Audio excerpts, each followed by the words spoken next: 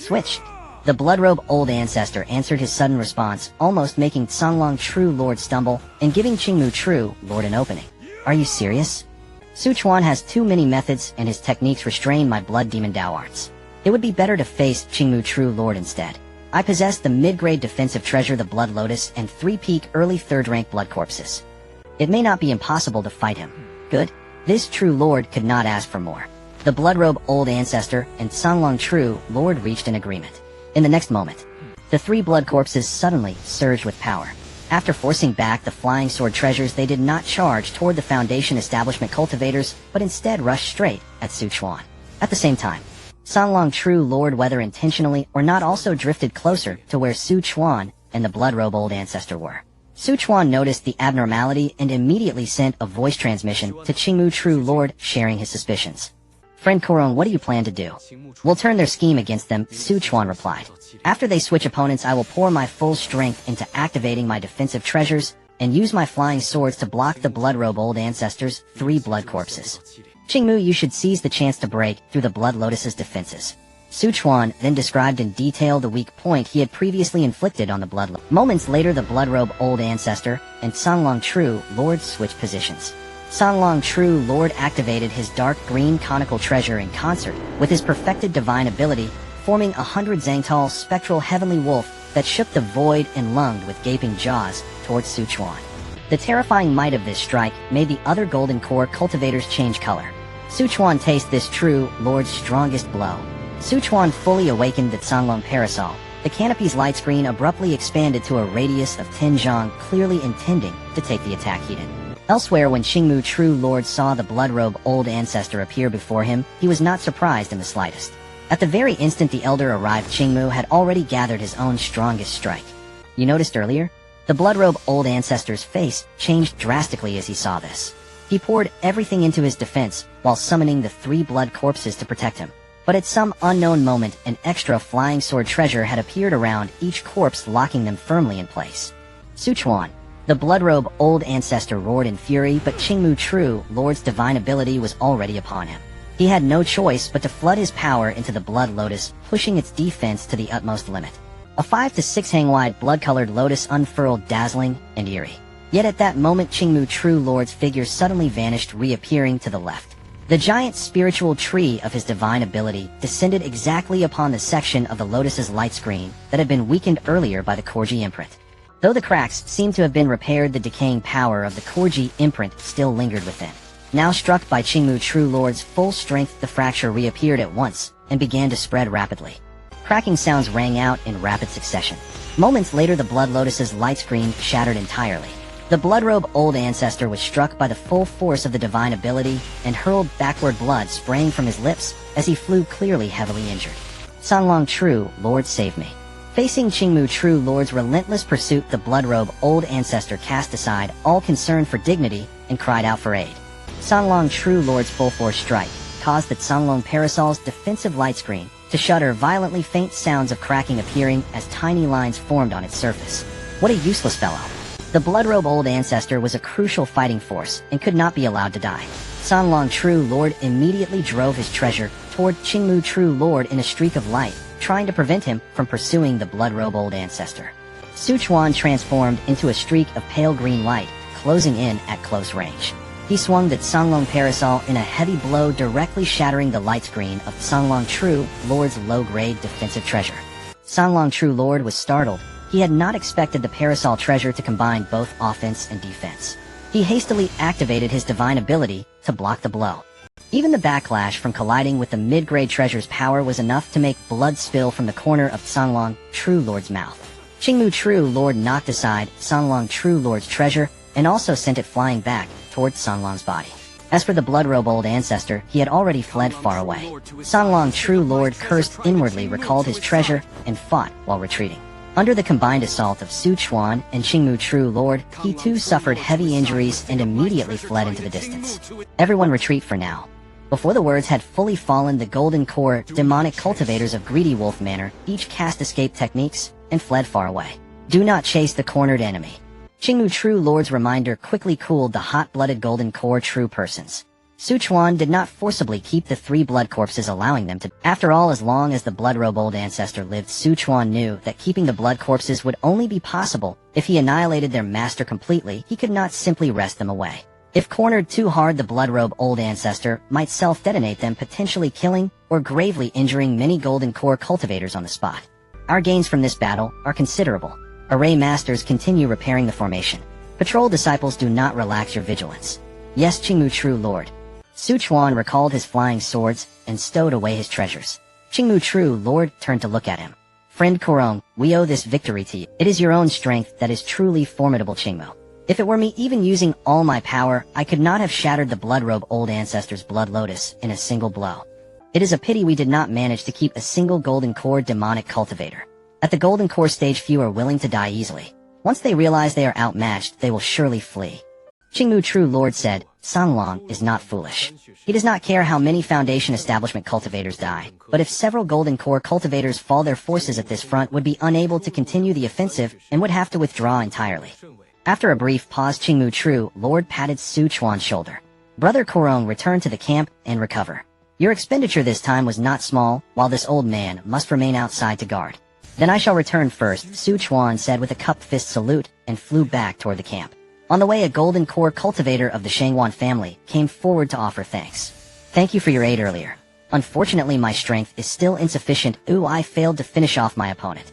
Among golden core cultivators, each naturally keeps some life-preserving trump cards. It is normal that they are difficult to kill. The Shangwan golden core cultivator thought of the day Chuan had just formed his core when he slew 2 golden core elders of the greedy wolf sect and could not help but sigh inwardly. Some people are hailed as prodigies during foundation establishment, yet once they step into the next realm, they may not remain so. Yet there are others who remain prodigies at every realm they reach. That is the difference. Watching Chuan's back, he murmured inwardly, had Kurong true lord participated in the prodigy conference back, then the top spot on the prodigy rankings would surely have been his. Over the next 2 days, no demonic cultivators from Greedy Wolf Manor came to harass the Thousand Stone Forest. The grand formation that had been damaged by their earlier attacks was full. At Taiha Lake and Tianmen Pass, the battles over those 2 days remained deadlocked thanks largely to the Mo family's puppets and the Thunder Cultivator of latestage Golden Core from the Lei family. 4 family clans, to reach the level of top-tier Golden Core powers, they naturally possess their own unique strengths. The 5 elements elders of the Tiansong sect are likewise renowned, though 2 have fallen and 1 remains in secluded cultivation. Bai Yin still fell short compared to Chuan Mo family's Mo Wentian and Lei family's Lei Wujia. Brother Tianluo, you may depart now, Qi Tianxiong said after receiving news from the 3 fronts.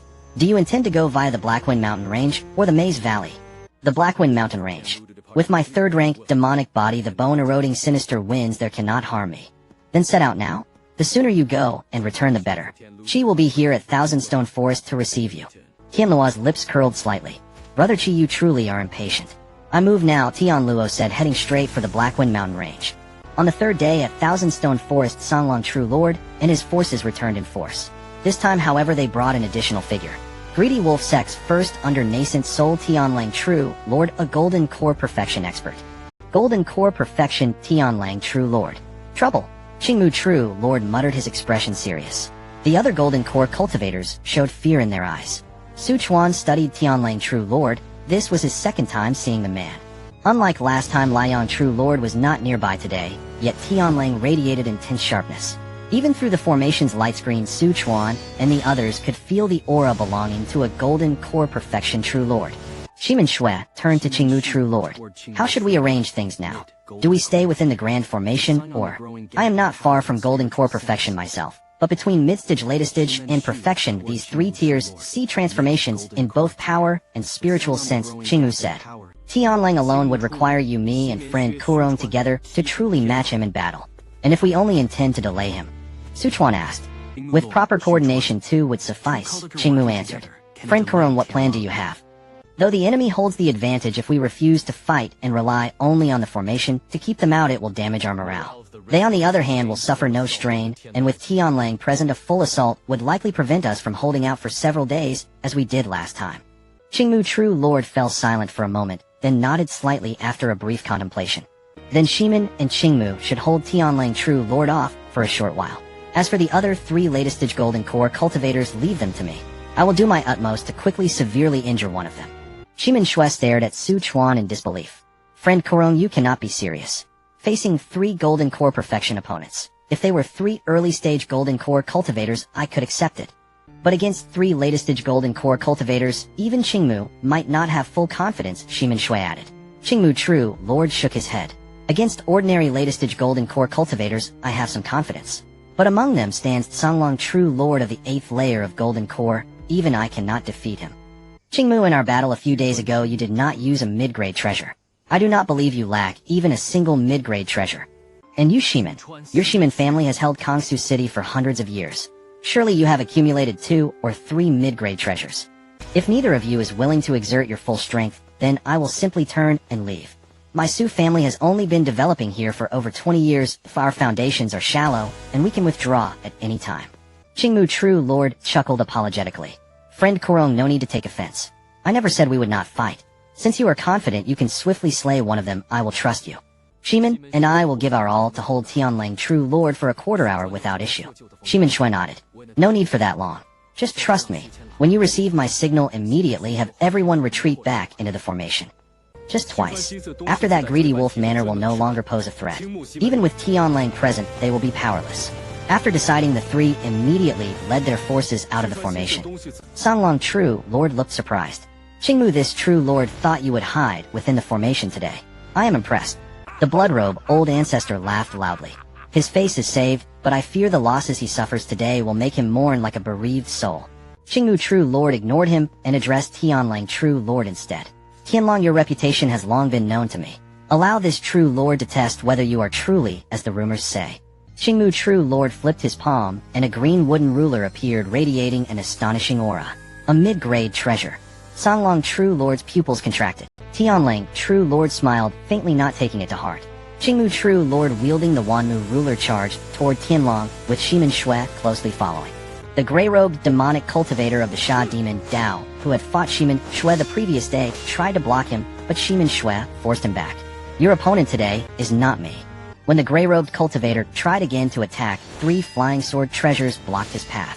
As Qingmu True Lord's offensive unfolded, battles among the others erupted all around. Only Songlong True Lord, the gray-robed cultivator, the blood-robe old ancestor, and Su Chuan remained unengaged for the moment. So this is your plan, eh?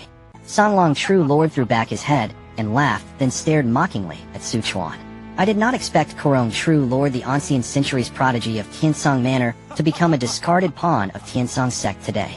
Even if I must risk my life today, I will stop you, Su Chuan declared with righteous resolve. Ha ha ha. With only Shimin Shui at 7th layer golden core and Qingmu True Lord, or do you rely on Qingmu's mid-grade treasure?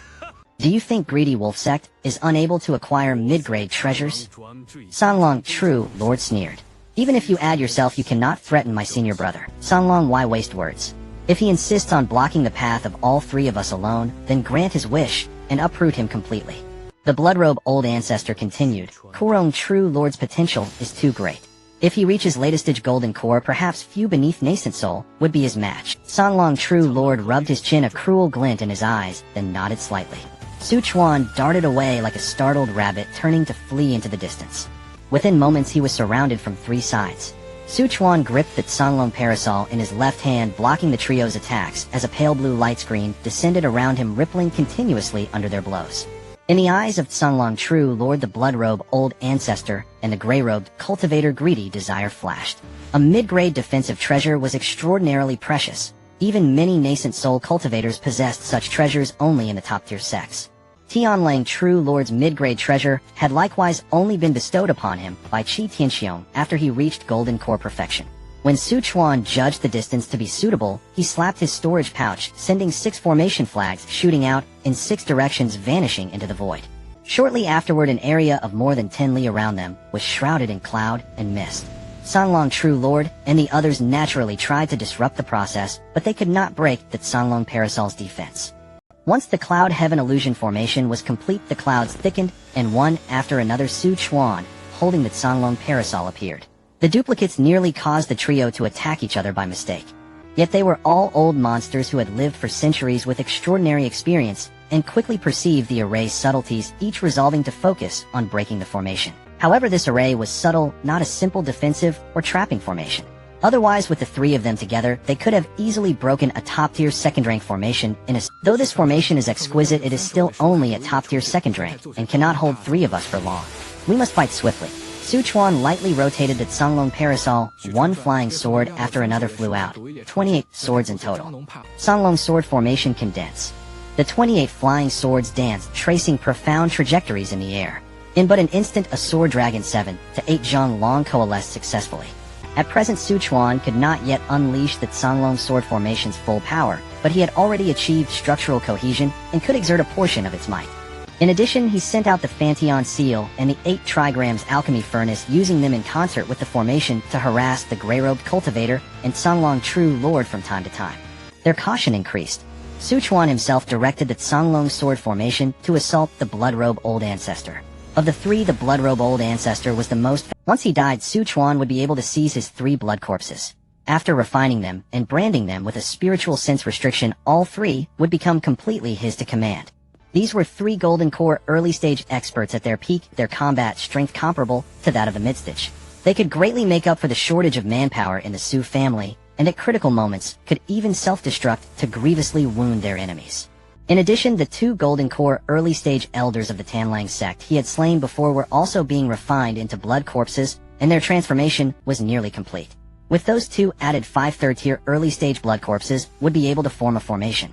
When the time came, he would be able to fight even a latest-stage golden core true lord. Spiritual sense as blade. 18 strands of spiritual sense condensed into transparent needle-like points and stabbed viciously toward the blood-robed ancestor's sea of consciousness. The blood-robed ancestor immediately let out a shrill scream. Horn of the Azure Dragon.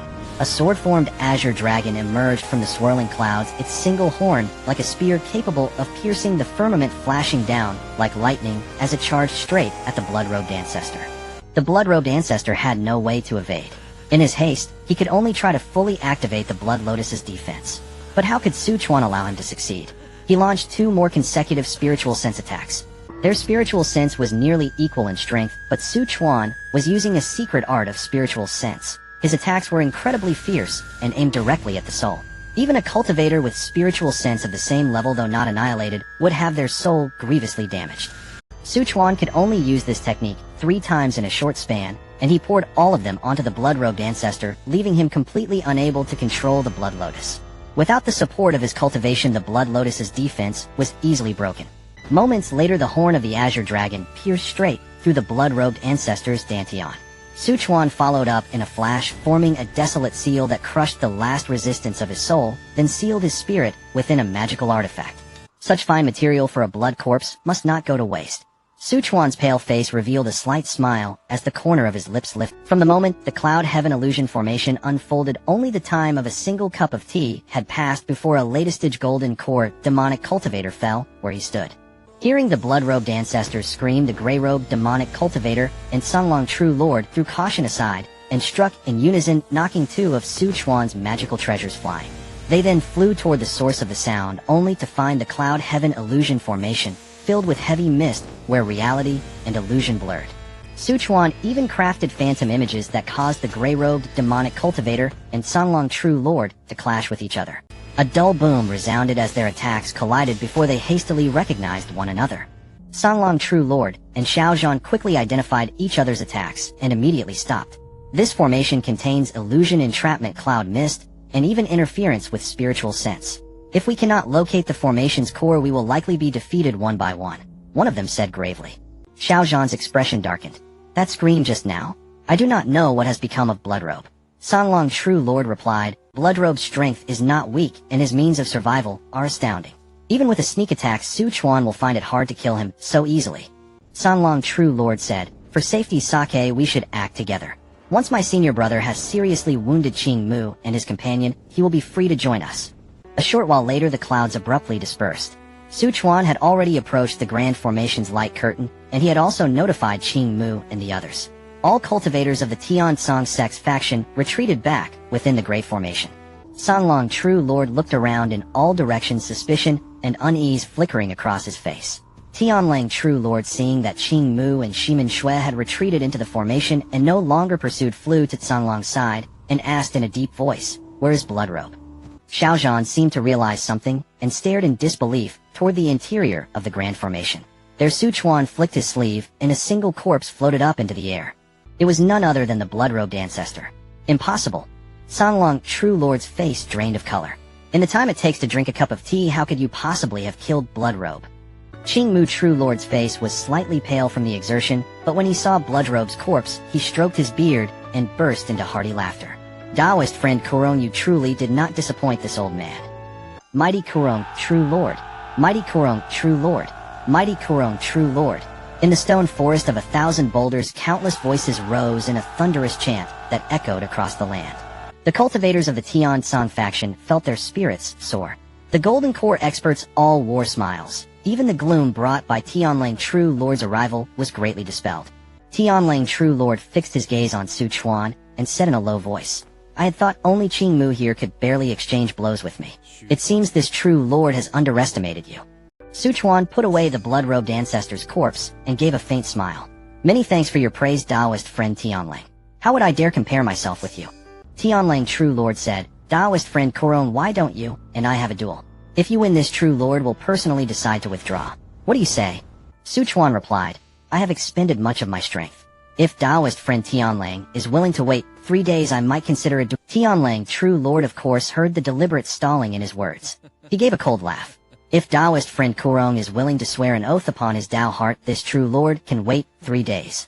Chuan said evenly, I have no objection to making an oath, but I have one condition. Taoist friend Tianlang must seal his cultivation at the early Golden Core stage, and even in the face of life and death danger, must not undo it. Otherwise his soul will be shattered. Tianlang True Lord's brows furrowed. Chuan was proving troublesome. Songlong True Lord burst out angrily. Who do you think you are? On what grounds should my senior brother agree to such conditions? Chuan replied, Indeed, I am merely a Golden Core early-stage cultivator who formed his core only a few years ago. For a Golden Core perfection expert like Tianlang True Lord to demand a duel with me. Songlong, do you not find that laughable? Fellow Taoists, do you not find it laughable as well? As someone said. Of course it is laughable. This old man does not have the face to utter such words. Qingmu chuckled and added, Taoist friend Tianlang, why not wait until Taoist friend Kurong reaches Golden Core perfection, then fight him. I believe by then no one will mock you for bullying the weak. Indeed, someone echoed, followed by waves of laughter. The Golden Core cultivators of the Tiansong Prefecture all chimed in support, laughing freely. They joked among themselves Chuan could already slay a latest-stage Golden Core now. By the time he reached Golden Core perfection, Tianlang True Lord might not even be a match for a single hand of his. Taoist friend Qingmu, I have spent too much strength. I will go rest first and leave this place in your care for the time being, Chuan said. Go and rest, Kurong True Lord, the Yin family's old ancestor replied, stroking his beard with a smile. With us here, and the great formation in place, holding for 2 or 3 days will not be difficult. In this battle, Chuan had nearly exhausted all his trump cards. The Azure Dragon Sword formation would require him to reach latest stage Golden Core to fully unleash U, for now forcing its activation was extremely taxing. His magical power had been pouring out without end. In the span of a single cup of tea, he had slain the blood-robed ancestor, yet his own power had fallen to less than 30%, and his spiritual sense was in almost the same condition. After seeing Qingmu True Lord nod, Chuan returned to his tent to meditate. Tianlang True Lord's face grew as dark as iron, of veins bulged on his forehead, standing out sharply as though they might tear through his skin. The calm in his eyes was swallowed by ferocity. The Golden Core pressure radiating from his body grew colder and more menacing, as though he might devour anyone in reach. Even the air around him seemed to congeal. Attack the Grand Formation with all your might, he ordered. In the time it takes to drink a cup of tea, the others had spent little power. They now channeled their strength into bolstering the formation, engaging the Tanling Prefecture's cultivators in a battle of attrition that the latter could not quickly win. News of Bloodrobe's fall quickly spread back to the Tiansong sect and to the battlefields at Taiha Lake and Tianmen Pass as well. Everyone was shocked by Chuan's strength and hidden cards. They had all heard how troublesome the blood-robed ancestor was. Hard to kill even for latest-stage Golden Core True Lords. Countless people now discussed how Chuan had managed to slay him.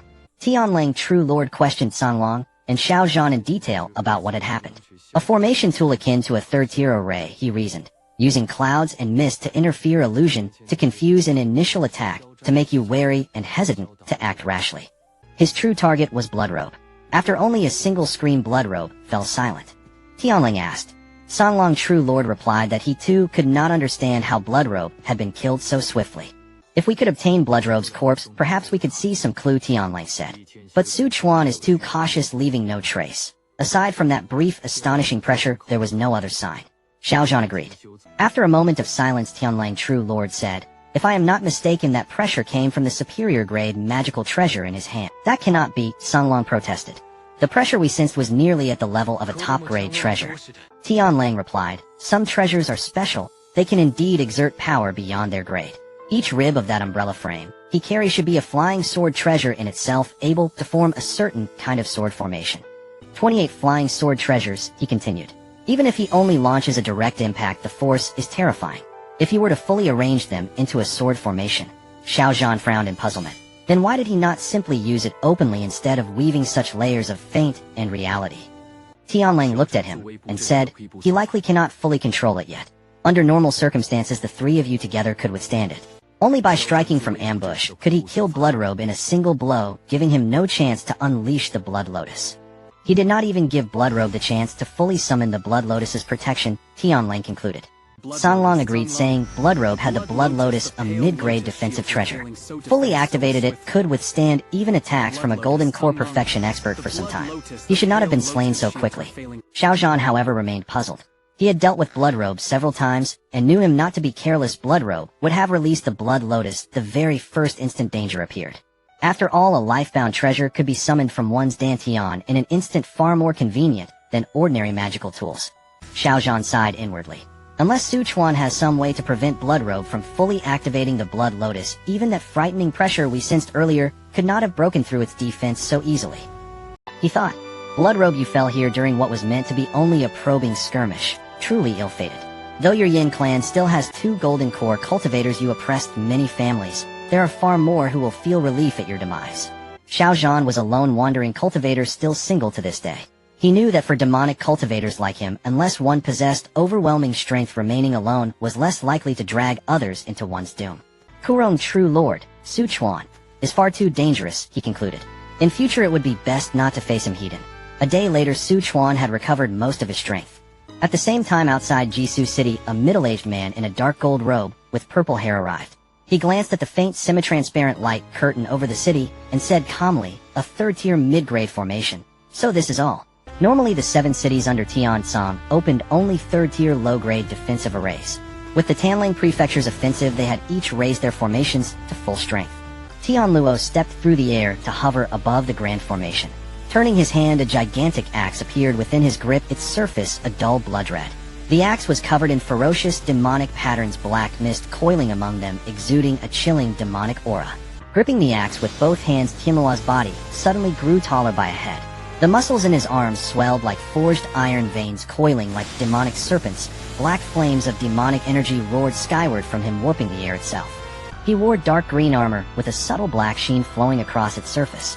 In the next instant, the gigantic axe, now several zhang long, burst with surging demonic light as Tianluo brought it down in a fierce chop toward Jisoo City's protective formation. A black axe light 7 or 8 zhang wide tore through the sky, carrying the force to shatter mountains and rip open peaks as it slashed down onto the light curtain. A thunderous boom exploded. The explosion shook Jisoo City as if in an earthquake. The light curtain quivered violently, its golden array patterns dimming by more than half, and 3 deep cracks appeared as if carved to the bone. A third-tier mid-grade defensive formation would normally require a Golden Core Perfection expert to bombard it for several hours to produce such fractures. Tianluo had done it with a single blow. Countless people in the city looked up. In one corner of the sky, black clouds had gathered from Tianluo's demonic aura, seeping through the cracks in the formation. Threads of demonic pressure trickled down into the city. Someone is attacking the city's protective formation. Cries and exclamations rose. What a terrifying aura. It feels as though one's very breath is being stifled. The city's formation is third-tier mid-grade. How could a single person, even a Golden Core Perfection expert, possibly break through so easily? Many wondered aloud. The city lord of Jisoo felt the formation's injury the moment it was struck and immediately came out of seclusion. Quickly send word to the Tiansong sect stationed stewards in the city, he ordered. Tell them to report back to the sect that Jisoo faces an attack from a powerful enemy. One strike has already cracked the city's protective formation. Yes, City Lord, came the reply. After giving his orders, the Jisoo City Lord flew toward Tianluo's direction. By then Tianluo's second axe had already fallen. From within the axe a roar seemed to erupt, deafening, and black demonic flames surged up from Tianluo's body and wrapped themselves around the axe light. Another earth-shattering crash resounded. Seeing this, the Jisoo City Lord's eyes bulged, terror flooded his heart. Without a word, he turned and fled in the opposite direction at his utmost speed. He flew faster than he ever had in his life. This man is terrifying. He could likely kill me in a single move, he thought as the sound of fracturing glass rang out without end. The cracks in the light curtain spread rapidly, its pale gold glow growing ever weaker. Tianluo glanced at the fleeing rainbow of light and smiled like a cat toying with a mouse. He casually swung his axe once more. In an instant, Jisoo City's protective formation shattered into fragments, the light curtain collapsing into countless specks of golden dust that scattered into the air. Then with a single step into the void, Tianluo vanished, as if slipping through space itself. An instant later, he reappeared ahead of the fleeing Jisoo City Lord. Seeing that terrifying figure before him, the Jisoo City Lord's eyes went wide, his face contorted in horror. His mouth trembled, but no coherent words came out. The city seems to have only one golden core cultivator. How could I let you run? Tianluo's body flickered, and in the next instant, he was directly before the Jisoo City Lord, his face almost pressed against the others. Then Tianluo thrust his hand forward, piercing through the Jisoo City Lord's protective aura and into his dantian. A golden core was forcibly extracted and floated in Tianluo's palm before he tilted his head back and swallowed it whole. How can there be a golden core cultivator as terrifying as you? The Jisoo City Lord's eyes quickly dimmed as life left them. Tianluo closed his fingers around empty air. The Jisoo City Lord's body exploded into a cloud of blood mist. Even his soul was reduced to a stream of blood that flowed upward into Tianluo. Golden core stage cultivators truly are delicious, Tianluo murmured contentedly. A pity there was only one. He licked the corner of his mouth and turned his gaze toward the panicked masses within the city, treating them like lambs to the slaughter. With the protective formation shattered and the city lord dead, Jisoo City fell into utter chaos. Everyone scrambled to flee through the city gates. The Tiansong sect stationed stewards, after sending 3 urgent messages reporting the attack, also immediately fled. Critical alert, the Jisoo City protective formation has been breached by demonic cultivators. Immediate sect reinforcement required. Critical alert, the Jisoo City Lord has been instantly slain by demonic cultivators. Immediate sect reinforcement required. Critical alert, demonic cultivators intend to massacre the entire city. Grand Elder respond without delay. Tiansong sect received the transmission shortly thereafter, and recognizing the gravity of the crisis, sect master Shi Fengyue immediately relayed the matter to the Grand Elder. Critical alert, demonic cultivators intend to massacre the entire city. Grand Elder respond without delay. Tiansong sect received the transmission shortly thereafter, and recognized beneath an ancient pine tree millennia old, seated upon a meditation cushion, sits an elderly man clad in a jet-black Taoist robe edged with gold. His hair and beard snow-white, yet his complexion radiant and youthful. Suddenly his eyes snapped open, 2 bolts of lightning blazing forth from his gaze, crackling audibly in midair. How audacious! Fengyue, I shall handle this personally. Hold the sect steady in my absence. Understood, Grand Elder. In the sect's grand hall, Shi Fengyue received the transmission and bowed toward the mountain peak. Grand Elder Shi Daoyan transformed into a streak of rainbow light and vanished from Tiansong sect in the blink of an eye. Cultivating divine arts is arduous. Golden core cultivators typically master only one technique, whereas nascent soul cultivators begin integrating multiple arts, including inevitably techniques of rapid traversal. Shi Daoyan had already perfected the divine art golden light rainbow transformation. Though Jisoo City lay distant, he would arrive within less than a quarter of it. By then Jisoo City had become a living hellscape. With a casual sweep of his axe, Tianluo unleashed hundreds, thousands, of axe blades of dark light. Not even fortified pavilions or shop-bound formations could withstand their passage. Cultivators raised defensive artifacts, but each was severed cleanly in 2. Their own flesh and blood exploded outward in crimson bursts. Worse still, the vital essence and spiritual souls of every slain cultivator were drawn irresistibly toward Tianluo, as if summoned by an unseen force. He strode unimpeded through the carnage, his path marked by ceaseless screams.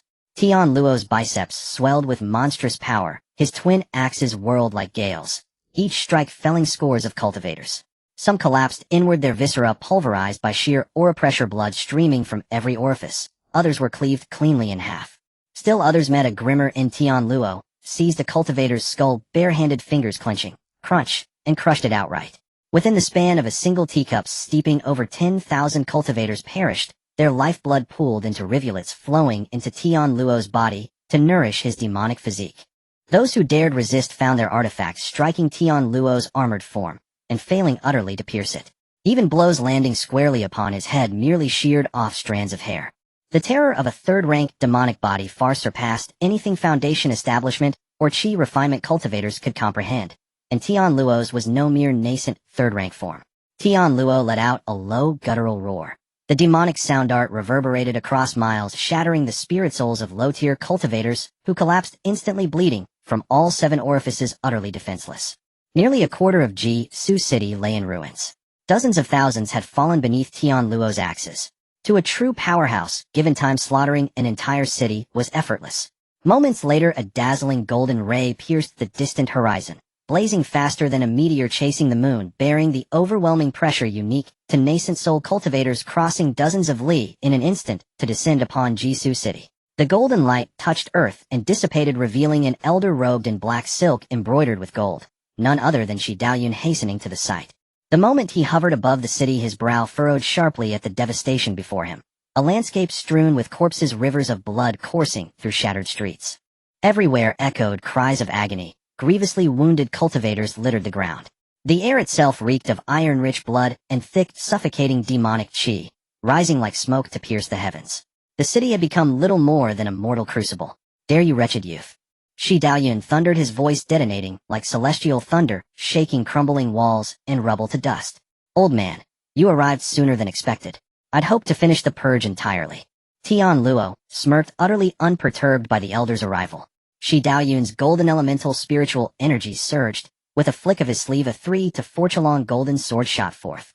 This blade, named Gung Jin, glowed with incandescent gold, intricate runes etched along its length radiated razor-sharp lethality, its mere presence slicing the very air. Sever the wind. Shi Daoyun intoned lowly. As his sword seal activated, Gung Jin erupted, swelling to several zhang in length, its golden brilliance intensifying, surging forward like a celestial lightning bolt, cleaving toward Tian Luo with world-rending force. Tian Luo's expression tightened slightly, but he did not retreat. His third-rank demonic body flared to full power, a tide of demonic might surging skyward, staining the heavens themselves. He stood like a demon sovereign, dual axes raised high, slashing upward against the descending blade light. Black flames coiled around his axe blades, meeting the golden sword light in an instant of cataclysmic collision. Boom! A shockwave tore across heaven and earth. Shi Daoyun recoiled inwardly. His fury-fueled strike meant to annihilate had been deflected. The fundamental disparity between nascent soul and golden core cultivation was nearly tenfold in raw power, and his sword art magnified that chasm further. Moreover, he wielded his own supreme-grade, soul-bound artifact. Forged and refined for over a millennium, its edge was terrifyingly sharp, far surpassing ordinary supreme-grade treasures. Their clash extinguished daylight. The aftershock alone shattered cloud layers across dozens of li. Moments later, the black flame axolite shattered under the golden sword light. The residual blade energy struck Tian Luo, hurling him hundreds of zhang backward, and carving a long, deep fissure across his armor. Blood welled slowly from the gash. Though merely at the peak of early nascent soul, you are indeed a sword cultivator. Your strikes carry unmatched ferocity. Tian Luo showed no sign of weakness. He converted his momentum into a streak of void light and fled into the distance. An astonishing physique. Who was this man? His strength rivals that of a newly ascended nascent soul. Shi Daoyun spared no glance for Ji-Su City's ruin. He too blurred into a rainbow streak, giving pursuit. After half an instant's time, Shi Daoyun realized his distance to Tian Luo had not narrowed. Astonishment stirred anew. A perfected divine art of evasion. Then let us see how long your spiritual energy holds. Another quarter hour passed, and they reached the vicinity of Qinshe Grove. Could he be from the Tanling Manor? Impossible. Even the Xianyu sect could never produce such a prodigy. All stationed at Qinshe Grove, heed my command. Intercept the fleeing demonic cultivator who slaughtered hundreds of thousands in Ji-Su City. Qingmu Jinjuan instantly recognized the voice of a nascent soul grand elder, but the proclamation left him stunned. Ji-Su City, massacred. How could this possibly be? A dozen golden core cultivators turned, and saw a streak of black light hurtling toward them from afar, its oppressive aura sending chills down their stand in my way, and died. A single savage shout froze them all. No one dared move. Qingmu, act now. Qingmu Jinjuan declared, fellow Taoists, join me in halting this fiend. The Grand Elder approaches swiftly behind us, detain him, and he shall be executed on the spot. Qingmu Jinjuan deployed his 10,000 trees ruler. Chuan unleashed his glory seal, The rest joined with artifacts and divine arts, all converging upon the black streak. Fools. Exhausted from sustained evasion, Tian Luo's spiritual energy dwindled, but his black flame axe light still intercepted every. Yet the backlash disrupted his flight. Enraged, Tian Luo pivoted and struck, coincidentally targeting Chuan. Chuan's heart lurched. He instantly unfurled the azure dragon treasure umbrella, a pale green dome of light descending around him.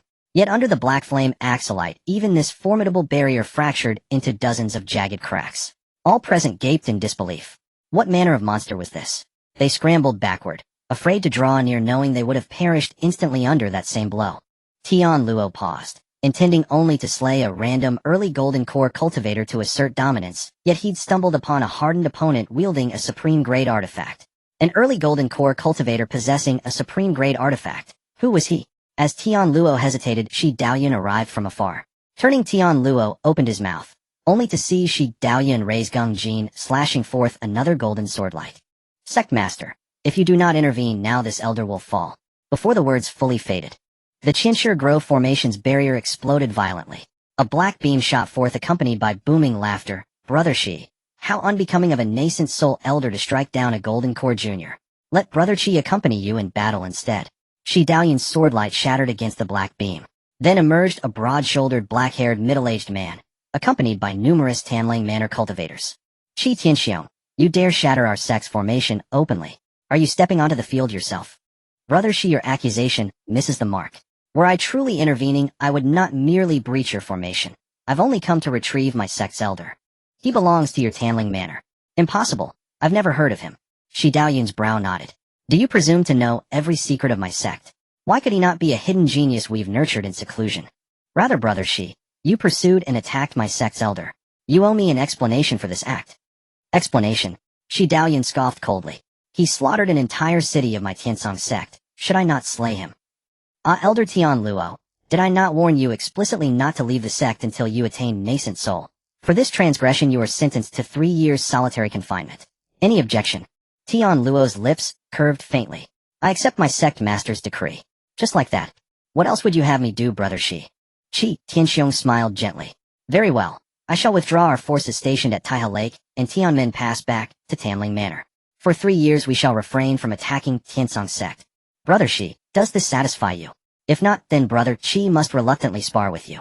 Shi Daoyuan glanced between Qi Tianxiong and Tian Luo, brows slightly furrowed, then replied, agreed. Tanling Manor withdraws and refrains from aggression against Tiansong sect for 3 years, in exchange for this man's departure. Excellent. Qi Tianxiong smiled faintly, then swept his sleeve. We depart. Watching them vanish, Qingmu Jinjuan clenched his fists, then turned to Shi Daoyuan, Grand Elder. Shi Daoyuan raised a hand, silencing him. That Elder Tian Luo possesses extraordinary prowess. Even depleted of spiritual energy, none of you present could withstand him. Truly so formidable. Your combined assault failed even to wound him gravely. Is that not self-evident? Shi Daoyuan instructed, repair the formation barrier. Leave only 1 golden core cultivator and a handful of disciples to guard it. All others, dismiss them. Understood, Grand Elder. Shi Daoyuan's face remained grim as he dissolved into golden light and departed. Chuan stroked his chin, lost in quiet contemplation. Qingmu Jinjuan flew over, puzzled. Brother Kuruong, what occupies your thought? That man just now stirred a strange sense of familiarity within me. Elder Tian Luo of Tanling Manor. Chuan nodded faintly. Where have you seen him? Not seen, merely felt a resonance as though known long ago. Qingmu Jinjuan chuckled, clapping Chuan's shoulder. Brother Kuruong may ponder this at leisure. The battle is concluded. But 3 years hence will be the true war. Then he added lightly, Brother Kuruong, you surely do not contemplate defecting to Tanling Manor. Never. Chuan smiled faintly. Then I am reassured. Should talents like Brother Kuruong join Tanling Manor, Tiansong sect would face genuine. A warning. Chuan mused silently. Qingmu Jinjuan departed, declaring the conflict ended, sparking jubilant cheers across the grove. Su Diyue and Yi Fan flew to Chuan's side. Upon hearing Chuan's remark, both recalled Tian Luo's visage and voice, and sensed too a subtle dissonance, an echo of familiarity. Let us discuss this upon returning.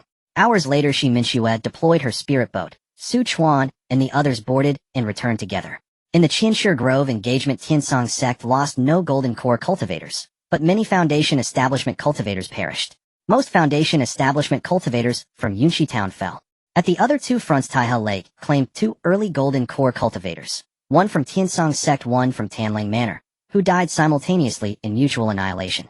At Tianmin Pass, one early golden core cultivator of Tanling Manor fell. By outcome, Qianshi Grove yielded the greatest victory. Despite the presence of two Tanling Manor true, sovereign-level elders, they still slew a late golden core demonic cultivator. Yet with news of Jisoo City's slaughter, no joy remained. Brother Kuruong, I intend to visit Jisoo City first, then escort you back to Yinshi Town. Does this suit you? Jisoo City. I shall go there as well. Upon arrival, I'll lead Yunshi Town survivors home myself. No need to trouble Brother Shimen.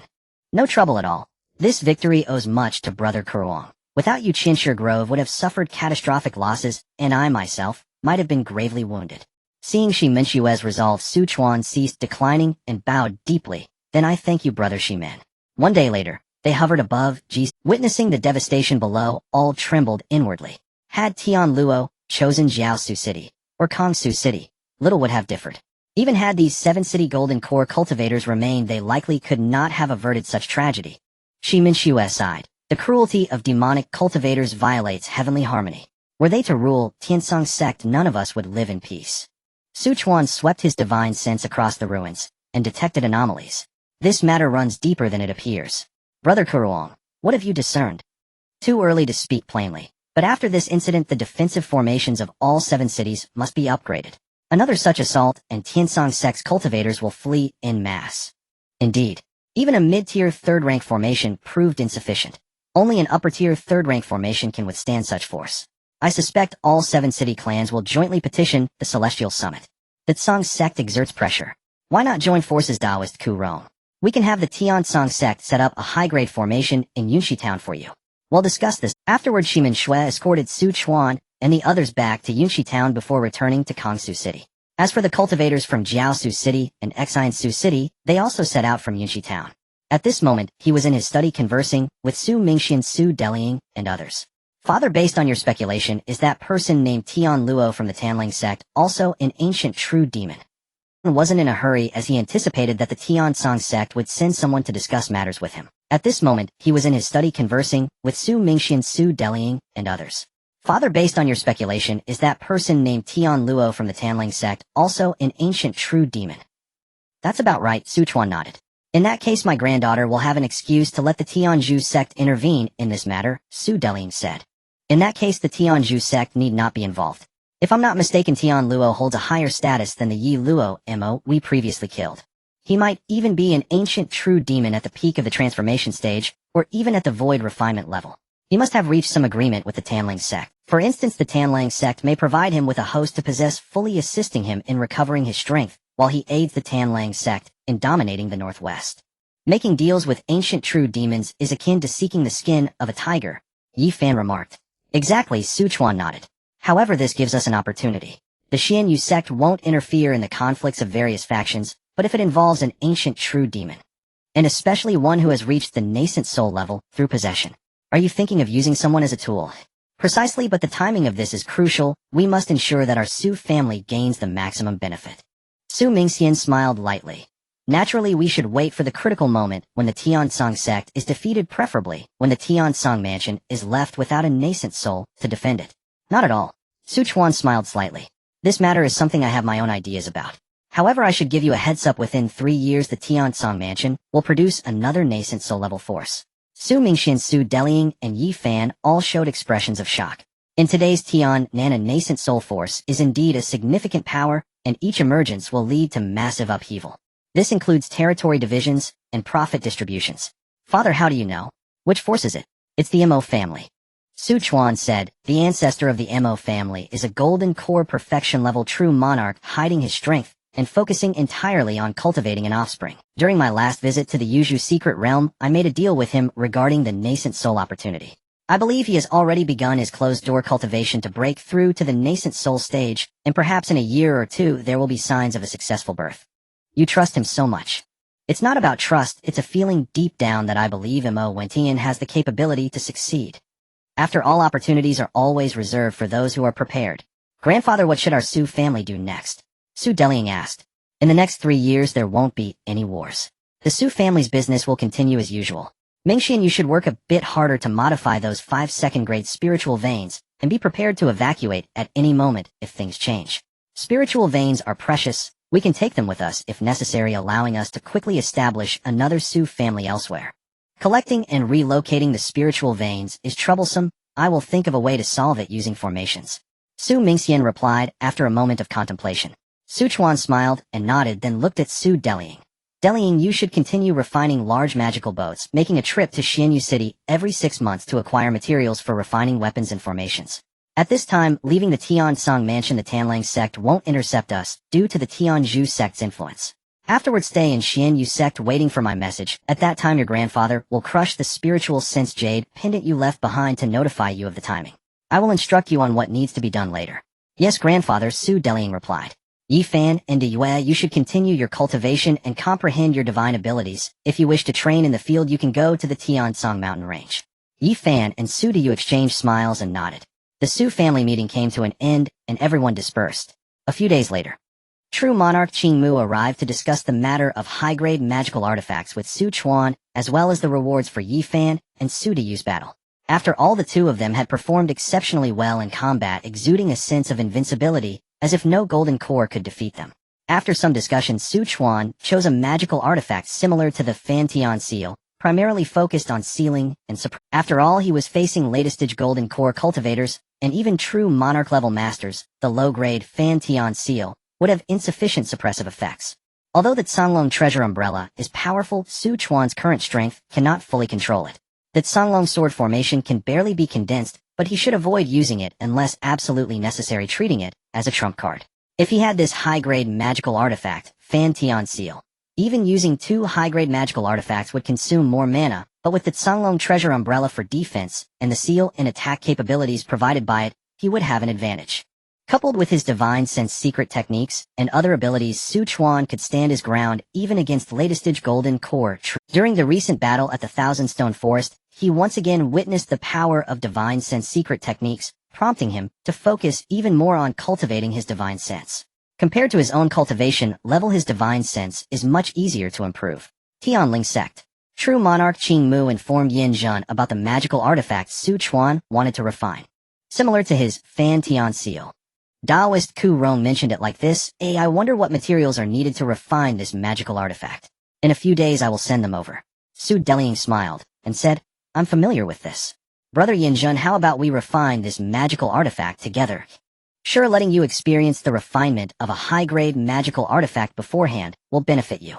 Besides, the patterns and combinations required for the Fan Tian seal are more familiar to you than to me. After a brief discussion, they informed True Monarch Qingmu of the materials needed. To refine a high-grade magical artifact, naturally, one set of materials isn't enough. It requires at least 3 sets to avoid failures and material losses. Looking at the materials list, True Monarch Qingmu felt a pang in his heart. Originally suggesting high-grade magical artifact rewards, he thought no one could achieve it, yet Su Chuan had succeeded. If he were to add another high-grade magical artifact, it would undoubtedly enhance his strength significantly. I hope this magical artifact won't be used against my Tiansong sect in the future. True Monarch Qingmu sighed lightly in his heart before returning to the Tiansong sect to gather the materials. A few days later he came to deliver the materials. From then on, this matter had nothing to do with him. The master of Tianling sect is Su Delying, and once the magical artifact is finished it will naturally be delivered to Su Chuan. Time flew by quickly, and before he knew it, half a year had passed. Tianling sect. In the exclusive artifact refining chamber of Yin Zhen. Junior sister Feng Ling, let's name this seal the Chongxian seal. Yin Zhen looked at the large black seal floating in midair, stroking his beard with a faint smile. Its appearance is similar to the Fan Tian seal, and for him it is also a fine. Since it was refined by senior brother, the naming rights naturally belong to you, Su Delying said. Then senior brother, I will take this seal away. Yin Zhen waved his hand. Take it away. Su Delying smiled slightly, gently pointing at the Chongxian seal and storing it in her storage bag, then walked out of the artifact refined. Yin Zhen sat down to meditate.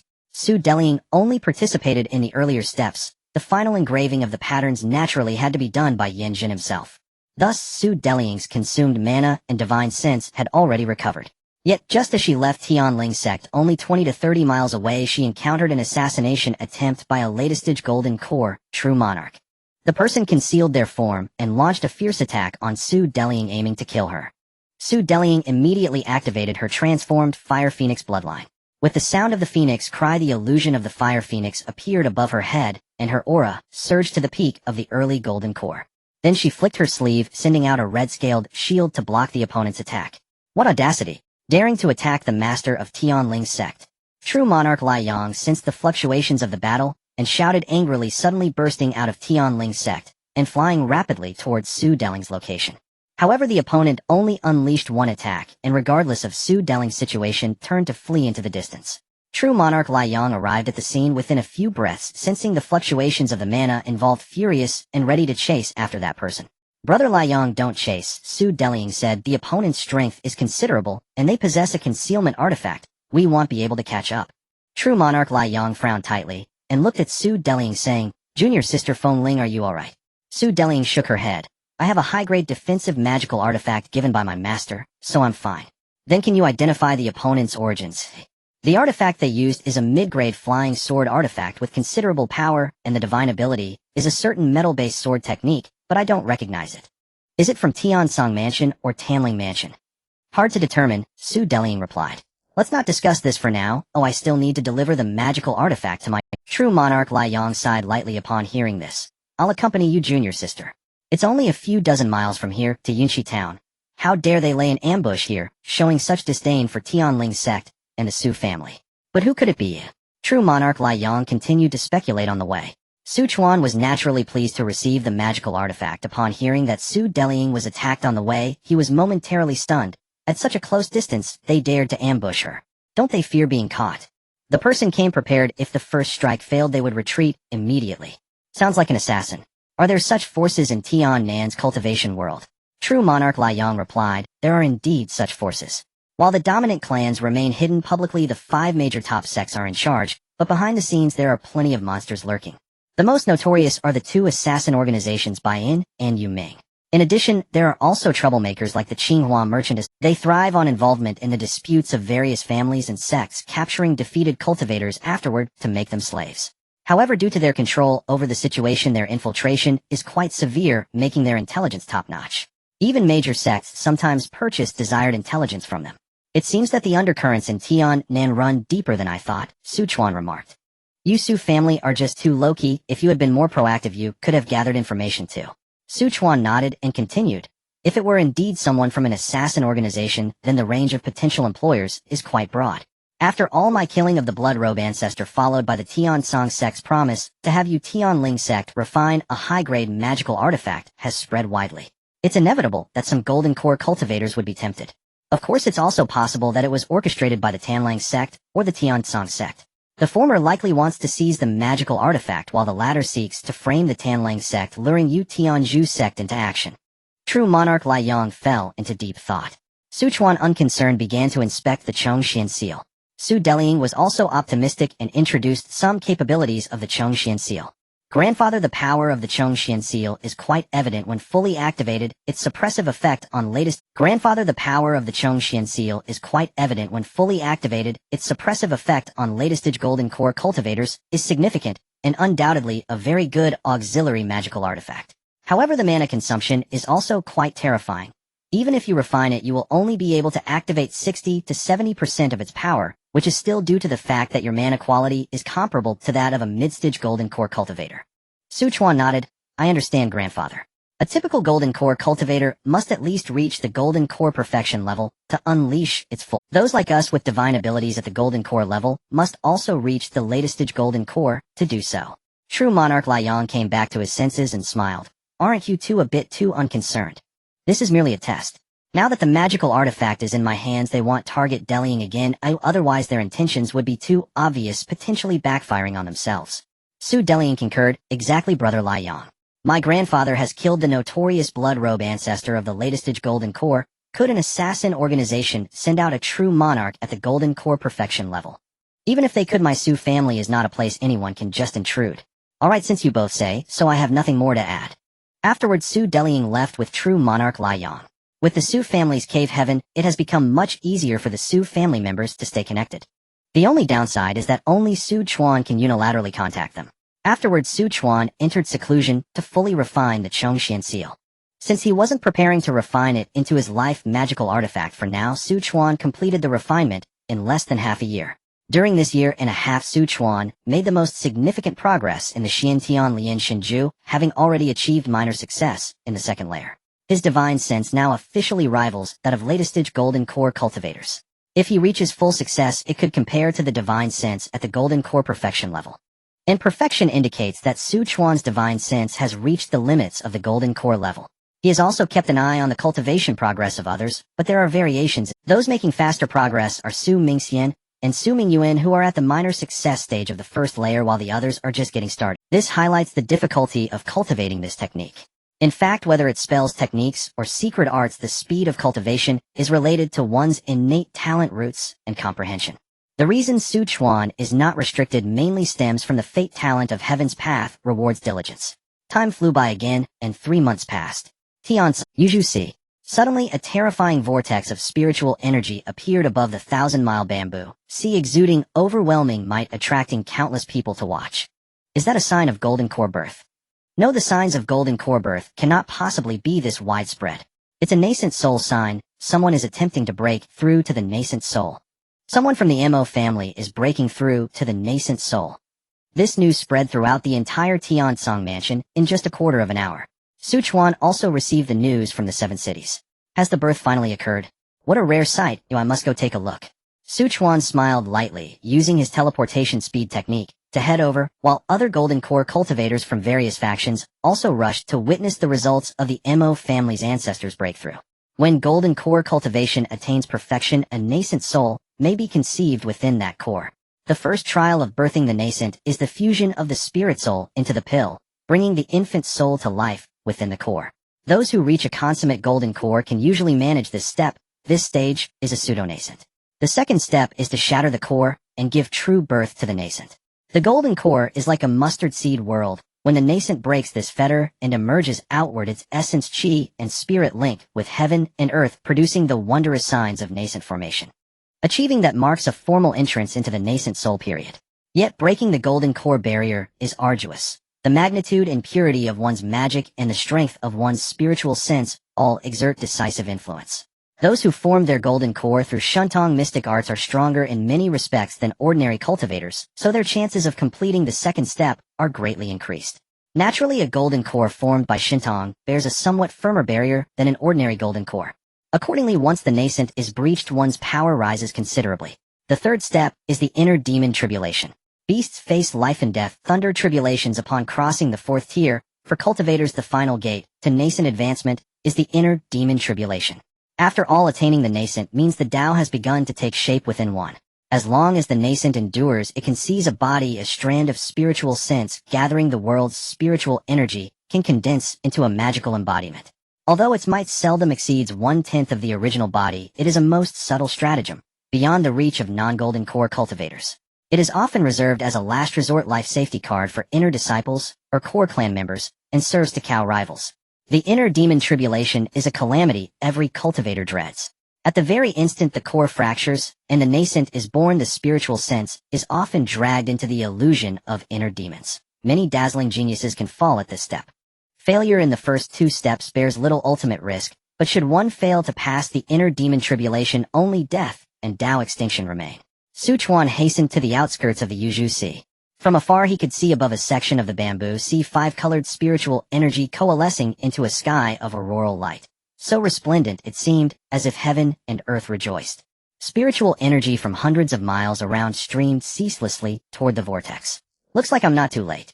A sweep of his spiritual sense revealed dozens of cultivators hovering in the air within tens of miles, craning their necks to watch. The Mo family's patriarch has quietly attempted to form a nascent soul. Oh, I wonder if he can pass the inner demon tribulation. He'd better succeed. With Tanlang Fu and Tiansong Fu bound for conflict, if Tiansong Fu gains another nascent cultivator, our odds of resisting Tanlang Fu will be much improved.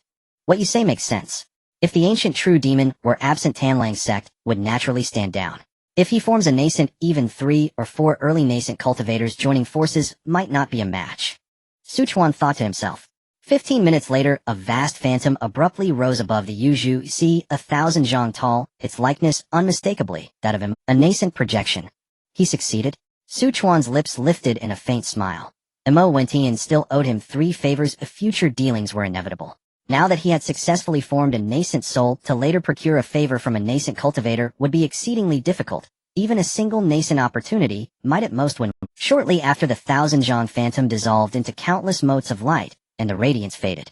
With Mo Wentian's nascent formation, the Mo family instantly became a nascent-level power.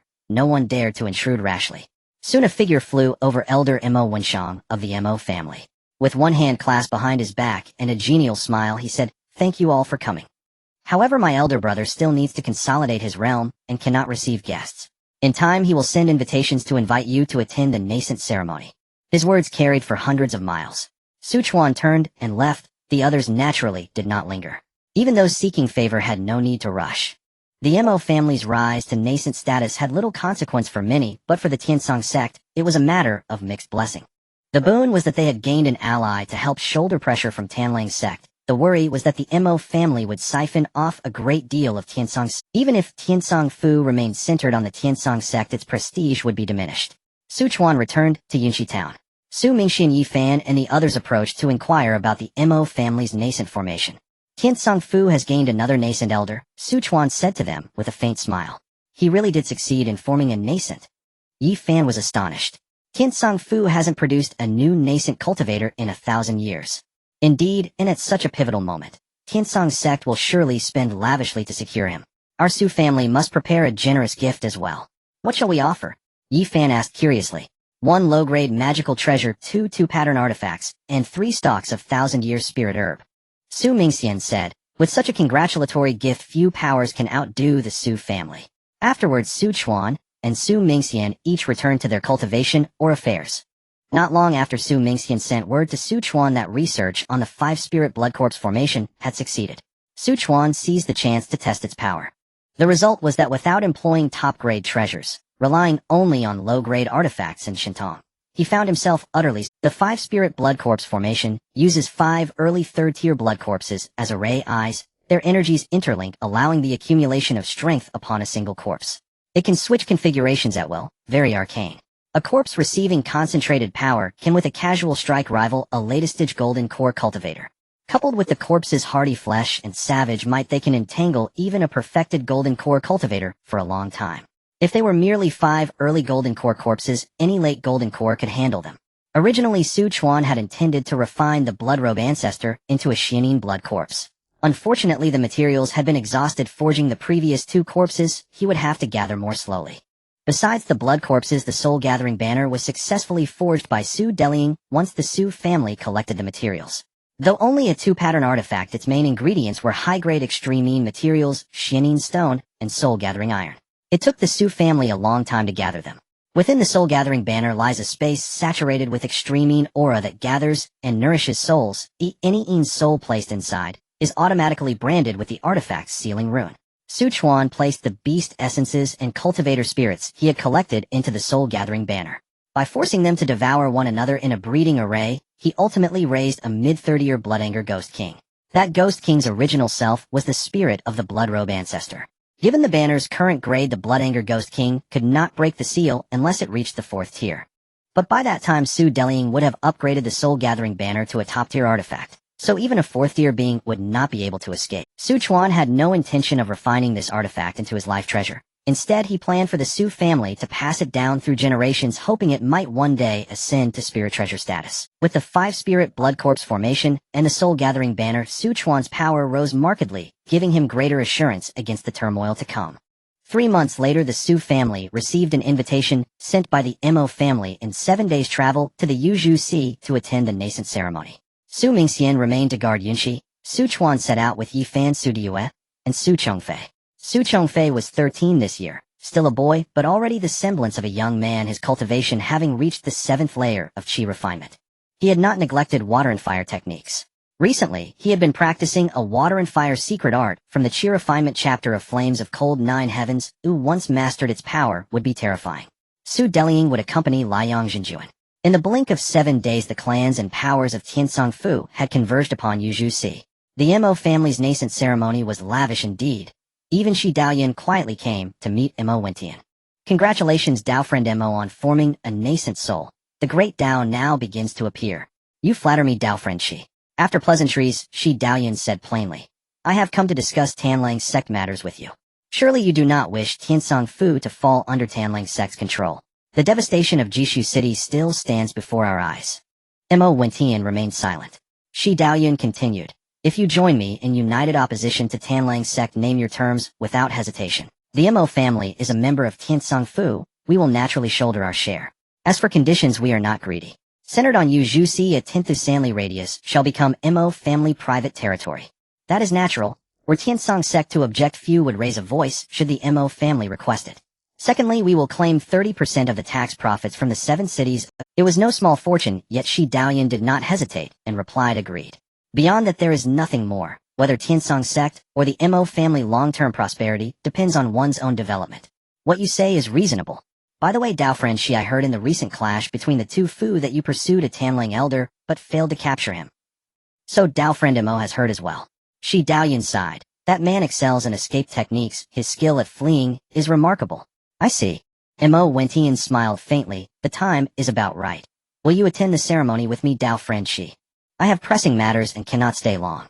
Shi Daoyun had come solely to discuss countering Tanlang's sect with Mo Wentian. Were it not for the present situation, he would not have come to the Mo family at all. Across the 1,000 years, the past had been carried away by the wind. Since his own nascent era, he had not thought much of the Mo family. Now that the Mo family suddenly produced a nascent cultivator, he could not help but pay attention. How to treat the Mo family thereafter would certainly wait until after the Tanling matter. If this tribulation could not be overcome, Mo Wentian might face extinction. Old fox, Mo Wentian muttered softly after Shi Daoyun departed. Though he had not personally witnessed Shi Daoyun's pursuit of Tian Luo, many had seen Tian Luo block Shi Daoyun. The massacre had significant repercussions. Many powers, including the Mo family, sent investigators. What exactly is Tian Luo's origin? Could he truly be a prodigy Tanlang sect kept hidden? After breaching a mid-30-year formation in a few moves, Mo Wentian admitted he could not have done so before his nascent formation. Naturally, though Loki, he could be called a prodigy even in the Golden Core stage. After all, to bring a Shintong to absolute perfection during the Golden Core period is extraordinarily difficult. If Tian Luo has likewise perfected some Shintong, one wonders how mighty he will become upon nascent formation. Even if he were outmatched, Mo Wentian was confident he could escape. One may remain modest for 2 or 3 centuries. Arriving at nascent and still being modest would be absurd. In a flash, Mo Wentian's figure became a streak of rainbow light as he sped toward the nascent ceremony venue. The moment he appeared, the aura of the nascent stage suffused the entire hall. Everyone turned and rose, cupping their hands in salute. Greetings, Elder Mo. Congratulations, Elder Mo, on forming your nascent soul. The great Tao now approaches. Congratulations, Elder Mo. May the great Tao be within sight. You are welcome, friends. Mo Wentian waved lightly and smiled. I was fortunate to form the nascent soul. Thank you all for coming to celebrate. Elder Mo, you are too polite. Qingmu Jinjuan rose and said, on behalf of Tiansong sect, I present a mid-grade treasure, 10 portions of 3rd-tier material and 10 stalks of 1,000-year spirit herb. Please accept them, Elder. My Tianling sect offers a promise. Should the Mo family gather the necessary materials, we will craft a top-grade treasure for you, Liang Jinjuan declared. My Su family offers a low-grade treasure, 2 pattern artifacts, and 3 stalks of 1,000-year spirit herb. One by one, the noble houses and sects presented congratulations. Mo Wentian stroked his beard and smiled faintly. In 1 hour, I will give a public lecture on Golden Core cultivation and the process of nascent formation. I hope it will be. The crowd cupped their hands again in unison. Thank you, Elder Mo. Most of the Golden Core cultivators had come for precisely that purpose. Golden Core ceremonies rarely include lectures or experience sharing. After all, forming a Golden Core in the Southern Realms is not overly difficult. The nascent, however, is another matter. Sometimes one appears every few centuries, sometimes more. For a place like Tiansong Fu to go 1,000 years without a new nascent is exceedingly rare. Among the Golden Core attendees, those most intent on the lecture were the latest-stage powerhouses Qingmu Jinjuan Shimen, Shuele Wuji, and a few others, each poised to perfect their Golden Core and strike for nascent. Chuan sat in the second seat, to Mo Wentian's left, second only to Liang Jinjuan. News of his battle in Xinshe Forest and the slaying of the Bloodrobe ancestor had spread throughout Tiansong Fu. Few were unaware. If he were not still at early Golden Core, he might already be hailed as Tiansong Fu's foremost Golden Core cultivator. An hour passed in the blink of an eye. Mo Wentian began his lecture. The early Golden Core cultivators listened closely to the Golden Core portion, learning of several elixirs effective at breaking the Golden Core bottleneck. Alas, those breakthrough elixirs are precious. Even nascent powers hold only scant stocks, and it may take decades or centuries to refine a single bottle. To most golden core cultivators present, such elixirs amounted to an opportunity. Many were stalled at the peak of early golden core for 100 or 200 years without breakthrough. Next came the nascent formation section.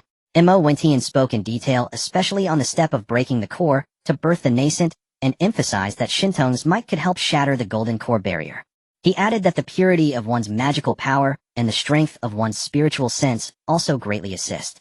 Liang Jinjuan rose to ask about Shintong cultivation. Mo replied with a faint smile. I believe Shintong is the most superficial expression of the Tao. Each person's path differs, so one must choose what suits oneself in order to hope to cultivate it to perfection.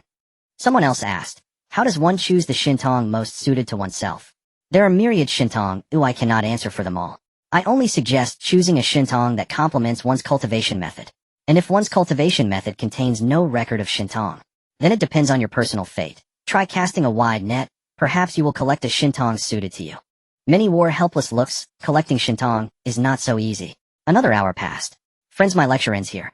Next, let the Chi Refinement and Foundation Establishment Juniors display themselves. Those who win will receive a gift from me. As Elder said, Su Chongfei seated behind Su Chuan's eyes. At once he said, Great-grandfather, I also want to participate. Yi Fan placed a hand on his shoulder and replied, Fair, you're only at the 7th level of Chi Refinement, why join the commotion? Those who participate must be at least at the 9th level of Chi Refinement. Dad Su Chongfei cast a hopeful glance. It's fine, let him have some fun, or it's rare to have such a lively occasion. Hee, thank you, great-grandfather. Yi Fan shook his head helplessly while Su Diyue transmitted a message with the Yanhan wheel refined by Sister Ling. It's hard for a Chi Refinement cultivator to harm Fair. Madam, I'm just afraid he will shine too brightly. What does it matter if he shines? It merely shows that the Su family is wealthy and influential, and unlike Tian, Nan, which is a different world, only those who reach foundation establishment will attract attention. Fighting during the Chi Refinement period is just child's play at most. Let's hope so. Yi Fan did not stop him any longer. Su Chongfei watched several matches, and indeed they were all at least at the 9th level of Chi Refinement, or even at the peak. He flew onto the stage for the 6th match.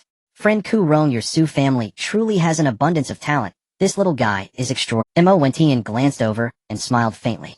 He could immediately tell that Su Chongfei possessed both water and fire attributes in his magic power, an effect only achievable through special techniques. It's just luck.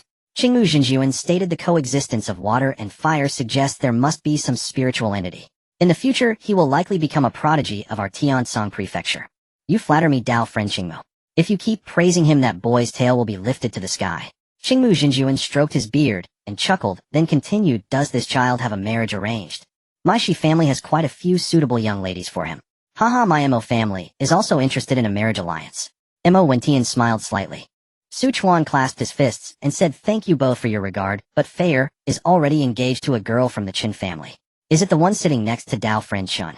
Indeed, several years ago our two families exchanged tokens. Qingmu Zongfeng Juechen said, this girl is known to me. She is currently a disciple of our Qingmu sect possessing Earth Spirit Root talent, and now at 17, she has already reached the 8th level of Chi Refinement. That is quite a match. Mo Wentian nodded with a faint smile. When Chun Yulian saw Su Chongfei on the stage, her autumn-like eyes revealed a look of surprise, and she thought to herself, 7th level of Chi Refinement. I want to see what abilities you have to compete on the stage. Chun Changa smiled slightly, his eyes showing approval, though his temperament is a bit impulsive. His courage is commendable. My granddaughter only sees recklessness. You. Chun Changa chuckled helplessly. On the stage, Su Chongfei skillfully wielded water and fire techniques. Due to his physique, he could almost execute them instantly, and he was also cultivating the 9 Flames technique, allowing him to control multiple spells simultaneously. Even those at the 9th level of Chi Refinement would be caught off guard, and could only defend themselves with protective artifacts. Su Chongfei manipulated the Yanhan while breaking through the defenses of his opponent's protective light screen in a series of moves. The Yanhan will splits in two, allowing it to be used as 2 separate artifacts. Only someone with both water and fire magic could unleash its full power. Su Chongfei's attacks with just the 2 halves of the wheel were already quite formidable. If combined, they could rival top-grade artifacts. In just the time it takes to brew tea, Su Chongfei defeated a Chi Refinement Peak cultivator who had high-quality defensive and excellent offensive artifacts, causing many to gasp in amazement. A 7th level Chi Refinement cultivator can defeat a genius from a Golden Core family at peak Chi Refinement. This child will indeed inherit the glory of his ancestors, a Foundation Establishment cultivator remarked in amazement. However, others said it's only relying on the power of artifacts. Artifacts are also part of a cultivator's strength, Which cultivator doesn't use artifacts in a battle? Chen Yulian's eyes sparkled. Su Chongfei's artifact was indeed outstanding, but his combat skills were also extremely high. At least ordinary Qi refinement cultivators at levels 7 or 8 would not be his match in a pure spell contest. Even those at the 9th level of Qi refinement might not be able to compete. Liana, how do you find it? Chen Chang'e asked. I understand now why great-grandfather arranged a marriage for me with the Su family. Their foundation is not something an ordinary Golden Core family can compare to. When there are no tasks in the sect, you can often visit the Su family. Even during missions, you can call Chongfei to join you. Don't be shy. After all, this marriage is my Chun family's good fortune. Understood, great-grandfather. After pondering for a moment, Chen Yulian nodded. Even the Shi family and Mo family, such nascent soul families, wish to form a union with the Su family. You must cherish this opportunity. It only comes once. Yes, great-grandfather. Su Chongfei had not taken any pills and had consecutively defeated 2 opponents. He only left the stage when facing the third person due to insufficient magic power. In fact, he had a whole bottle of high-quality pills for recovering magic power in his storage bag.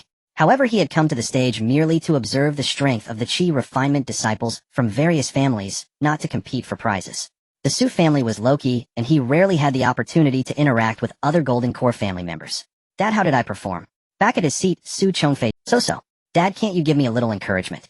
You little rascal, how dare you speak like that to your father? Mom and my dad wants to hit me. Su Dus smiled helplessly and said, stop it, do you even know the occasion?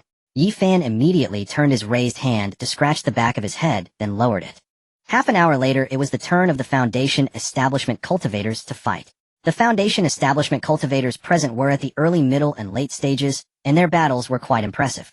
The most outstanding was the Foundation Establishment cultivator from the Shi family, with everyone praising the charisma of Shi Tianqing. After the matches concluded, Mo Wentian gifted a puppet to the best Qi refinement and Foundation Establishment contestants.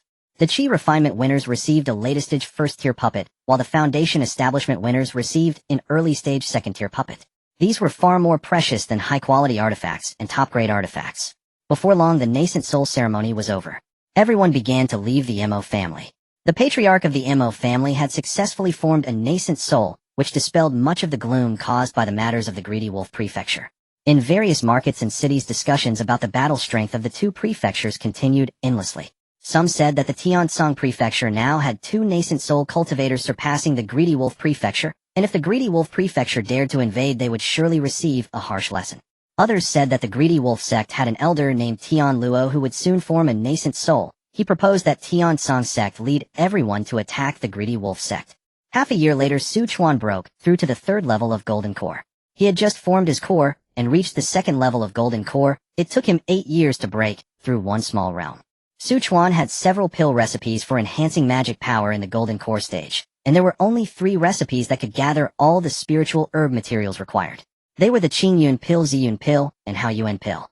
The Qingyun pill, if it were of high quality, would have a 3 to 4% enhancement effect for those at the late Golden Core stage, while the Ziyun pill had a similar effect, and the Haoyuan pill was even more effective. These were mainly suitable for enhancing magic power in the mid to late Golden Core stages. Currently, the Su family could collect an average of 5 Qingyun pills, 4 Ziyun pills, and 1 Haoyuan pill each year. With Su Chuan's alchemy skills, he could produce 9 pills per batch, but only 7 to 8 would be of high quality. Calculating this way, he could obtain 60 to 70 high-quality pills in a year. As for the Haoyuan pill, he would save it for later use in the late Golden Core stage. Su Chuan once wanted to share some of these high-quality pills with Su Diyue, but was rejected.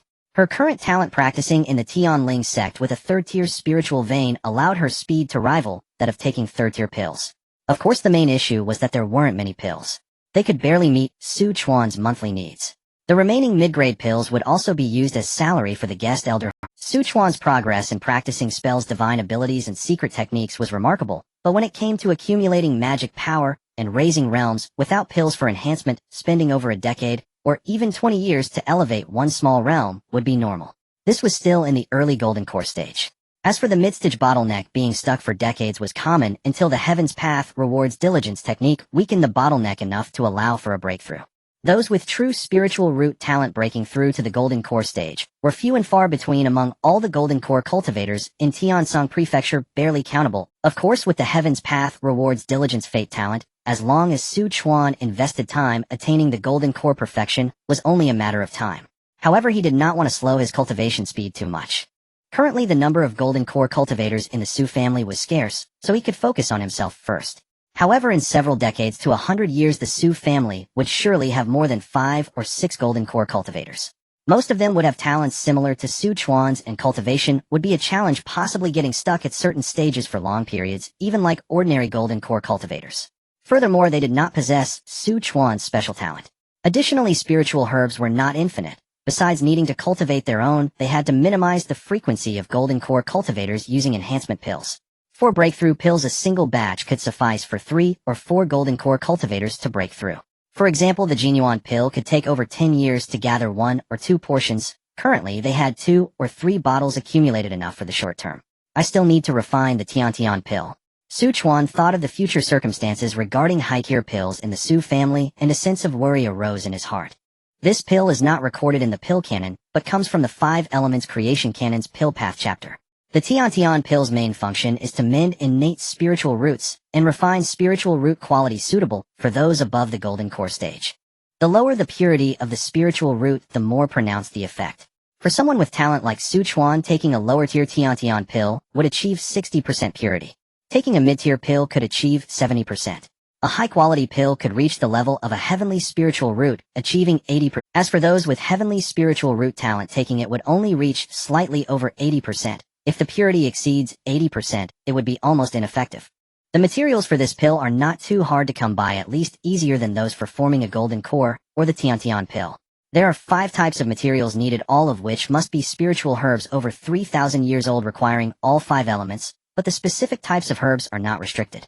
However, each type of 5-element attribute must be pure without mixing in other attributes. The true difficulty in refining the Tian pill lies in the refining techniques, or rather the comprehension, which must reach a considerable depth in understanding the interactions of the 5 elements, achieving a level of derivation and creation. The Su family had gathered several sets of materials for the Tian pill, but Su Chuan had always dared not to refine it. Spiritual herbs over 3,000 years old were already precious, and golden core stage cultivators would also value them. It was impossible to casually gather a large number. These spiritual herbs, Su Chuan had cut the roots and planted them within the Zus cave heaven. Any spiritual herb he has refined before is present in the cave. Some materials for third-tier pills require at least 100 years of growth to be suitable for refining. Of course, this 100 years of growth does not mean that these spiritual herbs are only 100 years old. They benefit from cave heaven's spiritual soil and a concentration of spiritual energy comparable to a third-tier top-grade spiritual vein. The growth speed of these spiritual herbs is nearly tenfold, even dozens of times. Coupled with Su Chuan's careful cultivation techniques as a spiritual planter, the growth rate of the herbs is even faster. He had previously attempted to use 5-element spiritual herbs of 100 years old, but all had ended in failure. Su Chuan felt that if he could successfully refine the Tian pill, he might even create his own 5-element divine ability. Perhaps the approach of directly refining pills is fundamentally wrong. I should first cultivate the 5-element divine ability, as the technique recorded in the 5 Elements Creation Palm is my fallback plan. This divine ability is only recorded at 1 level. According to the introduction, it is a 5-element divine ability with a total of 9 levels, far surpassing ordinary divine abilities. Even entering the first layer is as difficult as perfecting an ordinary divine ability. If direct pill refining is not feasible, then I will cultivate the divine ability. This is my strong suit. At worst, it will take 2 to 3 decades to at least get started with the 5 Elements Creation Palm. Creation through the 5 elements, even if just at the entry level, is unimaginable in power. After making this decision, Su Chuan set aside the refining of the Tian pill, adding the 5 Elements Creation Palm to his daily study schedule. I should put the path of puppet refining aside for now, but once I have perfected most of my divine abilities, I can study it later. Su Chuan truly felt he could not focus on this right now. He continued his daily rigorous training without interruption. At this time at Tiansong's sect, the Xianbing cave was extremely cold, and staying inside for long periods was akin to a form of torture. This was usually a place for imprisoning cultivators who had made mistakes. The outer area held Qi refinement disciples, the middle held foundation establishment cultivators, while the depths imprisoned golden core cultivators. The deeper one went, the more terrifying the cold became. In the depths of the Xianbing cave, even a golden core cultivator could freeze their veins and blood if they stayed for several months, with the extreme cold invading their organs, making it difficult to eliminate. However, in this place there was a young man with ice blue hair, sitting cross-legged cultivating.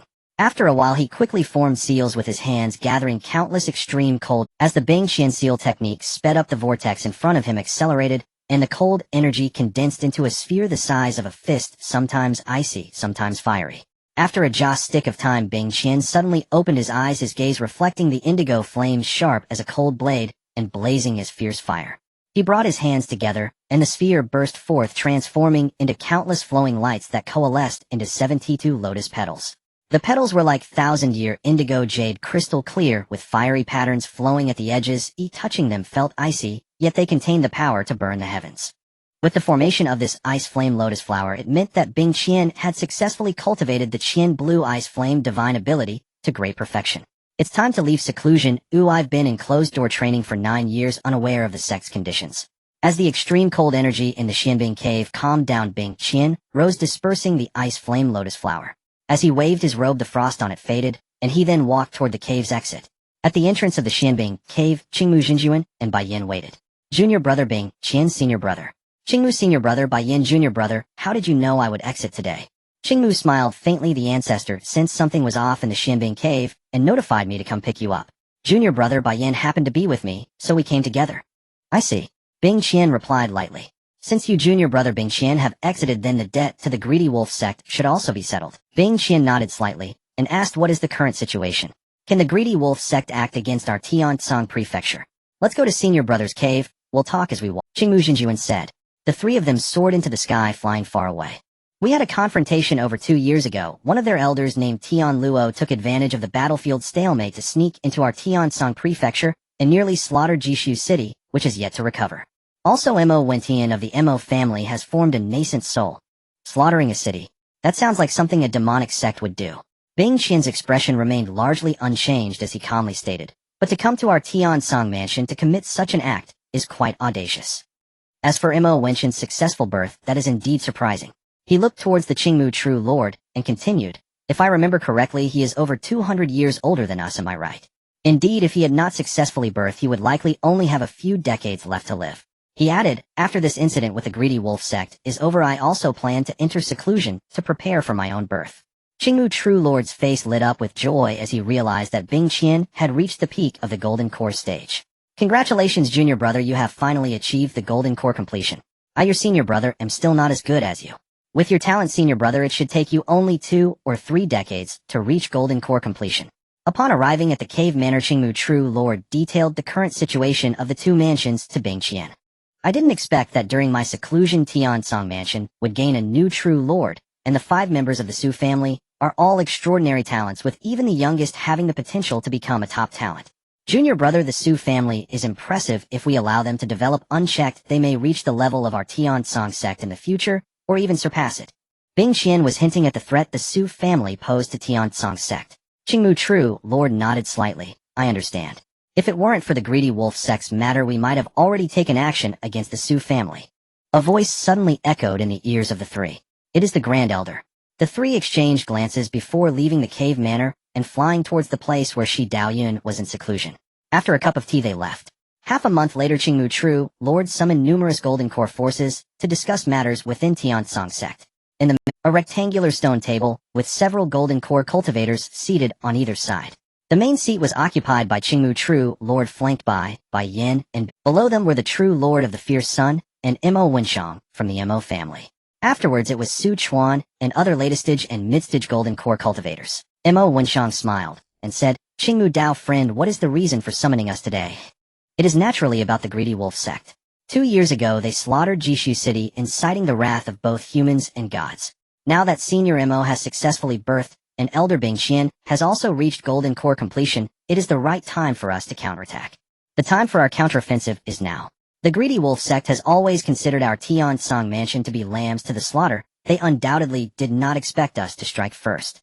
According to our disciples stationed at the borders, their defenses are far less rigorous than ours, with only average 3rd-tier formations in place. Counterattack. Upon hearing this, the people in the hall exchanged glances. This was indeed a very bold idea.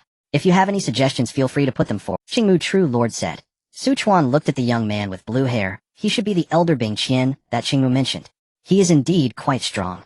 I can feel a certain pressure from him. At this moment, Bing Qian seemed to sense something, turning his head and making eye contact with Su Chuan. Su Chuan nodded slightly and withdrew his gaze. The true Lord of the Fierce Sun said, "My Tianling sect does not intend to participate in the conflicts between your two mansions. Friend of the Fierce Sun, there is no need to be so resolute." In the past she would not have advised much, but regarding the matter of Jishu City, you should take it as a warning. If they occupy Tiansong Mansion, your fate will not be much better. Even if you do not die, you will be imprisoned and used to refine weapons for. After all, the Tianju sect is far away and their reach is limited. The true Lord of the Fierce Sun fell silent, revealing a hint of hesitation. Mo Wenshang pondered, a surprise counterattack is indeed a good suggestion. Previously I had some connections with the Greedy Wolf sect, but once Mo Wentian successfully birthed, I severed all ties, even eliminating those I had contacted before to prevent any leaks. With Mo Wentian present, as long as he does not die, the Mo family will surely become a formidable power within Tiansong Mansion, and may even replace Tiansong sect in the. Thus I am also inclined to launch a surprise attack on the Greedy Wolf sect to severely injure them.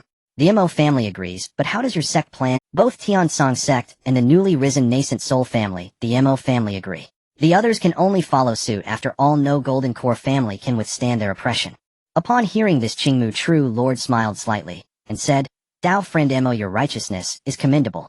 Our Grand Elder and Senior Mo will also join this time. They will only be responsible for dealing with the nascent soul of the Greedy Wolf sect and the protective formation of our sect. The rest will still be divided into 3 groups, each led by myself, Elder Bing Qian, and Dao friend Ku Rong. I humbly accept your trust, but I am only at the early golden core stage, so I fear I may not bear great responsibility. It would be better to let Dao friend Mo lead." Mo Wenshang stroked his beard, his eyes shimmering slightly, sensing that Su Chuan was intentionally yielding to them. After some thought he said, "If Dao friend Ku Rong says, so then my Mo family will not stand on ceremony. However, I must express my admiration for your abilities, Dao friend. Oh, I hope you will take care of us along the way." "Of course. In that case, the route through Qianshi Forest will be entrusted to the Mo family, Dao friend Su, and Qingmu sect. Dao friend Shimin, you will also join. The route through Taihe Lake will be led by me, Elder Yang, and the old master of Qingsong sect. The Tianmen Pass will be handled by junior brother Bing, Qian junior brother by Yin, and the old master of the Lei family and Jiaotsong sect." "No problem. All right. Senior brother, you can leave it to me." Su Chuan and the others all responded. They then proceeded to discuss the details and the routes of the other Golden Core forces. Qingmu True Lord still granted them the power to choose. After all, this could relate to their lives and interests. Besides mobilizing these Golden Core families, Qingmu True Lord also requested to gather the Foundation establishment cultivators within their respective influence as much as possible. This attack will inevitably annihilate the families of the Greedy Wolf sect, and the rewards will be a significant opportunity for those Foundation establishment cultivators. In chaotic times, heroes emerge. Perhaps some will obtain the opportunity to form their cores and rise to prominence, establishing a new Golden Core force within Tiansong Mansion in 2 or 3 decades. After more than an hour. Then today's discussion ends here. I hope everyone can assemble their teams outside our Tiansong sect in half a month and set off together. As soon as Qingmu True Lord finished speaking, Su Chuan suddenly said, "There should be spies from the Greedy Wolf sect within Tiansong Mansion. If they alert their sect, does Dao friend Qingmu have a plan to deal with it?" Qingmu True Lord stroked his beard and smiled lightly. "This matter, Dao friend Ku Rong need not worry. The 3 great formations in Qianshi Forest all have restrictions to block transmissions, unless they take a detour and return personally. However, those routes are not easy to traverse. At least a Golden Core cultivator would be needed to pass through. And if we are short even 1 or 2 Golden Cores at this time, I believe everyone would notice. We Tiansong sect will never show mercy to traitors and will completely eradicate them." As he spoke, Qingmu True Lord's gaze scanned every person present, his sharpness unmasked. "Then I can feel a bit more at ease." The crowd stood up and gradually left the hall. Bing Qian suddenly approached Su Chuan. "Elder Bing Qian, do you have any advice?" Su Chuan looked at him in confusion. Previously, this True Lord was in seclusion, striving for mastery of my abilities, and only recently emerged. In this fleeting time, the Su family has gained much fame. This True Lord is quite curious about you, Dao friend Ku Rong. How about we spar a few moves? The others halted, looking on with curiosity. Sure. Su Chuan did not refuse. He was also curious about Bing Qian's strength. Although Tiansong sect is currently very friendly towards the Su family, Su Chuan did not believe they had no intentions of suppressing the Su family. It's just that they are constrained by the current situation. Bing Qian smiled slightly, his body lightly leaping into the air, while Su Chuan stood 100 feet opposite him. "Dao friend Ku Rong, let us not use magical treasures, but instead compete using our abilities with 1 move as the limit. How about that?" Su Chuan clasped his fists and smiled lightly. "I ask Elder Bing Qian to show mercy." As soon as the words fell, Bing Qian's eyes became cold, his hands moving like fluttering butterflies, forming seals like lightning. Moments later, his palms burst forth with immense radiance. 72 layers of indigo petals unfurled, the jade-like brilliance interspersed with flames as icy air and blazing divine might intertwined and erupted, frosting the surrounding void, yet ethereal flames danced. Seeing this, Su Chuan's face became grave. The surrounding crowd was also abuzz with discussion. What terrifying might! Is this really just the power of a matured ability? Qingmu True Lord stroked his beard and clarified. Junior brother Bing Qian practices an ancient ice flame ability called Qianlong. This ability is extremely difficult to comprehend, but its might is astounding. Although it is merely matured, it can already rival an average perfected ability. So that's it. Elder Bing Qian has long been renowned in Tiansong Mansion, yet it is only now that he has mastered his ability. If he had practiced another ice-type ability, he would have likely already reached mastery by now. Su Chuan quickly formed seals with his hands, instantly condensing the Ronghua seal. He created 3 in succession. As his understanding of the Ku Rong path deepened, he was able to stack multiple seals with ease. Go! Bing Qian shouted, and the 72 indigo ice petals transformed into a size of about 10 feet, carrying the force of freezing 1,000 miles, and shot towards Su Chuan. Wherever they passed, the air crystallized into shards of ice, then melted into white mist by the flames as indigo light tore the sky apart, causing even early-stage golden core cultivators to feel a sense of fear. Feeling that he was no match for this attack, Su Chuan pushed forward the Ronghua seal, radiating green light. With a loud bang, the blue light clashed with the indigo flame. In mere moments, the Ronghua seal began to show signs of disintegration. At this time, the second and third seals overlapped with the first. The 3 seals exhibited a tendency to merge their green light, growing increasingly brilliant, completely blocking the ice flame lotus. Waves of residual force spread out continuously. The entire sky seemed to tremble slightly. After several breaths, the 2 abilities nullified each other and slowly dissipated in the air. The Ku Rong ability is truly remarkable. The overwhelming force contained within this seal is something I have never seen before. Elder Bing Qian, you flatter me. Your ice flame ability is truly formidable. This move cannot have been your full strength, can it? It was less than 60%. Bing Qian said lightly. After all, my abilities are far superior to yours. If I were to unleash my full strength, it would not be sparring anymore. Indeed. Su Chuan thought to himself. Although Golden Core completion appears to be the 9th layer of Golden Core, it is actually 2 different realms, with both magical power and divine sense undergoing another transformation. Su Chuan's magical power is comparable to that of the mid-Golden Core stage. If he were to face a matured ability exhibited by a late Golden Core, he could barely hold his ground. If it were Golden Core completion without using magical treasures or other trump cards, he would have nearly no chance of winning. However, the fact that it is less than 60% must indicate that this ability is exceedingly powerful. While Su Chuan was lost in thought, Bing Qian continued, Dao friend Ku Rong, let us end our spar here. I hope in the future I can engage in a thrilling battle with you at the perfected realm. I will make sure to seize the opportunity. Su Chuan clasped his fists. After the excitement ended, the crowd dispersed, and Su Chuan flew towards Yunxi town alongside the true Lord of the Fierce Sun. Friend of the Fierce Sun, what do you think of that, Bing Qian? That ice flame ability is very strong.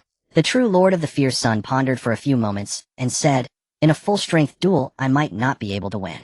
Indeed, after all, it has been over 1,000 years since the nascent soul sect was established. After a moment, the true Lord of the Fierce Sun asked, do you think our Tianling sect should participate this time? Participate, and Deling will also go. The true Lord of the Fierce Sun frowned slightly. Deling's strength is not weak. Even against late Golden Cores, she has the power to fight. Moreover, this time is not merely about attacking the greedy wolf sect. Su Chuan said, you can ask Deling about the rest when you return. With you accompanying her, I can feel a lot more at ease. What's with the riddles? The true Lord of the Fierce Sun secretly complained upon hearing this, but he did not pursue the matter further. If Su Deling was going as her protector, he naturally had to accompany her. After all, this was not a simple stroll, but a deep incursion into enemy territory. Upon returning to Tianling's sect, the true Lord of the Fierce Sun immediately sought out Su Deling for inquiries. If it was indeed dangerous, he planned to dissuade her. Before he returned to the sect, Su Chuan had already informed Su Mingxian Yifan and his wife along with Su Deling through divine sense about this matter, and made a series of arrangements. What my senior brother wants to ask is this matter. Su Deling smiled slightly. Indeed, I plan to go partly for experience. Secondly, it is also my grandfather's arrangement. What arrangement? My grandfather suspects that Tiansong Mansion's actions will likely fail this time, and I will consequently leave the territory of the Greedy Wolf sect and head to Xianyu Mansion. Fail? Why does your grandfather say that? Now Tiansong Mansion has 2 nascent soul cultivators. I do not know. Su Deling shook her head and said, in any case I will listen to my grandfather. The true Lord of the Fierce Sun let out a gentle sigh. Let's not worry about that for now. What are you going to Shanyu Mansion for? Still to purchase materials. It's a secret. Su Deling smiled sweetly, giving an answer that left the true Lord of the Fierce Sun both amused and helpless. You girl. Never mind, since your Su family has already made a decision, I will accompany you on your journey. Thank you, senior brother. Su family. In the main hall the Su family members gathered. Su Mingxian smiled gently and said, as expected, just as father predicted, Tiansong sect truly intends to launch a sneak attack on the greedy wolf sect. With the ancestor of the Mo family having successfully birthed, the situation is in their favor. If we do not take the initiative soon, once Tian Luo also successfully births, the situation will be reversed. Su Chuan said casually. Tian Luo is a remnant of an ancient demon. If he returns to the nascent soul stage, I wonder what level of power he will achieve. Yi Fan suddenly spoke up. He should be able to match a great nascent soul cultivator. If that is the case, it would indeed be a key turning point. With such an ally, the greedy wolf sect would have no need to fear. Tianling sect would undoubtedly be confined and become a tool for them to refine weapons. If unwilling, they would surely face death. Su Mingxian pondered something further. Another said, however, this time our Su family is going all out. What about the Yunshi clan? You set up the formation yourself. Don't you trust it? Moreover, before the full-scale attack of the greedy wolf manor, you will surely return safely. Master, I feel that using a favor from a nascent soul to exchange for our safe return seems a bit unbalanced, Yi Fan said. Favors are meant to be used.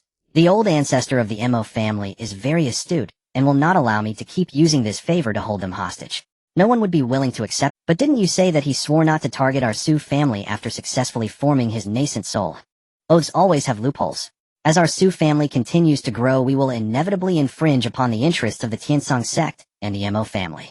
They will not just sit. In any case, this is a rare opportunity for training.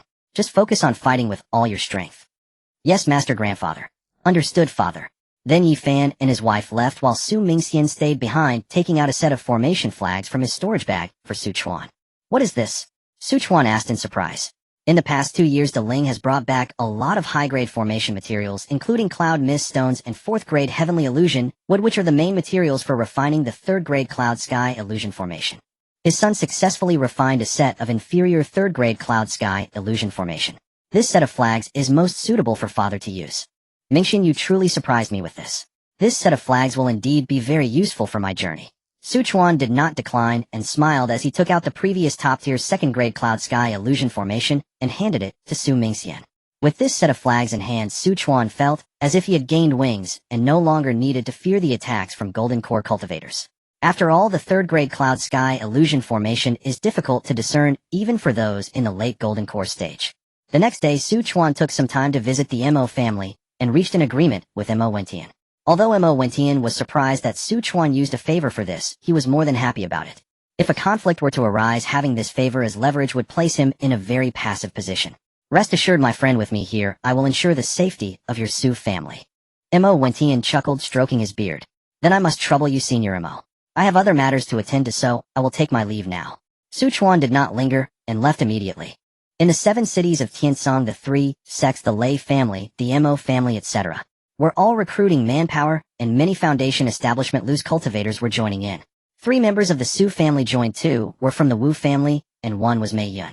Additionally, there were the Huang family brothers Huang Tianba and Huang Tianxiong, one at the late stage of foundation establishment, and the other at the Huang Tianxiong recently obtained a Chongshu pill from the Su family, which allowed him to break through the bottleneck of the late stage of foundation establishment and enter the late stage. The descendants of the Huang family now number over 10. With the support of the Su family, many Qi refining female cultivators from Yunshi town were willing to marry the 3 brothers as concubines. Their development was quite stable. In several hundred years, they might even become a family comparable to the Hua family. Other families also sent out many foundation establishment cultivators. There were over 200 loose cultivators in the town joining, but most were at the early to mid-foundation establishment stage. This journey was an opportunity, and wealth often came with risk, which was the mindset of most loose cultivators. If they relied solely on honest labor or hunting demon beasts, they would struggle to gather even the resources for cultivation. With just Yunshi town, over 200 teams could be formed. Naturally, the 7 cities of Tiansong, the Mo family, and the Lei family had even more. Each sect had over 100 disciples, and although the numbers were small, most were at the late or even perfected foundation establishment stage. Time flew by. Half a month passed in the blink of an eye. One after another the law boats gathered outside the Tiansong sect, totaling more than The law boats were built from thousand-year-old spiritual wood, and inlaid with refined gold with profound runes engraved on the sides. Everyone this time we must ensure that the greedy wolf manor pays for their blood debts. Blood debts must be repaid. Blood debts must be repaid. The chorus of voices resonated through the sky. Set sail. With a command from True Lord Qingmu, more than a dozen law boats split into 3 routes heading towards Qianshi Forest, Taihe Lake, and Tianmen Pass. Mo Wentian stayed on the Mo family's law boat leading the charge. The Su family and Qingmu sect's teams flanked them on either side, followed by the teams from Kangxiu City and Xinxiu City. Shi Daoyun was on the route to Taihe Lake, as most of the disciples from the Shi family were also on this path. The team heading to Tianmen Pass appeared somewhat weaker. However, disregarding the nascent soul cultivators, this route had the strongest forces. The teams from the Lei family and the Tsang family, 2 top golden core families, were present here. Qianshi Forest. The teams from the Mo family and Su family passed through the forbidden formation set up by the Tiansong sect, cutting through waves and clouds, heading straight for the forbidden formation set up by the Greedy Wolf sect hundreds of miles away. At this time the disciples of the Greedy Wolf sect and the stationed elders were still unaware, with patrolling disciples chatting and laughing. I wonder when the sect will launch a full-scale attack on the Tiansong manor. I can't wait to plunder some treasure. Who says otherwise? They must be waiting for Elder Tianluo to form his nascent soul. Last time Elder Tianluo slaughtered a city. He is truly our role model. I just hope to rob a few foundation establishment families. Elder Tianluo was so powerful in the Golden Core stage. Once he forms his nascent soul, he will be even stronger. Perhaps he could even replace the sect master. You are courting death by discussing the sect master. A nearby person quickly pulled him back, urging him to be quiet. In the Greedy Wolf sect, strength is paramount and competition is fierce. If one day Elder Tianluo's strength surpasses that of the sect master, this situation will inevitably occur. This disciple looked disdainful, not taking his words seriously. Look, what is that? Suddenly a disciple pointed to a few small black dots in the distant sky beyond the formation. I can't see clearly, but judging by the direction, it's coming our way. Moments later the silhouette of the law boats became clear. The disciples of the Greedy Wolf sect turned pale, shouting, "Enemy attack! Enemy attack!" The Tiansong sect is attacking. The shouts spread throughout the entire encampment, causing all disciples to fall into chaos. The Golden Core cultivators stationed here flew out from somewhere. Seeing the scale of the opposing force, their faces turned pale, and they immediately sent a message to report. After completing this task, without saying a word, they turned and rushed into the territory of the Greedy Wolf Manor. The elder has run away. Upon hearing this, the patrolling disciples no longer held their ground, and scattered like birds and beasts. Attack! With a command from Mo Wenshang, 4 lawboats lined up their decks, filled with Foundation Establishment and Golden Core cultivators. They all activated their spells and attacked the formation laid down by the Greedy Wolf sect. In an instant, golden light, red light, yellow light, black light, and various colored streams transformed into meteors shooting at the formation. Bang! Bang! Bang! Their attacks were all focused on a specific area. Countless sounds rang out in all directions. The light screen trembled violently, and cracks spread like spiderwebs. Immediately after, Mo Wenshang said, "Kuroki Daoist, Shiman Daoist, Chen Daoist, let us Golden Cores also join the attack." 8 or 9 Golden Cores simultaneously struck at the cracks in the formation. Boom. The formation's light screen could no longer hold, and with a thunderous roar it shattered, sending fragments flying, ancient trees snapping in half, and dust rising to the sky, obscuring the sun. Some Greedy Wolf sect disciples who ran slowly were injured by the aftermath. Then as the law boats approached, hundreds of spells fell, shattering their top-tier defensive artifacts and bodies. Daoist Mo, what about those fleeing Greedy Wolf sect disciples? Let us divide into 3 routes to pursue them. Daoist, Shiman, and Qingmu sect will stay in contact via communication tokens, and then we will regroup and head to the Greedy Wolf sect. Alright, Chuan smiled slightly. Then I will choose this route. He casually pointed in a direction. Understood. Kuroki Daoist, Shiman Daoist, Chen Daoist, you all head first. I will completely destroy this formation before setting off. Chuan and the others nodded.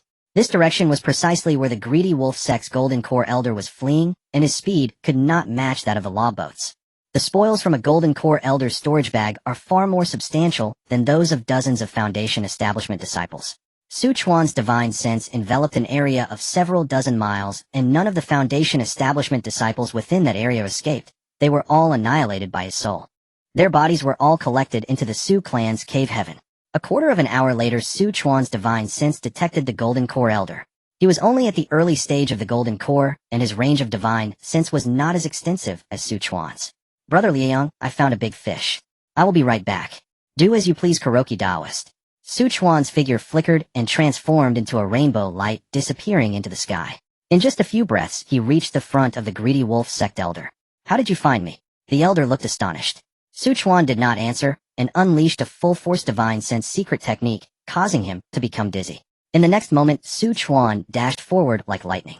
With a Kujin seal, he obliterated the elder's soul, and then collected his storage bag and corpse into the Su clan's cave heaven, waiting in place for the law boats to arrive. In less than half a cup of tea's time, the law boats arrived. Su Chuan returned to the deck of the law boat, sat cross-legged, and quietly restored his depleted divine sense power. True Lord Liang spread his divine sense, and discovered that there was hardly any significant fluctuation of magical power at the scene, which made him secretly amazed. This situation indicated that the greedy wolf sect elder had almost no power to resist, and was killed by Su Chuan. While I could also kill a golden core cultivator in a few moves, I could not do so without allowing him any power to resist. A golden core practitioner fighting desperately would use magic tools and supernatural abilities, and even an ordinary perfected golden core cultivator could not kill them instantly. It seems Su Chuan has many hidden cards, but then again, without them, how could he kill that blood-robe old ancestor? An hour later, the three parties regrouped and advanced towards the greedy wolf sect. Taiha Lake and Tianmen Pass were also successively breached. The three armies of the Tiansong Manor marched towards the greedy wolf sect. All the markets and families encountered along the way were completely annihilated. The methods of the righteous path were no less ruthless than those of the demonic path. At this time, news of the attack on Tiansong Manor had already reached the greedy wolf sect. Many golden core families of the greedy wolf manor hurried to the greedy wolf sect, fearing an assault from Tiansong Manor. No matter how strong a family's foundation is, it cannot withstand the power of an entire manor. Even with a top-quality third-grade formation for protection, it would only hold for a short while. At the greedy wolf sect, in the discussion hall, Sect Master Tiansong Manor is advancing from 3 routes towards our greedy wolf sect. What should we do now? A late-stage golden core elder looked towards Qi Tianxiong, who was seated in the main seat. Wherever they pass, 3 golden core families and dozens of foundation establishment families have nearly been wiped out. Another person spoke up. Qi Tianxiong listened to their reports with a calm expression, and after a moment said, "Forces from all around are rushing to our aid. What is there to worry about? As for those families that were destroyed, they can only consider themselves unfortunate. However, as long as we kill those from Tiansong Manor, the wealth they seized can naturally be reclaimed. The other forces are likely to be pleased with this outcome. Sect Master, how could those softies from Tiansong Manor dare to attack us? Do they have some kind of backing?" True Lord Songlong said. "There haven't been any messages from Tiansong Manor in the past 2 years. They must have been blocked by the Tiansong sect." Qi Tianxiong replied. "As for their backing in terms of overall strength, our greedy wolf manor is still stronger. Do they think they can win just by catching us off guard? They are simply daydreaming."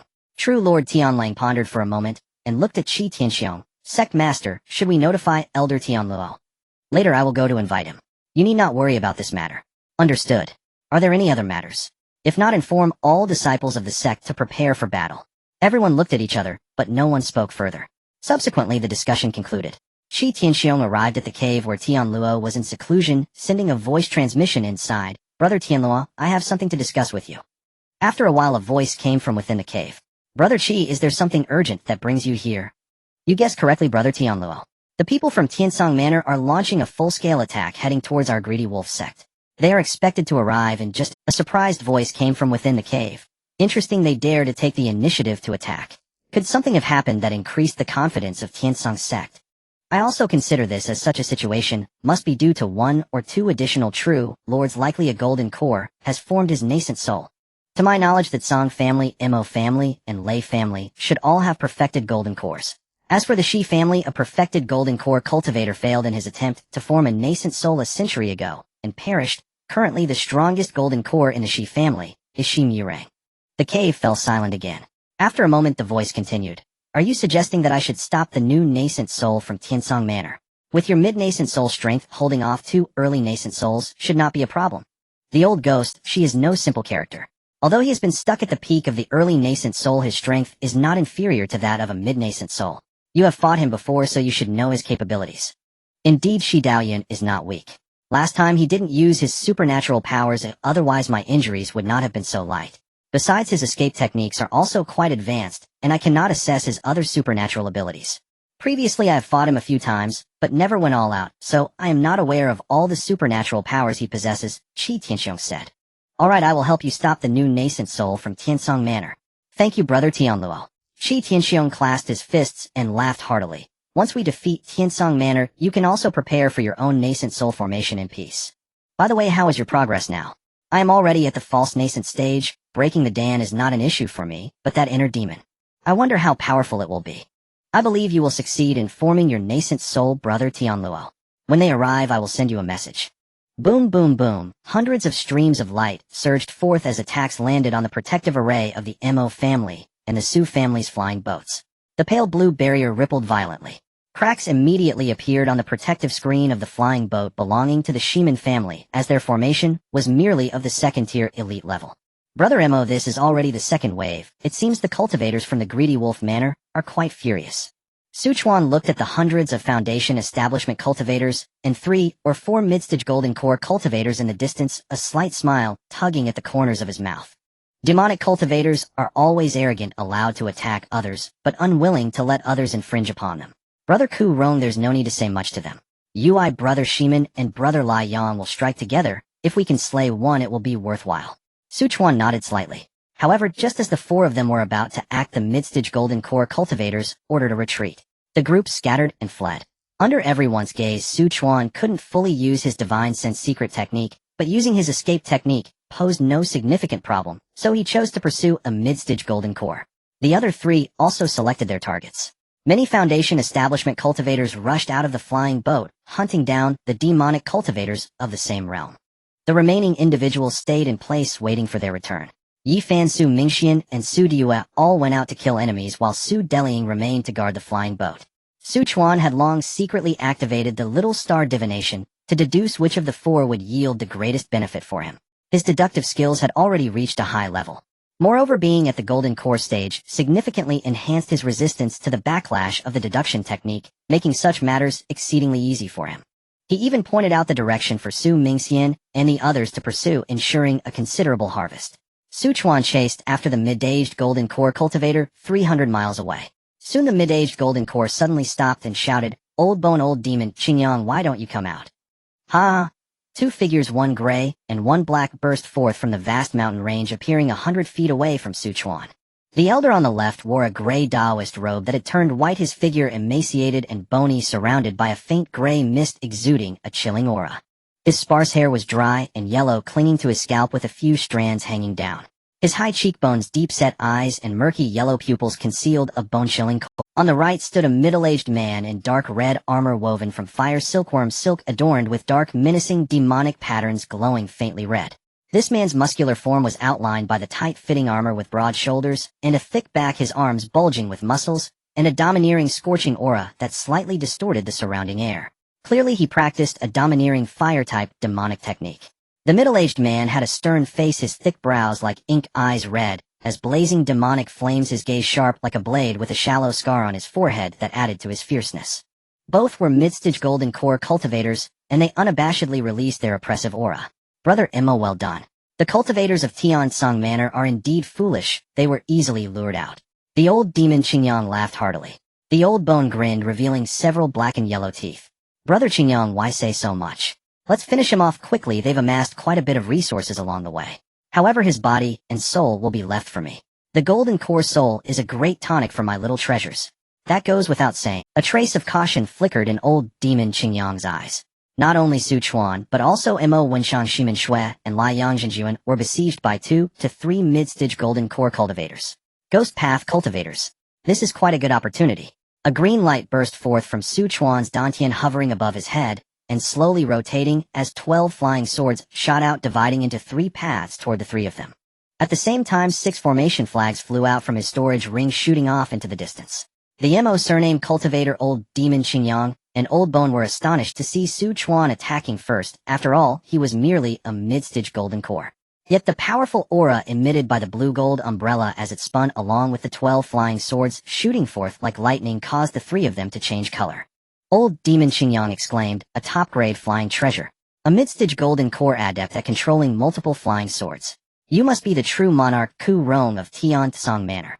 Old Bone turned to look at the MO surname cultivator, his eyes flashing with cold light. How did you bring this killing star here? I've never seen true monarch Ku roam before. Su Chuan's infamous reputation had already spread throughout Greedy Wolf Manor.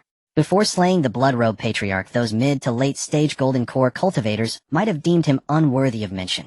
However, the Bloodrobe Patriarch was already infamous, and the last battle became a stepping stone for Su Chuan, shocking and instilling fear in countless Golden Core cultivators of Greedy Wolf Manor.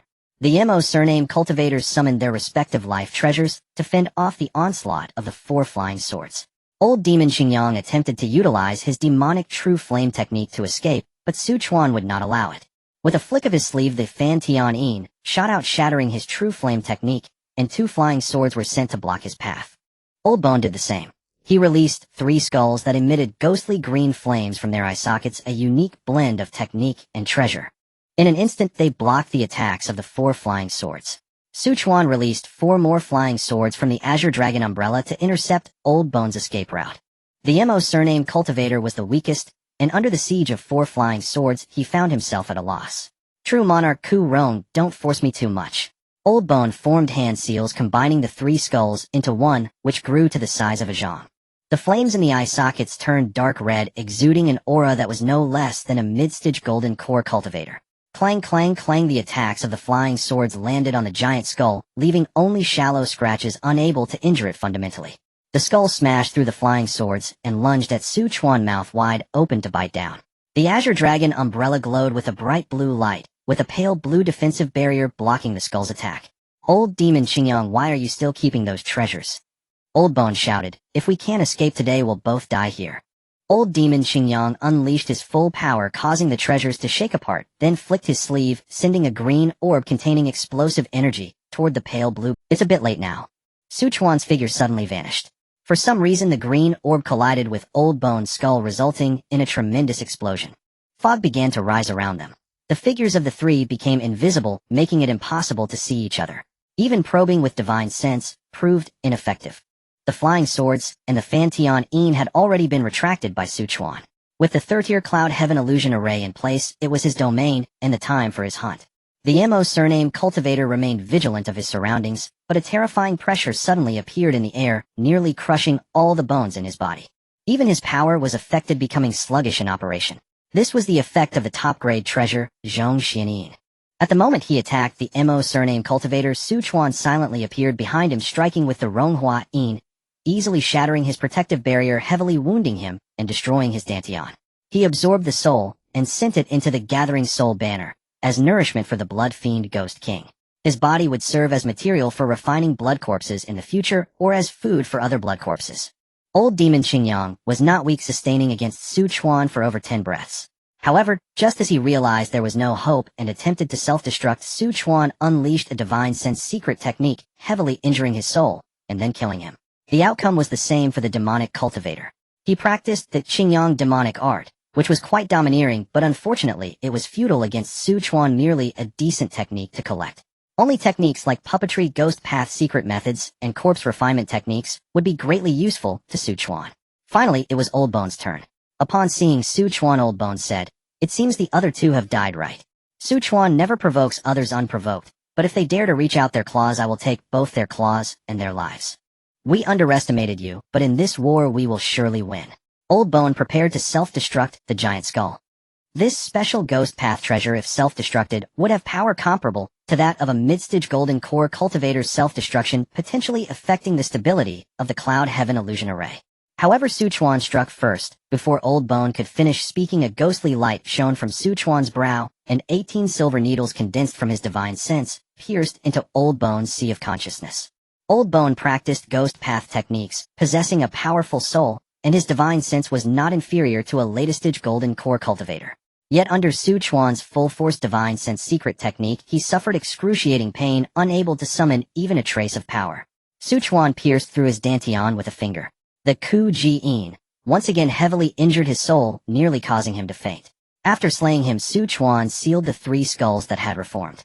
The Blood Fiend Ghost King, nourished by the souls of 3 golden cores, should be able to reach the peak mid-stage of the 3rd tier after fully refining them.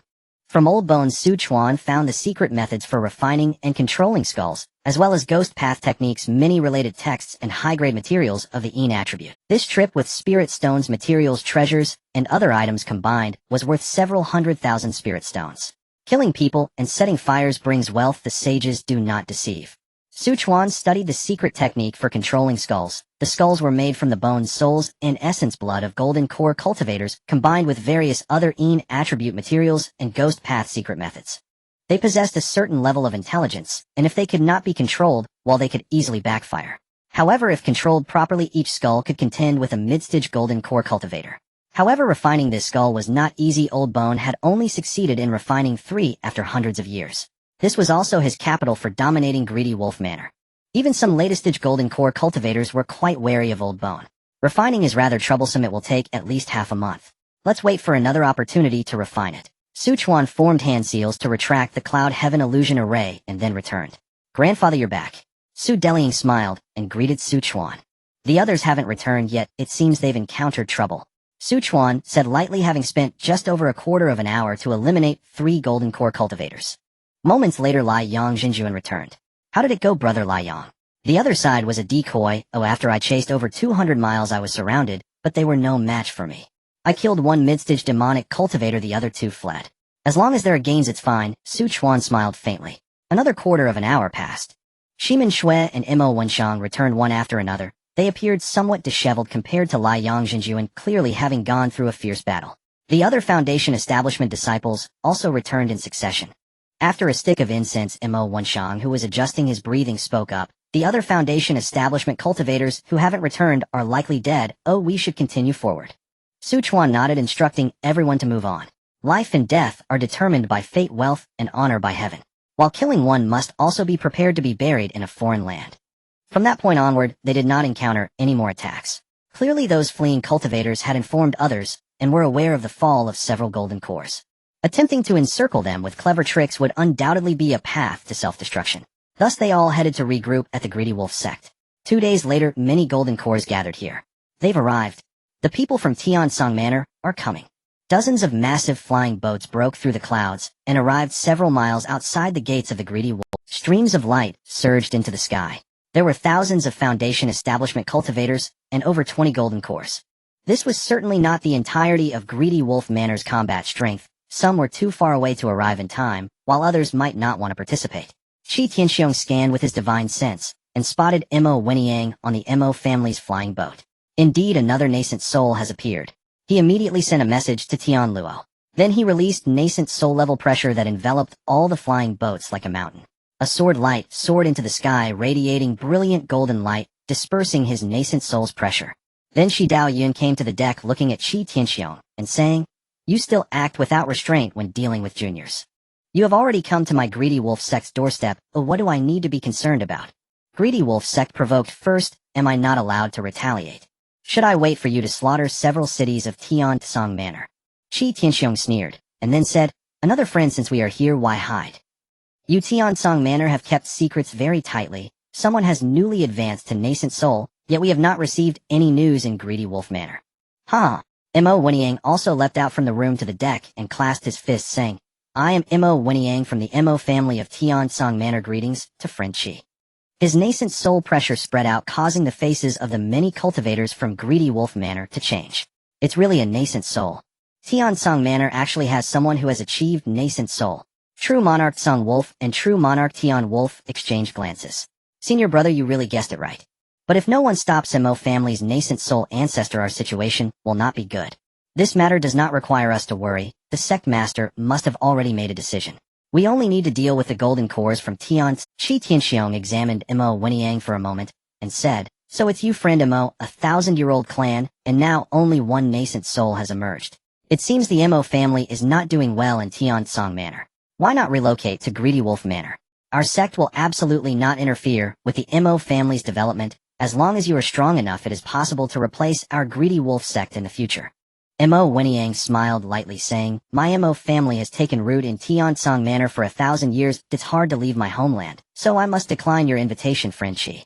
At this moment, Shi Daoyun also spoke. "Friend Qi, as long as your Greedy Wolf sect pledges not to infringe upon my Tiansong mansion for 1,000 years, we can withdraw today.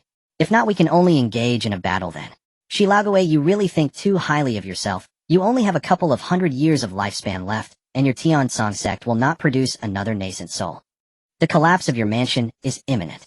Shidayan's expression turned cold as he held a golden longsword, its blade shimmering as if it were about to tear apart space itself. Let's have a battle then.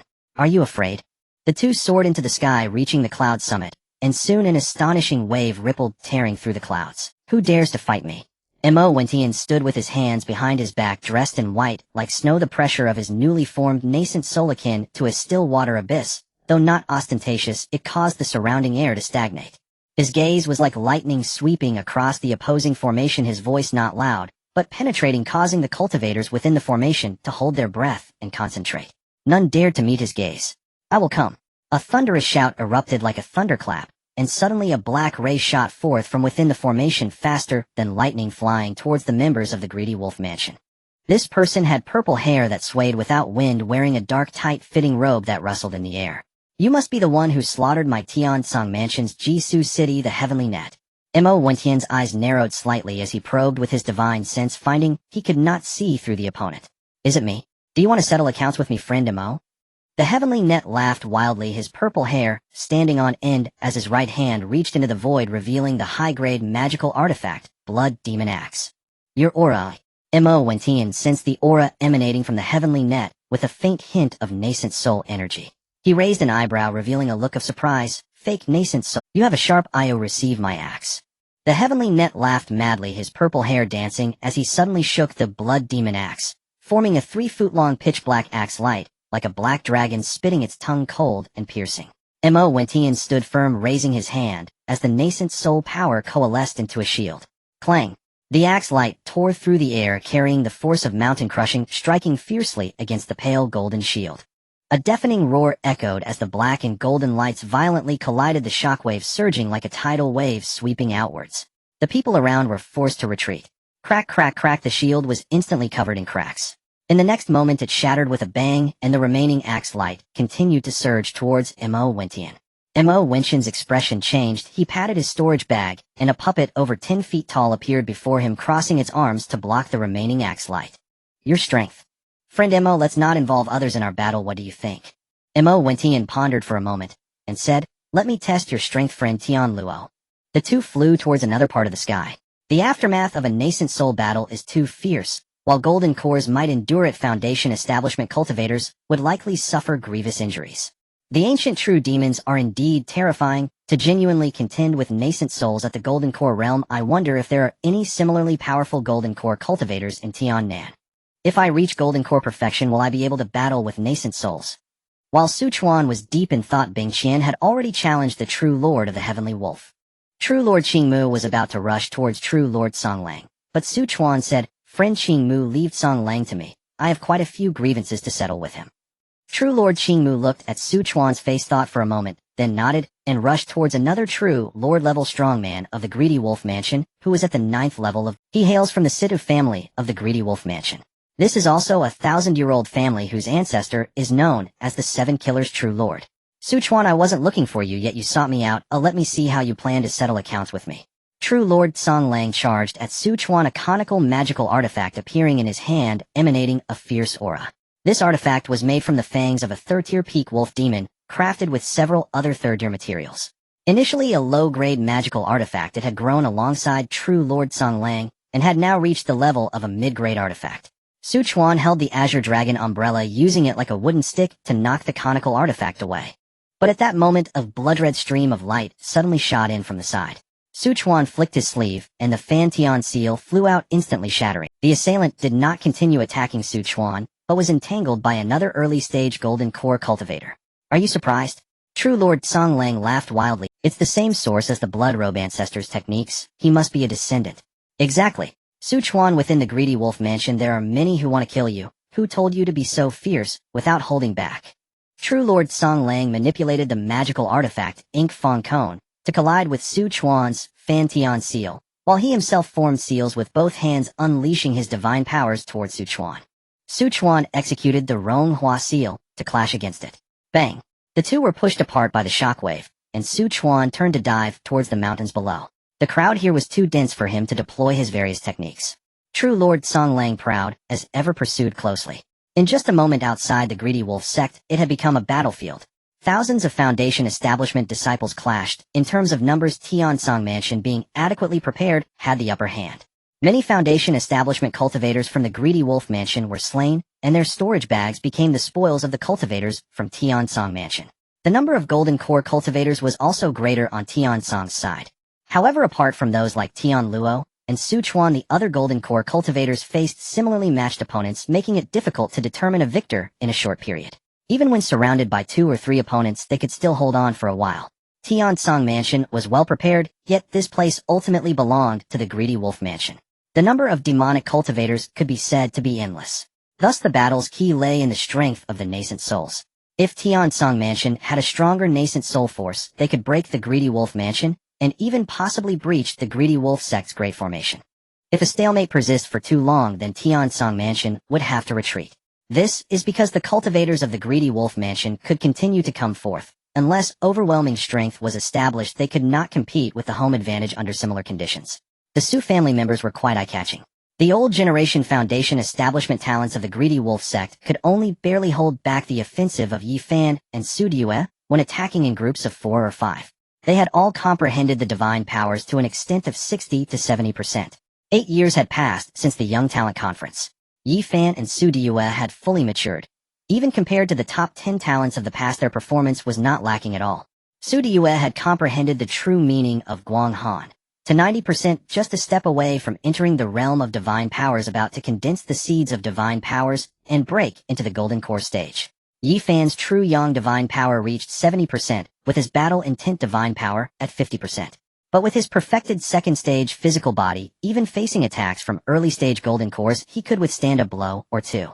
If he perfected the third style of the true heaven sacred fist, fully comprehending its true meaning, he could contend with early stage golden cores for a period. Compared to Tian Luo, who had reached the peak of Foundation establishment, he would not be much weaker. Kill the Tiansong Mansion's Su family prodigy, and my greedy wolf sect will reward you with a golden core opportunity and a magical artifact. An elder from the late stage of golden core of the greedy wolf sect roared angrily upon seeing one of his disciples killed. Countless Foundation establishment cultivators, undeterred by life or death, surged forward. 5 elements battle array condense. Su Mingxian dashed to the side of Su Due, forming seals with both hands, instantly condensing 5 battle formations. Each of these formations was significantly more powerful than during the Young Talent Conference, having reached the mid-tier of the second stage. He had comprehended the true meaning of the formation path to 80%. This kind of true meaning comprehension was difficult. Only those with a high talent for formations could grasp it. With this true meaning and divine powers, one could surely derive 4th-tier formations at the golden core stage. Song family golden core true Lord Song Fengyan had reached the perfection of the golden core, and after hundreds of years of comprehending formations, he had only achieved the upper tier of the 3rd stage. This illustrates the difficulty of the path of formations. With Su Mingxian's talent, he might soon break into the golden core stage and derive upper tier 3rd stage formations. In the 5 elements battle array, 5 beams of spiritual light soared into the sky, intertwining in the air, forming 45 colorful chains. The chains advanced together like a net, wrapping around the disciples of the greedy wolf sect, blocking their escape. These chains possessed the power of a peak Foundation establishment cultivator's full strike, making them impossible to ignore. Damn it! Break these chains! The disciples of the greedy wolf sect shouted angrily. Magical artifacts were unleashed from their hands, sword, energy blade light, and runes exploded, striking fiercely against the 5 elements chains. Just as the disciples of the greedy wolf sect were busy dealing with the chains, a white figure darted out like a startled swan. It was Su Due. She held the autumn water sword, its blade clear as the moonlight, and as she danced, her clothes fluttered reminiscent of a celestial maiden descending to the mortal realm. Guang Han sword technique, frosty sky snow dance. As her clear voice fell, the autumn water sword erupted with thousands of silver-white sword lights, each like the reflection of autumn water on the moon. Beautiful, yet carrying a bone-chilling coldness that could freeze flesh and shatter bones on contact. Wherever the sword light passed, cries of agony arose. A greedy wolf sect disciple had just severed a wooden chain when he was struck by 3 sword lights simultaneously. Thin ice instantly formed around him, his blood and energy stagnated, and the next moment he was pierced through the chest by the sword light, turning into a mist of blood. Another latest-stage Foundation establishment disciple attempted to escape, but was blocked by sword light, the icy aura invading his meridians, leaving him frozen on the spot, and then the pursuing chains ensnared him, crushing him into pulp. And then there was Yifan roaring wildly, his muscles bulging, veins popping, his physical strength erupting, crashing through like a humanoid beast. With just his fists he struck at the disciples of the greedy wolf sect. Bang! A muffled sound echoed as a disciple was hit in the chest with a punch. His protective spiritual energy instantly dissipated, and his body exploded, blood mist flying. With every punch, Yifan's fist wind carried a terrifying pressure. Lightly it could break bones and tendons, heavily it could shatter bodies. While Su Mingxian manipulated the battle array, his gaze was like lightning, seeing his disciples perish and their storage bags scattered. He flicked his fingers. A stream of spiritual power swept over, collecting all the storage bags without missing a single one. The Su family never wasted anything.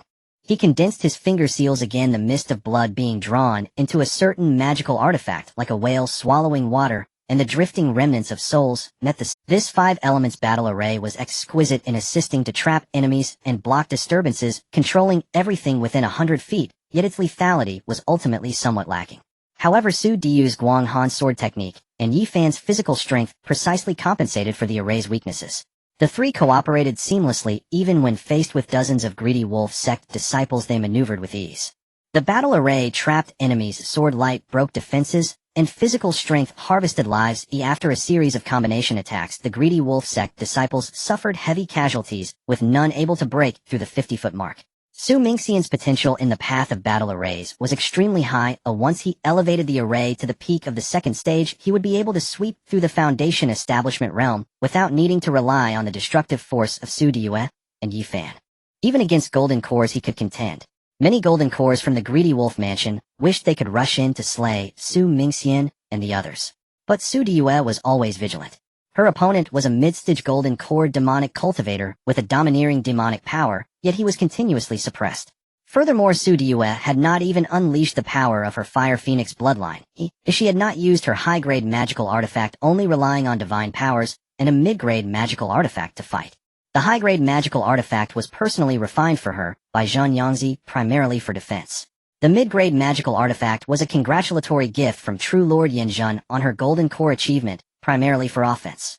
Additionally, she possessed a feather from the True Spirit Fire Phoenix, which transformed into her life magical artifact, perfectly attuned to her. Though it was only of the second pattern level, its power was comparable to that of a mid-grade magical artifact. Unfortunately, her spirit pet was still only at the peak of the second stage, currently not useful in battle, and remained in the fire vein of the Tianling sect, quietly absorbing the power of the fire vein to cultivate. Whenever a golden core cultivator from the greedy wolf mansion aimed for Su Mingxian and the others, she would manipulate a mid-grade magical artifact to strike back. Then other golden core cultivators from Tiansong mansion would come to supplement. Although Su Diu could not manipulate as many magical artifacts as Su Chuan, she could handle 4 to 5 low-grade and mid-grade magical artifacts, each capable of unleashing tremendous power. Of course, this was her limit.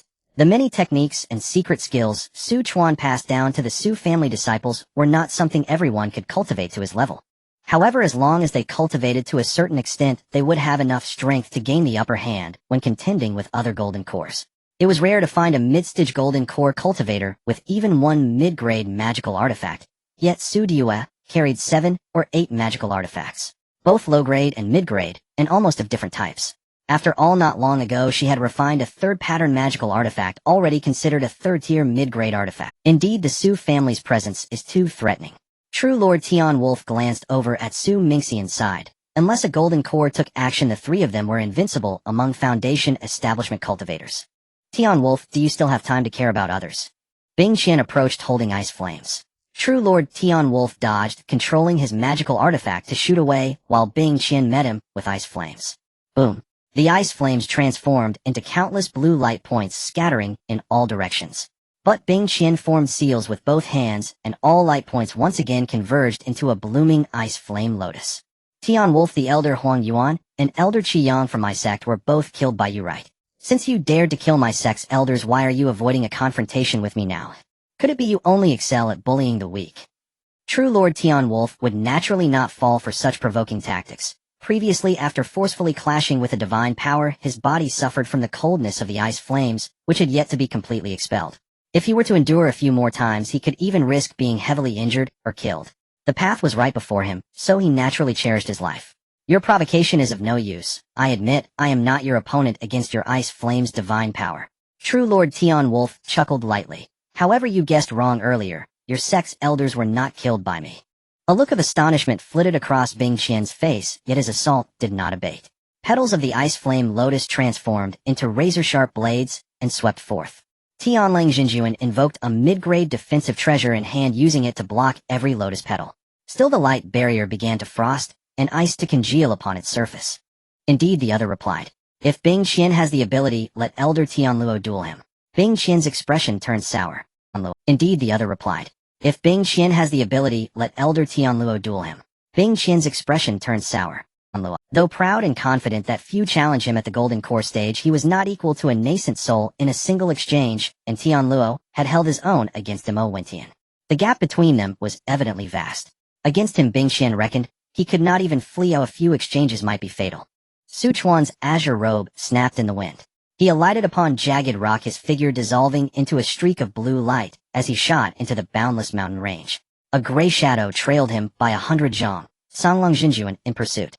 Songlong Jinjuan had hounded the Su family, and Su Chuan repeatedly, whatever orders he answered, he had Su Chuan firmly in his little black book. Now was the time to settle accounts. In an instant the pair, one fleeing, one chasing, arrived at a desolate forest hundreds of li away. Ancient trees towered like pillars blotting the sky. Trunks demanded many to embrace, branches wove into a web, mist hung thick, and a chill pervaded the gloom. Occasional beast cries and bird calls heightened the isolation. Su Chuan touched down upon a gnarled branch of a 1,000-year cypress, watching the approaching Songlong Jinjuan. Songlong Jinjuan surveyed the surroundings, his dark green eyes flashing ferocity. Is this the grave you have chosen for yourself? Su Chuan's mouth curled into a cold, austere smile. I wonder how someone of your temperament has survived so long. Have you never pondered why I lured you off the battlefield? The smile on Songlong Jinjuan's face vanished, replaced by a wary glint that soon turned ruthless. I know you have a trump card. No matter how many means you have today, you will not escape death. He threw back his head and roared so that the mist trembled. To deal with you, I have cultivated a forbidden art that will bury you here.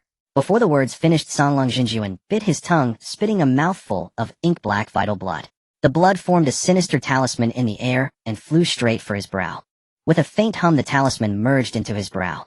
A surging demonic aura burst forth from his body as a wolf-shaped phantom coalesced above his head. Moments later, the phantom sank into his flesh. His eyes turned blood-red, muscles bulged violently beneath his robes, and his frame grew nearly 3 meters tall. Fissures split his skin, black vapors gushed forth, and he became a half-man, half-wolf monstrosity, exuding a suffocating, overbearing presence. Su Chuan, the voice of Songlong Jinjuan, rasped, no longer wholly human and tinged with distortion. This is a demonization forbidden art, a taboo technique of my practice. Each use leaves irreversible aftereffects. Yet it can elevate my flesh toward the third-rank beast threshold, vastly increasing my corporeal strength, raising my realm to golden core completion, and multiplying my divine techniques to near-perfected levels. This secret may be used but 3 times, afterwards the practitioner will be utterly demonized, losing reason. To kill you I resolved greatly to cultivate. You may close your eyes. Su Chuan replied with a faint smile. Thank you, Songlong Dao Yu, for the patient explanation. Though the Xinjian's power had climbed to golden core completion, Su Chuan showed no fear. Why are you not afraid? Why are you not afraid? Seeing Su Chuan's composure, Songlong Jinjuan teetered toward madness. His nails lengthened into wolf claws, and he lunged like Su Chuan leapt down to the ground. With a thunderous crack, the cypress he stood upon was cleaved in 2 by the Xinjian's claws. A fine opponent to test one's strength, he murmured. Su Chuan smiled lightly, sweeping his hand across the Yin corpse bag. 5 blood shadows burst forth from the sack and fell into place as 5 hideous blood corpses, faces blue, with fangs clad in ancient armor reeking of a dense corpse chi. That central corpse swelled in size, muscles knotted like iron, its skin taking on a dark red sheen. Its aura leapt up, rivaling a latest golden core. Blood core. That central corpse swelled in size, muscles knotted like iron, its skin taking on a dark red sheen. Its aura leapt up, rivaling a latest golden core. A deafening bellow erupted from the strengthened blood corpse. Corpse chi blasted the surrounding mist apart, and ancient branches trembled. Its eyes glowed blood-red, fixated on the charging Songlong Jinjuan. It drove itself forward, flinging rotten leaves and stones as it launched like a discharged cannon. The clash of metal rang through the forest with a sharp clang. Sparks flew. The blood corpse did not shy away, meeting Songlong Jinjuan blow for blow with its clawed onslaught.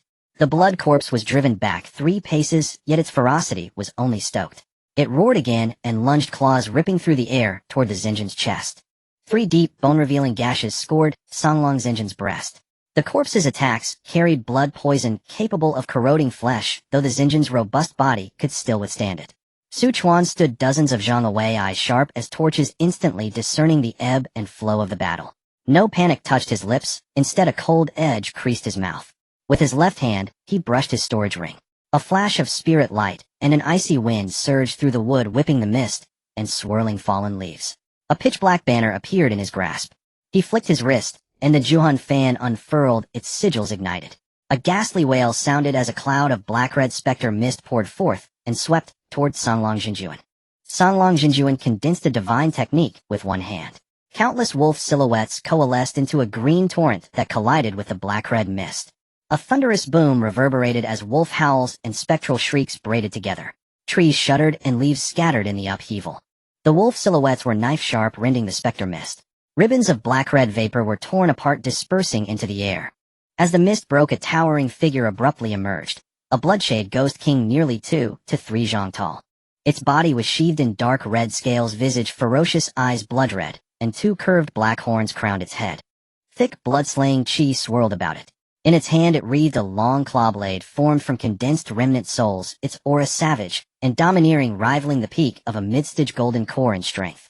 The Bloodshade Ghost King's combat power paralleled that of an ordinary mid-stage golden core. But as a ghostly entity without countermeasures, it is difficult to truly kill. At best, one can grievously injure it. Its most terrifying aspects were the energy that erodes others, and the ghostly sonic wave, an innate soul-affecting secret art that can burst the mind. Coupled with corrosion, it might shatter reason. For someone like the half-rational Songlong Jinjuan, it was double the torment. A piercing ghost wail rang out, and he felt his head throb painfully. Though his physical power had surged to golden core completion, his soul remained latest-stage golden core and had not transformed. Thus the Ghost King's wail, that of a peak mid-third-year being, struck him fiercely. Taking advantage, a blood corpse closed in and raked several long wounds across his back, blood gushing. The Jinjuan then retaliated like a mad beast, tearing a great chunk of flesh from the corpse. Perhaps wolfish instinct drove him. Yet the blood corpse was a special reanimated construct with extraordinary regenerative ability. Unless its core corpse crystal is shattered, it does not truly die. Blood corpses are notoriously tenacious, which is why the blood-robed ancestor earned such fearsome renown in Tamlang Fu. A third-rank early blood corpse is far harder to deal with than an early-stage golden core cultivator. So too with those who cultivate the path of ghosts. Their raw power may not be vast, their arts are often strange, but their skill at animating corpses and forging ghostly entities inspires dread among many cultivators. Su Chuan, if you have the skill, then face me directly, Songlong Jinjuan howled. Surrounded by the Ghost King and blood corpses, he was gradually losing the upper hand. His body now bore many wounds. Against a true Jinjuan like Tianlang Jinjuan at golden core completion, these gambits might not suffice. But against Songlong Jinjuan, they were enough. A quarter of an hour later, his strength ebbed, and his bodily defenses greatly waned. Su Chuan allowed the Ghost King and blood corpses to wear him down. When the demonization's secret finally dissipated, Su Chuan struck with a divine sense secret art that grievously wounded his soul and then easily crippled his dantian. Seeing Songlong Jinjuan lying pitiable upon the ground, Su Chuan recalled how arrogantly he had first appeared. Songlong Dao Yu, Su Chuan said, let the debt between us be paid with your flesh and soul. The Bloodshade Ghost King will refine your soul. Soon it will break through to late third rank. No, Songlong Jinjuan begged. Su Chuan, spare me, I will tell you a great secret concerning the key to the two mansions battle. Life and death aside, it matters little, thought Su Chuan. The Jinjuan swallowed his pride and begged his former foe. Su Chuan's lips curled. A secret, he asked. You mean your sex, Elder Tianluo, and that an ancient true demon has possessed him? If he has formed a nascent soul, his strength would far exceed ordinary nascent soul cultivators. If my conjecture is correct, he might rival high nascent soul cultivators. That would explain much, would it not? How could you possibly? Before the words finished, Su Chuan moved to seal his soul, then invoked the Zhuhan fan to pull that soul into the fan's pocketed space. The Bloodshade Ghost King condensed into a dark red mist and surged into the banner to enjoy its feast. Su Chuan counted his gains, then placed the corpse into the Su clan's dantian. Finally, another enemy resolved, he murmured as he stored the blood corpses away, feeling his mind clear a few degrees. He took a measured step, and the air around him stilled. On his second step, his black hair moved though no wind stirred. Strand by strand, his hair faded from jet black to a frosty gray, as if flecked with snow. On the third step, two brows suddenly erupted in unnatural growth, like willow branches cascading down to his chest, snow-white crystalline, each hair distinct and fluttering in the breeze. At the same time, a tuft of chin hair swiftly sprouted into a plush white beard. A swirl of yin qi and corpse qi began to coil about him. The once ethereal white-browed Taoist transformed into a white-browed elder demon. His features twisted a little like those of an old man. Even were Su Mingxian and others to appear before him, they might not recognize him. Su Chuan did not intend to return. He planned to make his way through Tanling Fu. He employed a fleeing technique, and after several uses found himself thousands of li away. Probing with his divine sense, he discovered 2 golden core cultivators flying toward Tanling's sect. Sensing a watcher, the 2 halted and scanned the surroundings. "Who's there?" One barked, a dark-haired, middle-aged man. Perhaps made nervous by the attack on Tiansong Fu, they were on edge. Su Chuan approached and stroked his beard with a faint smile. "I am the white-browed Taoist." Fellow cultivators with courtesy asked, "May I ask where you hurry to?" White-browed Taoist. The dark-haired man and the gray-haired elder exchanged glances, both unfamiliar with the name. "Are you a free cultivator of my Tanling Fu?" The gray-haired elder inquired. "Not so," he replied. "I come from Xianyue Fu and have recently been roaming Tanling Fu." The 2 were cautious and would not trust a stranger lightly. At this hour, an unknown wanderer aroused suspicion. "How do you address yourselves?" Su Chuan asked. "I have roamed since early Golden Core," the dark-haired man said confidently. "Shall we spar a little?" Xiao said. The dark-haired man wore a black battle suit, his features stern and his eyes electric. Without further words, he flipped his right hand, and a dark green long banner appeared. The banner's surface writhed with fine insect motifs and exuded a faint putrescence. With a slight wave, a dense green cloud burst forth from its tip, surging like a tide, and carrying vast toxic miasma that rolled towards Su Chuan. In an instant, the space ahead was shrouded sky obscured. Su Chuan's gaze hardened. Instead of retreating, he stepped forward. Brushing the Yin corpse bag at his waist, he called, "Rise." A blood-hued figure tore through the air. A third-rank blood corpse. The dark-haired man and the gray-haired elder exclaimed in surprise. The Xianying blood corpse roared and charged into the green cloud. A ripping sound echoed. The green cloud was rent open, the toxic miasma scattering to reveal 3 second-rank peak venomous insects. Each bore a grotesque form. One was a bull's-eyed black-striped scorpion, its stinger gleaming with a cold blue light. Another a jade-green spirit-devouring locust with serrated mandibles like blades. The third wore an abyssalaran carapace, a venomous centipede with dozens of long legs secreting inky green toxin. The Xianying blood corpse fought fearlessly, holding the advantage against 3. These 3 spirit insects were venomous. Should a golden core cultivator be struck, the aftermath would be troublesome beyond ordinary antidotal pills. But the Xianying blood corpse was itself a reanimated construct, and its assaults carried blood toxins. Unless faced with the lethal poison of some third-rank beast, it is difficult to poison such a creature. The dark-haired man knew his 3 venom insects were no match for the blood corpse. With another wave of his dark green banner, a purple-black shadow surged forth. That was a 7 to 8 zhang long black-ringed hook snake with purple patterns. This snake is completely black as ink, its scales rough and hard with serrated edges that produce a faint hissing sound as they rub against each other, resembling blades cutting through silk. Each black scale is embedded with an eerie purple pattern that spreads vertically along the spine of the snake. The sound of hissing rises, sending ripples of sound waves in all directions. Its aura has reached the early stage of the 3rd level. A 3rd level early stage demon beast. Su Chuan's pupils constricted, shock coursing through his heart. This Xiao surname man could actually command such a highly toxic demon beast, indicating he was no ordinary character. All are toxic demon beast spirit insects. What kind of cultivation technique is this person practicing? It should not be a legitimate beast taming path, right? Su Chuan pondered. A legitimate beast master emphasizes a connection of minds with demon beasts, fostering a mutually beneficial coexistence. Yet the spirit insects and hook snake before him are fierce and brutal, with low intelligence, likely refined through demonic methods. This makes them easier to control. As his thoughts turned, Su Chuan's left hand once again brushed over the corpse bag, and 2 blood lights shot out into the void. 2 more mysterious Yin blood corpses. As soon as they appeared, they surrounded the purple-patterned black-ringed hook snake from both sides, entangling it tightly to prevent it from interfering with the battle between the previous blood corpses and the 3 toxic insects. Though the purple-patterned black-ringed hook snake has a powerful aura, its defenses are not particularly formidable.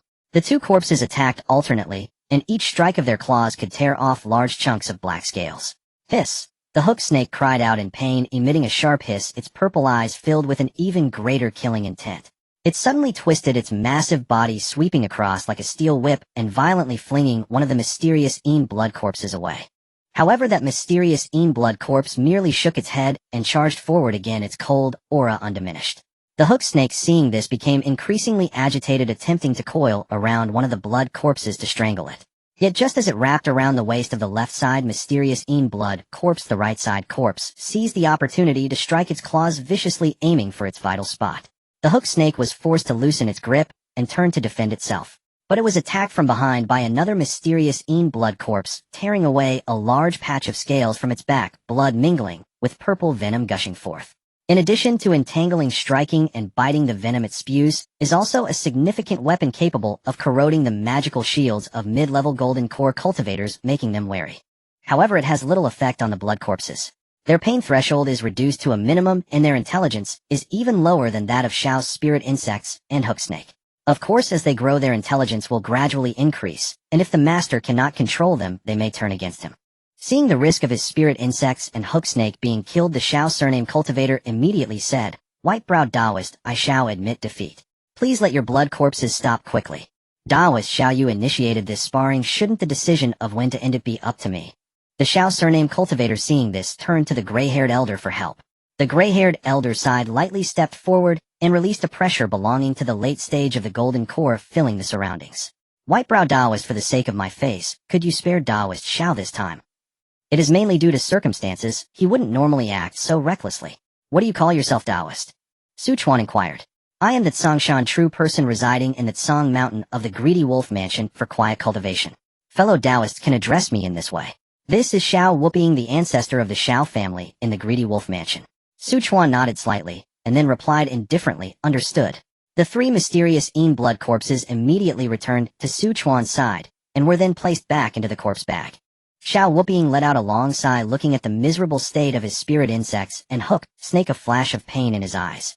He then formed a seal to summon them back into the dark green long banner for recovery. Afterward, he cupped his fists at Chuan and said, "Thank you, white-browed Taoist, for showing mercy."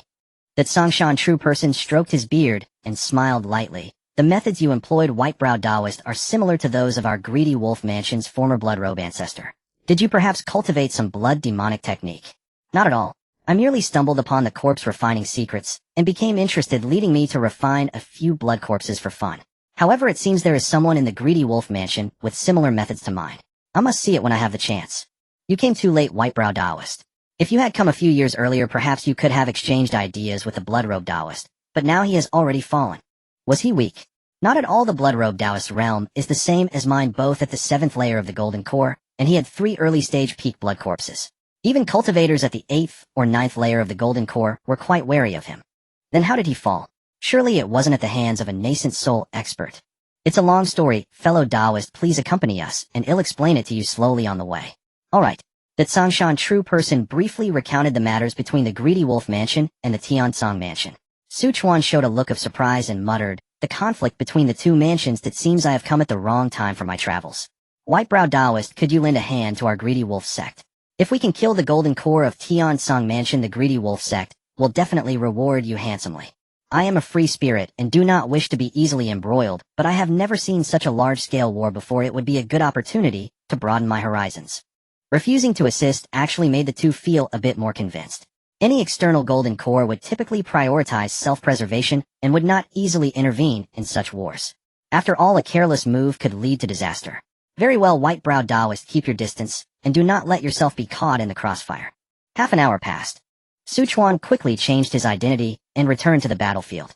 With the Tsongshan true person and the Xiao family's ancestor vouching for him, the Greedy Wolf Mansion wouldn't attack him without reason, and he was also positioned at a distance. He was merely observing from afar. As time passed, the number of Golden Core and Foundation establishment cultivators arriving from various places in the Greedy Wolf Mansion increased. The Tianzong Mansion's advantage was gradually diminishing. Chuan looked up at the terrifying fluctuations above the clouds. Shi Daoyan and Mo Wentian must also be realizing that this battle is not winnable for the Tianzong. In truth, the real key lies in the battle between Mo Wentian and Tian Luo. However, after Tian Luo's last massacre, he absorbed a significant amount of cultivator's blood essence, elevating his demonic body to the later stage of the 3rd level. Unless he dies in battle, he would not reveal his true demonic form. Yet with merely the defensive and power enhancements of this later stage 3rd level physical body, he has the capital to genuinely contend with an early stage nascent soul. The main issue is that Mo Wentian has yet to fully convert his mana to nascent soul level mana. Upon entering the nascent soul stage, it would take at least several years of accumulation for him to truly be considered an early stage nascent soul cultivator. How can there be such a powerful golden core cultivator? Mo Wentian was filled with confusion. With the defensive capabilities and strength of a later-stage third-level physical body perfected offensive and defensive techniques, and a nascent soul-level spiritual sense, even with insufficient mana his strength is enough to rival early-stage nascent soul cultivators. What kind of opportunity could have produced such a prodigious figure? Mo Wentian occasionally observed the battles below, knowing that if the nascent soul level does not soon determine a victor, the situation on the ground may reverse. He transmitted his voice to Shi Daoing, Taoist, Shi, you have miscalculated this time. I have just entered the nascent soul stage. My foundation is still shallow, and I have already exerted all my strength, but it is impossible to subdue this person in a short time. But if we do not kill him now based on his foundation, once he forms his nascent soul, you will not be his opponent, will you? Upon hearing this, a hint of displeasure rose in Mo Wentian's heart. Taoist, Shi, I only agreed to deal with him, but I did not promise to risk my life for it. If you have the ability, then deal with him yourself, fighting 2 against 1 to kill him. Taoist, Mo, do not be angry. Taoist's eyes tone softened. How about this? I remember you recently obtained a high-grade defensive magic treasure. It should not be difficult to withstand one strike from Qi Tian. As for Tian Luo, leave him to me. If I cannot kill him in full force, then we shall retreat. What do you think? Mo Wentian pondered for a moment, and ultimately chose to agree. The sea of clouds surged, and the gale howled. Shi Daoing's eyes sparkled with brilliance as he suddenly flipped his right hand, and a dark golden flying sword shot out from his storage bag.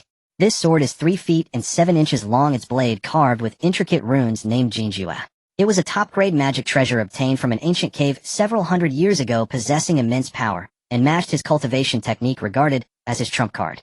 A 7-pattern magic treasure is considered top-grade, while this flying sword's power nearly reaches the level of 8 patterns. Absolute edge slash. Shi Daoing shouted, pouring all his early-stage nascent soul mana into the flying sword as layers of golden sword shadows floated around him. Good timing. Shi Tianxiong laughed loudly, showing no fear, and unleashed his full strength for a strike. Yet the next moment, Shi Daoing's figure flickered and vanished from sight. He appeared hundreds of zhang in front of Tian Luo, while Mo Wentian took Shi Daoing's place in front of Shi Tianxiong. Despicable.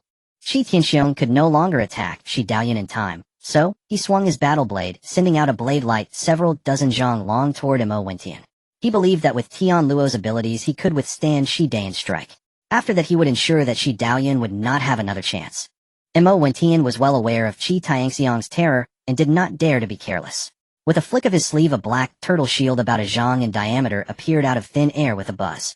The shield was carved with profound turtle shell runes, and its edges were surrounded by a thick yellowish spiritual light, a high-grade defensive magic treasure obtained from the Tianling sect. Mo Wentian activated his mana to the limit, and the Xian Gui shield instantly expanded to 2 zhang in size, blocking in front of him. Unaware of the danger, Qi Tianxiong's eyes flashed with a fierce light, and the black blade light, carrying a devastating momentum, struck violently against the Xian Gui shield.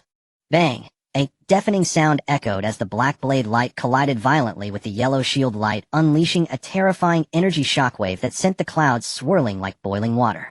The defensive light curtain activated by the Xian Gui shield shattered instantly. The blade light struck the Xian Gui shield, causing the runes on it to dim significantly, and cracks appeared on the turtle shell surface. Mo Wentian felt as if he had been struck hard. His whole body was sent flying by the tremendous force, and he spat out a mouthful of fresh blood, staining his chest.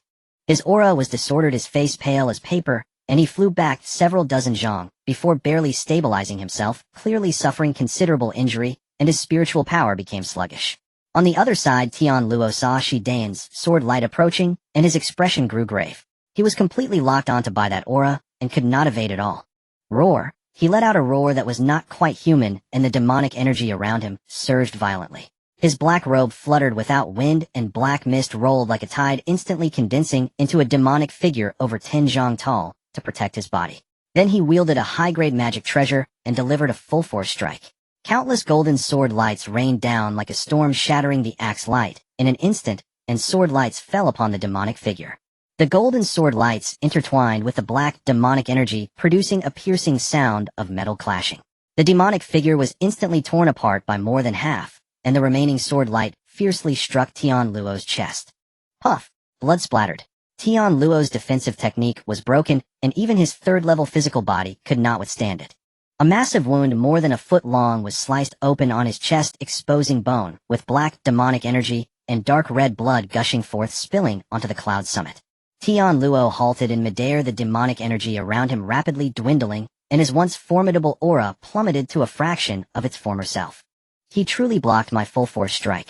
Shi Daoyun was astonished, but he was about to continue attacking when a black shadow flashed by, and Shi Tianxiong appeared beside Tian. Old Ghost Shi, it seems you are determined to settle the score with this sect master today. Mo Wentian also flew to Shi Daoyun's side, his aura equally diminished. Shi Daoyun's expression showed hesitation. Though he was not afraid of Shi Tianxiong in a life-and-death struggle, Shi Tianxiong was still stronger. Elder Tian Luo, you should return to the sect to recover. Leave this to the sect master. Thank you, sect master.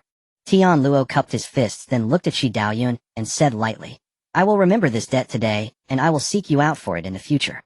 After saying this, he turned and flew towards the formation of the Greedy Wolf sect. Shi Daoyun flicked his wrist, sending a sword light shooting toward Tian Luo. However, Shi Tianxiong had already anticipated this, raising his hand to release a high-grade defensive magic treasure to block the sword light, sneering. You think you can kill this sect elder in front of me? Dream on. Shi Daoyun and Shi Tianxiong clashed once more. Mo Wentian, low on mana and severely injured naturally, would not join the fray. After all, if he were not careful, he could end up being betrayed and might die here. However, unease still flickered across his features. Once Tian Luo forms his nascent soul, he will likely be no weaker than an early-stage nascent soul cultivator. The Tian Song mansion is in grave danger. Another half an hour passed. Shi Daoyun returned to Mo Wentian's side, his aura in disarray, and said with a grim face, Taoist, we must. Mo Wentian nodded, immediately transmitting, everyone retreat. With the nascent soul cultivators preparing to leave, the Golden Core and Foundation establishment cultivators naturally had no reason to stay. The Golden Core cultivators in charge of the magic boat quickly released it. Numerous Foundation establishment cultivators did not hesitate escaping their opponents and immediately returning to the magic boat. The Golden Core cultivators acted as cover. Soon the Tian Song mansion's army retreated while fighting. It wasn't until they had moved hundreds of miles away from the Greedy Wolf sect that the Greedy Wolf mansion's cultivators finally gave up the pursuit. Let them go, a monk can run away, but the temple will remain. Tianlang, you find someone to set up third-level top-grade formations in Xinshe Forest, Taihe Lake, and Ximen Pass. At the edges of Haifeng Mountain, send Foundation establishment and Shi refining disciples to patrol every 100 miles. The same goes for the Misty Valley. From this moment on, I will ensure that the people of Tian Song Mansion are trapped. Yes, Sectmaster. By the way, where is Tsonglang? Why have I not sensed his aura? It seems that the true monarch of withering and flourishing, who was pursuing the Tian Song mansion, has left. I haven't seen him for quite some time. You also seem to be injured, Shi Tianxiong said, slapping his storage bag, and a third-tier healing pill flew out, landing in the palm of the Tianlang True Monarch. Thank you, Sectmaster. Tianlang True Monarch clasped his fists. What about the person you faced? His Ice Flame Divine technique is extremely tyrannical, and he also possesses a high-grade magical treasure, making me somewhat inferior. At such a moment for the Tian Song sect to produce someone like this, the foundation of the nascent soul sect accumulated over thousands of years, should not be underestimated. When Song Lang returns, let him infiltrate the Tian Song mansion and secretly contact various Golden Core forces.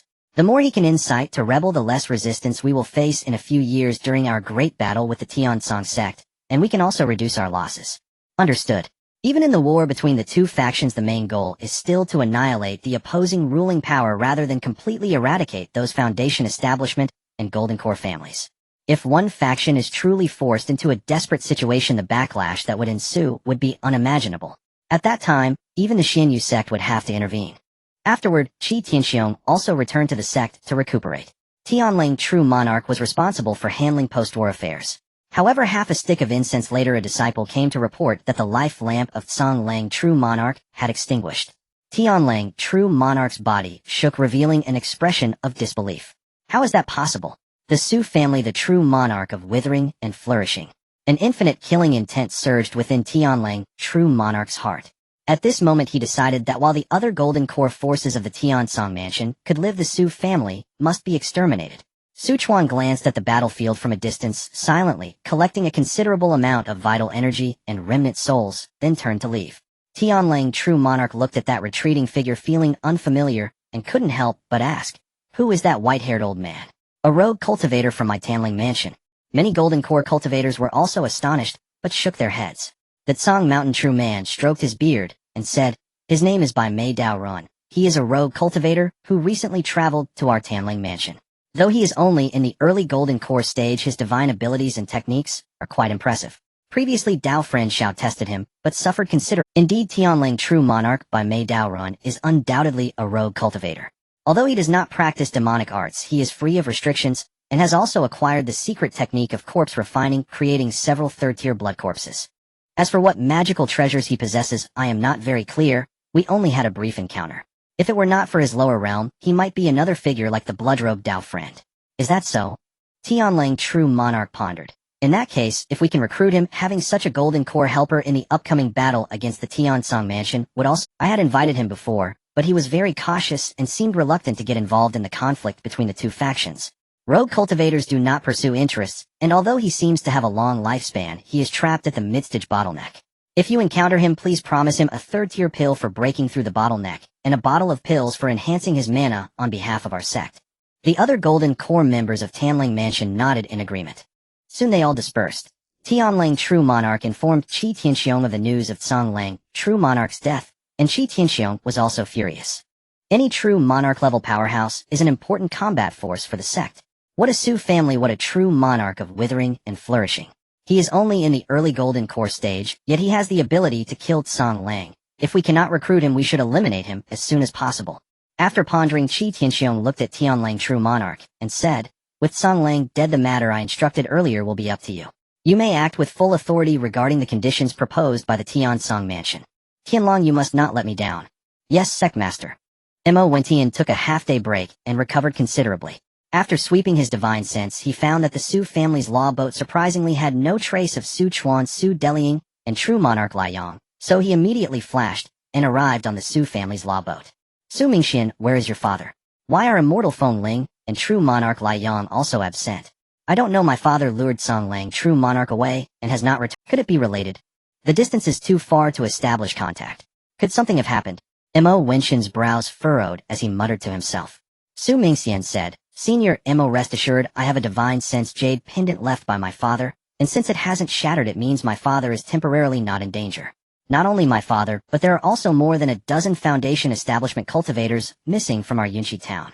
Dao friend of withering and flourishing possesses extraordinary talent, strength, and temperament, and his means are not weak. He shouldn't have died at the hands of Tsonglang True Monarch.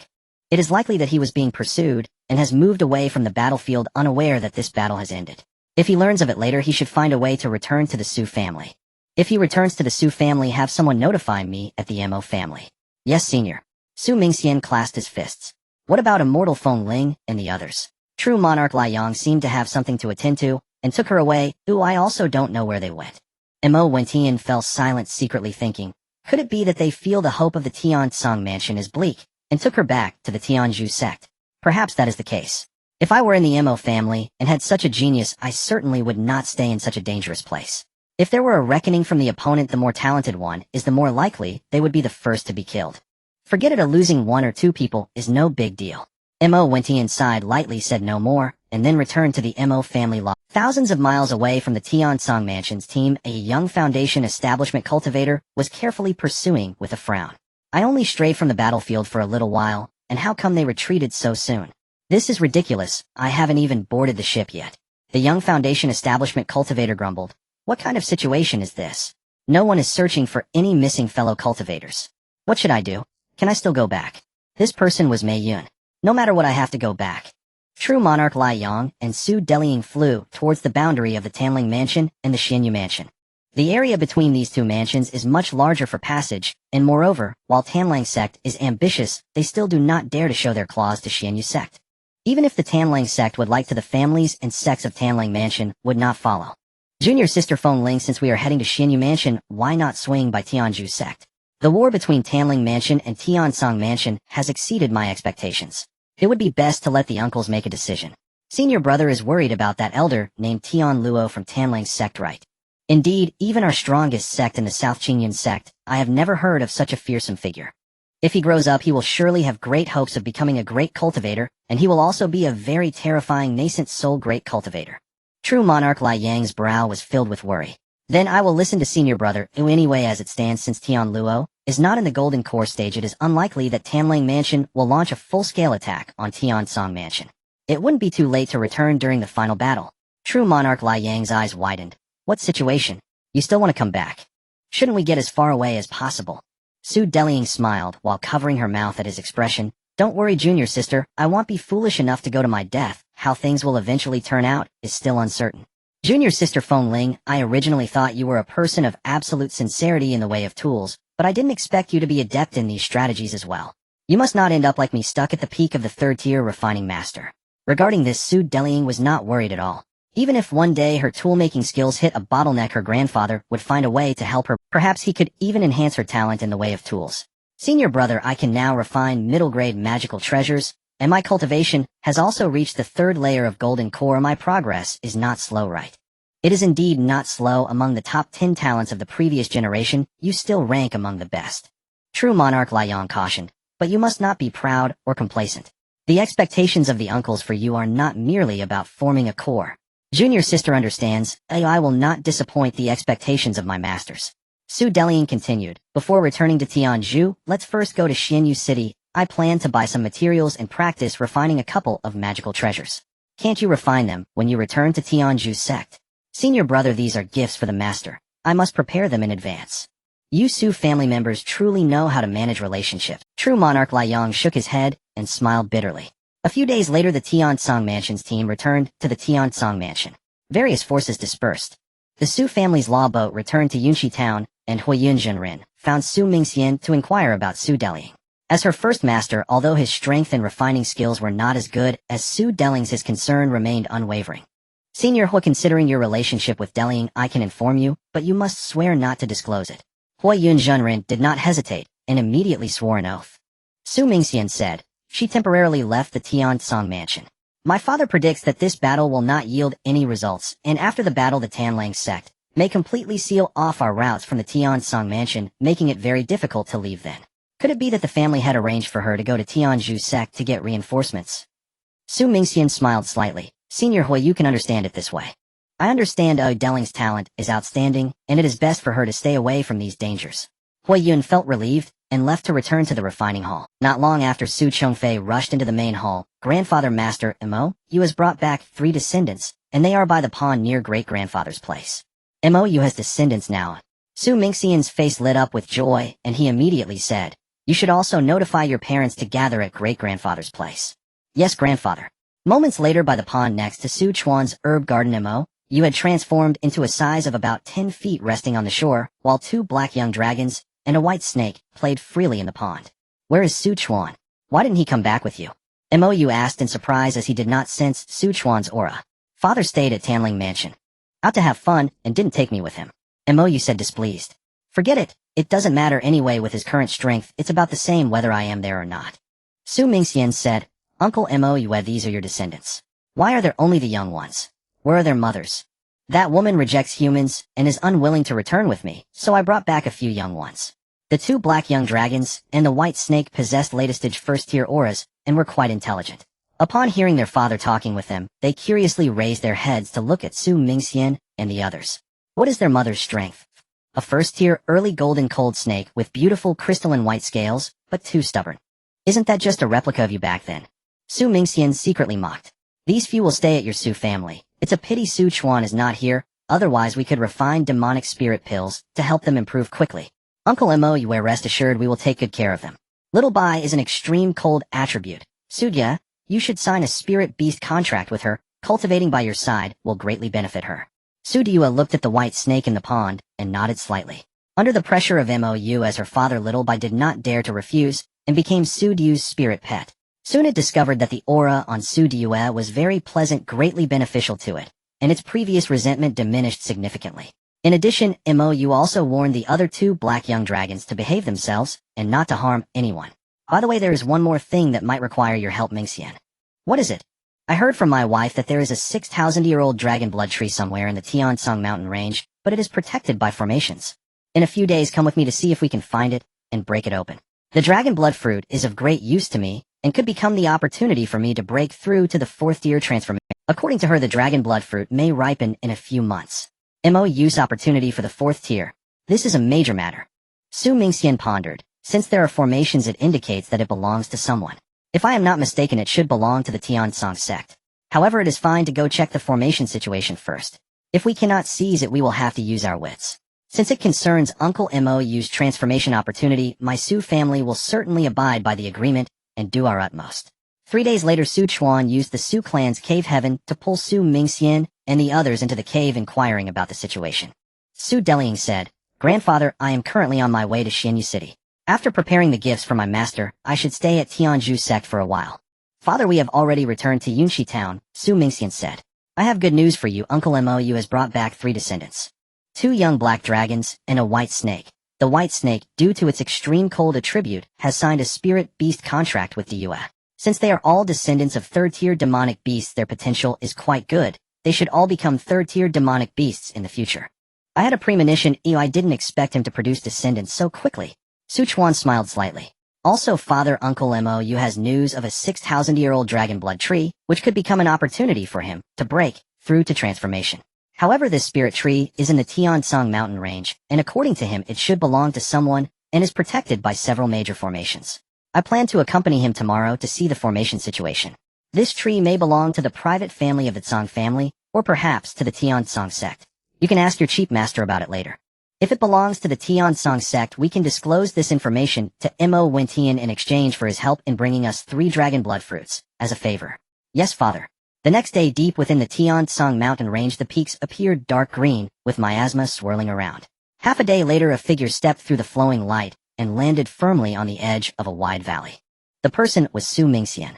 He waved his sleeve, and a blue light shot out, transforming into a dragon several zhang long. Previously, Mo had transformed into a tiny size and hid in Su Mingxian's sleeve. On the way here, a powerful pressure of a peak 3rd-grade dragon spread, preventing any 3rd-grade monsters from disturbing them.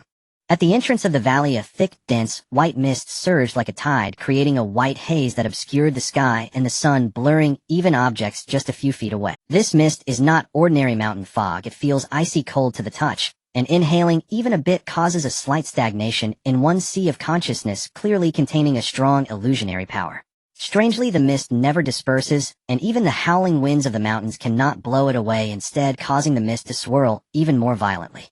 "How is it?" Mo asked.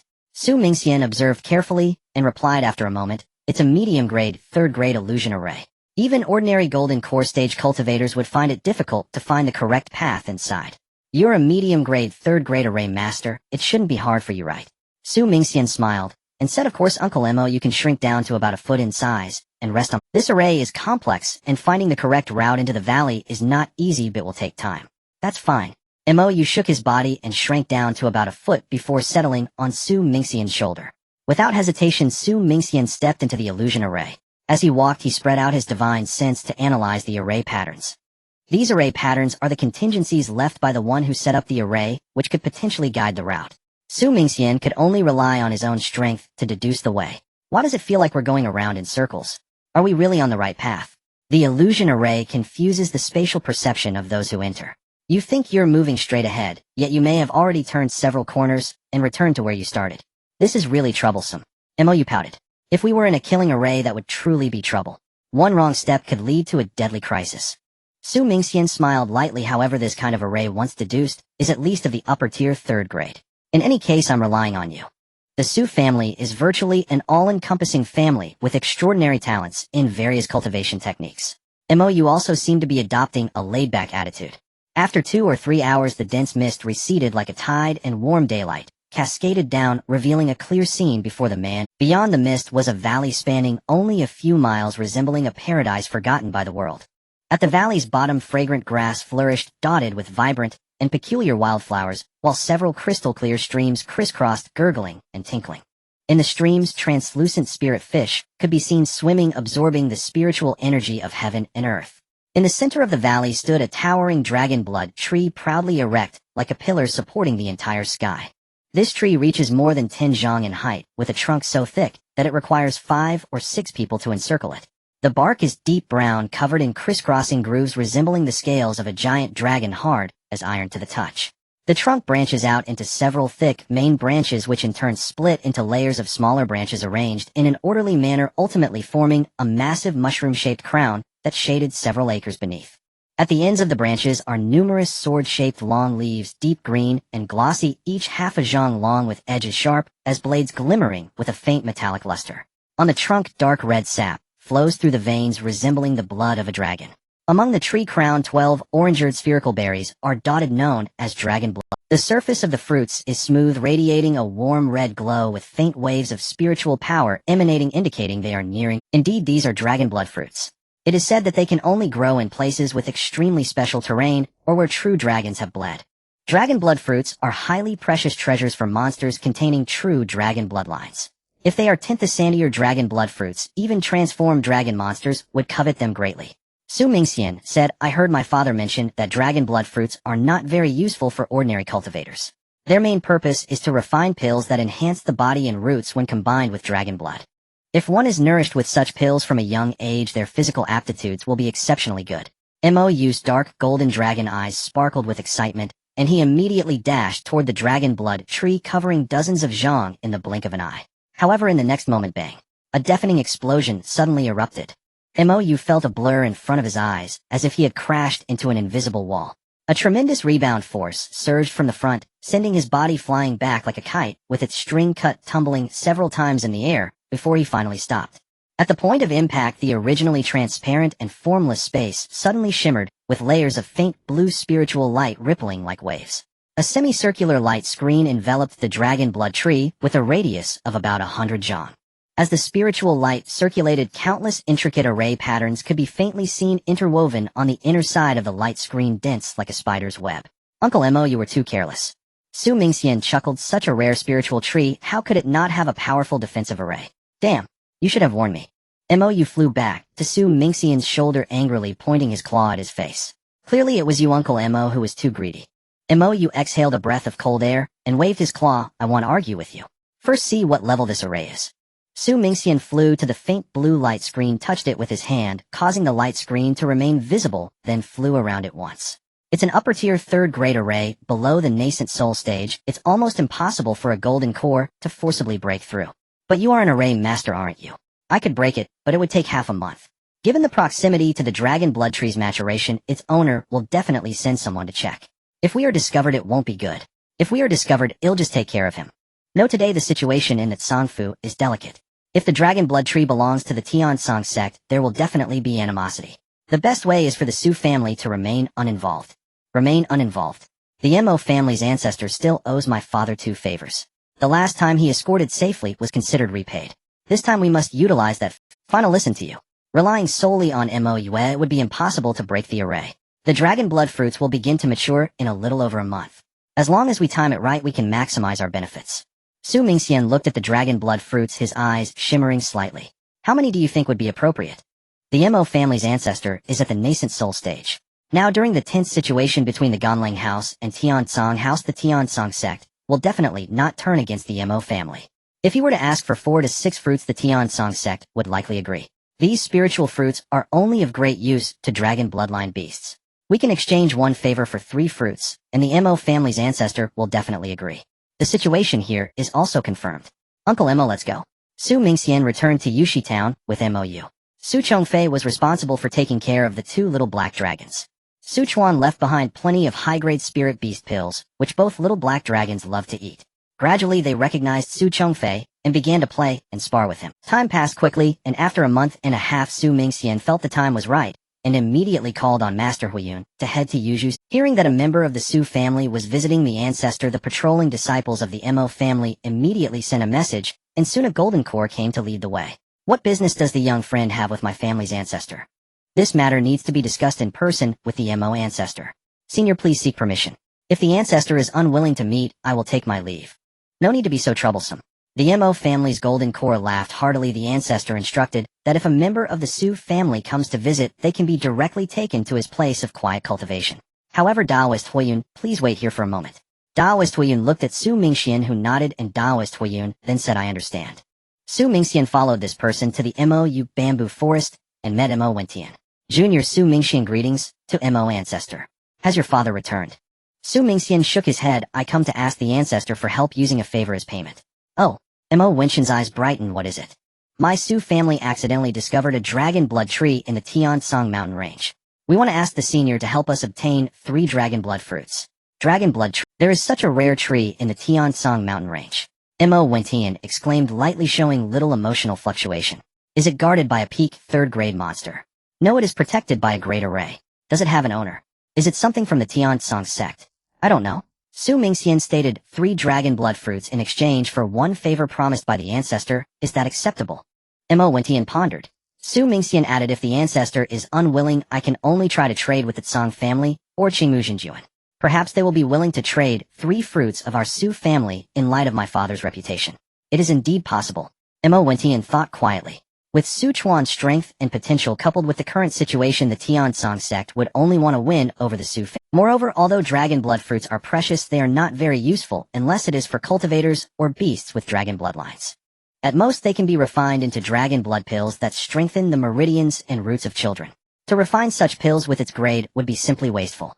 If there are dragon blood fruits with sufficient age, it would even be possible to exchange them for the heart of the 10th Sandier awakening tree with a 4th grade transforming monster. Su Xianzi, do not be too excited. Oh, I did not say I was unwilling to help. When shall we depart? Right now is fine.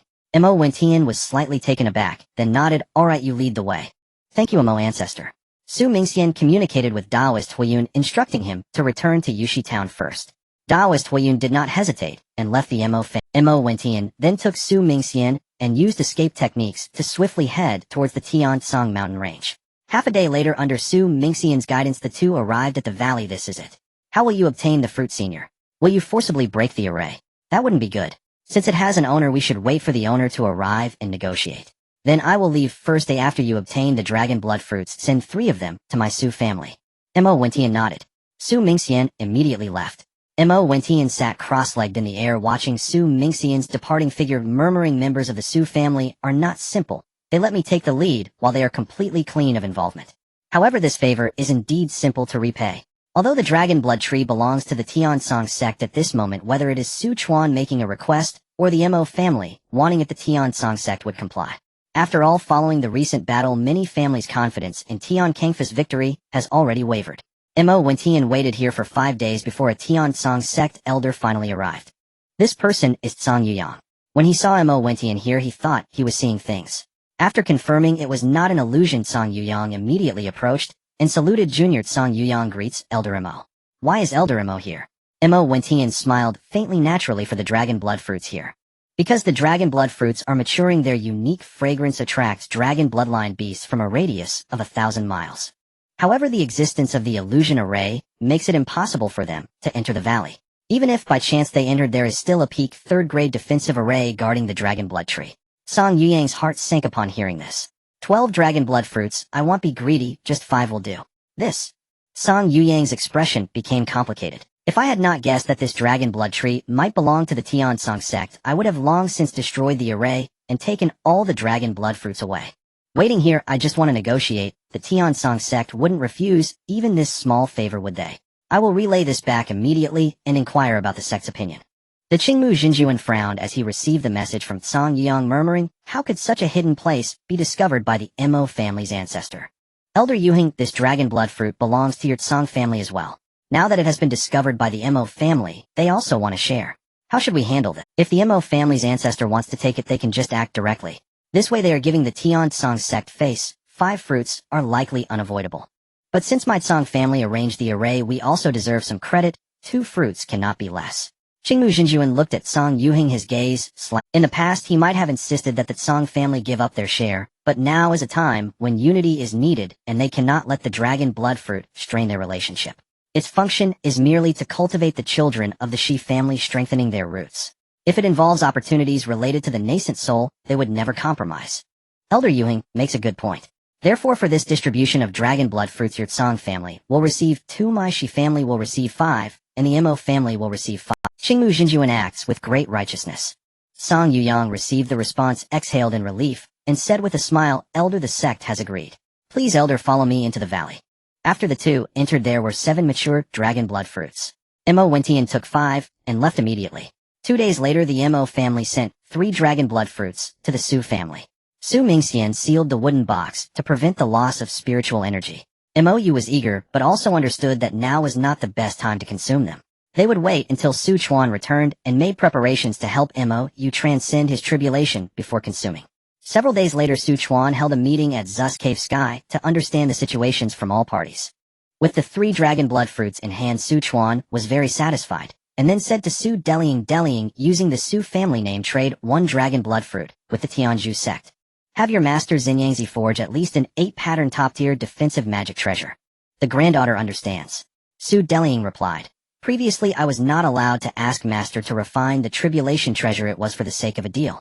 Simply asking for favors, especially for the Su family, will only exhaust the feelings between you and your master. Your masters can do many things for you for free, but they will not always help the Su family. Occasionally, once or twice, it can be done out of consideration for you. But over time it will only lead to their disdain. Su Chuan said with a faint smile. Your Yan Songxi master contains a trace of dragon blood, and has been stuck at the peak of the early nascent soul stage for a long time. With this 6,000-year-old dragon blood fruit, there should be a 50 to 60% chance for him to break through the bottleneck and advance to the mid-nascent soul stage. What grandfather said makes perfect sense. Such a deal would be mutually beneficial, and no one would refuse. Exit the Su family's cave abode. The moonlight is bright tonight. Su Delying thought for a moment, and decided to find Xinyangzi and a night of quiet cultivation. The next day, after refining a few strands of morning sun purple energy, Su Delying set off. Yan Songxi saw Su Delying arrive, and asked in surprise, Little Linger, why have you come to find your master today? Are you missing me? Where is master? Just as the words fell, a voice came from the cave in the back mountain. You came to find your master. Is it to consult on weapons? A figure in yellow floated out of the cave, standing beside Yan Songxi, one hand behind his back, the other stroking his beard with a faint smile. Su Delying clasped her fists and said, Greetings, master. Delying is here on behalf of the Su family to make a deal with the 2 masters. Xinyangzi and Yan Songxi exchanged glances, their eyes showing a hint of surprise. What deal? The Su family wants a defensive treasure with at least 8 patterns and certain resistance to lightning. A defensive treasure with at least 8 patterns. Yan Songxi exclaimed in surprise. This is something that even nascent soul cultivators highly desire. Little Linger, are you sure the Su family can offer something of equal value? Xinyangzi quietly looked at Su Delying, remaining silent. The value of the item for trade may not be as high as the defensive treasure with 8 patterns, but it is extremely precious to Master Yan Songxi, and could help you break through the bottleneck to advance to the mid-nascent soul stage. If so, would it be worth it? Xinyangzi said in surprise, an item that could help Yan Songxi break through to the mid-nascent soul stage. If this is true, then master can indeed help the Su family refine once. A 6,000-year-old dragon blood fruit. Dragon blood fruit. Yan Songxi's eyes suddenly narrowed. And it's 6,000 years old. For cultivators and beasts with dragon blood, this is a treasure for transformation. Your Su family actually found such a rare material.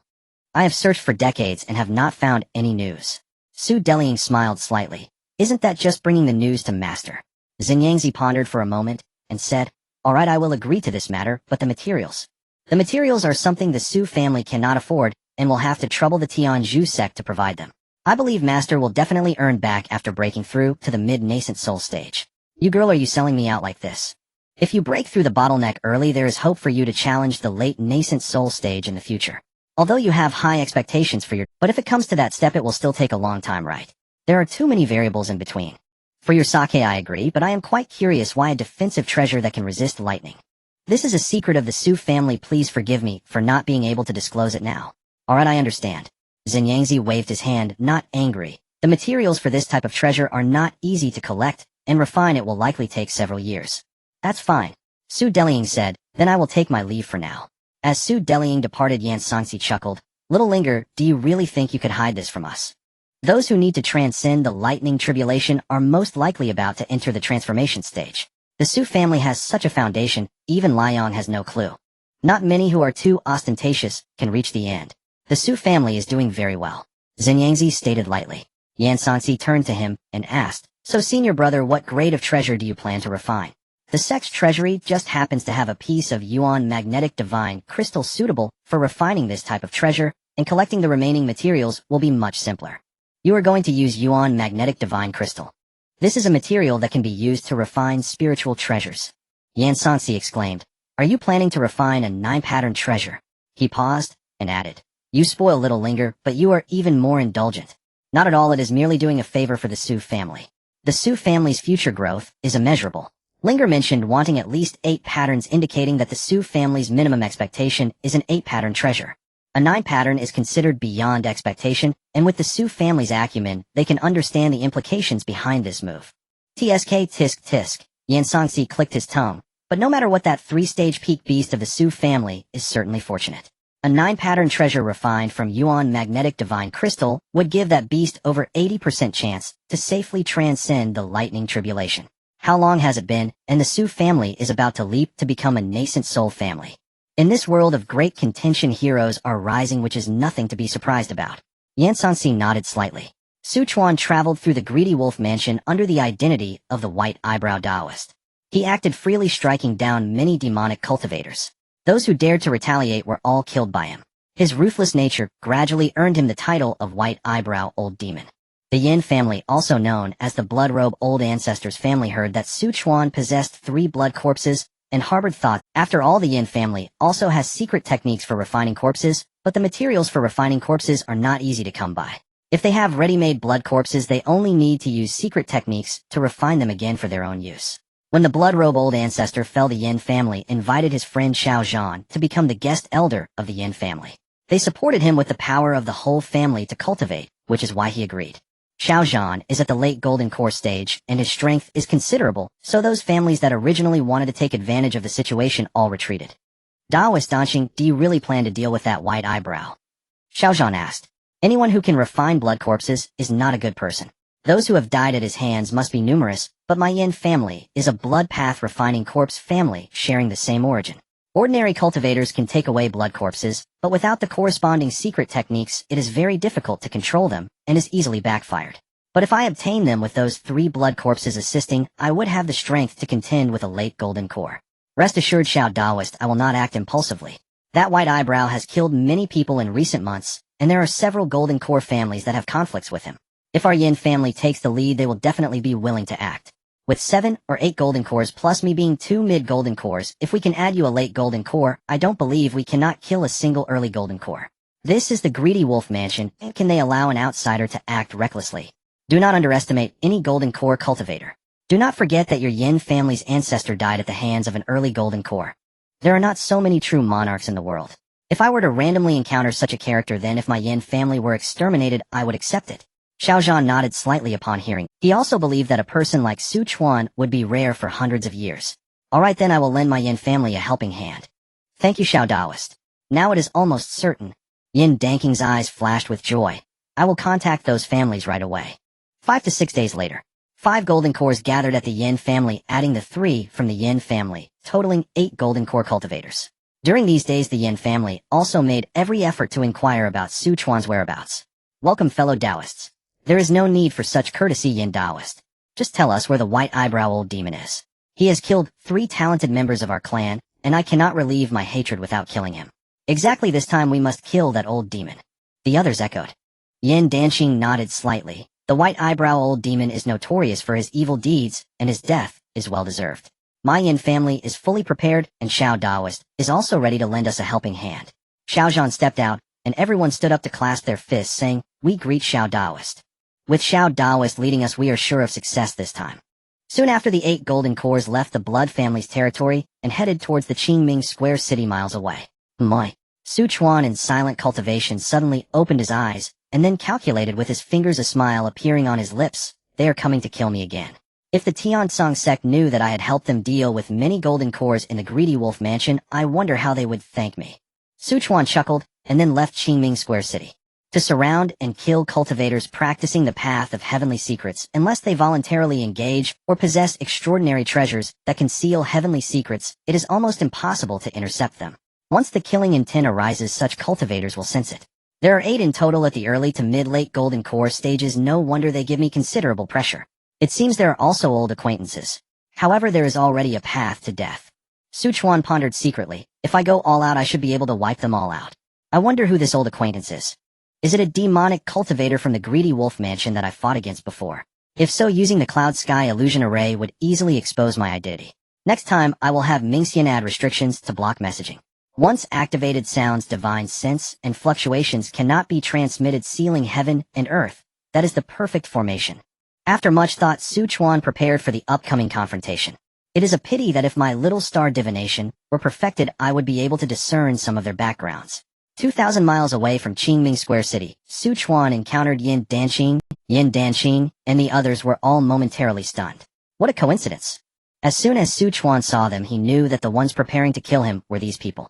He looked at Yin Danqing, who bore some resemblance to the blood-robe old ancestor, and another person was the last one he faced during the battle at Qianshi Forest, taking on 3 opponents. Indeed, they could be considered old acquaintances.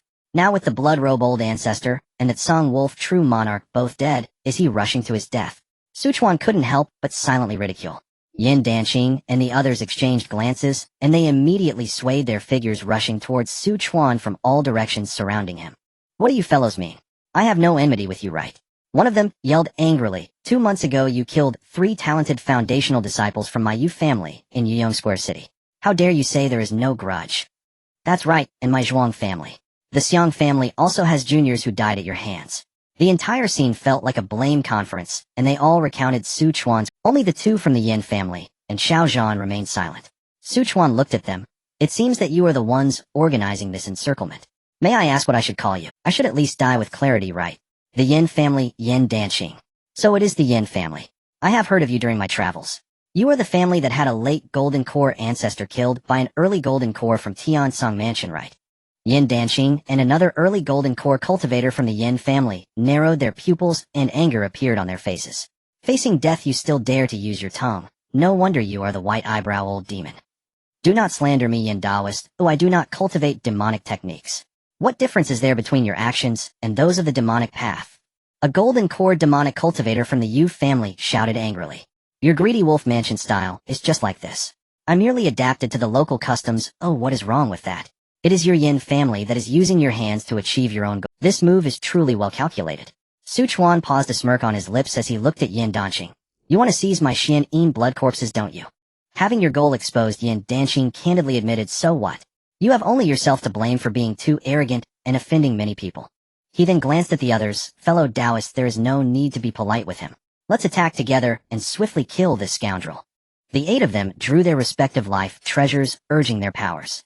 Su Chuan meanwhile waved his hand over the Yin corpse bag, causing 5 Xian Yin blood corpses to rush out, an enigmatic aura swirling around them. The 5 spirit blood corpse array activated automatically. One of them, combining the power of the remaining 4 blood corpses, charged toward Xiao Zhan. Xiao Zhan felt the aura surging and realized it was nearing the power of his own blood corpse. His expression changed dramatically as he shouted, Yin Taoist, help me. The 2 golden cores from the Yin family were also shocked at this sight. I didn't expect you to have not 3 blood corpses, but 5. No, why is one of them comparable to a late golden core's aura? Yin Danqing attacked the strongest blood corpse while scanning the other 4, immediately forming a guess in his heart.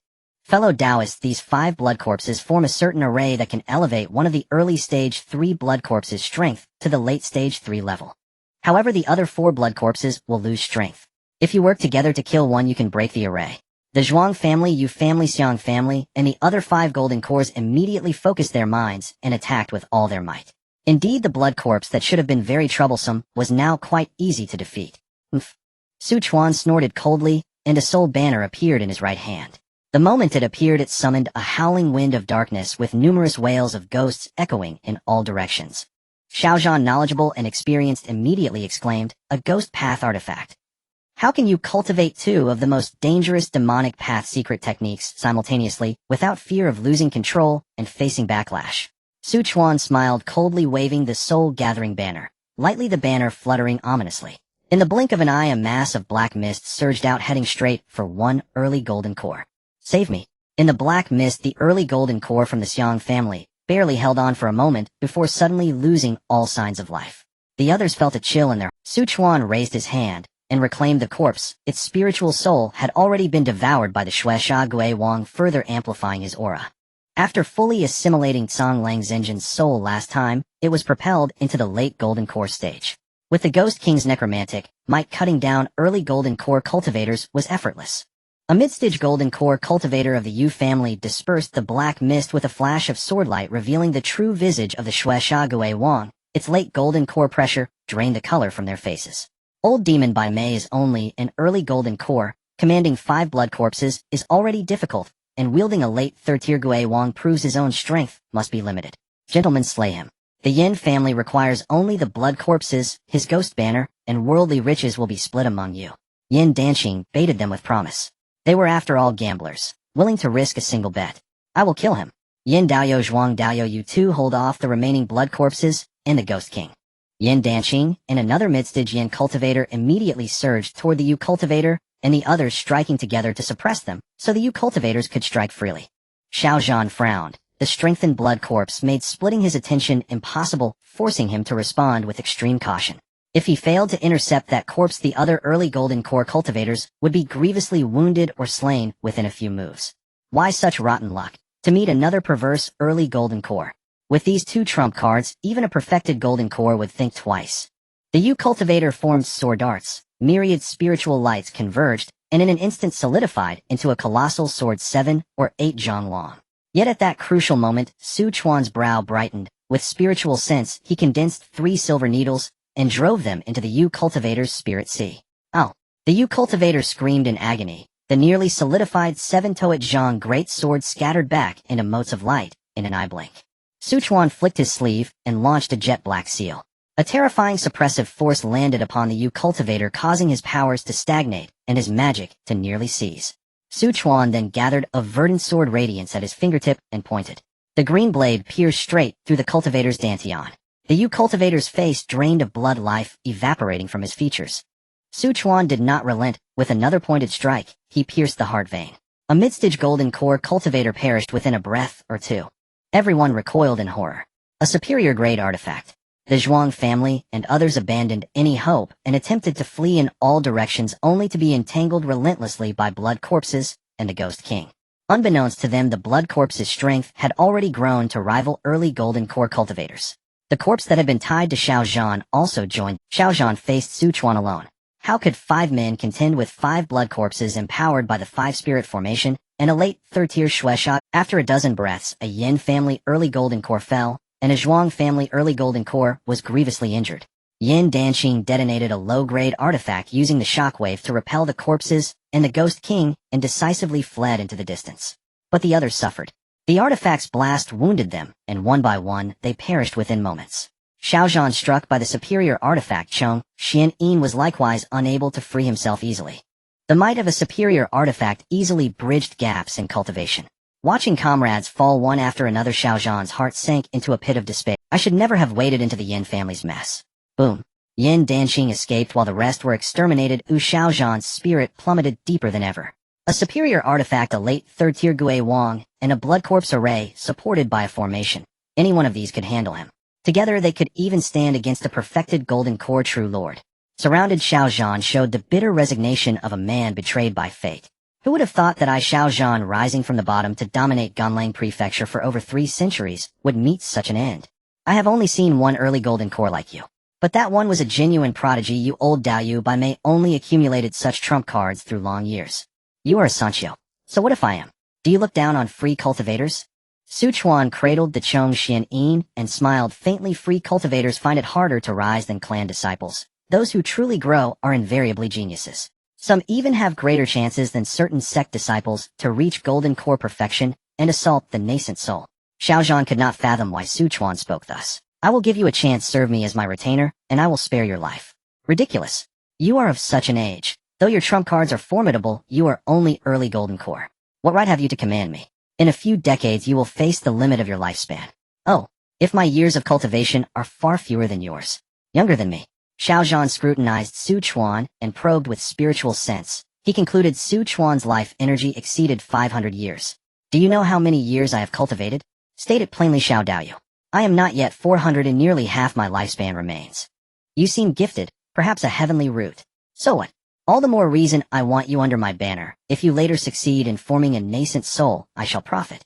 If you mean to kill, then kill. Why toy with me? Su Chuan smiled thinly, flicked his sleeve, and several formation flags shot out. In it, cloud and mist rolled over, blanketing several miles. This formation. Xiao Zhan's pupils contracted. The array felt both familiar and uncanny. A few zhang to his left, a previously concealed Su Chuan manifested plainly, and said coldly, Xiao Daoyu, feel a sense of recognition. At once dozens, then scores, of Su Chuan surrounded him. How can this be? How do you possess this formation? Who are you? If you suspect, why not accept the truth? Su Chuan said. I originally did not wish to display this formation. It easily reveals one's identity. However, I intend to establish a foothold in Ganlang Prefecture and require manpower. Xiao Daoyu, as a late Golden Core free cultivator, you are a perfect fit. Besides, if you die, your corpse is mere material for my corpse refinement and your soul fodder for the Shueshague Wang. That yields far less benefit to my Su family than keeping you alive. What do you truly want? To make me a spy for Tian Sanfu? To pass on intelligence? The war between the two prefectures. I have not cared for it. That matter will fade. I look to what follows. How can you be certain it will fade? Tanlang Sek's elder Tian Luo will soon form a nascent soul. If he does, Tian Sangfu will be utterly defeated. Your Su family harbors deep enmity with Tanlang sect, and your potential will be targeted for eradication. That has nothing to do with you, Xiao Daoyu. Su Chuan continued. Today you face only two paths. I grant you 10 breaths to decide. 10987. I did not expect that in so short a time you would obtain another superior artifact, and 2 top-tier demonic trump cards. No, the blood-robed ancestor had only 3 corpses. You were clandestinely crafting blood corpses. And that Gui Dao artifact, this was prepared long ago? 432. Xiao Zhan's face flickered between dread and hesitation, and finally, he spoke, I choose life. Upon hearing this, Su Chuan grinned broadly. A wise choice. Then relinquish your spiritual soul. I will plant a restriction deep within it. Under the roof, one must bow. Xiao Zhan complied. Su Chuan implanted a soul seal recorded in the Wuxing Zhao Hua Jing. Unless he reached the transformation off spirit Huashan stage, he could never remove it. If the seal were triggered, it would detonate and annihilate his spirit. Address me as Zunju, Su Chuan said coolly when Xiao Zhan appeared troubled. Zunju sounded more natural than master. Zunju, what do you wish me to do? Establish a merchant guild named Motion, expand it by recruiting free cultivators, and attract those who ply alchemy, artifact forging, talisman making, and formation arts. You will take a wife, raise a family, and provide the guild with loyal, dependable people. Xiao Zhan frowned at the latter notion. The latter is no problem, but the former, one cannot simply found a guild. It requires immense resources, and master craftsmen are not easy to find. Most renowned ones already serve powers or clans. Resources. Are there not already 6 great families ready at hand? Su Chuan said. They sought to annihilate me. Their accumulated treasures can justly compensate. As for arcane artisans, invite them. If they refuse, repeatedly resort to coercion. Is that not what you demonic cultivators do? You need no lesson from me. Compared to me, the true demon is you, Xiao Zhan thought, but dared not speak for any hostility might trigger this. Understood, Xiao Zhan said. Since one can slip through, let us first visit the Yin family. Xiao Daoyu, you have close ties with them, do you not? The blood-robed ancestor once favored me. Later, the Yin family offered wholehearted assistance to my cultivation in exchange for my joining them, and I consented. Excellent. With you guiding the way, we can pass straight through the Yin family's protective array. Their clan protection should be at least a mid-30 or no. Your assessment is accurate. Su Chuan made hand seals, dispelled the Yuntian formation, and withdrew his array flags. Then he followed Xiao Zhan toward the Yin family. Yin Danxing returned home and immediately activated the clan protection array, retreating like a wounded rabbit into his family shell. The other families, Yuxiang Zhuang and the rest, were thrown into panic as their patriarchs suddenly perished. News was sealed. Only some senior family members were informed. Outside the Yin clan territory, Su Chuan hovered high above, surveying their lands. Their domain spanned tens of li ringed by walls, as if a little city. Su Chuan watched for a few breaths, then flicked his sleeve and cast the Yun Tian, Huanzhen, shrouding 100 li radius. Zunju's formation is exquisite. Xiao Zhan flattered him. This is the Yun Tian Huanzhen, an array that fuses cloud confinement, illusion, and slaughter. Its chief purpose is imprisonment. Without finding the arrays, even a perfected golden core cannot escape. Su Chuan then unleashed the Shueshague Wang and the 5 blood corpses. Led them in. If any arcane artisan is found, spare them. The rest shall be their food. With the life essences and spirits of 6 great families nourishing them, the Shueshage Wang should near the 3rd tier apex, and the 5 blood corpses approach late 3rd tier. Possibly even produce another late 3rd tier specimen. Xiao Zhan glanced at Su Chuan and noted the speaker's utter lack of emotion. This was clearly not a first deed for him. Zunju strengthening them is useful, but corpses and ghostly things risk backlash. I'm worried. Do not worry. I know what I am doing. I spoke impertinently. Xiao Zhan's reverence for Su Chuan rose to a level surpassing even Tanling sect. Xiao Zhan used his Yin family guest elder token to open the clan protection array and release the 5 blood corpses and the Shueshague Wang. What followed was a massacre. Their blood would have stained the earth red. No, not a drop would remain. Whether mortal or cultivator, their blood and souls fed the growth of the corpses and the Ghost King. Su Chuan sat in the void and pondered. 5 blood corpses were already sufficient. Perhaps further refinement was unnecessary. If he fed the blood and essences of the captured golden core cultivators to the corpses, the 5 might soon advance into the late 3rd tier. This is the divergence between normal cultivation and demonic nurture. These kept corpses and ghosts only need abundant food to grow quickly. If stalled at a bottleneck, it simply means you have not fed them enough. But breaching the fourth tier is exceedingly difficult. It represents a vast leap. Corpses entering the fourth tier gain true awareness and strong autonomy. One slip, and they may devour their master. The same holds for ghostly creatures. Fourth tier ghosts are terrifying beyond measure. Their spiritual sense assaults make nascent soul cultivators pale at the mention. With a Gui Dao inheritance, one might even walk the path of ghost cultivation. The Dao offers myriad roads. Even those forged as instruments of slaughter, the refined corpses and ghosts, may find a sliver of fate. Some corpse cultivators and ghost cultivators were once cultivators who changed paths. Some were creatures that by chance found a way. Quality over quantity in trump cards. But slaughtering 6 golden core families will surely alarm Tamlang's sect. We will need to lie low for a while. That will also give the corpses and the Ghost King time to assimilate. Within half a day, hundreds of thousands were slaughtered. The sky itself seemed to redden into a blood moon. Only a dozen or so free cultivators recruited by the Yin family survived. Basic foundation establishment stage. They trembled as they were brought before Su Chuan. At that moment, Su Chuan wore the guise of the white-browed Taoist. Zunju, these are free cultivators with arcane skills. They hung their heads and dared not meet his gaze. Su Chuan smiled faintly. Do not be afraid. I Zunju am not wholly cruel, am I Xiao Daoyu? All that Zunju says is right. Xiao Zhan clasped his fists in obeisance while inwardly thinking he had no choice. Do you wish to serve my Motion guild? We are willing. Then release your spiritual souls, and allow me to plant the seal. None resisted. To live, even as a slave, was preferable to death. Xiao Daoyu, have all the items been taken? Replying to the master, everything of value has been collected. Xiao Zhan respectfully clasped his fists. No, there is still one more thing. Xiao Zhan looked confused and asked, Master, what is it? The spiritual vein. A third tier, a second tier spiritual vein left here is such a waste. These can be used for the future construction of the headquarters of the Demon Heaven Chamber of Commerce. It is my subordinate's oversight. I will take the spiritual vein now. To absorb the spiritual vein, one must possess golden core level power, which is impossible without it. For Xiao Zhan, who was at the late stage of golden core, it was not a significant burden. He found the source of the spiritual vein and pressed down forcefully with both hands. The vast spiritual energy of the late golden core stage surged like a heavenly river, crashing into the ground. In an instant, the mountains and rivers roared. Many buildings of the Yin family collapsed as a result. An invisible hand of spiritual energy reached into the ground, forcibly pulling out a green spiritual vein from beneath. The spiritual vein resembled a long snake shimmering with a gentle green light, its veins clearly visible, and each movement released pure spiritual energy. Xiao Zhan immediately sealed it, shrinking it to about a foot in size. Then he proceeded to the other spiritual veins. Half an hour later, a third-tier low-grade spiritual vein, 2 second-tier middle-grade spiritual veins, and 1 second-tier low-grade spiritual vein were all taken away. The grass and trees along the way instantly withered, the stones turned to dust, and the streams rapidly dried up. If it weren't for such brute force, perhaps the damage wouldn't have been so severe. However, with all humans and livestock annihilated, Xiao Zhan naturally had no concerns. More importantly, he couldn't let Su Chuan wait too long. Xiao Zhan returned to Su Chuan's side, presenting the 4 shrunk spiritual veins with both hands, saying, Master, the matter has been handled. You keep them for now. Understood.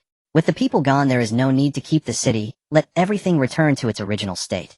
Su Chuan immediately formed a seal, his powers surging violently. A desolation seal, with a radius of 100 feet, was condensed and fell downwards. Boom. A decaying Dao rhythm spread out. Wherever it passed, all buildings crumbled, as if weathered, visibly decaying into dust. Xiao Zhan and the other 10 or so individuals witnessed this scene, their hearts filled with horror. What a terrifying power. Xiao Zhan immediately clasped his fists, and said, Congratulations, Master, on advancing your divine power. You are not far from perfection. Others echoed in agreement. Perfection of divine power is still quite distant. Su Chuan said calmly, Let's go to the next place. Yes. Within 7 days, the other 5 families were also destroyed using the same method, almost erasing any traces of their existence. However, they did not have an insider like Xiao Zhan. Fortunately, these family protective formations were only low-grade third tier, and with the Blood Corpse Ghost King Xiao Zhan and Su Chuan's decay godly power, they broke through in almost half a tea time. Then came another slaughter. Except for scattered alchemists, blacksmiths, and others who survived, everyone else was killed without exception. As for whether there were any family members left outside, Su Chuan did not care. Without the family's protection, how could their lives be easy?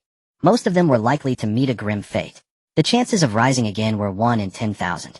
As for revenge, they likely didn't even know who their enemies were. In the past, the destruction of such families would not have concerned the greedy wolf sect, but now at this critical moment 6 or 7 golden core cultivators had died successively, and their families had been wiped out. The cruelty of the methods shocked even them. Elder, aside from a few families that escaped, the entire family grounds have been flattened, and even the spiritual veins have been taken. A disciple respectfully reported to an elder of the greedy wolf sect. This person was named Yun Yu, whose strength reached the midstage of the golden core, currently the second-in-command elder of the greedy wolf sect after the true lord of the celestial wolf. After the true lord of the celestial wolf went to the Tian Sung mansion, Yun Yu mainly handled the affairs of the greedy wolf sect. Everything decays. Oh, what a strange power. What kind of power in the demonic path can achieve such a level? Who exactly is this person? Is it someone with enmity against them, an outsider, or a cultivator from Tian Sung mansion causing trouble? After pondering for a moment, Elder Yun Yu said, "Let's go check other locations. I hope we can find some clues." "Yes, Elder." Several disciples at the Foundation establishment late stage set off with him. Meanwhile, Su Chuan was renting a cave dwelling in the Shanghai city, with Xiao Zhan and dozens of others. Su Chuan was in closed-door training, using the corpses of golden core cultivators as materials to feed the blood corpses under the immense energy of each golden core. All 5 blood corpses advanced to the late 3rd tier. Su Chuan assisted them in digesting this energy to stabilize their realms. The Blood Fiend Ghost King was the same. This massacre accounted for 70 to 80%, allowing him to reach the peak of the 3rd tier, while the rest were refined into ghostly beings transformed into Yin souls after a round of mutual devouring. The Soul Gathering banner now contained 3 early 3rd tier Yin soul generals and 36 peak 2nd tier Yin soul soldiers.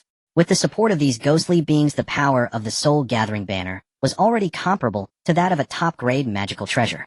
The blood corpses under the 5-spirit blood corpse array could also contend with the powerful true lords at the golden core perfection stage. In the future, we can have the Ling craft corresponding magical armor and battle knives for them.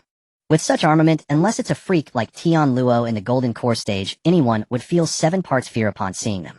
This incident caused quite a stir, but the culprit was never found, and after more than a month it faded away. 2 months later, Xiao Zhan married in Shanghai City, with many families coming to congratulate.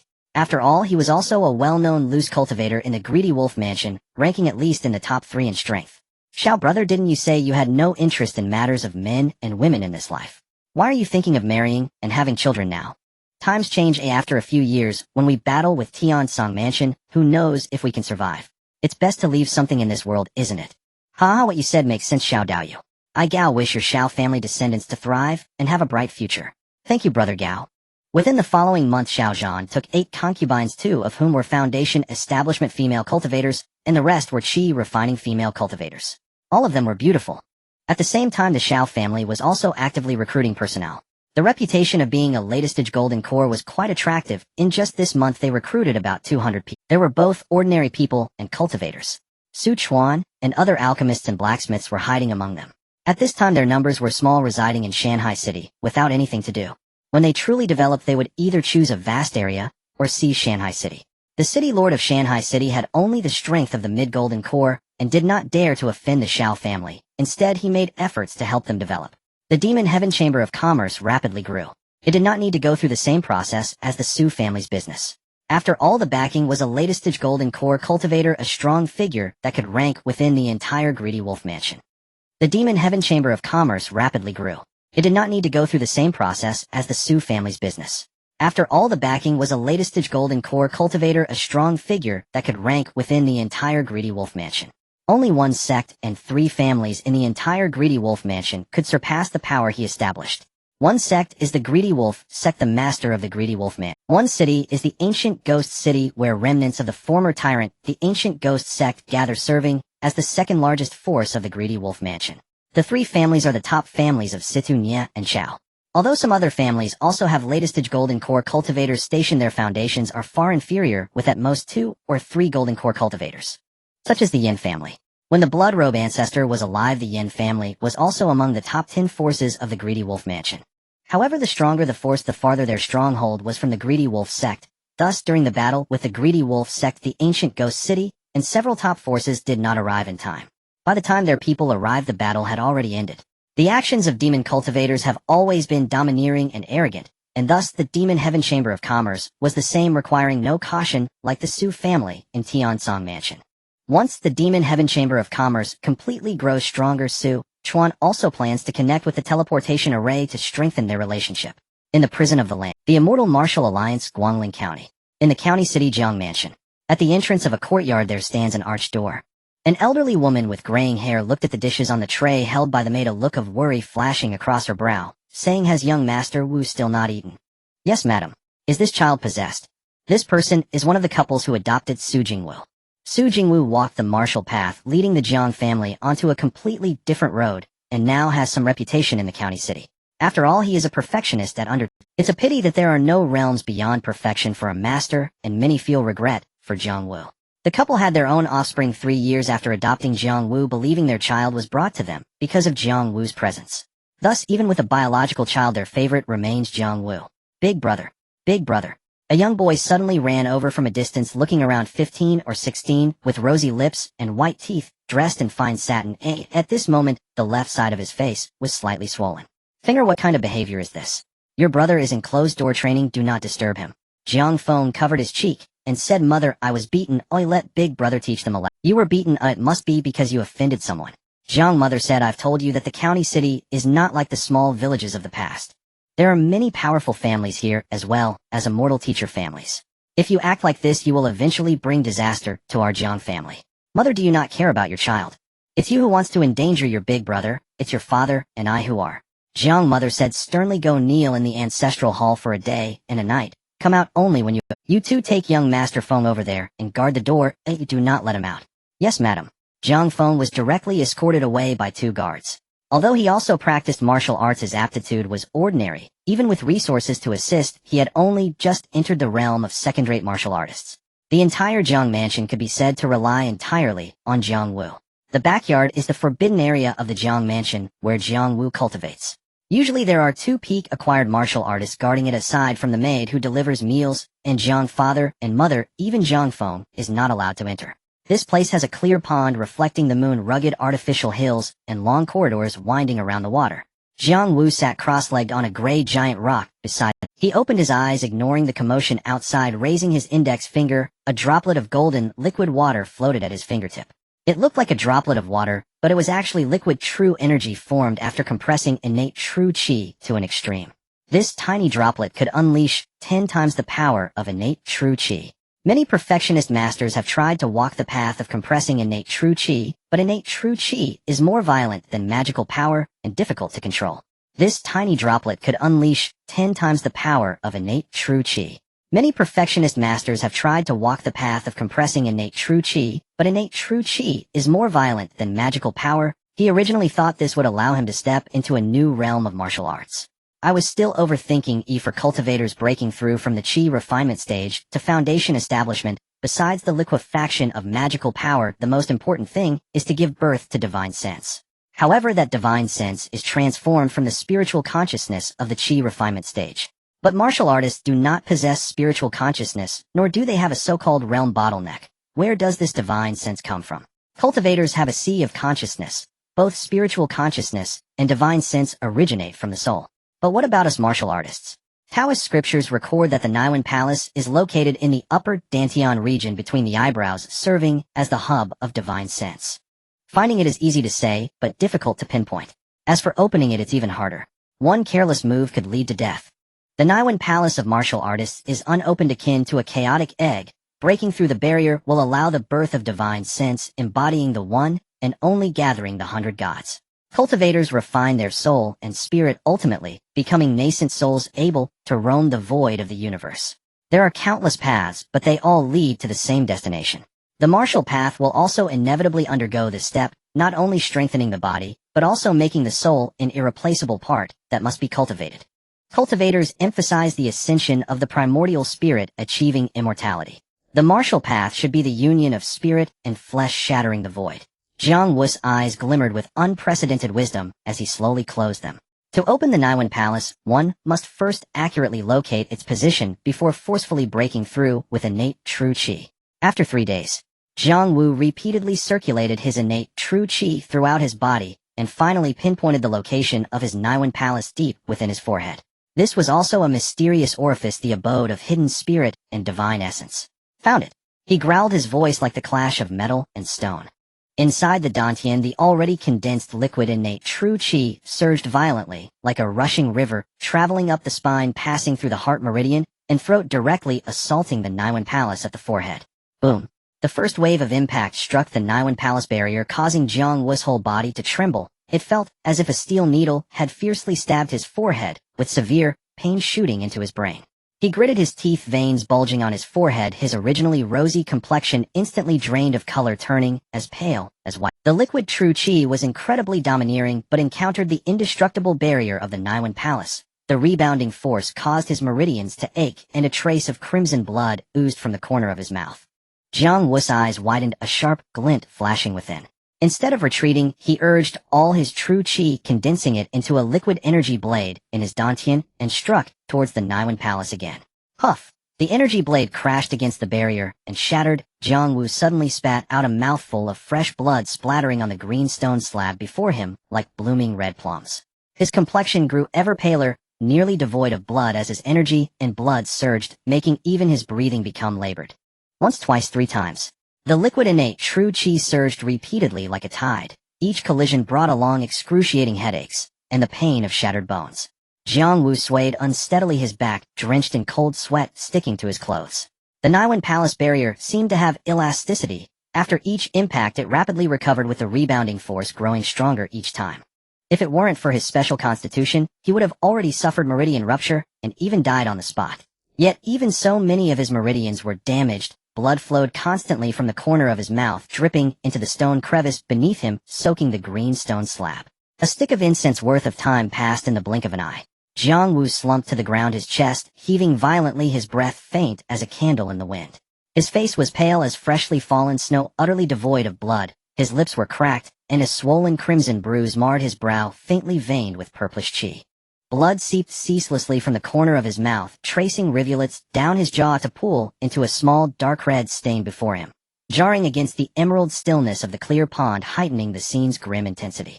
He raised a hand to wipe away the blood, his palm already slick with scarlet, but his eyes held not a trace of retreat, instead a fiercer flame ignited within them. Though the barrier of the Niwen Palace stands firm, fissures have already appeared. The martial path is forged in blood and ascended upon bones. As the words faded, he drew a deep breath, and ignoring the searing agony in his meridians, once more summoned the residual liquid-like true qi coiled within his dantian. This time his true qi fused with the vital essence of his entire body, transforming into a torrent of crimson gold light that surged toward the Niwen Palace barrier with renewed devastating force. Crack! A faint, almost imperceptible sound detonated deep within Jiang Wu's brow. The crimson gold torrent infused with his lifeblood finally breached the Niwen Palace barrier. In that instant, Jiang Wu felt his brow open wide. Agonizing pain, previously like needles piercing his skull, vanished entirely, replaced by a cool, luminous clarity spreading from the Niwen Palace throughout his limbs and viscera. Divine sense spontaneously arose, like a single shaft of light cleaving through primordial chaos. Instinctively, he turned his awareness inward. Though misty chaos still swirled within the Niwen Palace, a slender thread of luminous white spirit light now hovered at its center, trembling like a candle flame. That was his divine sense. At this thought, it surged outward like a tide. It rendered every detail with crystalline precision, the liquid true qi swirling steadily within his dantian, every microtear along his meridians, even the intricate grain and texture of his bones. Even the number of scales on the fish darting through the clear pond, or the subtle growth pattern of moss nestled in the crevices of the rockery, each appeared with flawless fidelity beneath his divine perception. So my hypothesis was correct. The opening of the spiritual aperture at the brow shattering the Niwen Palace. That is what births divine sense. This is how cultivators perceive the world with their divine sense, truly wondrous beyond measure. With the spiritual aperture opened and the Niwen Palace revealed, this is the true beginning of the martial path. The dawn of the first cycle. I shall name this realm the Yuanwu realm. Jiang Wu's heart swelled with uncontainable elation. Blood still glistened at the corner of his mouth, yet his eyes blazed with incandescent brilliance. For millennia, no martial master had ever transcended the pinnacle of cultivation, nor had any succeeded in unlocking the Niwen Palace through martial means alone. What he had accomplished today was nothing short of cosmogonic. Boom! Without warning, a thunderclap roared across the heavens. Across Guangling Prefecture, citizens startled, craning their necks skyward. Beneath a cloudless sunlit sky, the sudden thunder reverberated. Could some high-level cultivator be unleashing thunder artifice at great altitude? Many murmured in speculation, but none dwelled long upon it, soon returning to their daily affairs. Within the Zhang family's rear courtyard, golden radiance welled forth from the earth's veins around the gray monolith where Zhang Wu sat cross-legged, coalescing into lotus blossoms that bloomed in shimmering rings around him. Layer upon layer of golden lotus phantoms unfurled, petals gleaming like glazed porcelain, exuding an ethereal fragrance that mingled with the mist rising from the pond, transforming the space into a vision of celestial serenity. A streak of violet qi materialized from the void, flickering once before vanishing into Jiang Wu's body and merging with the nascent divine sense suspended within his Niwen palace. There it swelled rapidly. In the blink of an eye, his divine sense matured to the strength of a latest-stage foundation establishment cultivator, a unique karmic boon granted solely to him. The celestial omen vanished as swiftly as it appeared. No soul stood nearby, so no one bore witness. No. Far away in the greedy wolf manor, Su Chuan of the Shao family stirred from cultivation, awakened by a sudden tremor within the ancestral lineage scroll. Su Jingwu, 6th generation, Su clan. Age 20. Talents complete, martial bone, martial ancestors, heart, martial ancestors, destiny, longevity, seed, embryonic form of the martial ancestors' eye. Bloodline none. Realm, Yuanwu realm. Note, Yuanwu realm. The term coined by its originators, Su Jingwu, meaning the dawn of the first cycle, the inception of the martial path. It requires locating and opening the spiritual aperture at the brow, then shattering the Niwen palace, and thereafter generating divine sense, extending lifespan by 2 centuries. Yuanwu realm. What an extraordinary Yuanwu realm. Jingwu has indeed forged a new martial path. Then the plan must commence. Jiang Wu's breakthrough flooded his body with mysterious power from the Niwen palace, not only healing his injuries, but through heaven and earth's benediction, expanding his dantian to 9 times the natural limit for the Yuanwu realm. His meridians grew tougher, his bones denser. A translucent film seemed to shimmer across his skin, breathing rhythmically, resonating with ambient spiritual energy and drawing it effortlessly into his body. Refilling this dantian with liquid true qi would have been arduous, but with this martial membrane absorbing spiritual energy has become markedly faster. Cultivators at the foundation establishment stage can walk upon air. Surely, I too may now do so. At this thought, Jiang Wu rose slowly into the air. Suddenly, fragmented visions flashed through his mind, startling him so profoundly that he dropped instantly back to the ground. These fragments. Who is that man? So many people surround him. Is that infant me? Why is there a serpent? No, it resembles a horned dragon more closely. What did it do to me? His vision fractured precisely as the dragon's claw reached toward him. Could those people truly be my birth family? They appear to belong to a formidable clan. Yet why did they cast me away? Who then am I? Jiang Wu's thoughts whirled in disarray, until after a moment's pause he stilled his mind. Perhaps I should ask mother and father. His body bore the residue of refinement, impurities expelled during cultivation. After bathing, he stepped out of the rear courtyard. The guards stationed at the arched courtyard gate bowed deeply upon seeing him. Greetings, young Master Wu. You've finally emerged from seclusion. Madam and Master have been deeply You've all done well. There's no need for further watch here. Return home and rest. Report again tomorrow. Thank you, young Master. Jiang Wu departed. The 2 guards exhaled in relief. One whispered, just now young Master Wu's gaze was terrifying, tenfold more fearsome than any immortal man. I felt it too. Having just broken through, and never having possessed spiritual intent before, he now wielded divine sense raw and untempered. His gaze carried innate authority enough to overwhelm ordinary men. Moreover, blessed by heaven and earth, his divine sense rivaled that of a latest-stage foundation establishment cultivator. Mother. Jiang Wu arrived at a secluded courtyard, only to find his mother seated beneath the pavilion's shade, fanning herself gently. She turned at his voice, her face brightening with joy. Wooer, you finally emerged. Are you well? Are you hungry? I'll have something brought for you right away. Jiang Wu entered the courtyard and smiled faintly. Not hungry, mother. Step out of the pavilion and wait outside. Yes, young Master Wu. The 2 maids complied instantly. Wooer, what are you doing? Jiang Wu erected a silent barrier with his divine sense, ensuring no sound escaped the pavilion.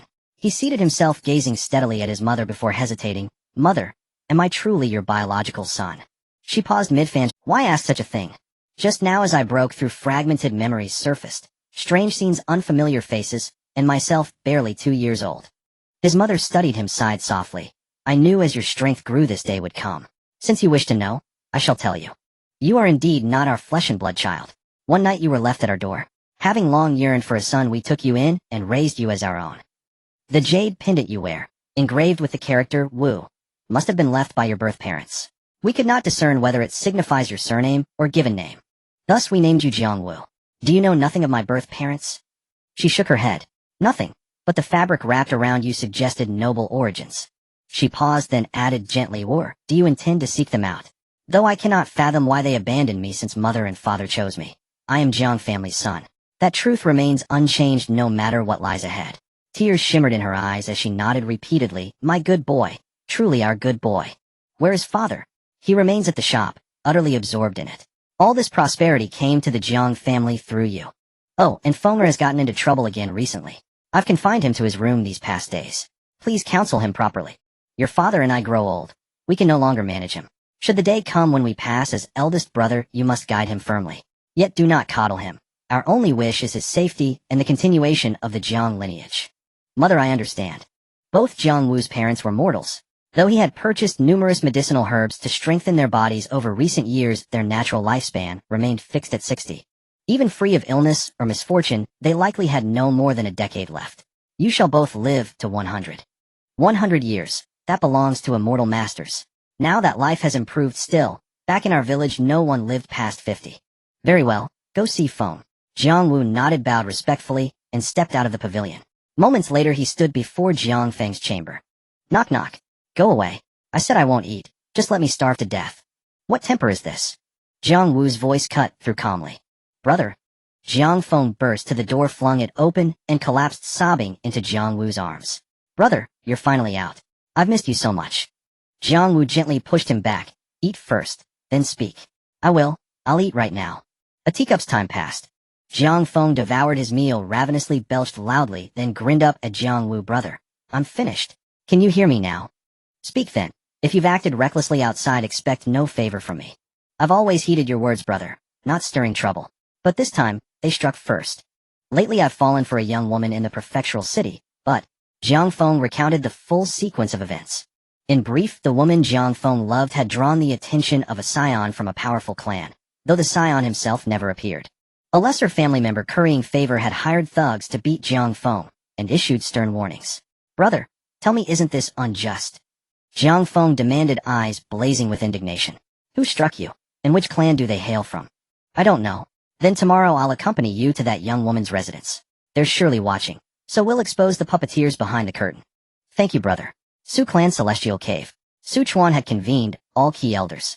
Father, second uncle, third uncle, Annie. You're all here, Su Delying remarked, surprised. Father, with everyone assembled, surely something momentous is to be announced. Su Mingyuan asked. Su Chuan surveyed them all, a faint smile playing on his lips. Indeed, it is momentous. Jingwu has today forged a new martial realm. The Yuanwu realm, the dawn of the first cycle, the genesis of the martial path. Father, is this truly confirmed? Su Mingyuan cried out in astonishment. Su Mingwei and Su Delying mirrored his shock. Su Mingxian and others frowned in confusion. Jingwu. Does the Su clan's Jing generation even include such a person? Su Mingwei replied. Jingwu is Wen Jing's eldest son. His significance is profound. Father, after careful deliberation, placed him outside the clan and sealed the memories of all members save myself and Mingyuan. Ah, I see why my memory holds no trace of him.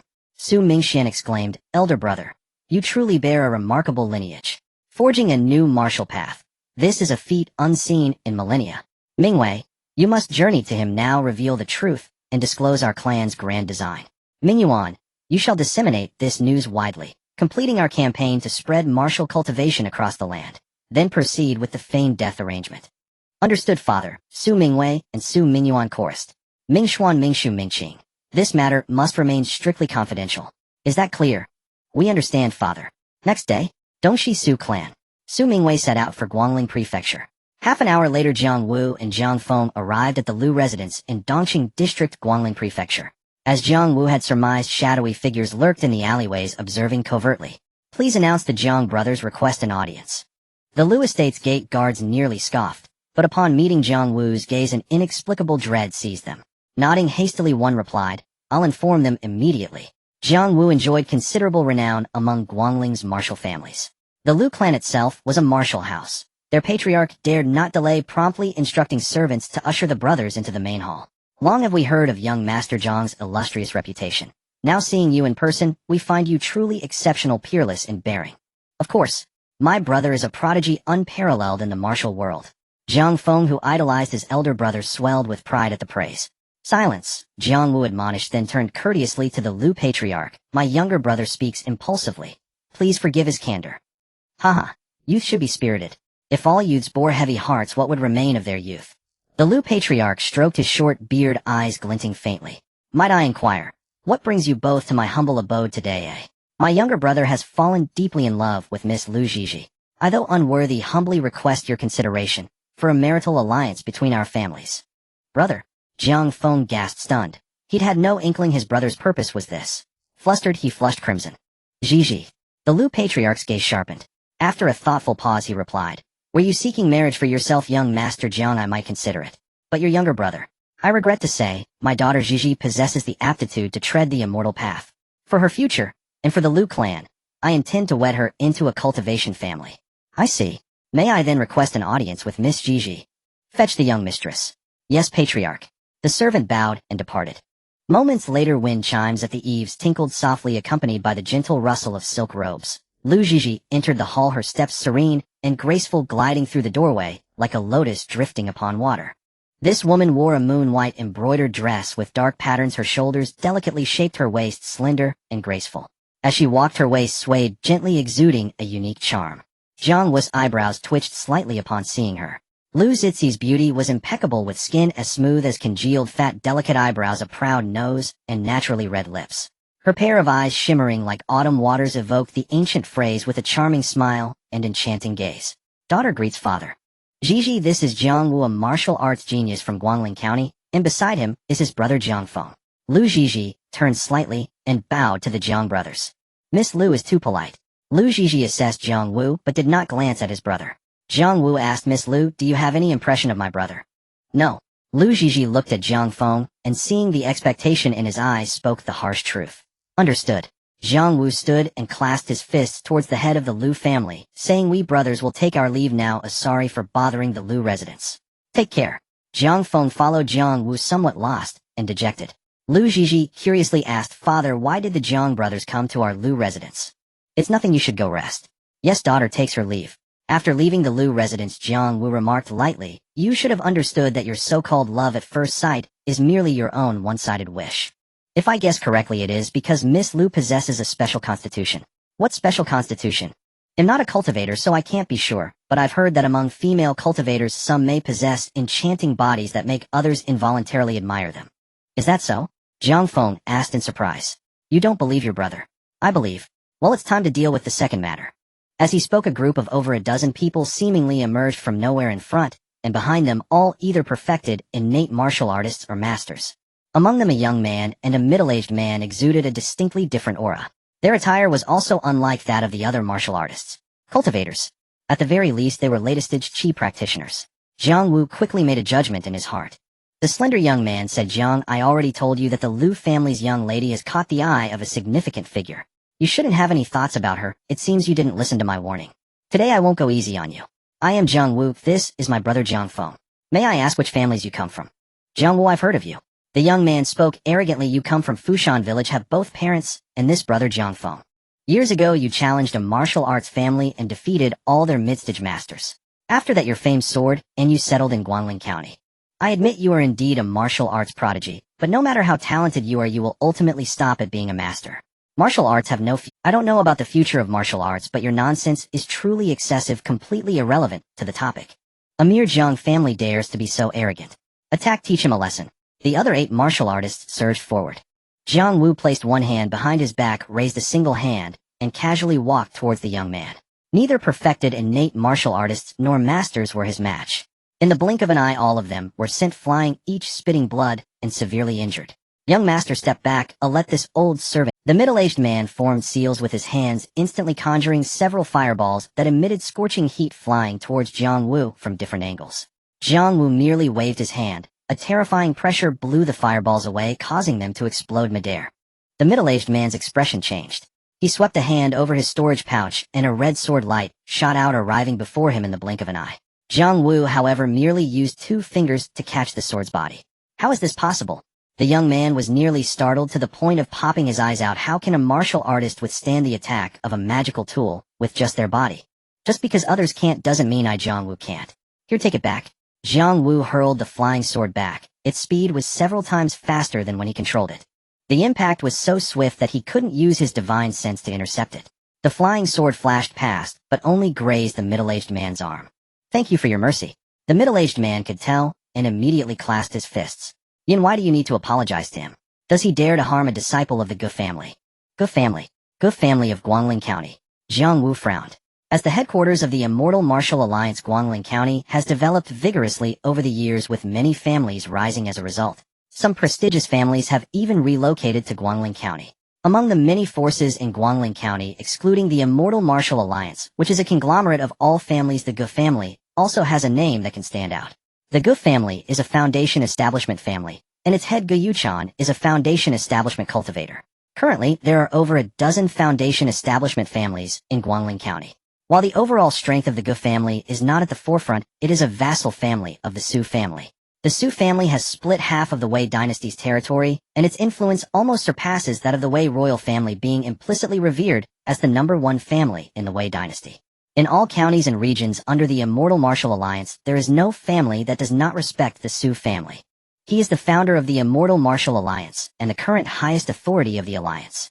As long as he wishes, he can quickly mobilize forces far surpassing any Golden Core family.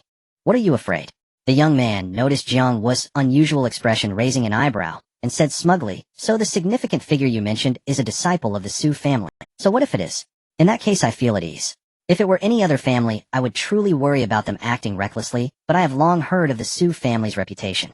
Jiang Wu's fingers rubbed against the jade pendant at his waist, a faint smile curling at the corner of his mouth, his tone as calm as if chatting about trivial matters. He paused, his gaze landing on the young man's tense face, the smile unyielding, his words striking at the core. "The Su family is Loki with strict family rules.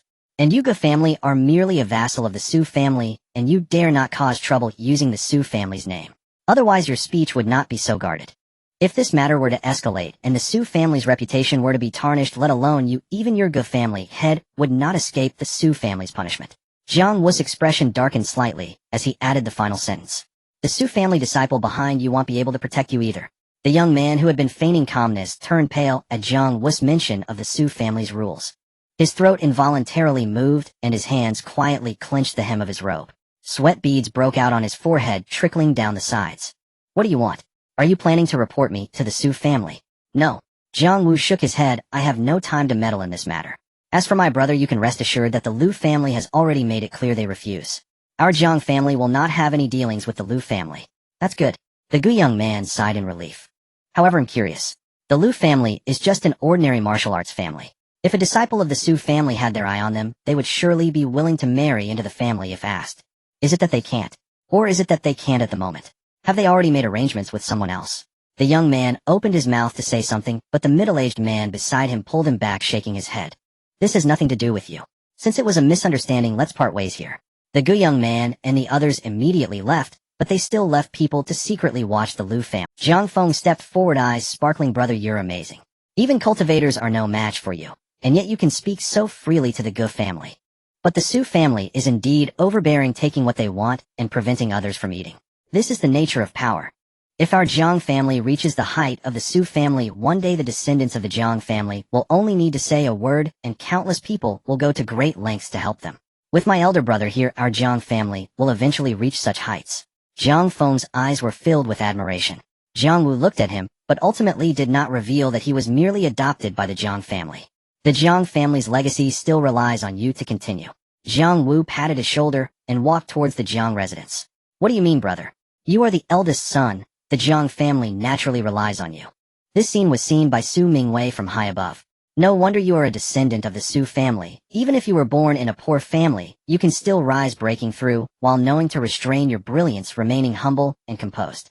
Facing a strong enemy, you know how to resolve the crisis based on existing information. However, it hasn't been long since some younger generation among the Su family started to show signs of duplicity. It's time for Deheng and Chonghui, the two family heads, to properly discipline them." Su Mingwei did not seek out Jiang Wu immediately. Instead, he waited until midnight to probe with his divine sense. At this moment, Jiang Wu had just settled down cross-legged by the bed, intending to study the use of divine sense. Suddenly, he felt an overwhelming probing force sweep over the courtyard like a searchlight, directly enveloping his door. This divine sense was unmasked, openly falling upon him. Again this divine sense. I held back during the day for fear of exposure, but he has provoked me time and again, truly treating me as if I were made of mud. A surge of killing intent rose within Jiang Wu.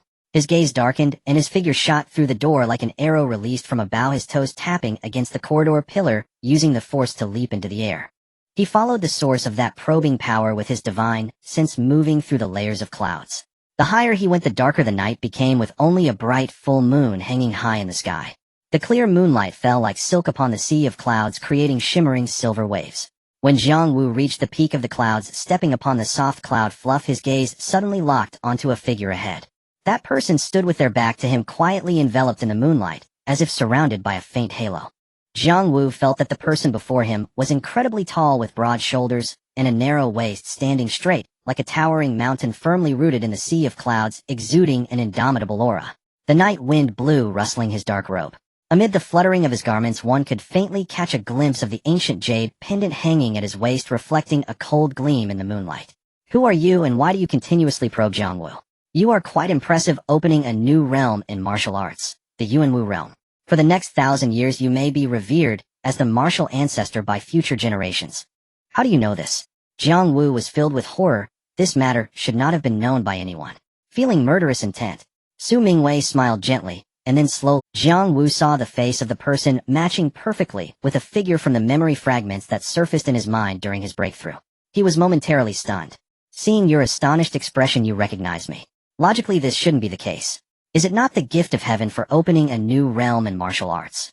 Su Mingwei muttered to himself. However, Jiang Wu calmly asked, who exactly are you, and what is my relation to you? I am Su Mingwei. From the Dongxi Su clan, the arrow demon, Su Mingwei. Jiang Wu has never felt such upheaval as today. Does this mean I am also a member of the Su family? You are a 6th-generation descendant of my Su family, named Su Jingwu. Among the 6 veins of our Su family, you are the legitimate eldest of this vein. Currently the head of the Dongxi Su clan is your grandfather.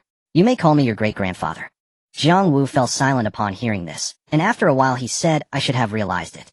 The dragon appeared in my memory fragments, and today only the Su family possesses a Then why did you send me to the Jiang family? He raised his head and stared at Su Mingwei. Is it because I lack the qualifications for cultivation and do not match the identity of the legitimate grandson of the current head of the Dongxi Su clan? Do you harbor resentment? Su Mingwei explained, that's understandable. Anyone would feel resentment, especially someone as extraordinarily talented as you. However, do not misunderstand, my Su family will never abandon any family descendant. Our family motto is to prioritize people. Seeing the determination in his eyes, Su Mingwei continued, it was my father, the founder of the Su family, who made that decision. Why? Because your talent is too high, destined to be the one who opens up martial arts, a future ancestor. If someone like this were to emerge in my Su family, what do you think would happen? The Su family is already a colossal entity. Having a martial ancestor would be like adding oil to fire, enough to potentially destroy the Su family completely. No wonder you are a descendant of my Su family. You are indeed wise. Su Mingwei smiled gently, very satisfied with Jiang Wu's current growth. If it were you, what would you do? Prohibit him from practicing martial arts? Or watch the Su family become the target of collective criticism? Jiang Wu's mind continually ran through scenarios, yet to allow his talent to flourish while keeping the Su family safe seemed to be the only path. The Su ancestors are far-sighted. I might as well follow their example. Indeed. Jiang Wu observed the familiar look in his eyes. By the way, did you come to find me to acknowledge our ancestry? Acknowledging our ancestry is not urgent today. I'm just here to see you and to inform you of the whole truth. Having heard all this, Wuer, do you wish to return to the Su family? Jiang Wu fell silent. His parents, Jiang father and Jiang mother, treated him well, but the Su family also had their schemes for him. At this moment he felt conflicted. A faint trace of resentment within him dissolved completely. I consent, but might this matter be postponed for a few years? My parents raised me. Now as their years wane, they have but little time left. I wish to see them off with joy and peace. Moreover, I must secure the future path of my younger brother Jiang Feng, ensuring the Jiang family's lineage endures. Loyal and righteous, you are truly a fine young man. Yet all your careful arrangements are in vain. If you desire his safety, let him join the Su clan. I shall have Jing'er adopt him as his foster son. Jing'er is your father, Su Wenjing. His martial cultivation talent ranks second only to yours within our Su clan. Our bloodline has long been blessed with exceptional martial aptitude, but you alone embody its ultimate culmination. Why are all my plans futile? You stand too low in the hierarchy. Naturally, your awareness remains limited. I shall not elaborate further. Only this I may reveal this realm is but a gilded cage. Whether the Great Wei, Great Liang, or Great Jin, billions of lives are mere pawns in the hands of those who dwell far above. Within a decade this land shall descend into a millennium-scale calamity, bloodshed and ruin inevitable. To manipulate the fates of billions, how could it possibly be so? Jiang Wu's face contorted in disbelief as if every truth he had ever known crumbled at that instant. Is there no salvation? Su Mingwei sighed softly. Should our Su clan one day attain sufficient strength, perhaps we may sever this cycle of suffering. But until then, compassion itself would imperil us. Both this caged realm and the world beyond operate by the law of the jungle. Strength devours weakness. You may harbor kindness, yet kindness must never spill over into naivety.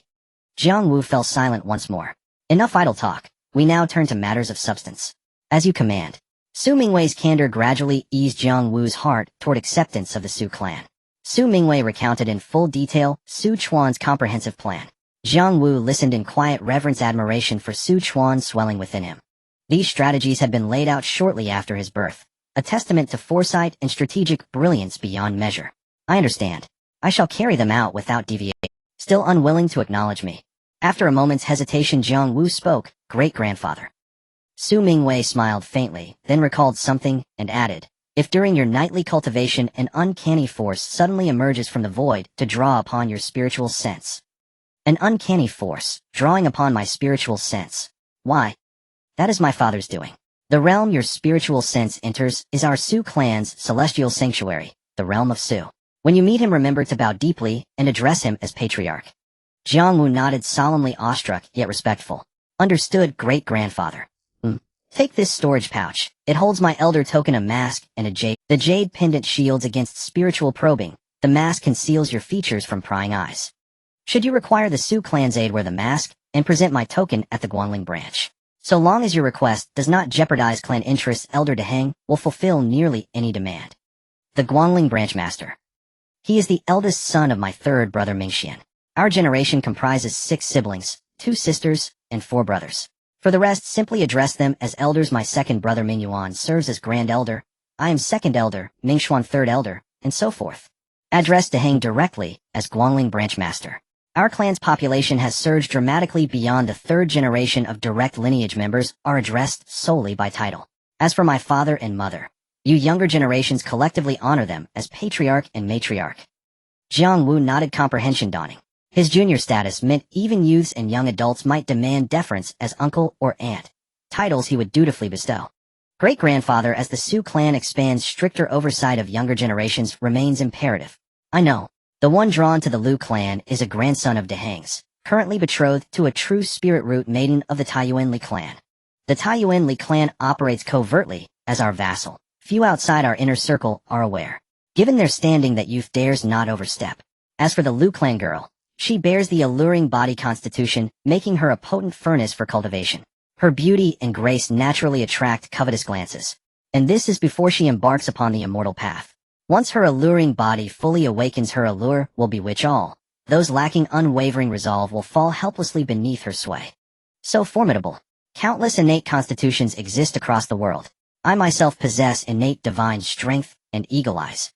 Vision surpassing ordinary mortals. Your father bears the innate martial bone, his skin and bones forged like bronze and iron, rare beyond reckoning. And you, your entire body resonates with martial bone, your heart pulses with the essence of a martial ancestor. Your vital energy surges with unimaginable intensity, making martial cultivation tenfold, even 100-fold easier than for others.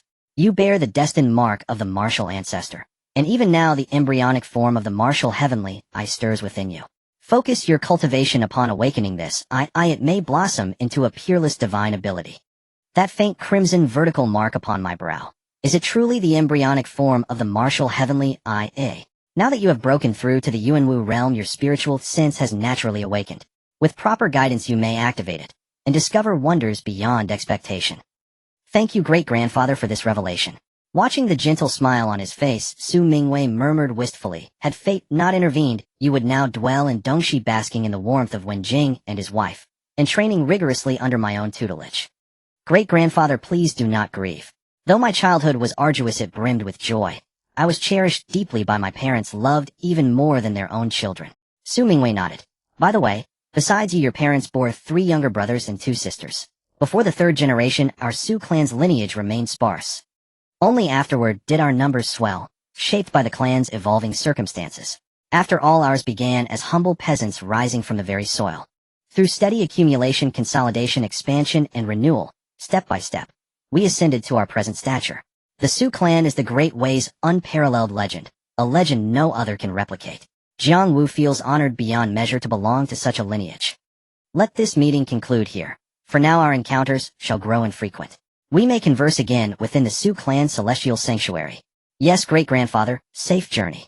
Jiang Wu bowed, deeply watching Su Mingwei recede into the distance. That night felt surreal, beyond imagination. He had long suspected noble origins, believing he'd been sent away because he lacked aptitude for immortality cultivation. Yet he never dreamed he hailed from the Sioux clan.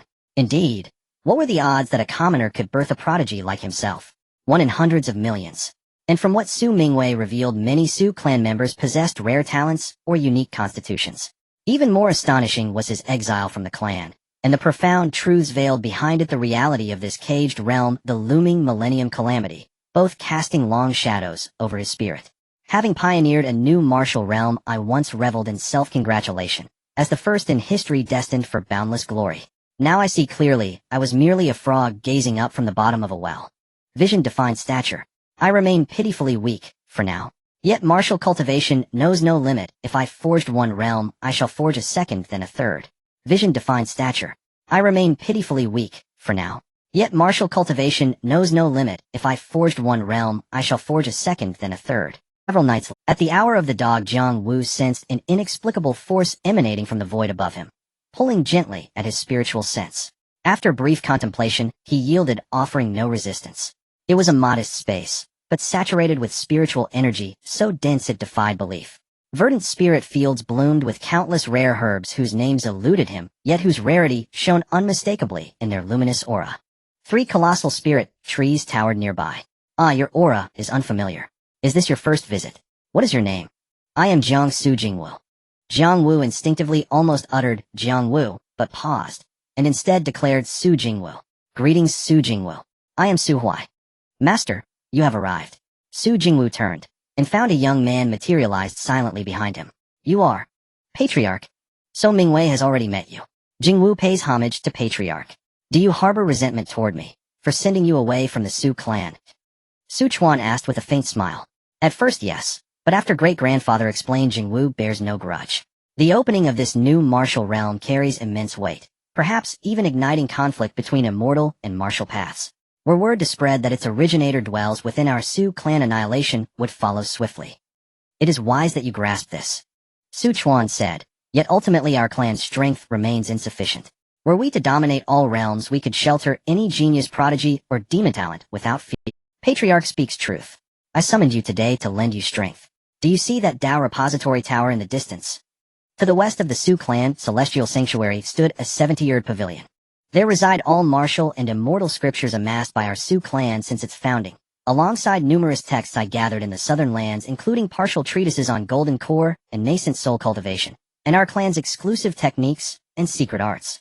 Except for our exclusive methods, which you must swear never to impart to outsiders without my explicit permission, you are free to study, adapt, or discard the rest as you deem. Su Jingwu trembled inwardly. This repository was an incalculable treasure of Tao. Grateful Patriarch, but I cultivate the martial path. How shall immortal scriptures serve me? 10,000 paths converge upon the same Tao. Did you not model the Yuanwu realm upon the foundation establishment concept?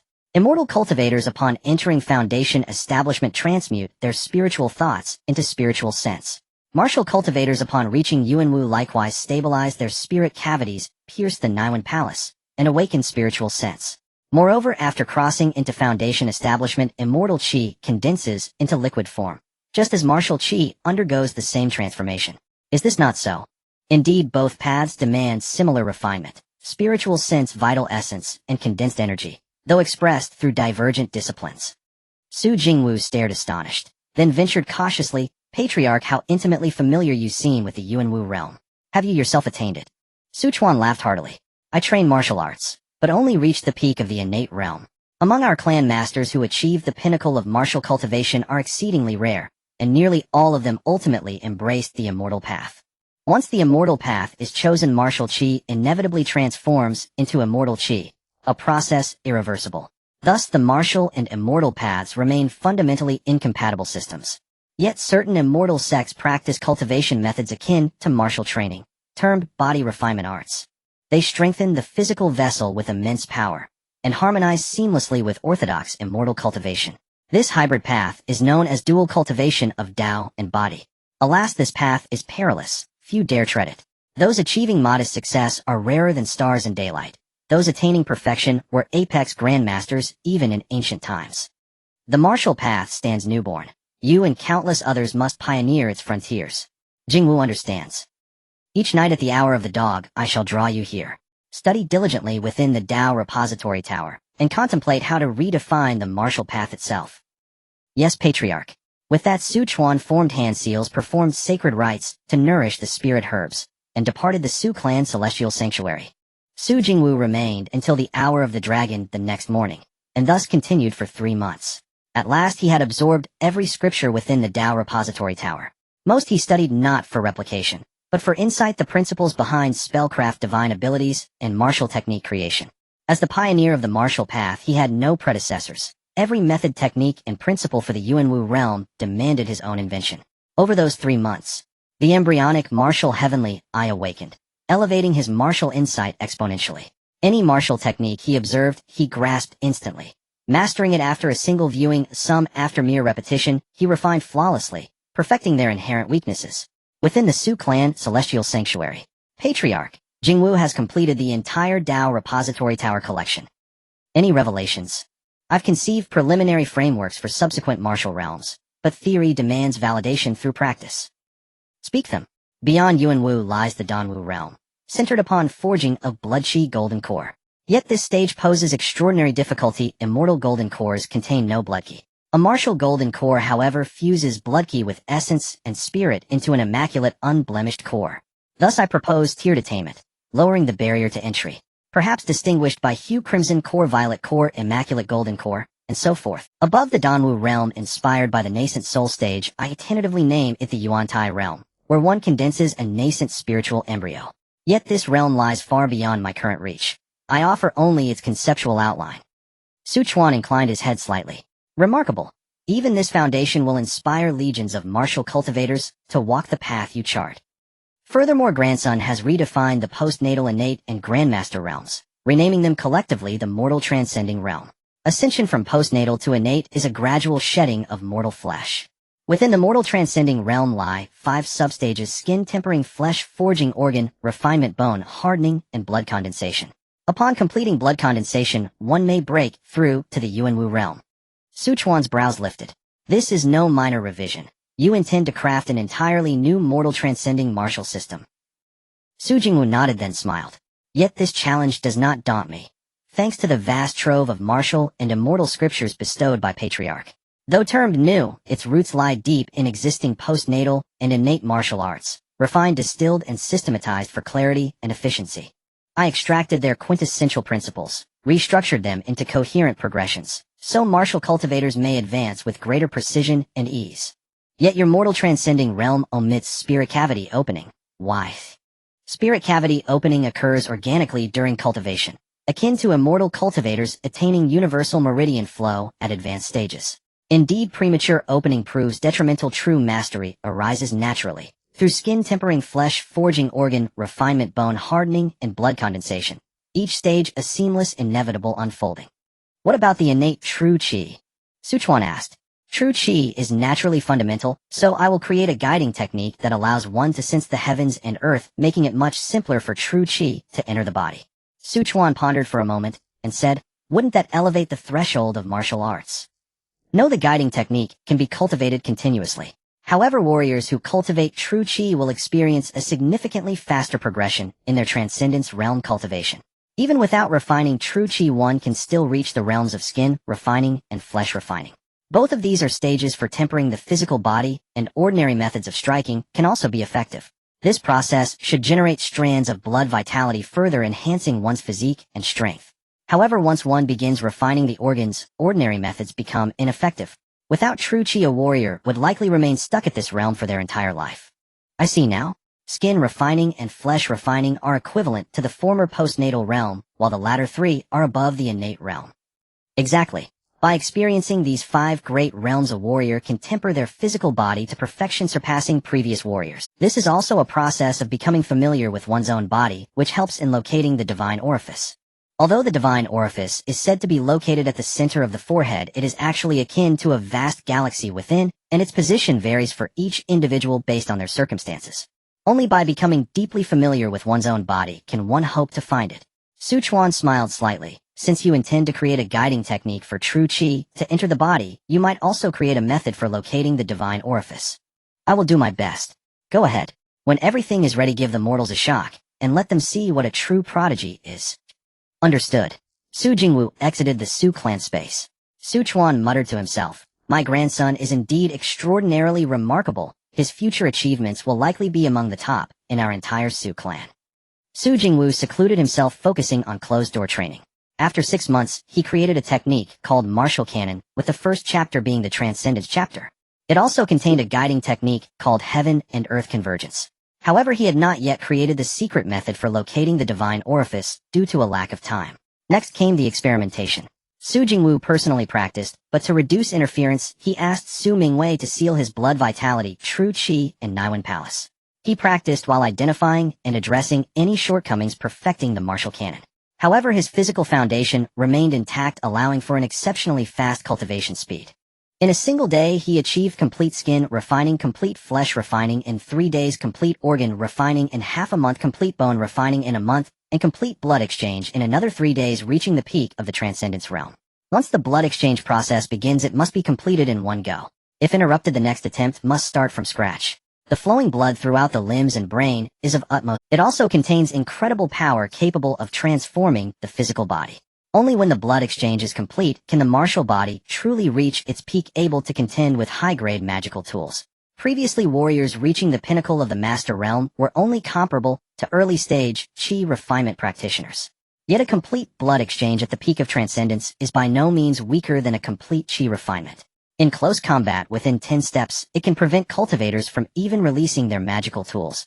However, if the secret art for locating the divine orifice is correct, one might use resonance with another person who has opened their divine orifice, assisting utilizing divine resonance to accelerate the warrior's understanding of their own divine orifice's location.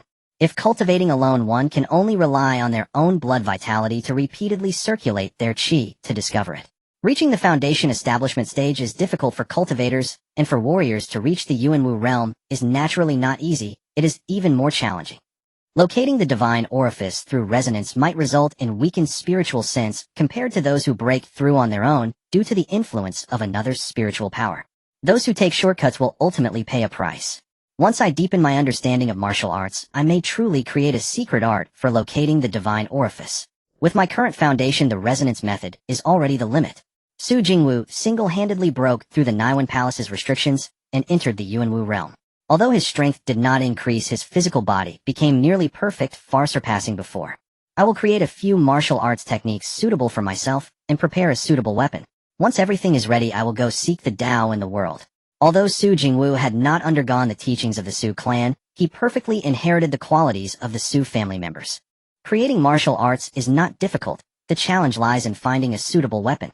Cultivators' magical tools are controlled by spiritual sense and require magical power to unleash their might. True qi does not trigger any response.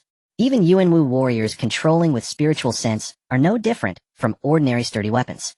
At the moment Su Jingwu felt troubled, Su Delying had already begun researching weapons for warriors under Su Chuan's instruction. In the past few days, she browsed through a vast number of weaponry texts in the Tianju sect. She finally discovered a method for refining weapons using blood vitality, allowing Transcendence Realm warriors to refine using their own blood vitality.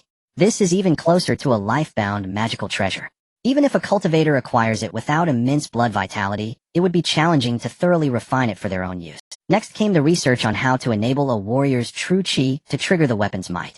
She gathered many martial arts practitioners to assist her in the refining process. Months later, after countless attempts, Su Delying finally refined a weapon suitable for warriors. Since Wu'er named the new realm of martial arts the Yuanwu realm, this type of weapon should be called the Yuanqi. A few days later, when Su Chuan invited everyone to hold a meeting in the Su clan's cave, Heaven Su Delying revealed the method of this weapon refinement. Thank you, Grandaunt. Su Jingwu was quite surprised, thinking to himself that becoming a core member of the Su family is indeed not simple.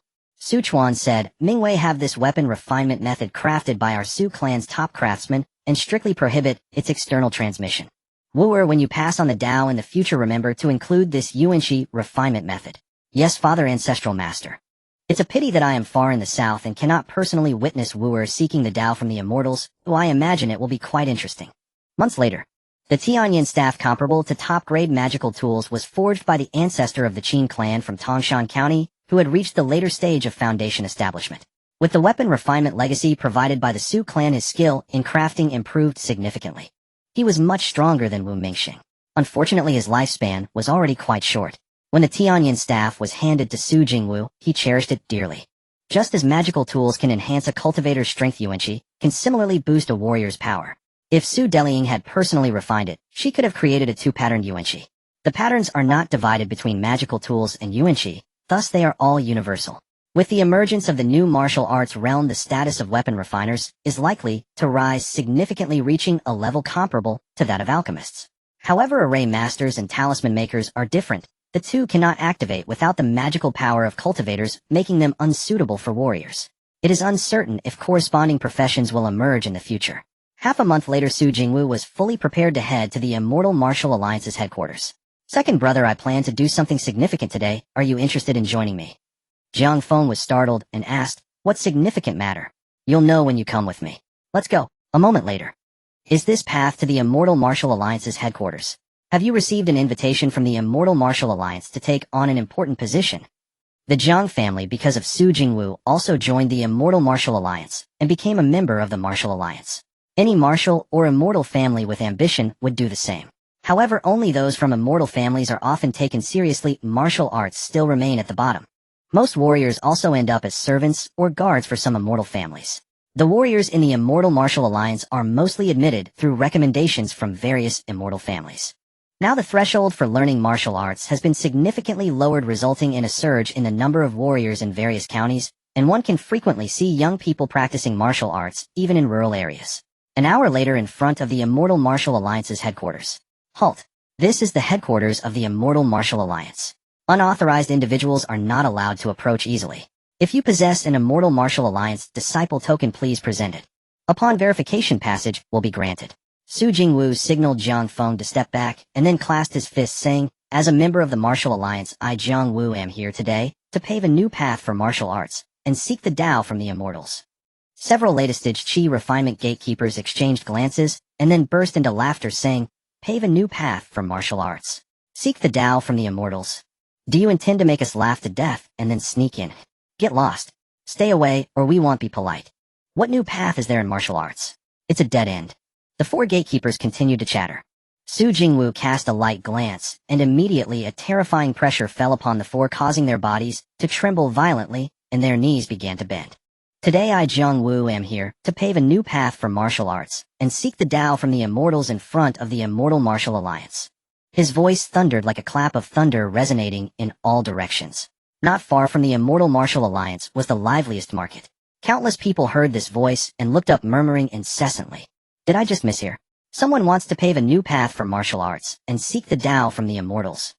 Just trying to attract attention. What new path is there in martial arts? There must be someone causing trouble. Oh, let's go take a look. Jiang Wu. Could it be that remarkable martial arts prodigy from Guangling County who reached the pinnacle of the master realm before turning 20? Could he actually be opening a new path in martial arts? The news spread rapidly, and countless onlookers rushed to the Immortal Martial Alliance's headquarters. Within the headquarters, numerous cultivators, warriors, and elders also heard these. The Refiner Pavilion, Alchemy Pavilion, Array Pavilion, Talisman Pavilion, and Law Enforcement Hall all had many people walk out, their gazes directed toward the entrance of the headquarters. Su Mingyuan, as the Grand Elder, had specifically called for a meeting of the elders today. Almost all the Foundation establishment elders from various counties in the Immortal Martial Alliance had gathered at the headquarters. After decades of development, all elders of the Immortal Martial Alliance were now Foundation establishment stage, and positions below that were abolished. The voting rights of their families were concentrated in the hands of many Foundation establishment families. This is a form of disguised centralization and a necessary development for the Alliance. Elder meetings are not held often, generally, when called, the Foundation establishment elders from various counties merely send a representative. But today they all came together. The reason for this gathering was the long-absent Grand Elder of the Immortal Martial Alliance, Su Mingyuan. Su Mingyuan is the highest authority in the Immortal Martial Alliance, and can fully represent the Su family. No one dared to be absent.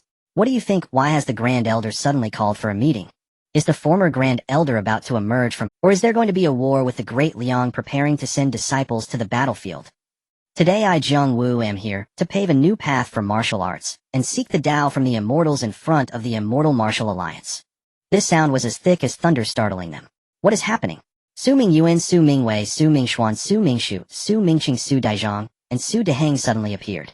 The other elders were all startled, then hurriedly bowed to Su Mingyuan, and the others saying, "Greetings, Grand Elder." It must be some ignorant fellows causing a ruckus at the entrance. I will send someone to disperse them right away. A resident elder of the headquarters cupped his hands in salute. Su Mingxian smiled slightly, and said, "Wait a moment, I heard something rather interesting. Paving a new path for martial arts, and seeking the Tao from the Immortals? I remember that the Martial Alliance has gathered quite a few masters in the past decade to research a new path for martial arts. Did they perhaps succeed?" "Elder Mingxuan, I did not receive such news," the resident elder replied. "If there truly is a result, it would be a groundbreaking event, and the Martial Alliance could not possibly keep it." Jiang Wu. The Jiang family is a newly risen martial family in Guangling County, only developing for 4 or 5 years, right? Elder Mingqing is correct. Jiang Wu is exceptionally talented in martial arts, having reached the pinnacle of the master realm before turning 20. Let's go and see what new path he has opened, and how he intends to seek the Tao from the Immortals. Su Mingyuan's words seemed to finalize the matter. The elders all headed out, followed by many people from various pavilions and halls. They were equally curious. Upon seeing others arrive, Su Jingwu withdrew his pressure, and the 4 disciples immediately breathed a sigh of relief, only to see a large crowd of elders approaching. Why are all the elders here today? Not far away, many onlookers also appeared. Jiang Feng stood trembling at the side, covered in sweat. "Has my brother gone mad? Are you Jiang Wu?" "Yes, Grand Elder." "How did you know it was me?"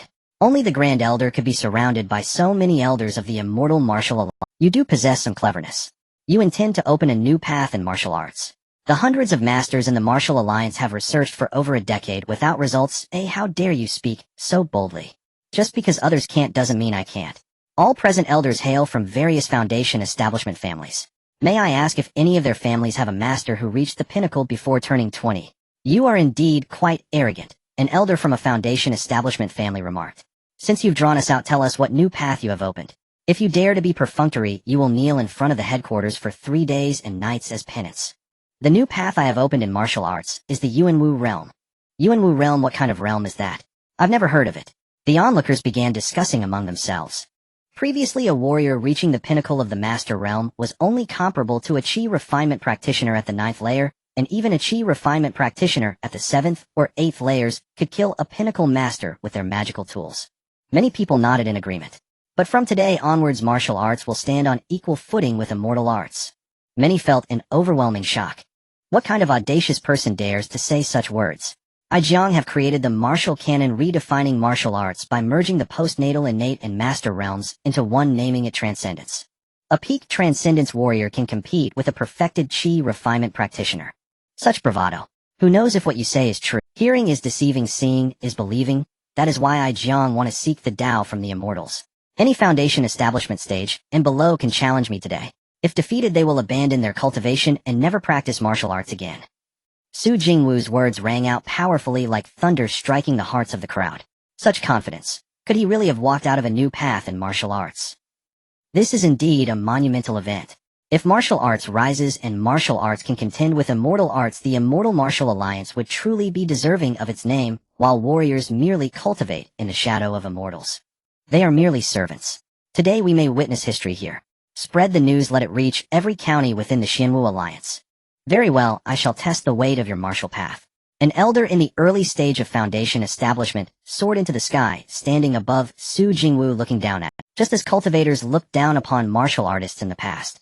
May I ask how to address you, elder? In Longjiang County, I am Lu Fuming, also one of the elders stationed at the main alliance. Lu Fuming's eyes flashed with sarcasm. At such a distance, I wonder if your true Qi can reach me. Should I descend a bit? Many chuckled at this.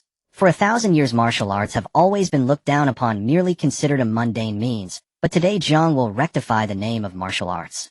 Bang, bang, bang. With every step Su Jingwu took, a resounding drum-like sound echoed through the air, shaking every person present. In the past, martial artists were only worthy of looking up at cultivators from the ground, at most leaping into the air briefly with their explosive power. But at this moment, that understanding, Su Jingwu placed his hands behind his back and stepped into the air, walking towards Lu Fuming.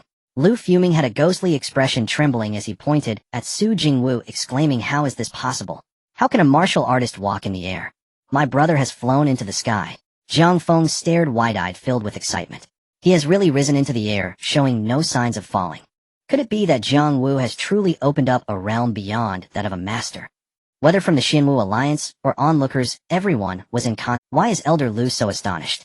Su Jingwu smiled lightly. When cultivators are in the Qi refinement stage, without the aid of magical tools they too cannot traverse the sky. My martial arts second realm parallels foundation establishment. Flying in the air is quite normal.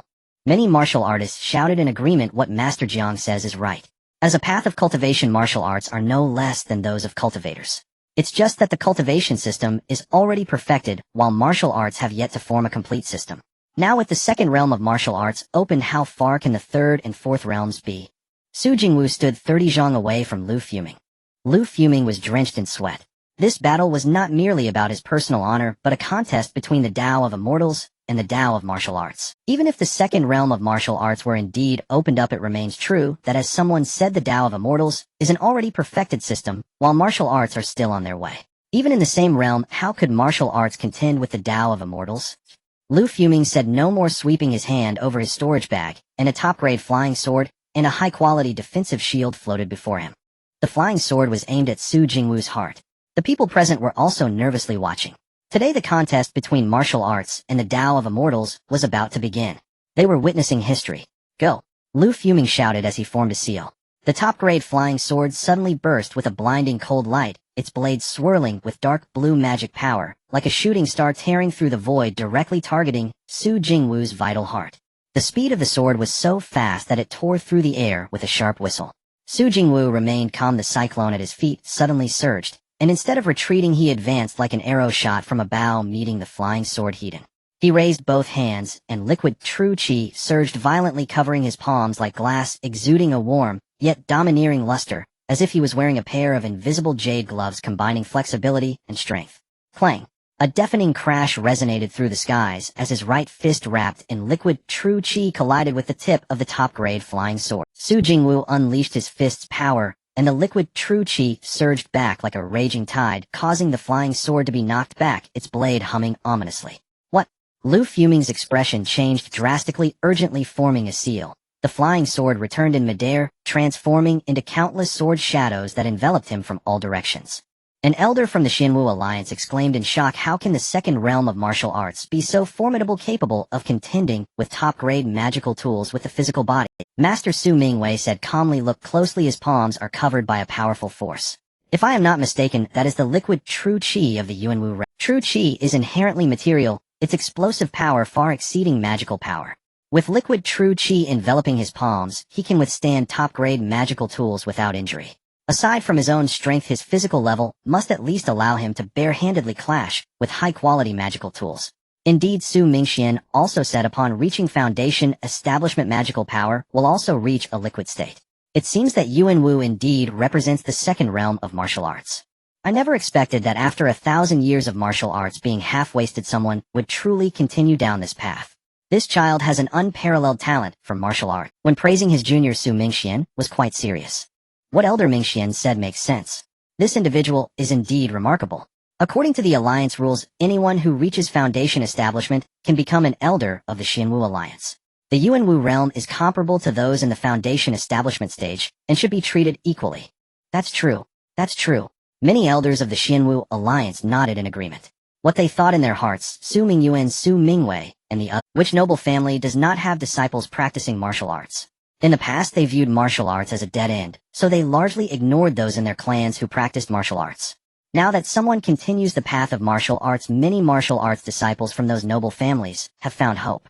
Reaching the Yuanwu realm is equivalent to the foundation establishment stage, allowing entry into the Elder Council. The more people there are, the greater their voice will be. Moreover, by becoming one of their own, they can make Su Jingwu willingly share the secrets of breaking through martial arts. Forcing him would inevitably make them the target of criticism. After all, from today onward, Su Jingwu's position in the hearts of martial artists will soar indefinitely, if one day he becomes strong enough. With a call, perhaps millions of martial artists will follow, establishing their own sects. Su Jingwu's figure twisted and turned in the void, moving so fast that he left afterimages, his hands striking against the sword shadows attacking from all directions. As the true chi vibrated, the sword shadows shattered into a myriad of light points. Then he rushed towards Lu Fuming, his right fist directly smashing into the shield.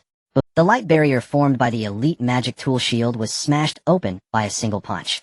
The explosive power of liquid true chi made the elders of the Xianwu alliance glance sideways. Just like a master's true chi explosion, compared to the remaining magical power of the chi refinement stage, the liquid true chi of the Yuanwu realm surpasses the might of Foundation establishment.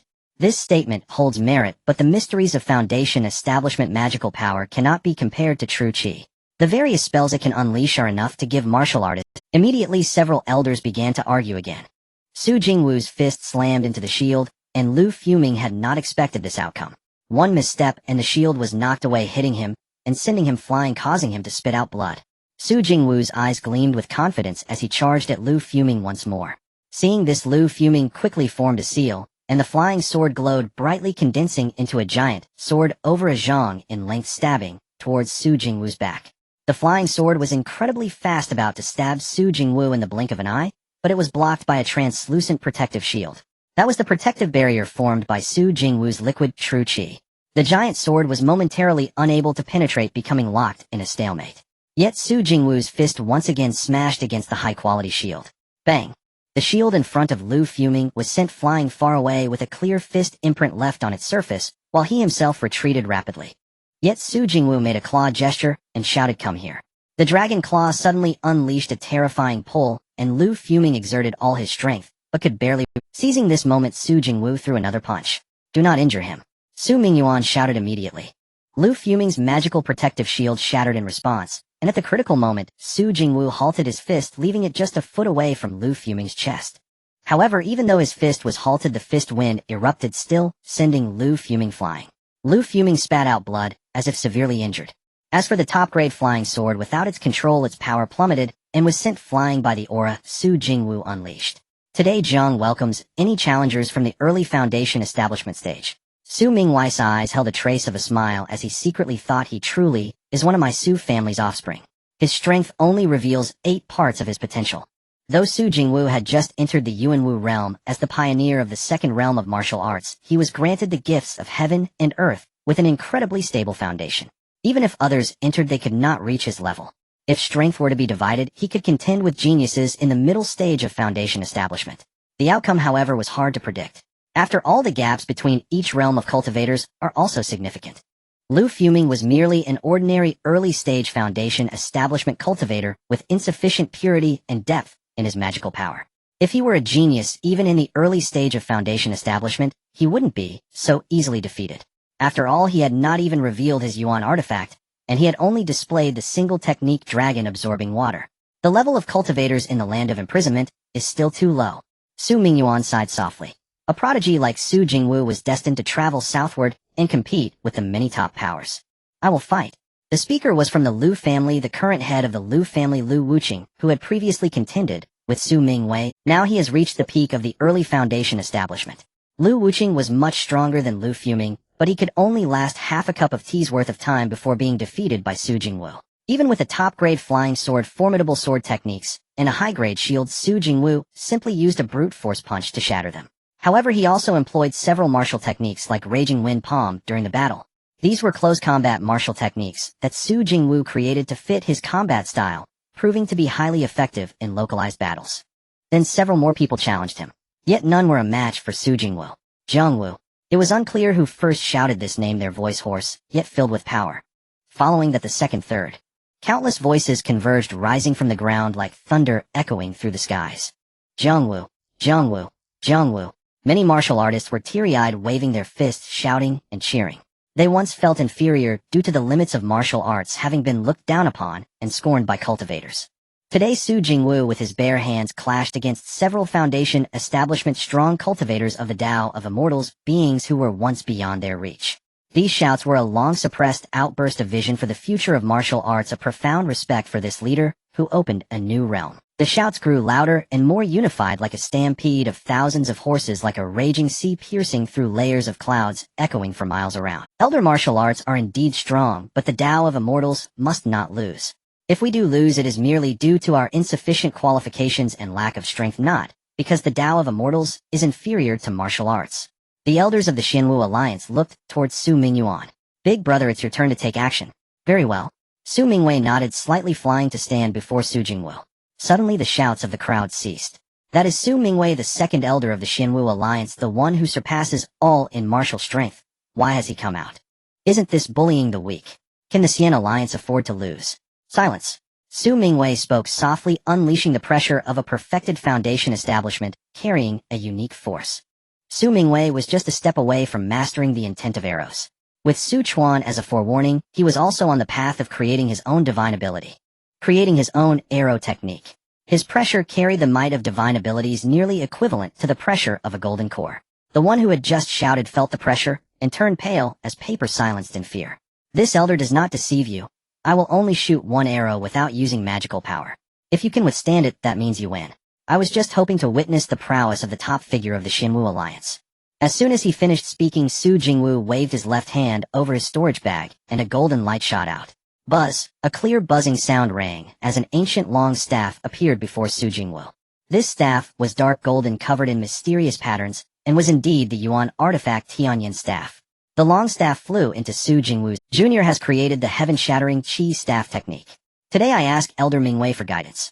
Su Jingwu gripped the staff with both hands, his body spinning violently, liquid true Qi surging into the Tianyan staff, causing its size to triple instantly, the dark golden patterns glowing, exuding an indomitable aura. The cyclone beneath his feet erupted, and he shot towards Su Mingwei like an arrow released from a bow. The staff swept across, accompanied by a tearing whistle, its shadow heavy, as if to split the heavens and the earth in two. Is that a magical tool? It doesn't seem like it. A magical tool cannot unleash such powerful might without magical power, but this. Could it be a weapon exclusively for martial artists? Lu Mingwei stood firm, his expression unchanged, a top-grade precious bow and a black arrow appearing in his hands.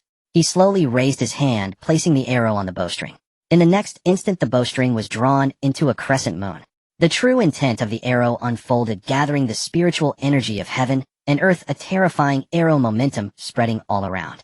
Facing this terrifying arrow momentum, everyone felt a single thought arise: if that arrow were aimed at them, they would surely die. Su Mingwei's eyes slightly narrowed, and he released his fingers. Whoosh! An invisible arrow Qi shot through the air, reaching an extreme speed. Clang! At the moment the arrow collided with the Tianyan staff, a tremendous impact coursed through the staff into Su Jingwu's hands, nearly causing the Tianyan staff to fly out of his grip. Su Jingwu was horrified by the terrifying force of the arrow. Following that, an unmatched arrow intent soared through, penetrating his true Qi protective barrier, rampaging through his body and tearing apart multiple meridians. Buffed! Su Jingwu spat out a large mouthful of blood, his figure flying back like a kite, with a broken string, the Tianyan staff slipping from his grasp, falling to the ground. To be able to withstand one of my arrows, you are quite impressive. When I was your age, I was nowhere near your performance. Thank you, Elder Mingwei, for showing mercy. Su Jingwu clasped his fists in gratitude, internally complaining that his ancestor was too ruthless. However, the rise of martial arts contending with the Tao of Immortals, overwhelming those of the same realm, was suppressed by the top figure of the Xinwu Alliance.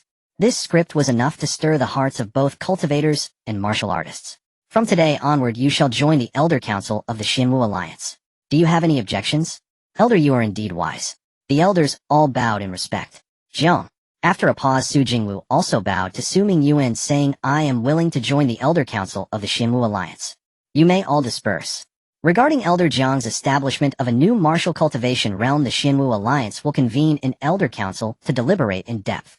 The results of this discussion will be officially announced 3 days hence, to render a full account to all martial cultivators under heaven. The Grand Elder of the Xinwu Alliance spoke, and none dared disobey. The onlookers dispersed, yet the names of the two newly unveiled realms, Refinement of Mortal Body Realm and Primordial Martial Realm, spread swiftly across Guangling Commandery, then radiated outward to every commandery within the Xinwu Alliance. The news even reached the Chao clan's half-empire, as well as the states of Daliang and Dajing. Elders, you may also withdraw. Elder Jiang Wu, given your injuries, please remain at the Central Alliance to recuperate, and attend tomorrow's Elder Council. Jiang Wu transmitted a voice message to Jiang Feng, instructing him to return home first. Jiang Feng remained dazed, only after regaining his senses did he dash straight for the Jiang residence in Guangling Commandery's capital city. Su Mingqing tossed Jiang Wu a porcelain vial. Inside are healing pills. Consider them compensation from my elder brother for injuring you. The Su clan departed en masse, leaving behind an air of aloof superiority. Indeed, such was the reality. The Su clan occupied precisely this exalted position throughout the entire Xinwu alliance. News spread rapidly that Su Mingwei, the arrow demon, had gravely wounded Jiang Wu, the pioneer who had opened the new martial cultivation realm. Many voiced outrage on Jiang Wu's behalf, others muttered darkly about the Su clan's overbearing arrogance. Yet some defended them, framing the conflict as a contest between Taoist cultivation and martial cultivation, arguing that Lu Fuming's defeat did not signify the Taoist path's inferiority. Had Su Mingwei and Jiang Wu stood at equal cultivation levels, victory would have been assured for Su Mingwei. Moreover, he had refrained from employing any arcane energy. Thus no accusation of exploiting seniority could hold. What outcome do you suppose the Elder Council will reach? Will they disseminate the cultivation methods of this new martial realm? They must. Hitherto martial cultivation served merely as a subordinate branch to Taoist cultivation within the Xinwu Alliance. But now with martial cultivation ascending, true parity has arrived. The Xinwu Alliance shall at last embody its name in full. I doubt it will be so simple. Perhaps transmission will be restricted solely to Alliance-affiliated clans. Have you ever known a family to freely impart its treasured techniques or martial doctrines to outsiders? The next day at the hour of C, the Xinwu Alliance convened its Elder Council. The matter for which Su Mingyuan had earlier summoned them had already faded from memory, all now fixated solely upon securing their share of this vast, burgeoning martial realm. This council drew attendance from elders of the Alchemy Pavilion, the Artifact Forging Pavilion, and other major pavilions. Now that all are assembled, let us commence today's agenda. Su Mingyuan spoke calmly. Today's deliberation concerns how to address martial cultivation. The opening of a new martial realm is auspicious indeed. This elder believes a formal record should be compiled and enshrined within the Dao repository of the Xinwu Alliance, accessible freely to all affiliated clans. An elder of the Lu clan declared. This elder concurs with Elder Lu's proposal.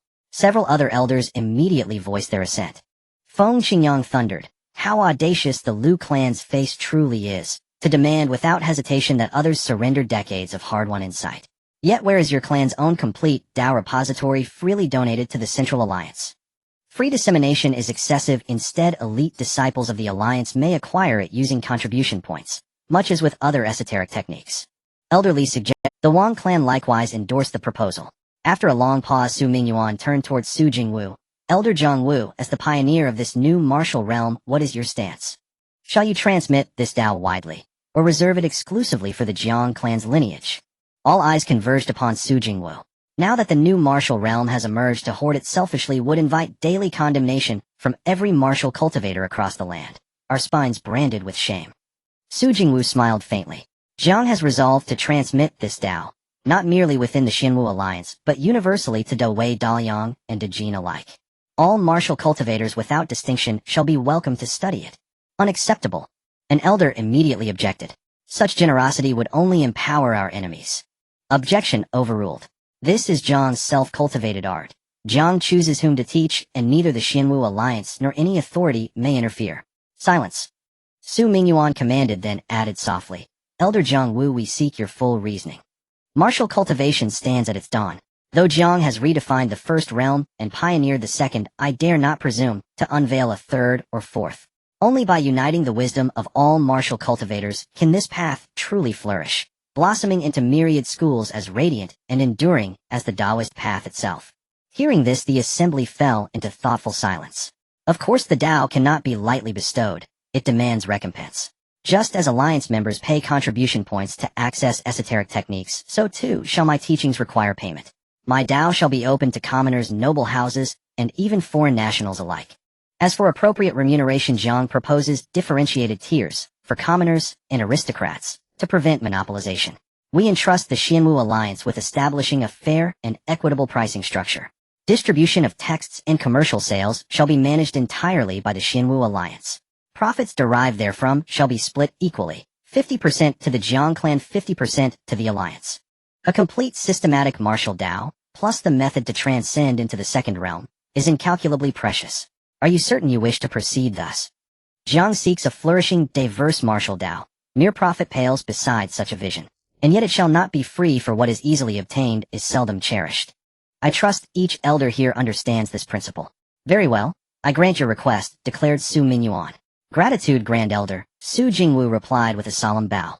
Further, Jiang contributes a technique for forging Yuan artifacts to the Alliance, so that Alliance artifact forgers may master its principles and craft such weapons for martial cultivators. Yuan artifacts. Su Mingyuan feigned ignorance. Weapons forged exclusively for martial cultivators, equivalent in function to Taoist artifacts, refined with their immense vital energy and activated by true qi to unleash their formidable power. Without such an artifact, Jiang might not even have withstood Elder Mingwei's arrow yesterday. This forging technique may likewise be sold, but priced higher for external factions or limited to selling only finished Yuan artifacts. Though Yuan artifacts are vital to martial cultivators, they are not indispensable to the broader propagation of the martial Tao. Indeed, their absence may even spur innovation, driving cultivators to devise alternative means of enhancing combat prowess. Su Mingyuan nodded, his gaze sweeping across the assembly. Do any other elders wish to speak? We abide wholly by the Grand Elder's decree, chorused the elders in unison. In recognition of Elder Zhang's extraordinary contributions to the Alliance effective today, he shall assume the title of Honorary Marshal of the Martial Alliance, enjoying status and privileges equal to those of the Martial Alliance Marshal, with authority to mobilize Alliance disciples, though without administrative jurisdiction. This elder trusts Elder Jiang will continue pioneering the martial Tao with unwavering resolve. Jiang pledges not to disappoint the Grand Elder's expectations, Su Jingwu affirmed with another deep bow. Additionally, Elder Jiang, please compile and deliver your canonical text to the Alliance for duplication within the next 7 days. A text distribution center shall open simultaneously in Guangling Commandery, and on that same day a lecture platform shall be erected before the Central Alliance for public instruction. Is this acceptable? Agreed. Then this council concludes now. That afternoon, word spread like wildfire. The martial Tao texts would soon be available for purchase, and Su Jingwu would deliver his inaugural public lecture 7 days hence. Countless martial cultivators erupted in exhilaration. Cultivators from every commandery hastened to prepare their journeys. Even regional branches of the Alliance began arranging spirit boats to select the 100 most outstanding cultivators per commandery, tasked with attending the lecture, absorbing insights, and returning home to disseminate knowledge throughout their native lands. Within 2 days the news reached Daowei Daliang and Dejing, the Chao Zhang Lei and Lin clans, as well as Zhao and Sima clans of Daliang, dispatched envoys bearing elite martial cultivators to attend. The emergence of a primordial martial realm cultivator within one's own clan would be cause for profound celebration. More crucially, across every family, martial cultivators outnumbered Taoist cultivators tenfold. Su Jingwu briefly returned to the Jiang residence. Jiang Feng overflowed with excitement, recounting in breathless detail how the Jiang courtyard had teemed with visitors these past days. Even venerable Foundation establishment clans ordinarily aloof had come bearing congratulations and lavish gifts. Jiang Father smiled gently. Your father has always held you in highest esteem. Thank you, Father. Your health remains fragile. Please delegate shop affairs to trusted retainers and spare yourself the strain. Yes, I shall heed your counsel. Brother, I wish to learn your martial system. There are no shortcuts in martial cultivation. It demands relentless hardship. I have decided from this day forth I shall train rigorously. As your younger brother, I refuse to bring shame upon you. Su Jingwu placed a reassuring hand upon his shoulder. Very well. I shall personally instruct you this afternoon. Wonderful. Thank you, brother. Father, mother, we shall now train in the rear courtyard. Go on. As Su Jingwu and Jiang Feng departed, Jiang Father and Jiang Mother watched their son's harmonious bond, with tears glistening in their eyes. Jiang Mother whispered, with Wu among us, even if we depart this world today, all shall be well. Indeed, he is heaven's most exquisite gift to us.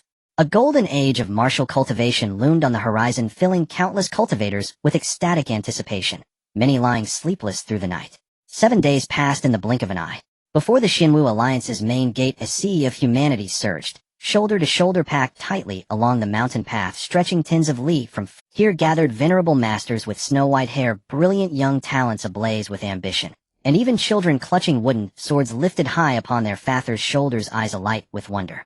Clashing blades, animated discourse, and steady footsteps wove together into a thunderous, vibrant symphony. Yet not a single soul dared cross the Tianzhong perimeter encircling the lecture platform. Instead, all gazed intently, expectantly upon that platform. A 3-tiered square dais roughly 1 zhang tall, constructed entirely from deep blue black iron rock. At the third quarter of the hour of Chuan, a youth clad in a dark form-fitting robe descended from the Central Alliance, treading air with serene grace. Each step resonated like a chord struck upon the heart, whereupon the roaring crowd fell instantly utterly silent. Su Jingwu settled onto the meditation cushion atop the lecture platform. Accompanying him were numerous alliance elders hovering midair before a shimmering light barrier. Though they followed the Taoist path, their curiosity toward this nascent martial Tao burned fiercely. Zhang was fortunate to perceive the second realm, but he knows well that even the tallest tower begins upon level ground. Without a solid foundation, higher realms remain mere castles in the sky. Reflecting upon the prior incompleteness of martial cultivation, Zhang unified the former realms of mortal, celestial, and grandmaster into a single cohesive first realm, which he named the Refinement of Mortal Body realm. Refinement of Mortal Body. A murmur rippled through the crowd, eyes clouded with bewilderment.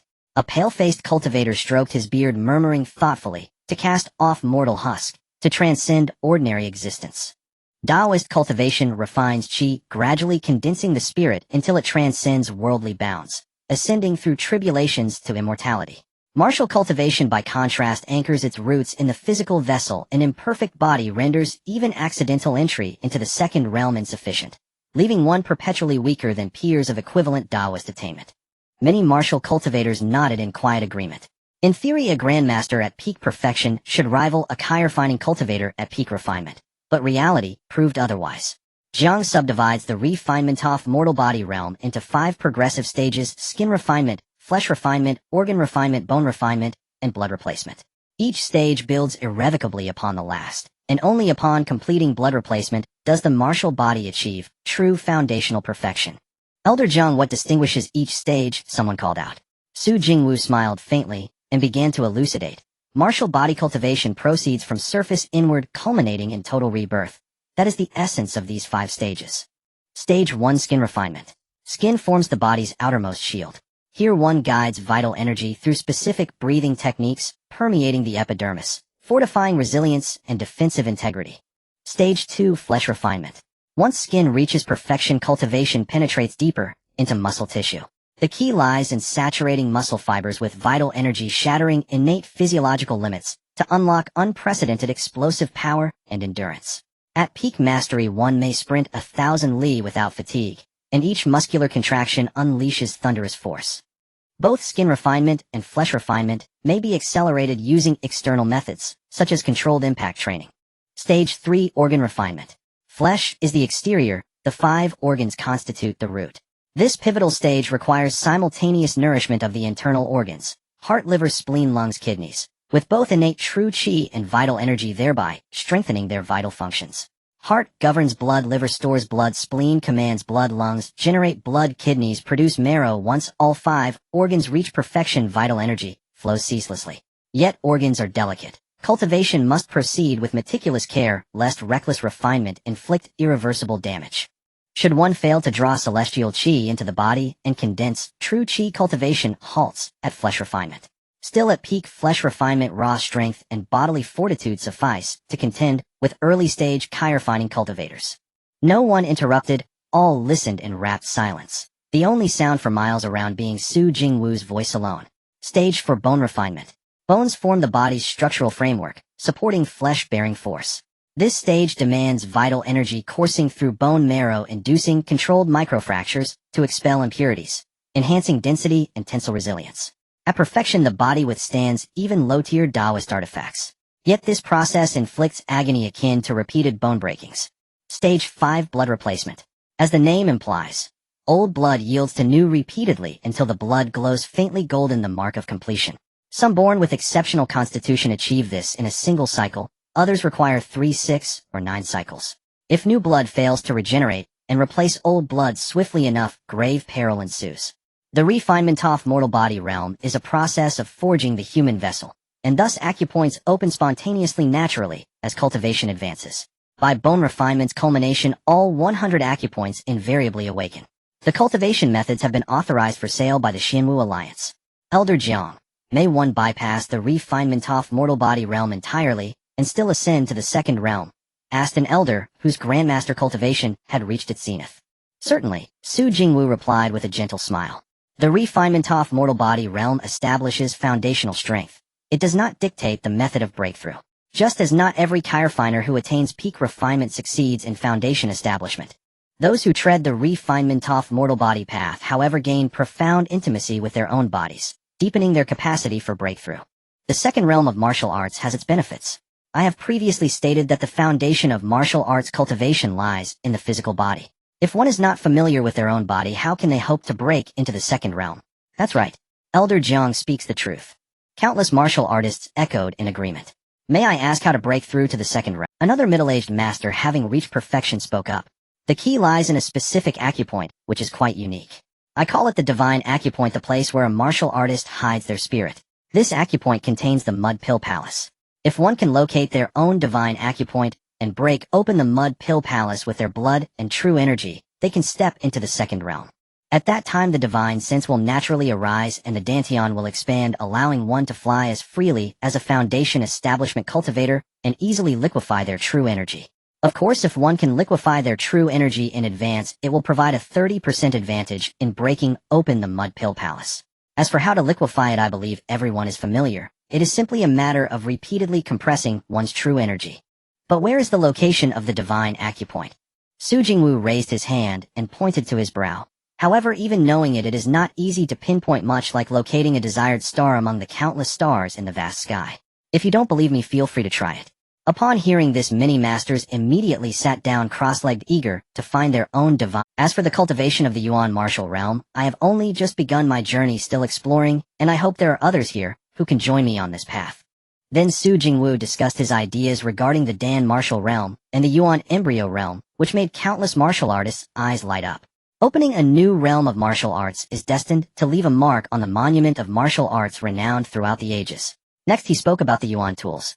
Martial artists will soon possess weapons comparable to the magical tools of cultivators, which is a great fortune for countless martial artists. This martial arts discourse lasted from the hour of Chuan until the hour of Yu, as the golden crow set in the west.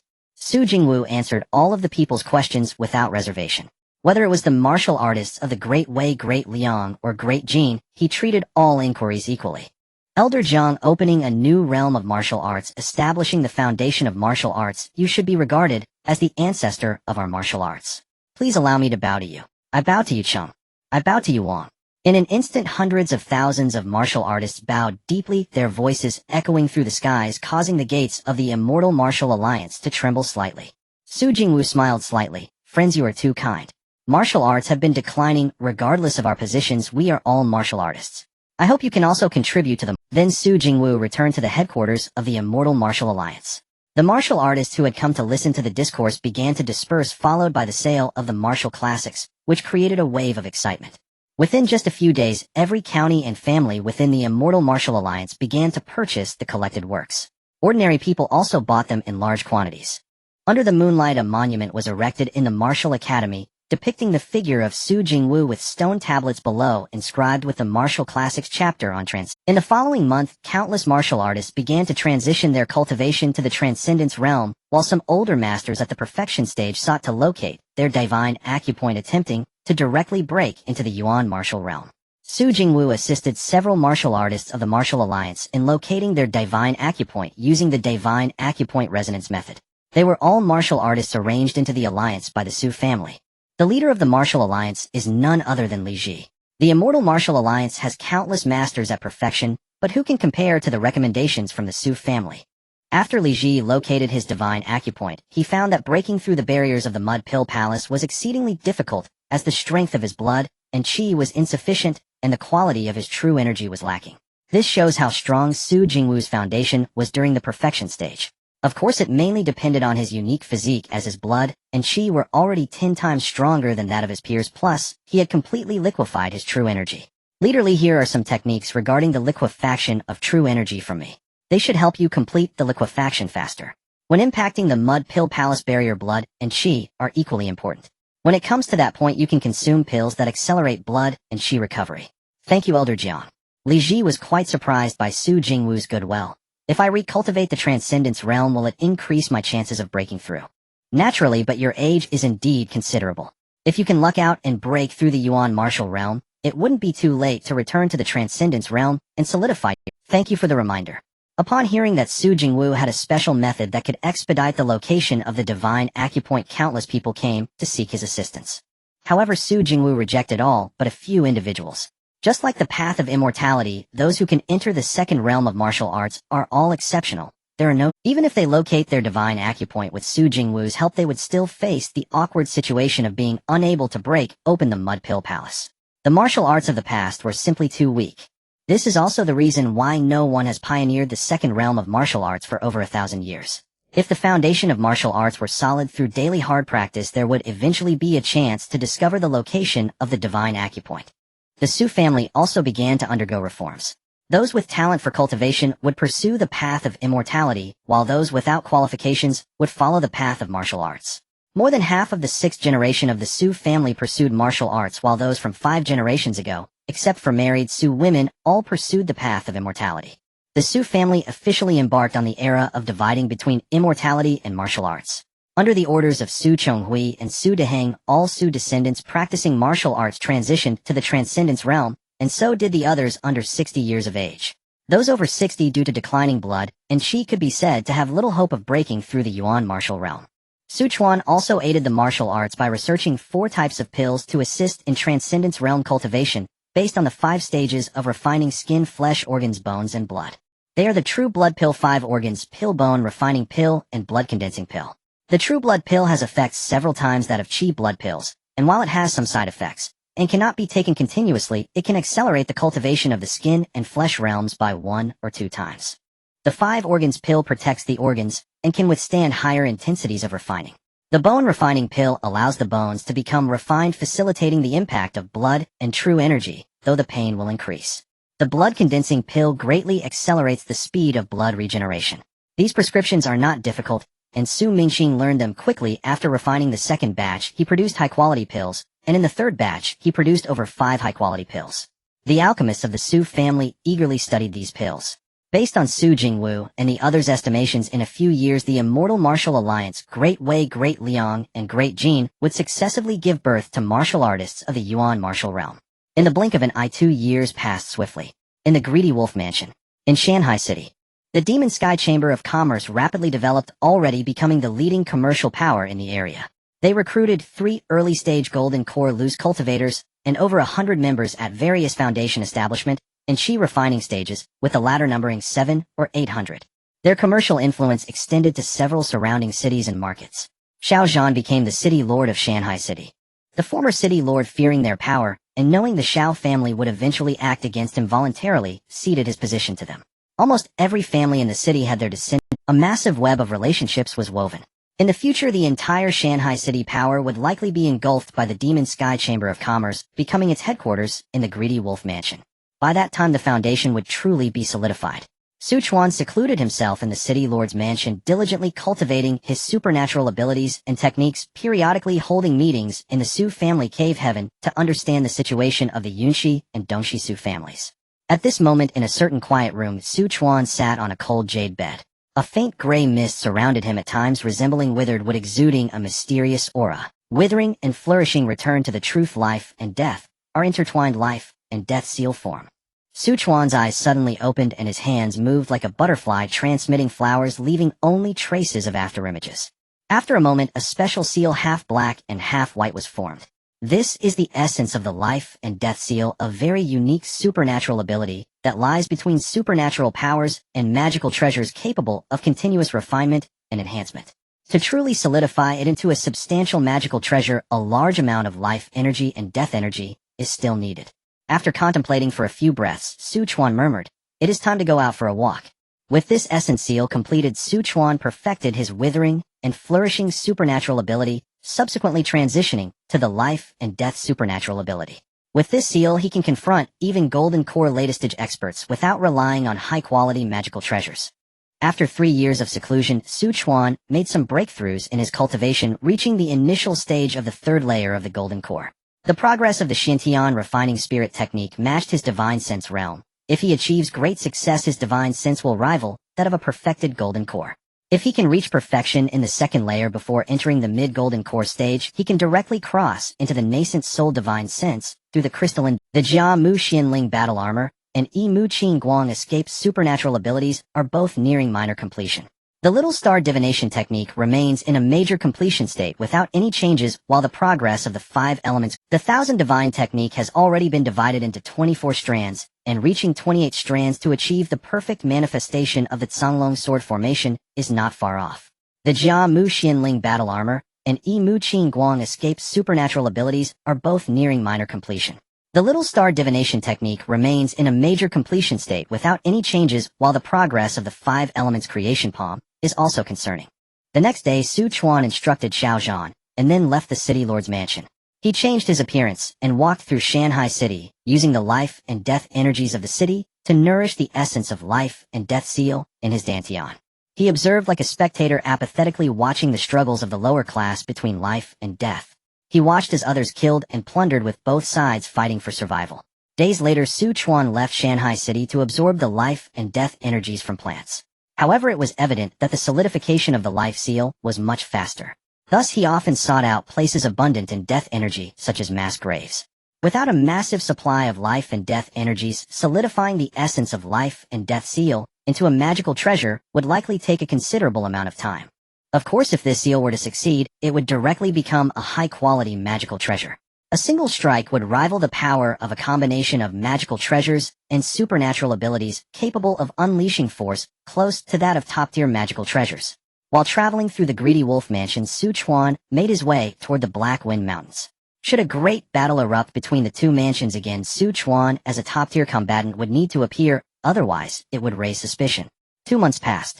Chuan quietly returned to Tiansong Mansion. Whether in Tiansong Mansion or Greedy Wolf Mansion other than Qinsher Forest Taihe Lake and Tianmen Pass, some disciples were also sent to patrol the edges of the Black Wind Mountains. Fortunately, the area was too vast and no formations or restrictions were set up, otherwise Chuan would have had difficulty returning. As for the patrolling disciples, with Chuan's concealment techniques, especially in the mountains, even perfected golden core cultivators would struggle to detect his movements. Chuan traversed the Black Wind Mountains and used the little star divination technique to gather materials for golden core pill, as well as clean water lotuses. All these were planted in the Su family cave heaven. The spiritual spring inside could enhance the growth rate of the clean water lotuses by 10 times. In addition, there were also 7 or 8 pieces of 3rd to 4th tier spirit iron and a piece of mid-grade earth type innate spiritual material. The Black Wind Mountains were not only home to numerous 3rd tier demonic beasts, but also housed 4th tier transforming demons. To obtain that mid-grade earth type innate spiritual material, Chuan was once chased by that powerful demon. Using his minor completion escape technique and the withering and flourishing concealment method, he managed to escape. Aware of the dangers of the Black Wind Mountains, Chuan did not linger and instead hurried through them. In Chuan's courtyard, Mo suddenly sprang out of the pond, spiraling in the air with a pair of dark golden dragon eyes gazing into the distance, revealing a look of joy as he communicated with Su Mingxian and Yi Fan. The 4 of them immediately ended their cultivation and came to Chuan's courtyard to await his return. After a short while, a streak of azure light descended from the sky. It was none other than Chuan himself. "Congratulations, father, on returning safely," Su Mingxian said. Yi Fan and his wife echoed the sentiment. "Although we knew you would be fine, this is your first time away from the Su family for so long," Mo remarked. "With the Su family cave heaven, I can inquire about the situation of the Su family at any time, no matter where I am. If it were accessible, I would truly. You will have the chance in the future."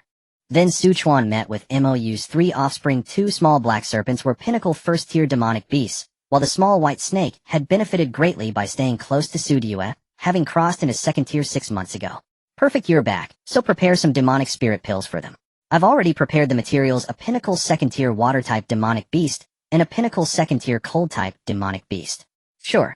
Chuan smiled lightly and did not refuse.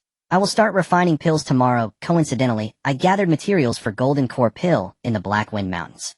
Su Mingxian's eyes lit up. "Father has such good fortune.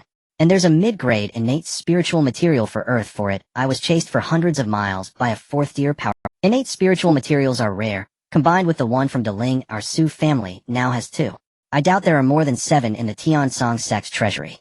The Black Wind Mountains have 4th tier powerful demons." Mo's golden eyes brightened. "Once I break through to the 4th tier, I will help you take revenge," Mo subtly reminded Chuan. Chuan replied, "Don't rush, Deling," said. "The tribulation magical treasure has already been refined. A 9-pattern magical treasure made from Yuan magnetic divine crystals. Its defensive effect against tribulation lightning is even inferior to an ordinary spirit treasure.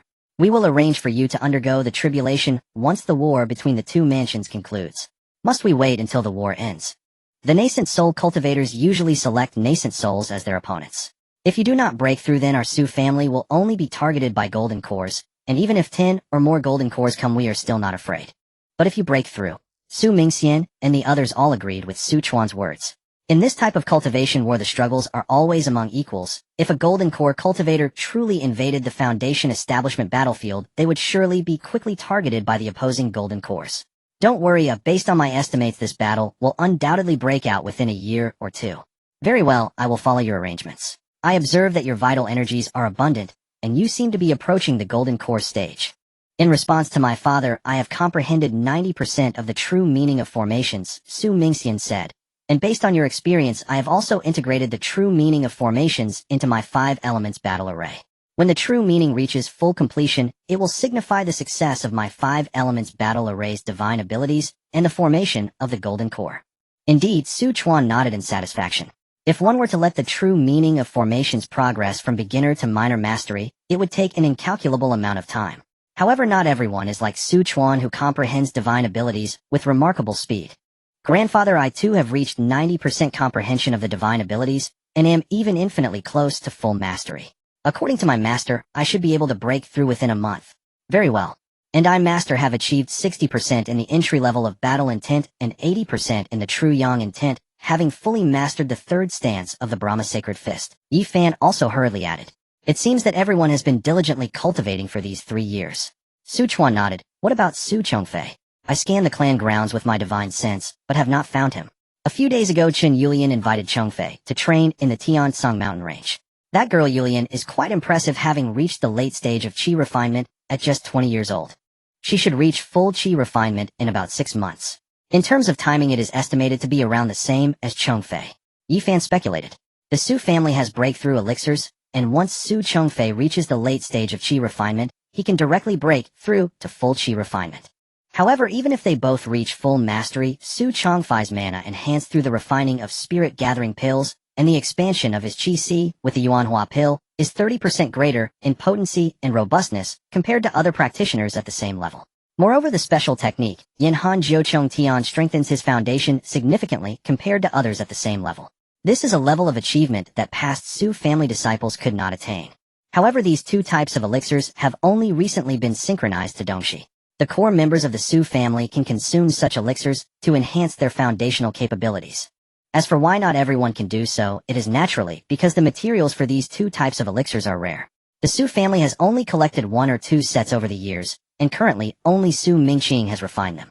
On the other hand, while Yunxi has an abundance of elixirs, there are too few members of the Su family. It truly confirms the saying, those in drought die of thirst, while those in flood. Su Chuan calculated with his fingers, frowning slightly, but soon relaxed and smiled lightly, saying, there is danger, but it is not a serious matter.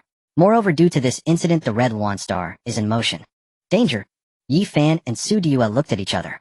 It is merely a matter of discovering opportunities. Those who completed the task have developed intentions. Then the Red Luan Star moving signifies.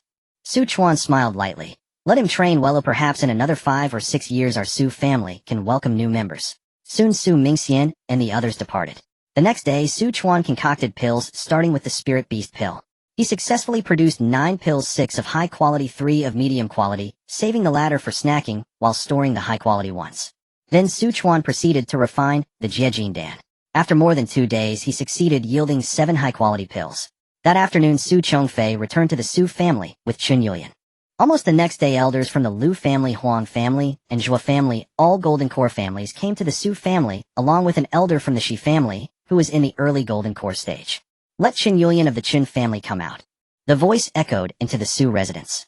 Su Chongfei and Chen Yulian's expressions changed simultaneously. Chen Yulian said, their family has indeed come looking for us. All those who died were talented practitioners from various families, especially that disciple from the Shi family. He was the great-grandson of a Golden Core elder. They completed the task with Chen Yulian, and since she was the only one left alive, it is only natural they would suspect her first. Previously, they had already gone to the Chen family to seek justice. They only came to the Su family second. Don't worry, I had a hand in killing them too. Just put all the blame on me. How can that be? Why not? You indeed only killed the disciples of the Huang and Zhua families while the Shi and Lu families were killed by me and they attacked us first. Our Su family's principle is that anyone who dares to reach out to our family members will be met with lethal force. Your Chen family cannot bear this, but our Su family can. However, no buts. Just consider it a repayment for blocking that poison dart for me. Su Chongfei smiled brightly. Let's go, we should head out. Su Chongfei and Qin Yulian arrived outside the gate, and Su Chongfei clasped his fists saying, "Esteemed seniors, what brings you to our Su family?" The elder from the Huang family, having reached Foundation establishment, replied, "Young Master Su, we have matters to discuss with Qin Yulian." "Please, esteemed seniors, speak." Qin Yulian said, "You were on a mission with Huang Qingyun of the Huang family, Lu Rian of the Lu family, Zhua Yugu of the Zhua family, and Shi Muli of the Shi family. Why is it that the three of them are dead, yet you alone survived? Did you kill them?" Qin Yulian was originally a disciple of the Qingmu sect, but after Mo Wenshin's ascension 6 months later, a command from the Tiansong sect led her to join, and she was exceptionally promoted to an inner sect disciple. Inner sect disciples of the Tiansong sect are generally at the Foundation establishment stage, but disciples from Golden Core families, or those with exceptional talents, can also become inner sect disciples. So it was about this matter, Su Chongfei said. "I also know about it as I participated in that mission." "You were also present." The elder from the Lu family, having reached Foundation establishment, frowned. "If it were only the Qin family, it would be quite easy to handle, but indeed senior sister Chuan invited me to join the mission. I had nothing to do, so I went along, but who would have thought we encountered a rare 1,000-year-old Yushui mushroom? The group developed murderous intentions against senior sister Chuan and me. Ultimately, we turned the tables and killed them. Senior sister Chuan was seriously injured while saving me, but fortunately, I had brought several Yuyiden with me, which saved her life. You killed them." The elder from the Shi family suddenly spoke coldly, his eyes filled with murderous intent as he shouted, "Very well, then you shall pay for my grandson's life." Without finishing his words, the old man's withered hand erupted with true energy, and the pressure of the golden core descended like a mountain, solidifying the air around them. A burst of light emanated from his palm, forming a dark palm print the size of a zhang with patterns suggesting the roar of wind and thunder, aiming to crush Su Chongfei and Qin Yulian on the spot. Before the palm print even arrived, the ground cracked with spiderweb-like patterns, and all vegetation fell flat, the overwhelming might causing hearts to tremble. Su Chongfei's complexion turned pale as he shielded Qin Yulian, retreating repeatedly, feeling as if the palm print was a dark cloud overhead with the shadow of death approaching in an instant. In a moment of peril, he shouted, "Father! Mother! Save me! Someone wants to kill my child!" Just as the cry fell, 2 beams of light broke through the air. One was a dazzling fist force like the sun melting gold, striking out from an angle, accompanied by a cold sword light that cascaded down like a galaxy, sharp and unmatched. The fist's power was fierce and the sword light was piercing. The two struck simultaneously against the enormous palm print. Boom! The air burst apart in midair, radiating light. That lethal palm print instantly shattered like glass, falling to the ground, breaking into countless fragments, which quickly dissipated into nothingness. Only the fierce wind remained, swirling up a cloud of dust. Elder Shi, to attempt to kill my son in front of my Su family gate is to underestimate us.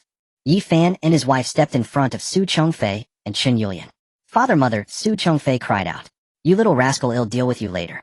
"Killing for a life is only natural," the elder from the Shi family declared. The Lu Huang and Zhua families stood by, unable to provoke either side. "Our Su family only knows that those who kill will be killed in return. I have heard my son's words. Your disciples harbored murderous thoughts over spiritual herbs. Is it not deserved that they could not withstand my son's counterattack? Elder Shi, if it were you, would you willingly stand by and be killed? Do not try to tangle with me. Do you think you too can stop this, elder? Elder Shi, I am currently reasoning with you. If you do not listen when my master comes out, you will fear that there will be no good outcome." The elder from the Shi family frowned. If the true Lord of Decay and Glory were here, he would have come out long ago. It is said he has not shown his face for some time, and is still trapped in the Sunlong mansion. He may have already perished. You dare to insult my master. You truly deserve to die. Yi Fan's eyes filled with a cold light, and in a fit of rage he shouted back. Before his words fell, he had already taken action. His blood surged, and the sound of a dragon's cry could be faintly heard, signaling his complete mastery at the 2nd level of physical cultivation. With a punch thrown, the true Yang force erupted like the sun, the blazing fist force distorting the air. This was the true Yang divine ability at 80% mastery.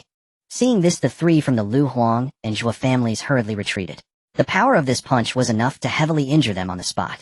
Almost simultaneously, Su Dua moved. The Guanghan sword technique sounded, and the sword light was as cold as the moonlight, causing the surrounding temperature to plummet. That fierce sword energy was almost at the threshold of true mastery, just a step away from truly entering and forming the Golden Core. Two Foundation Establishment juniors dare to ruffle the fur of the Golden Core tiger. The elder from the Shi family laughed in rage as 3 strands of black demonic fire erupted from his palm, transforming into 3-headed fire crows that lunged at the two.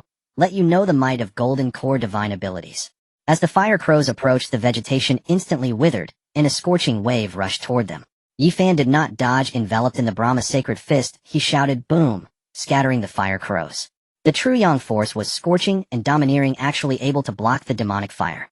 At the same time, Su Diyue drew her sword, the Guanghan's sword light, cascading down like a galaxy, the icy gleam piercing toward the elder's heart, the coldness penetrating to the bone, causing the ground beneath to freeze.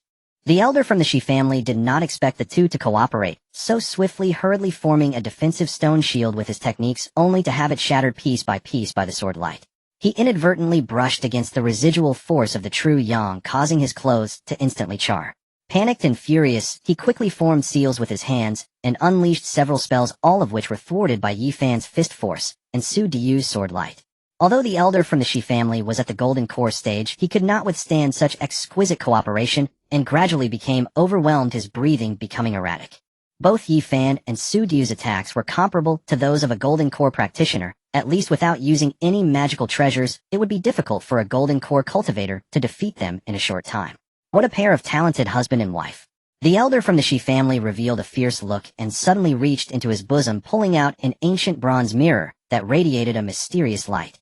As the ancient mirror was summoned, he formed seals to activate it, and the mirror's surface suddenly expanded to about 10 feet in size, emanating a weighty pressure akin to a mountain. A grayish light beam shot out from the mirror. Yifan swung his fist to meet it, but the true yang divine ability unleashed its full power, only to be forced back repeatedly by the light beam, his palms splitting open. Su Diyue's sword light turned sharply, condensing into a shield, but was bent under the pressure of the light beam, frost mist dissipating. A Golden Core cultivator without magical treasures could have combat power that varies by several times. Die. The elder from the Shi family once again urged the mirror light, wanting to strike the two down. You are outrageous. A cold shout suddenly roared from the sky like thunder rolling across the firmament, causing everyone's eardrums to ring. Before the words fell, a colossal azure palm print broke through the air, shaking the space with its might. With a loud bang, the palm print collided with the mirror light, and that seemingly indestructible light beam shattered like glass. Under the sweeping aftermath, the Jinhua mirror was sent flying. The elder from the Shi family also coughed up blood. He was horrified, and before he could recover, an ancient seal with immense force crashed toward him. This seal was precisely the low-grade magical treasure Fan Tian, in its momentum akin to a mountain pressing down. The elder hastily condensed his mana for defense, but was severely struck by the Fan Tian, in crashing into his chest. Crack! Several clear sounds of breaking bones could be heard, and he flew out like a broken kite, crashing heavily to the ground, blood gushing uncontrollably. Before he could struggle to get up, dozens of thin spiritual lights shot out like silver snakes, accurately piercing into his limbs and bones. The elder from the Shi family felt the Golden Core in his dantian suddenly stagnate, his mana retreating like a tide, completely sealed, rendering his cultivation useless. The Fan Tian hung above his head, radiating a weighty pressure like a mountain, an invisible force pressing down on his shoulder, forcing him to kneel with a thud. I am a Golden Core elder of the Shi family, and also an elder of the Tiansong sect, Kuro Yongzhenjuan. You cannot treat me this way. The elder from the Shi family was drenched in cold sweat, his face full of humiliation and fear. He never expected that the Su family would actually be at home. If you wish to kill the talented of my Su family, you must pay the price. For the sake of the Tiansong sect and the Qingmu Zhenjuan, I can spare your life. As for the friends from the Lu Huang and Zhua families, please notify Qingmu Zhenjuan for me. If he does not come, let this person kneel at the gate of my Su residence. Yes, Kuro Yongzhenjuan. The three felt as if a great burden had been lifted and hurriedly conveyed this message. Half a tea time later, Qingmu Zhenjuan was meditating in his cultivation chamber when he sensed an anomaly with the communication token. Su Chuan has returned. The elder from the Shi family wants to kill Yifan and his wife, yet is sealed and kneeling at the Su family's gate. Truly they are seeking trouble. Qingmu Zhenjuan cursed internally and immediately left his cave to rush toward Yunxi town. It took him most of the day to arrive at the Su family gate. He glanced at the elder from the Shi family kneeling at the Su family gate, but did not immediately take action to help. Instead, he said, Kuro Yong, I have arrived. Why not come out to see me? As his words fell, a green light flashed, and Su Chuan appeared before him. Yifan and Su Chongfei followed closely behind. Qingmu, it has been a long time since we last met. Kuro Yong, when did you return? I returned not long after you, but I have been in seclusion, not wanting to be disturbed, thus I pretended to be traveling to avoid it. I see. Qingmu Jinjuan said, I wonder what this elder from the Tiansong sect has done to offend you to be punished in such a manner by you. Su Chuan smiled as he recounted the sequence of events, then said, My disciple and granddaughter have both achieved remarkable military merit during our recent encounters with the Tanlang mansion, yet just a few years later their accomplishments have been forgotten. They were nearly slain right at our doorstep. Qingmu Daoist, if it were you, could you endure? There should be punishment, but he has already knelt for half a day, so it seems he has recognized his mistake, and will not repeat it. Perhaps we should let him go this time. Su Chuan pondered for a few moments, glanced at the golden core elder from the Shi family, and waved his sleeve saying, All right, in consideration of you, Qingmu Daoist, this true monarch will not hold it against him. Thank you. Qingmu True Monarch clasped his fists. Su Chuan then retracted his magical artifact and lifted the restrictions on his dantian. Next we must address the matter of my sect's disciples being killed. The only survivors are Su Chongfei and Chun Yulian, and I need to bring them back to the sect for further investigation. After all, this incident involves 4 Golden Core families, as well as my Shi family. Do you not believe my grandson's words, Qingmu Daoist? Su Chuan raised an eyebrow. It's not that, it's just that they are an engaged couple, and what they say may not necessarily be the truth. There's no need to complicate things. If you want to see Qingmu Daoist, I can retrieve my grandson's related memories.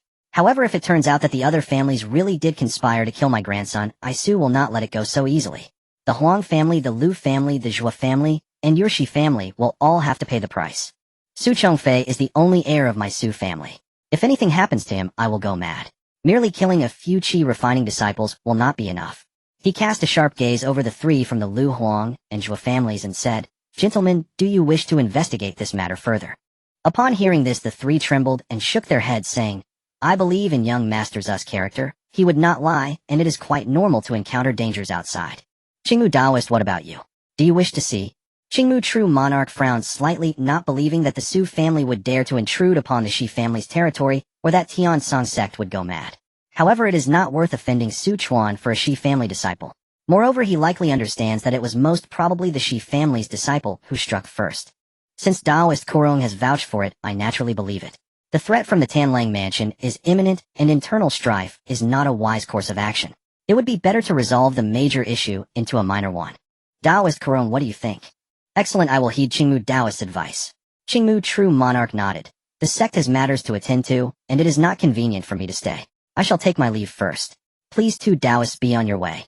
Qingmu True Monarch and the Golden Core Elder from the Shi family immediately transformed into beams of light and departed. In the main hall, Su Chuan inquired about Su Chongfei and the others.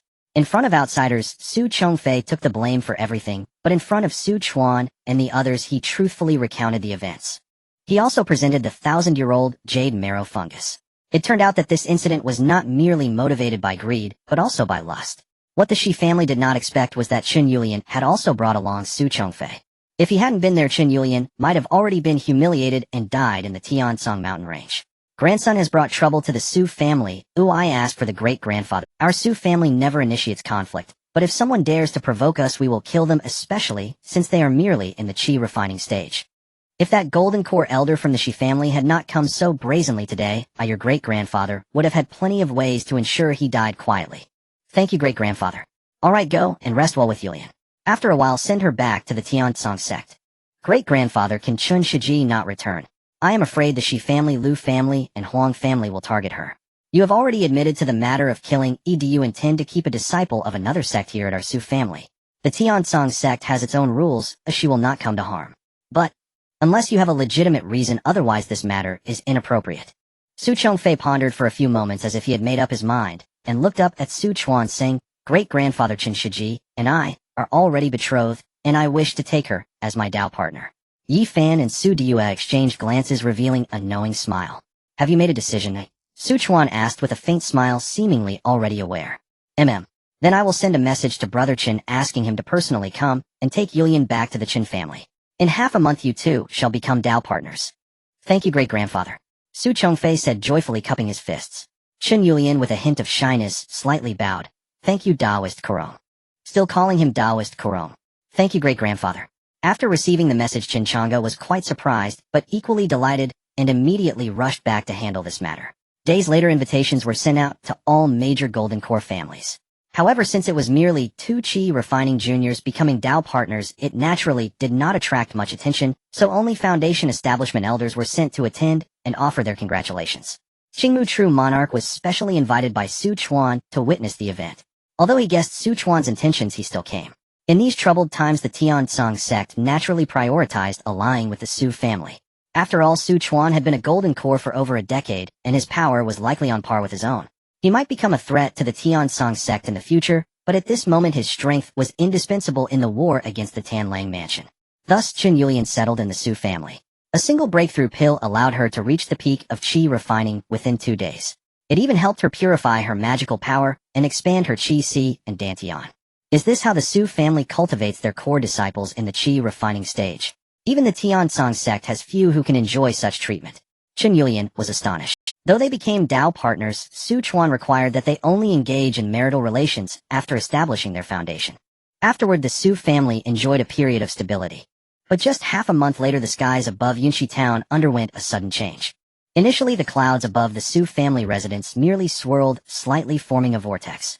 However, in the span of a single incense stick, the cloud vortex expanded to 100 feet, slowly spinning, with a cold radiant light emanating from it. Suddenly, spiritual energy from all directions surged forth, as if commanded, converging to form a visible vortex of spiritual tide above the Su family. At the center of the vortex was where Su Due was in seclusion. In the courtyard, the plants and trees were covered with a layer of crystalline frost, and the air was filled with a chilling aura causing breath to condense into ice. Suddenly, a clear, melodious sword cry rang out from the quiet room, soaring into the sky. A beam of moonlike sword light burst forth, hovering at the center of the cloud vortex, shining brilliantly and competing with the blazing sun. At that moment, the clouds in the sky were suddenly dyed with a clear radiance, rolling and transforming into a sky full of crystalline snowflakes fluttering and falling. A spiritual tide vortex, a golden core phenomenon. Who was about to break through to golden core? One by one, cultivators soared into the sky to observe the source of the spiritual tide vortex. It's the Su family, indeed, the Su family. A snowstorm from the vast cold, a bright moon in the sky. Could the one breaking through to golden core be the cold moon fairy Sudi? Who else could it be? Such a special phenomenon must be the result of divine powers leading to golden core. The talent of the Su family is terrifying. Indeed, it is excessive. I wonder how the Tiansong sect will react to this. News quickly spread.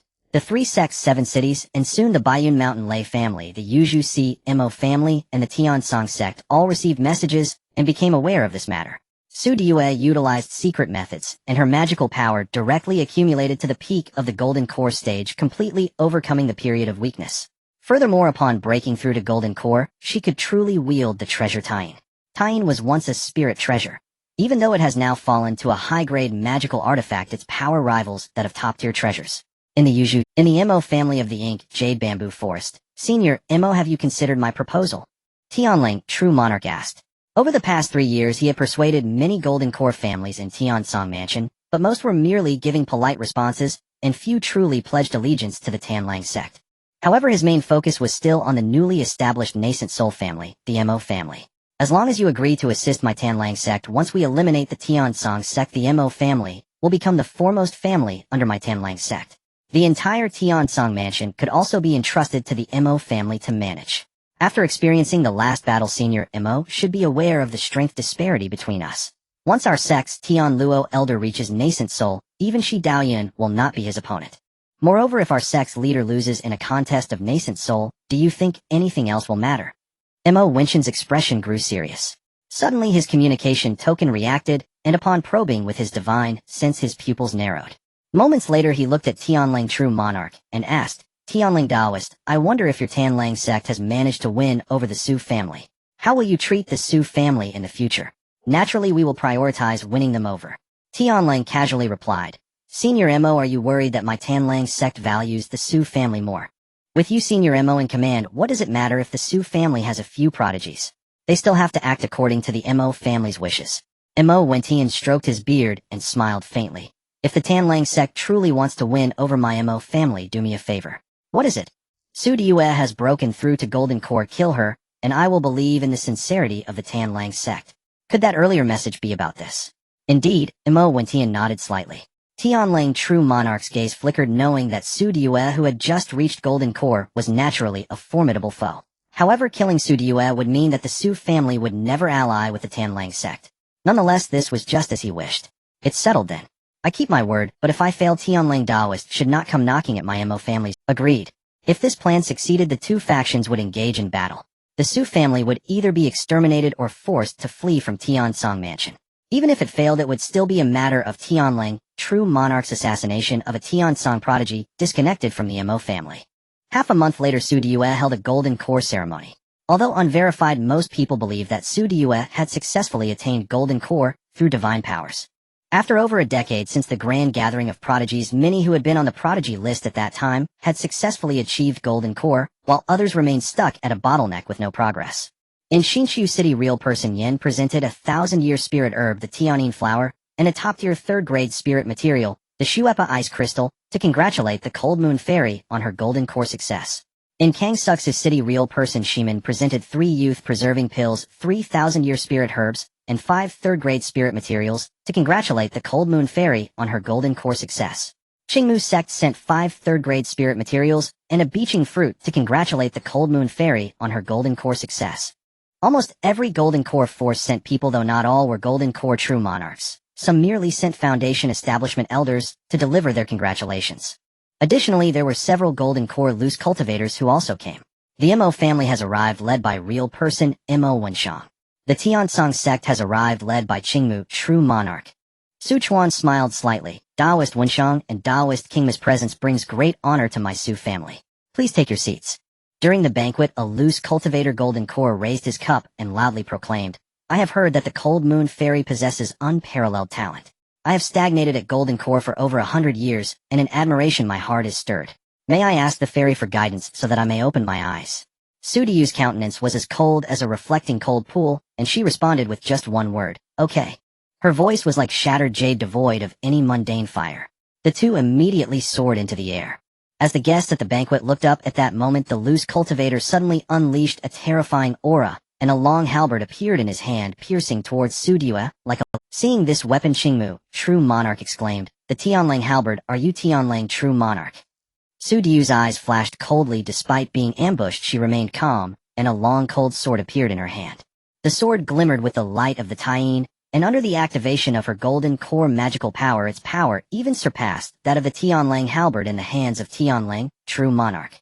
Mo Wenshang and Qingmu, true monarch's pupils contracted, both holding their positions. Su Diyue swung the Taiyin flying sword and cast the vast cold sword technique. Although it was merely a beginner-level divine power, when combined with Taiyin, it produced a deterrent force close to that of Tianlang, true monarch. Boom! The long halberd and flying sword clashed with a bright explosion.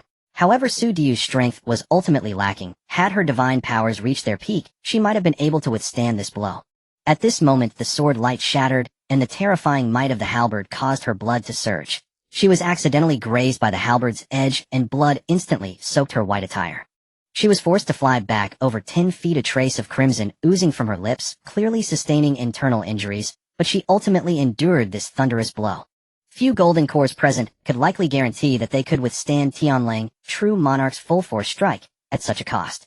Tianlang, you seek death. Su Chuan's eyes bulged with rage as he unleashed his attack.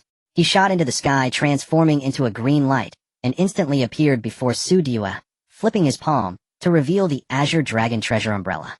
The treasure umbrella opened. Whoosh, whoosh, whoosh. 24 flying swords soared out from the slowly rotating ribs of the umbrella, dancing through the air, and under Su Chuan's command, they quickly coalesced into a sword dragon. This momentum is even stronger than the last time I saw it. Tianlang, true monarch, swung the Tianlang halberd again, and a blood-colored halberd light seemed poised to tear the heavens apart as it sliced down towards the sword dragon.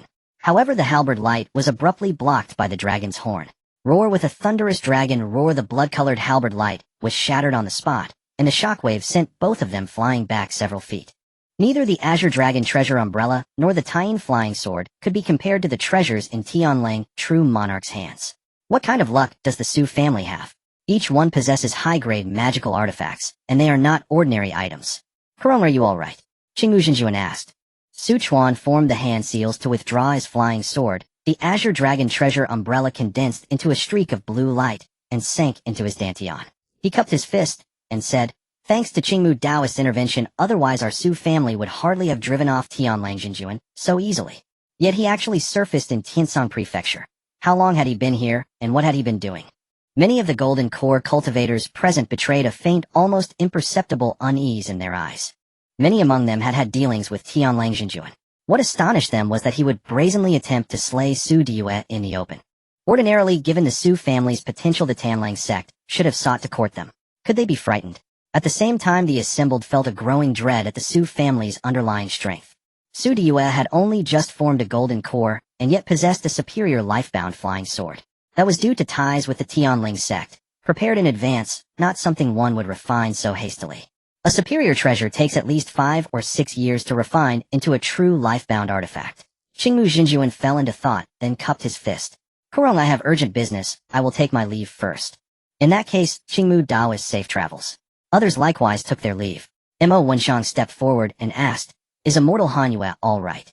She has taken restorative pills with 10 to 15 days recuperation, she should be unharmed. That's a relief. I truly broke into a cold sweat for her earlier. With a force like that, even I could not have blocked it unscathed, though I might well have suffered worse than Hanyue. It was luck. Mo Wenshang nodded slightly and departed. Thus the Golden Core ceremony concluded in hurried fashion. Su Chuan had a number of superior 9-fold rejuvenation pills, after Su Diyue took them his wounds were largely healed. The Su family hall. Su Chuan, Su Mingxian, and several others gathered. Master, why was Tianlang Jinjuan at Tiansong Prefecture? His presence unsettled your disciple. Oh, why uneasy? Yi Fan asked. From his arrival, I can guess he intended to court and divide the Golden Core powers of Tiansong Prefecture. For him to strike openly is out of character. After all, once exposed today, Tiansong sect will certainly investigate thoroughly. His only sensible path would be to withdraw. Su Mingxian pondered and said, perhaps he has already completed his task. No one knows when he entered Tiansong Prefecture. Maybe a year ago, maybe 2, perhaps he even returned with us back then. But Yi Fan is right, regardless, his attempt on Diyue today is indeed out of the ordinary. What if this was not in his original plan, but could someone have ordered Tianlang Jinjuan to act demanding Diyue's assassination? Su Mingxian's eyes flashed with a sudden sharp light. A trace of killing intent surfaced in his expression. Tianlang Jinjuan surely knew I slew Songlong Jinjuan. When someone made a request, he merely took advantage of it. He must also be confident in his own might.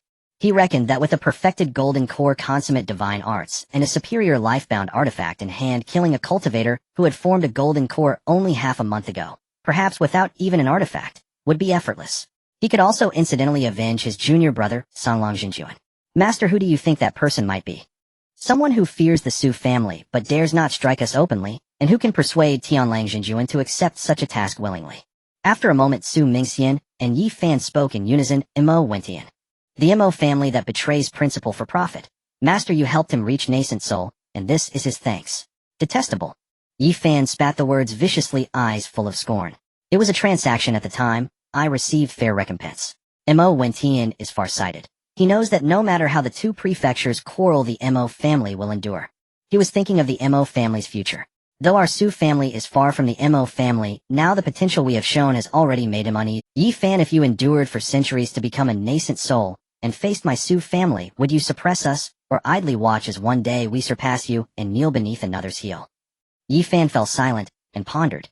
Mo Wentian would not and dare not gamble that if one day the Su family became the rulers of Tiansong Prefecture, he would be treated kindly. I heard Mo Wentian mention the feud between the Mo and Shi families. Had the Mo family then been as conspicuous as ours, displaying such fearsome potential, they likely would have been wiped out by the Shi ancestor. Father, if the Mo family truly has designs against ours, rest assured, Su Chuan raised a hand to stop him. Until the last favor is repaid, the Mo family will remain outwardly our ally. All they can do is use others' blades to kill for them. The trouble is in the upcoming war between the 2 prefectures. Members of the Su family will likely receive particular. Father, do you think the previous attack on Daling might have been the Mo family's doing? Su Mingxian suddenly brought up the old matter. At that time, Mo Wentian was in seclusion attempting nascent soul. Most likely, it was the Shi family acting, seeking to sever any collusion between the Su family and the Tanling. Mo family, Shi family, the master of Tanling sect. Our Su family truly faces gathering storms. Yi Fan lamented. It seems perilous, but when one peels back the layers, those 3 could never truly unite. Su Chuan's lips curved with a faint smile. If someone wishes to move against the Su family, let us see who is more skillful. I fear that when the time comes, even if they intend to act, they may find they cannot. Su Diyue was attacked at the Golden Core ceremony by Tianlang Xinjuan. Many murmured that it was driven by Tianlang's fear of the Su family. Qingmu Xinjuan immediately sent men to trace Tianlang Xinjuan's movements and spent effort interviewing each Golden Core family. Tianlang Xinjuan did not linger. He returned to Tanlang Prefecture by the Black Wind Mountains route. After reporting back to the Tanlang sect, Qi Tianxiong was taken aback. Another from the Su family has formed a divine ability Golden Core. What are the Su family's origins that produce so many outstanding talents? Could there be a special bloodline or inheritance that yields such unusual constitutions? Your assassination of Su Diyue was somewhat rash. Were you trying to avenge Songlong at the same time? Sect Lord, pardon me. Enough. At least Tiansong Prefecture will be thrown into disorder for a while. As for Imo Wentian, his schemes run deep. He rose beneath Tiansong's sect's nose. He is no ordinary man. As for the Su family, Qi Tianxiong paused then smiled. Prodigies may arise, but excessive flaunting is unwise. I suspect the Su family has already become a thorn in the eyes of the Mo family and Tiansong sect. Had it not been for this clash, the Su family might well have been wiped out by the two of them. Sect Lord, will this campaign be aimed at the Su family? Qi Tianxiong fixed him with a hard gaze. The Su family must be exterminated. One after another, prodigies forming divine golden cores, enough to chill one's spine. Of course, it would be best to cripple their cultivation and keep them confined to study what is unique in their bloodline. If they can produce a continual stream of talent for our sect, keeping them alive a while longer is no great harm. Sect Lord, your words are well-founded. In 3 to 4 months, Tianluo will break into nascent soul.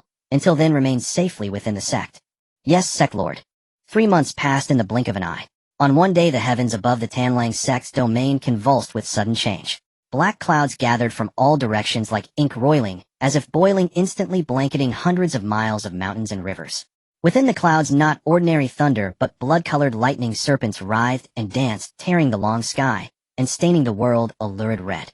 The thunder's roar sounded less like heavenly majesty and more like the howls of 1,000 demons, making mountains shudder and all living things cower. At the vortex's center hovered directly over Tanlang's principal peak. An indescribable, terrifying pressure radiated from the summit, grim and domineering, laden with the scent of plunder and annihilation. Demon Shi shot skyward and faintly coalesced into the phantom of a 3-headed, 6-armed giant demon gazing down upon the world. Ordinary cultivators under such pressure felt their courage fail, the weaker grew limp and nearly fell to their knees. So that is the Avatar Phantom, whose formation requires mastery of 3 perfected divine arts. Qi Tianxiong murmured. No wonder he said that upon entering nascent soul, he could contend with ordinary nascent soul masters. In but a moment, the Avatar Phantom, a figure, burst from the peak and plunged into the clouds, his body tempered by blood and lightning. After a while, the demonic clouds dispersed, and the sky above returned to clear expanse. The preceding scene felt like a dream. Qi Tianxiong flew high to confront Tianluo and cupped his fist. Congratulations on your nascent soul breakthrough, Tianluo Taoist. That Avatar Phantom was truly terrifying. Qi Taoist, you flatter me. This was all thanks to the Tanlang sect's support, Tianluo replied. Rest assured I shall keep my promise.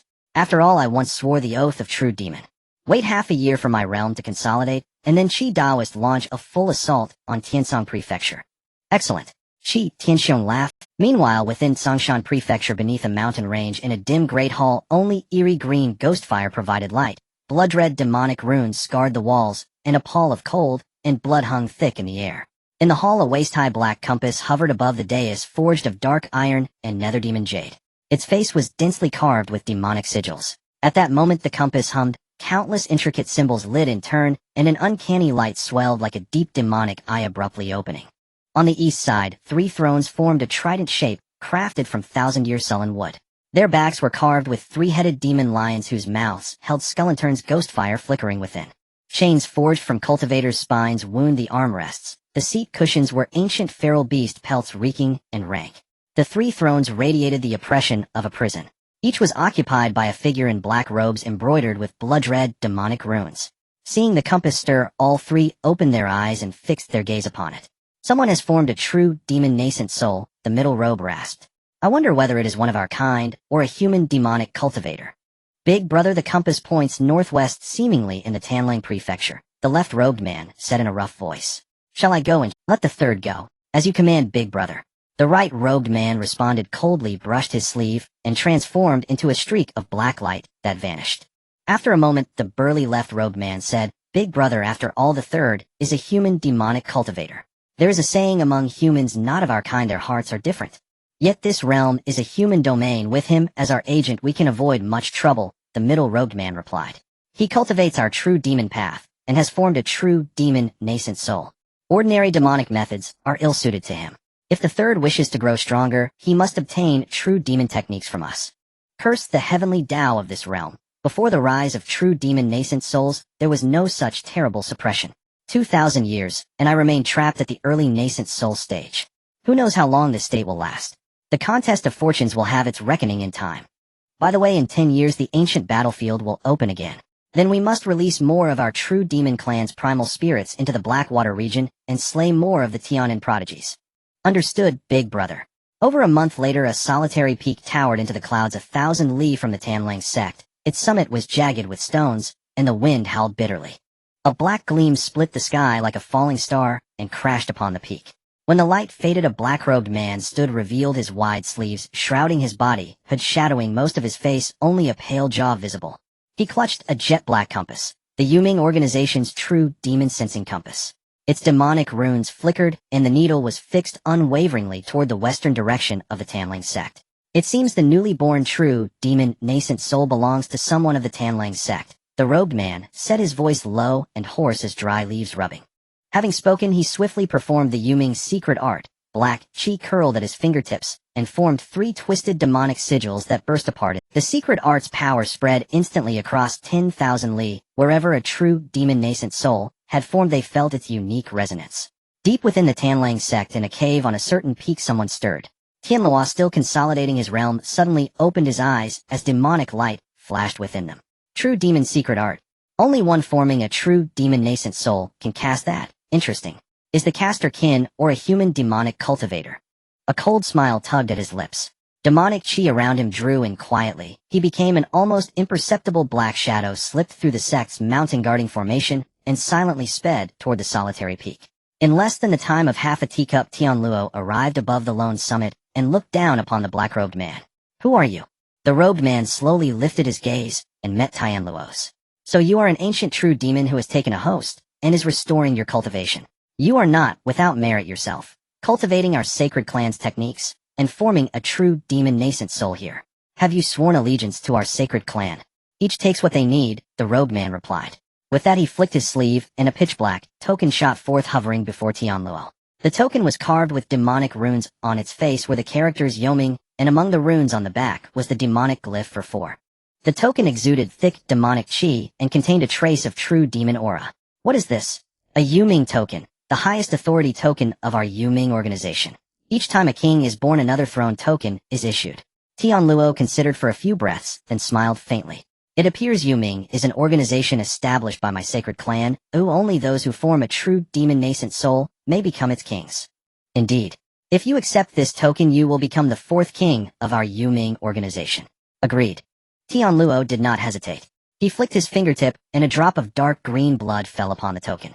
It trembled, demonic chi surged forth, and formed an eerie pattern in the sky. After a moment, all the chi retracted into the token, and its surface gave off a faint black sheen. Each king bears his own title. You may choose one for yourself.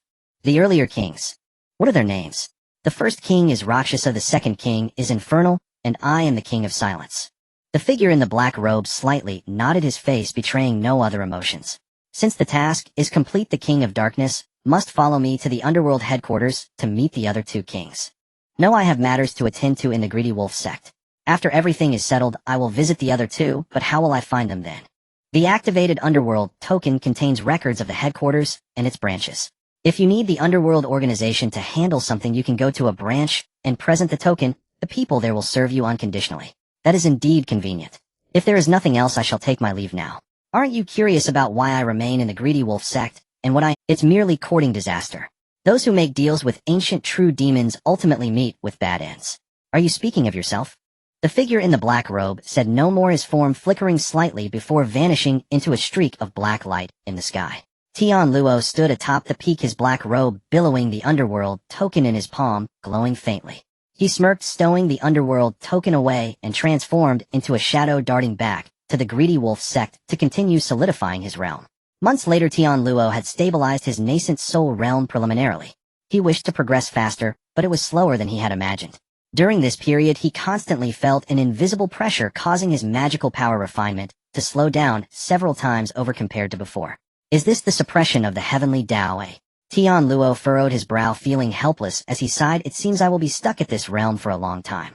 If the ancient true demon were to be reborn, they would quickly return to their peak, and this realm would have long been occupied by the true demon clan. First help Qi Tianxiong unify the two regions. Later I will take his place and become the lord of the Greedy Wolf sect. As long as the name Greedy Wolf sect dominates them, that does not count as breaking the oath. Wanting an ancient true demon to work for you is nearly impossible. Tian Luo left seclusion. Qi Tianxiong issued a decree summoning all forces above Golden Core within the Greedy Wolf territory to gather at the Greedy Wolf sect. As the news spread, various Golden Core demon cultivators guessed the purpose of the gathering and hurried to attend. A great battle is about to commence. Xiao Zhan soared away from the city lord's mansion, rushing towards the Greedy Wolf sect with all his might. Days later, everyone gathered in the main hall of the Greedy Wolf sect. Inside the hall, dozens of Golden Core cultivators took their seats according to their strengths, the demonic aura intertwining, and the atmosphere in the hall was heavy with everyone's gaze intense. After a while, two figures entered side by side at the entrance of the hall. On the left, Qi Tianxiong wore the black robe of the sect master, his aura imposing, while on the right Tian Luo donned a dark magical robe. Their nascent soul pressure was like an invisible mountain immediately enveloping the entire space as they appeared, making the Golden Core cultivators feel a heavy weight in their hearts. Indeed, Tian Luo has formed his nascent soul. Previously it was merely a guess, but now seeing it with his own eyes, everyone was awed by the powerful demonic aura emanating from him. The two, Qi Tianxiong said, the purpose of gathering you all here should be clear to you. Indeed, the sect master has decided that in half a month we will mobilize all the forces to launch a tripartite attack on Tiansong Prefecture to avenge the previous humiliation. I believe everyone remembers the humiliation from last time, right? Last time many of our talents perished, and one Golden Core was killed in battle. This time we must make the Su family of Tiansong Prefecture pay the price. My friend also died at the hands of the withering true monarch. Blood debts must be repaid with blood. In an instant the crowd became incensed, and the main hall filled with I understand your feelings, so we will attack in half a month. You may freely attack the families of Tiansong Prefecture, and everything you obtain will belong until the Greedy Wolf sect breaks through Tiansong sect. Sect Master Qi is righteous. Sect Master Qi is wise. Additionally, I have one more thing to announce. Tian Luo Demon Lord has successfully formed his nascent soul, and will henceforth serve as the deputy sect master of the Greedy Wolf sect. We greet the Tian Luo Demon Lord. We greet the Tian Luo Demon Lord. All the Golden Core cultivators clasped their hands in respect. Xiao Zhan glanced at the Tian Luo Demon Lord, feeling that his formidable demonic aura surpassed even that of Qi Tianxiong. Tiansong Prefecture is in great danger. It seems I must quickly inform the master. Everyone, no need for such formalities. The Tian Luo Demon Lord slightly Qi Tianxiong then continued, next let us divide the personnel into 3 groups. After discussing, everyone returned to make preparations. Xiao Zhan was initially with others, but gradually found himself alone. Using his divine sense to scan the surroundings, he discovered no one else within a radius of several dozen miles. Only then did he take out a jade token from his storage bag. Without hesitation he crushed it. With 2 major nascent soul sects vying for dominance, I wonder what the master intends to do. Is he planning to take advantage of the chaos? Regardless of which side wins, the master has not suppressed the remaining strength of either side. Xiao Zhan pondered, shaking his head lightly, looking around, and continuing towards Shanghai City. No matter what, he was already a puppet in Su Chuan's hands. As long as the Su family was well, he would be well. Meanwhile, in quiet meditation, Su Chuan immediately sensed the shattering of the divine sense jade token he had left with Xiao Zhan, and murmured, it's finally about to begin. He promptly invited Su Delying into the Su family cave. Tianju sect. Su Delying felt Su Chuan calling her, and thought, it's not even the hour of the dog at night. There must be an urgent matter. Could it be that the timing has matured? She did not resist the nameless force from the void. In the next moment her divine sense was pulled into the Su family cave. Delying, the time has come. You should return now. Yes, grandfather. Su Delying replied, are there any other instructions?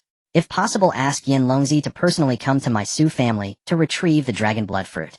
Understood, grandfather. Su Delying exited the Su family cave. Su Chuan looked at Su Huai, noticing his aura rising greatly, and couldn't help but praise, you've reached the mid-stage of the 2nd rank. Not bad, keep it up.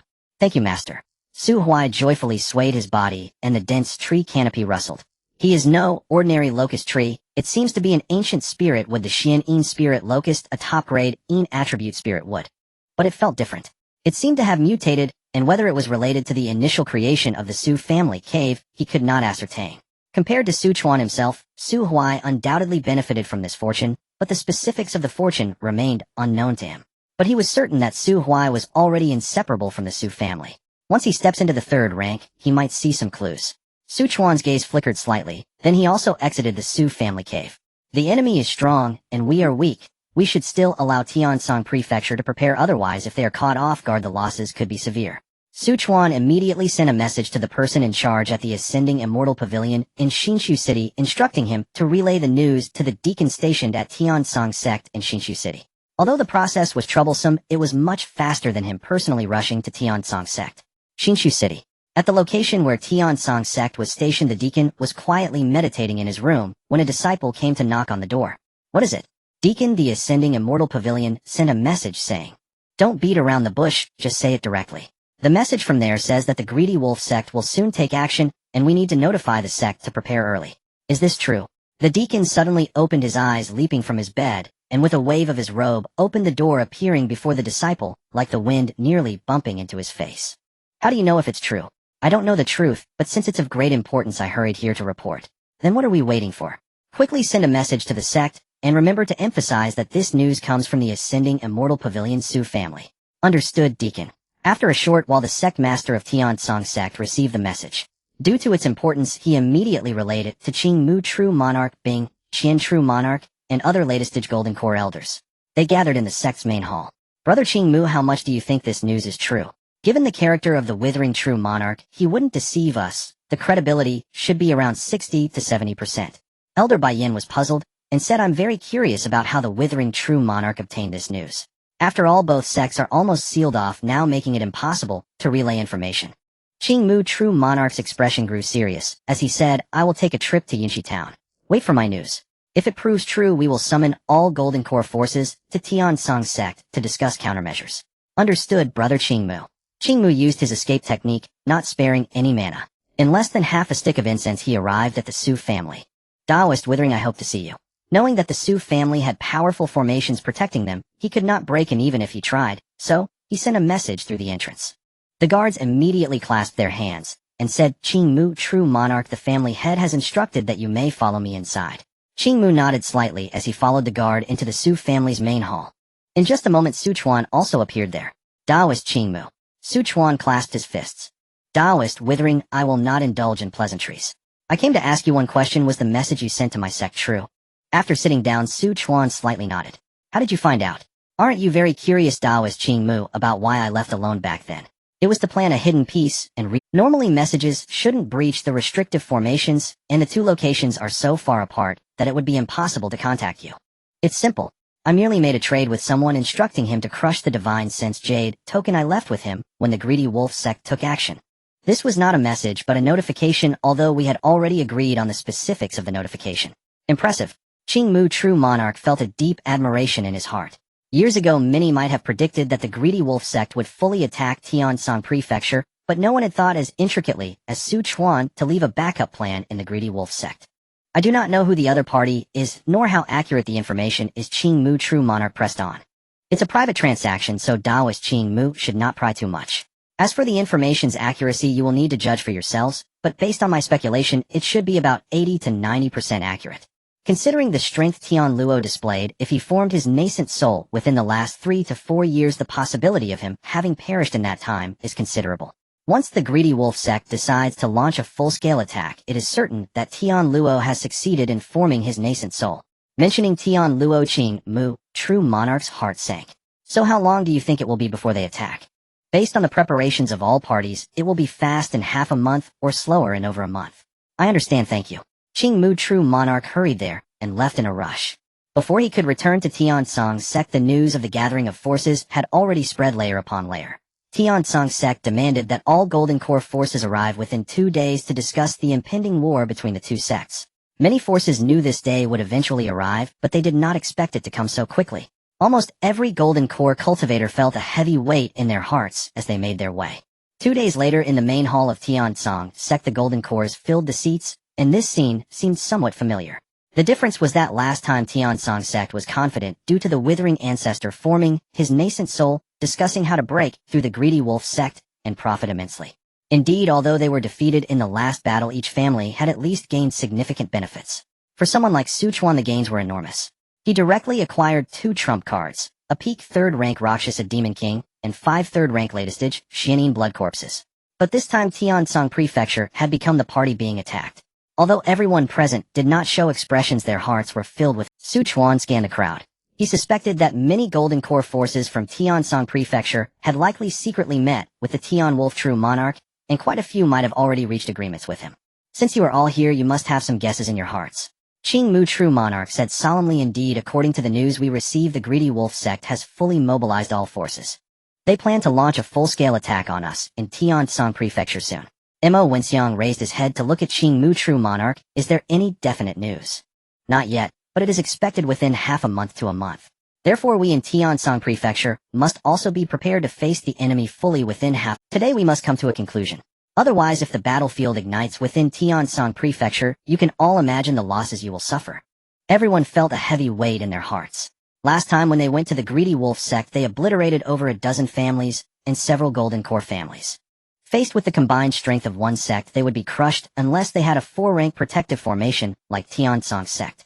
Otherwise, even a 3rd-rank top-grade formation wouldn't hold for long. Moreover, there were hardly any forces that could afford a 3rd-rank top-grade formation for protection. The massacre at Tian Luo's hands was a grim reminder. Currently, only 7 cities had upgraded to 3rd-rank top-grade formations. Other Golden Core forces like the Mo family and Lei family with deep foundations only had 3rd-rank top-grade formations, followed by the Su family and several others. The 7 cities had the most Golden Core families and the densest concentration of cultivators. This was also the reason why Tiansong sect ultimately decided to spend a significant amount to upgrade their protective formations. The person who accomplished this was the head of the Tsong family, Tsong Fengyan, a perfect Golden Core True Monarch, and also the foremost expert in formation in Tiansong Prefecture. Lei Wujia pondered for a moment, and said, Taoist Qingmu, has Tian Luo successfully formed his nascent soul? Qingmu True Monarch nodded heavily. If not, the Greedy Wolf sect would not dare to invade. That demon has formed his nascent soul. He could match the Withering Ancestor even in the Golden Core stage. How strong would he be now that he has formed his nascent soul? Who can stop him? The crowd began to murmur. Why are you all so panicked?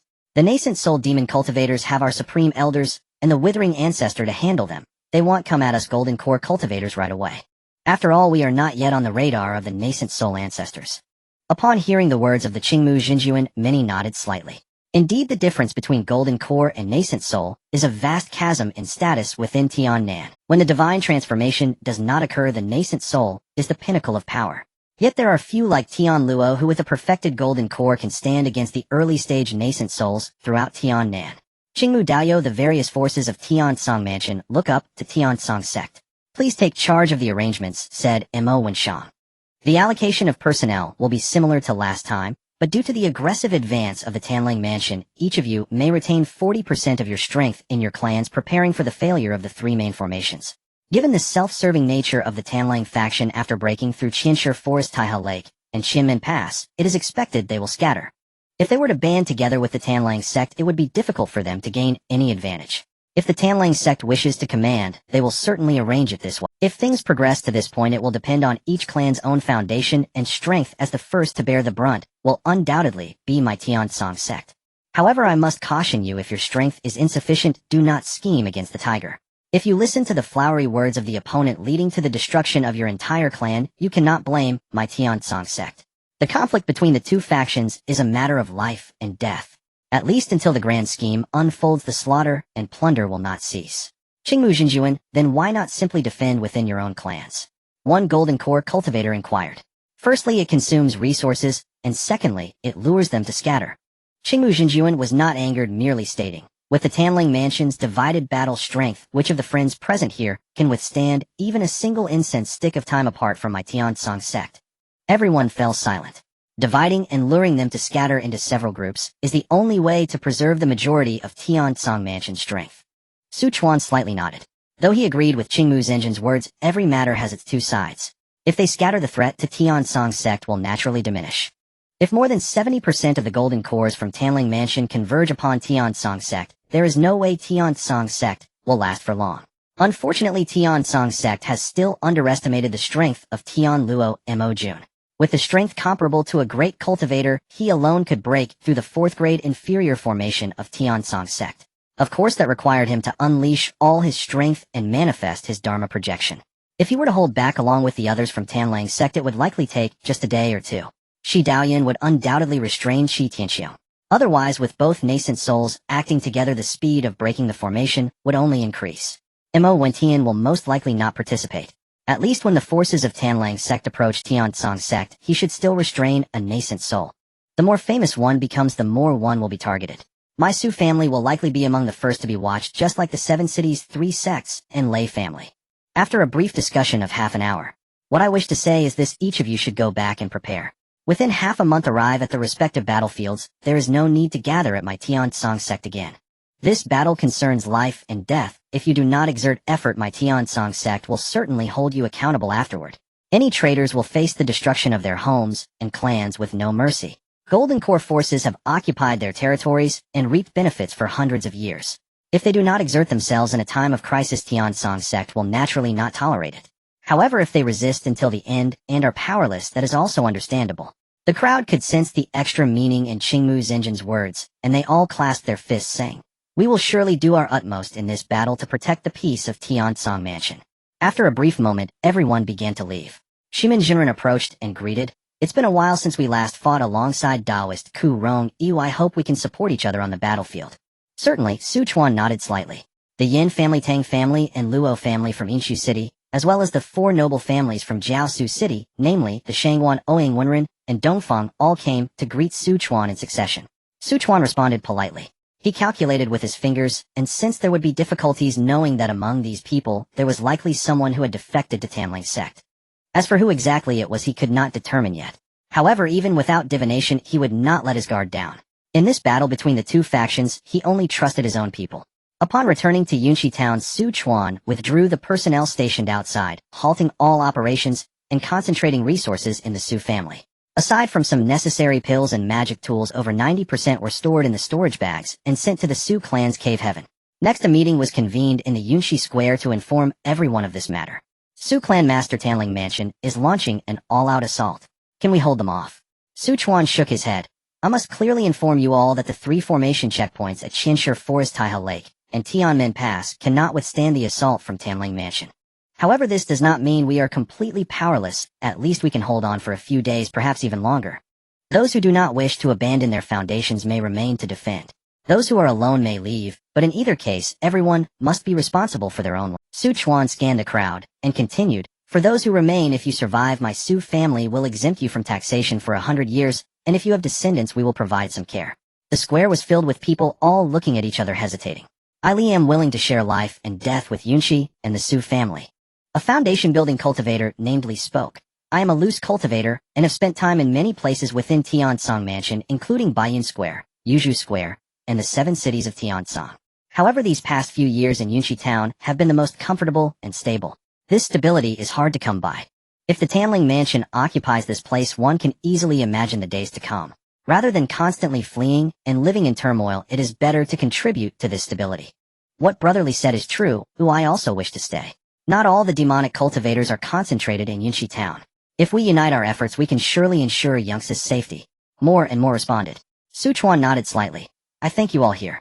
Within this half-month, my Su family will arrange a 3rd-grade formation to envelop the entire Yunshi town, allowing everyone to defend with much more ease. In the future, Yunshi town will need to be planned as a city, so a city protection formation is indispensable. Su Mingxian once proposed to use the Su family's 5 elements Heavenly Gang formation as the core to quickly set up a 3rd-grade inferior level 5 elements Heavenly Gang formation. Under Su Mingxian's control, even a 3rd-grade inferior formation could unleash the power of a 3rd-grade mid-level formation. Moreover, this formation could not only serve as a defensive array, but also as an offensive one, continuously gathering attacks comparable to the Golden Core level. Unfortunately, time is insufficient. If Su Mingxian were to set up a maze formation with no nascent souls, and the formation masters absent, Yunshi town might hold out for over a month. Upon hearing about the formation setup, those who were initially hesitant also decided to join in. Su Mingxian had already begun planning how to arrange the formation in the past 2 days. The large-scale arrangement of formations is quite troublesome. Su Mingxian also had to resort to cleverness to ensure success within half a month. In the southern part of Tiannan at Tianzhu sect, at the back of the main peak. Are you going back to Tiansong Mansion?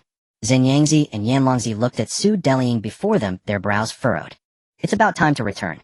The Yuanji shield has been refined, but the dragon blood fruit is at my Su family, oh I must go back to retrieve it. Su Deling's eyes shimmered slightly as she said, by the way, second master, why not accompany me and senior brother Liang on this trip? Once we obtain the dragon blood fruit, we can refine it directly, avoiding the risk of loss on the way. Yanlongzi stroked his red beard smiling, and said, what? Do you want to trick me into working for your Su family? Second master, you jest. Since it's a transaction, it must be completed. If my Su family accidentally loses the dragon blood fruit, wouldn't that mean the transaction failed? Second master, if you cannot seize this opportunity to advance to the mid-stage nascent soul, missing this chance, who knows how long you will have to cultivate diligently to succeed. This is a tremendous loss for our Tianzhu sect. Su Delying continued. Once you go, if you do not wish to act, you can simply ignore it. Yanlongzi chuckled. By that time it may not be up to me whether to act or not. Second master, do you underestimate my Su family too much?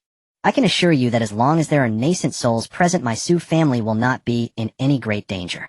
You said it yourself, I don't think you can trick me into coming out to teach some young nascent soul cultivators will venture into dangerous territories for their own advancement opportunities. Going to Tiansong Mansion will naturally pose no issue. Previously he had been teasing Su Delying. Brother, you take care of the sect. I will accompany little Ling on this trip. Zhenyangzi chuckled lightly, go ahead. The next day, Su Delying, Yanlongzi, and Liang Jinjuan traveled through the teleportation array of Tianzhu City to Xianyu City. Second master, I need to visit Xianyu sect to pay my respects to the old ancestor. It is indeed appropriate to pay a visit, but I wonder if the great cultivator will be willing to meet. The three flew through the air, their escape lights flashing like rainbows. In just a moment, they crossed hundreds of miles, and the mountain gate of Xianyu sect was already in sight. Amidst the surrounding mountains, mist swirled, and flying eaves and bracketed roofs emerged.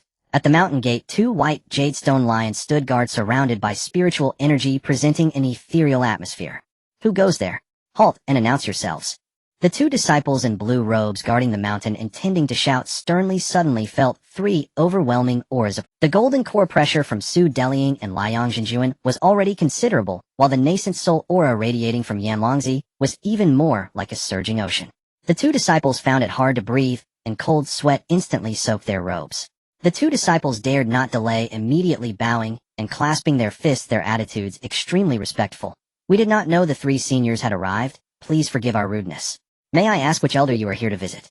We have come to seek an audience with the Xianyu old ancestor, Su Delying replied in a calm tone. Upon hearing this, the two disciples' eyes widened in disbelief. After exchanging glances, they both displayed looks of difficulty. I regret to inform you, elder, that the ancestor has been in seclusion for a long time. We being lowly disciples have absolutely no qualifications to make contact. Within the sect, only the Tianya old ancestor and the sect master have the qualifications to meet the Xianyu old ancestor. Then please contact your sect master and have him deliver this token to the Xianyu old ancestor. Perhaps the old ancestor will meet with us. Su Delying said, flipping her palm, revealing a simple token. This token is somewhat similar to our Xianyu sect's token, but with differences. One of the disciples glanced at it in surprise. Please do send word.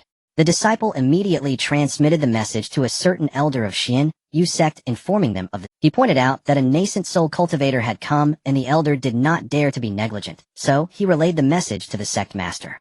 In the sect master's hall, the middle-aged man in purple robes showed a look of surprise upon receiving this message. If it were an ordinary golden core visitor, there would be no need for him, the sect master, to host them, but with a nascent soul arriving, it was only natural for him to make an appearance. Thinking of this, he sent a message for the elder to bring the three to the sect master's hall. In a short time, a rainbow light appeared from afar, arriving before the mountain gate. The figure clasped his hands and said, I am Wushan of Xianyu sect, greeting the two friends and seniors. May I ask who you are? I am Su Delying of Tianzhu sect. This is my senior brother Liang Jinjuan, and this is my master Yanlongzi.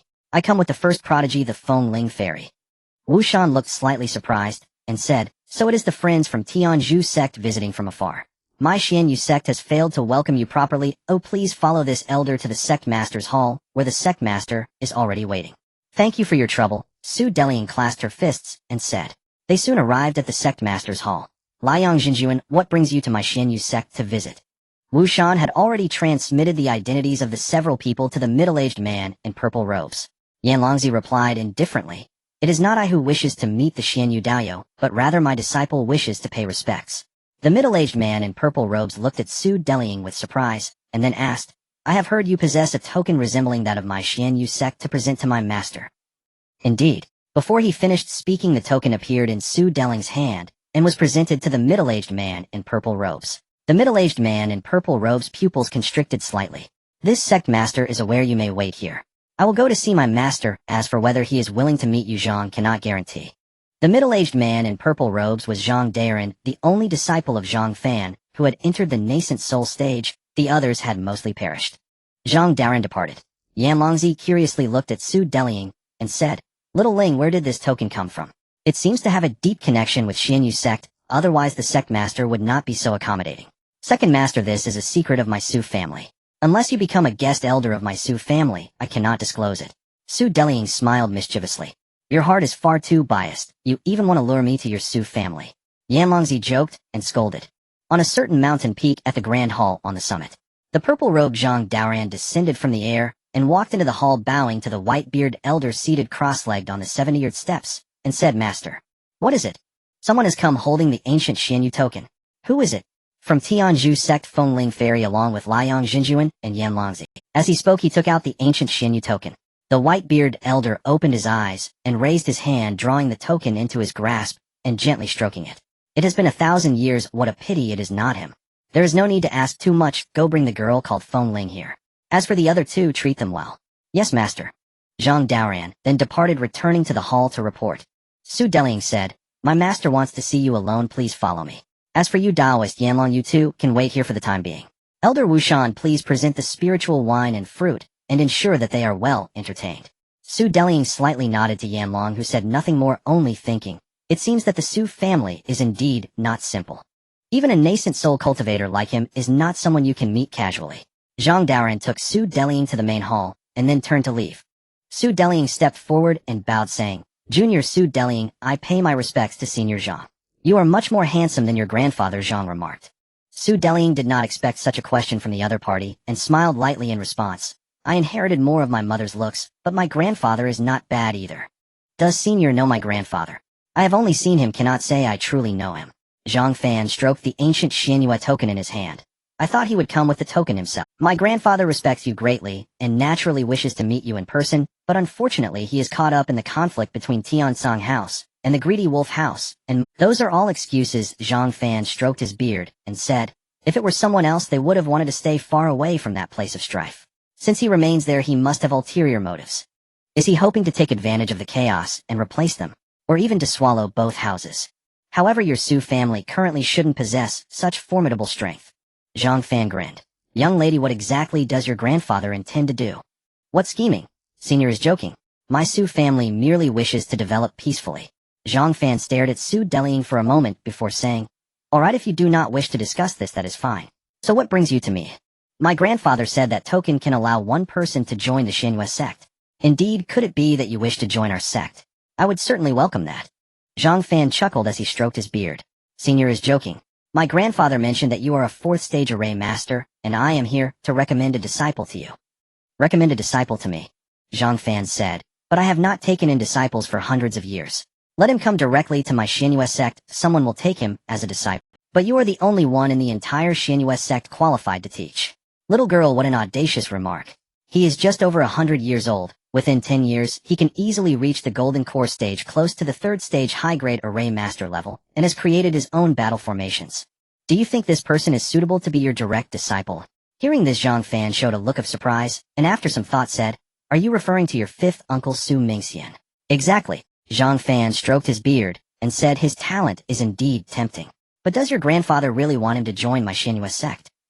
If I can enter the Tianzhu sect, then my 5th uncle can certainly enter the Xianyue sect as well. Do not expect me to do what the Tianzhu sect does, and establish a branch in Tiansong House. Senior is joking, but the Xianyue sect does not oppose disciples going out to travel, right? Zhang Fan burst into laughter. Your grandfather is truly astute. I indeed admire Su Mingxian's talent in array formations. Then please accompany me to Tiansong House to personally assess him. If you are not satisfied, you can also choose to decline. It is also a test for my 5th uncle. After all, when a master takes on disciples, it is also the disciple who selects their master.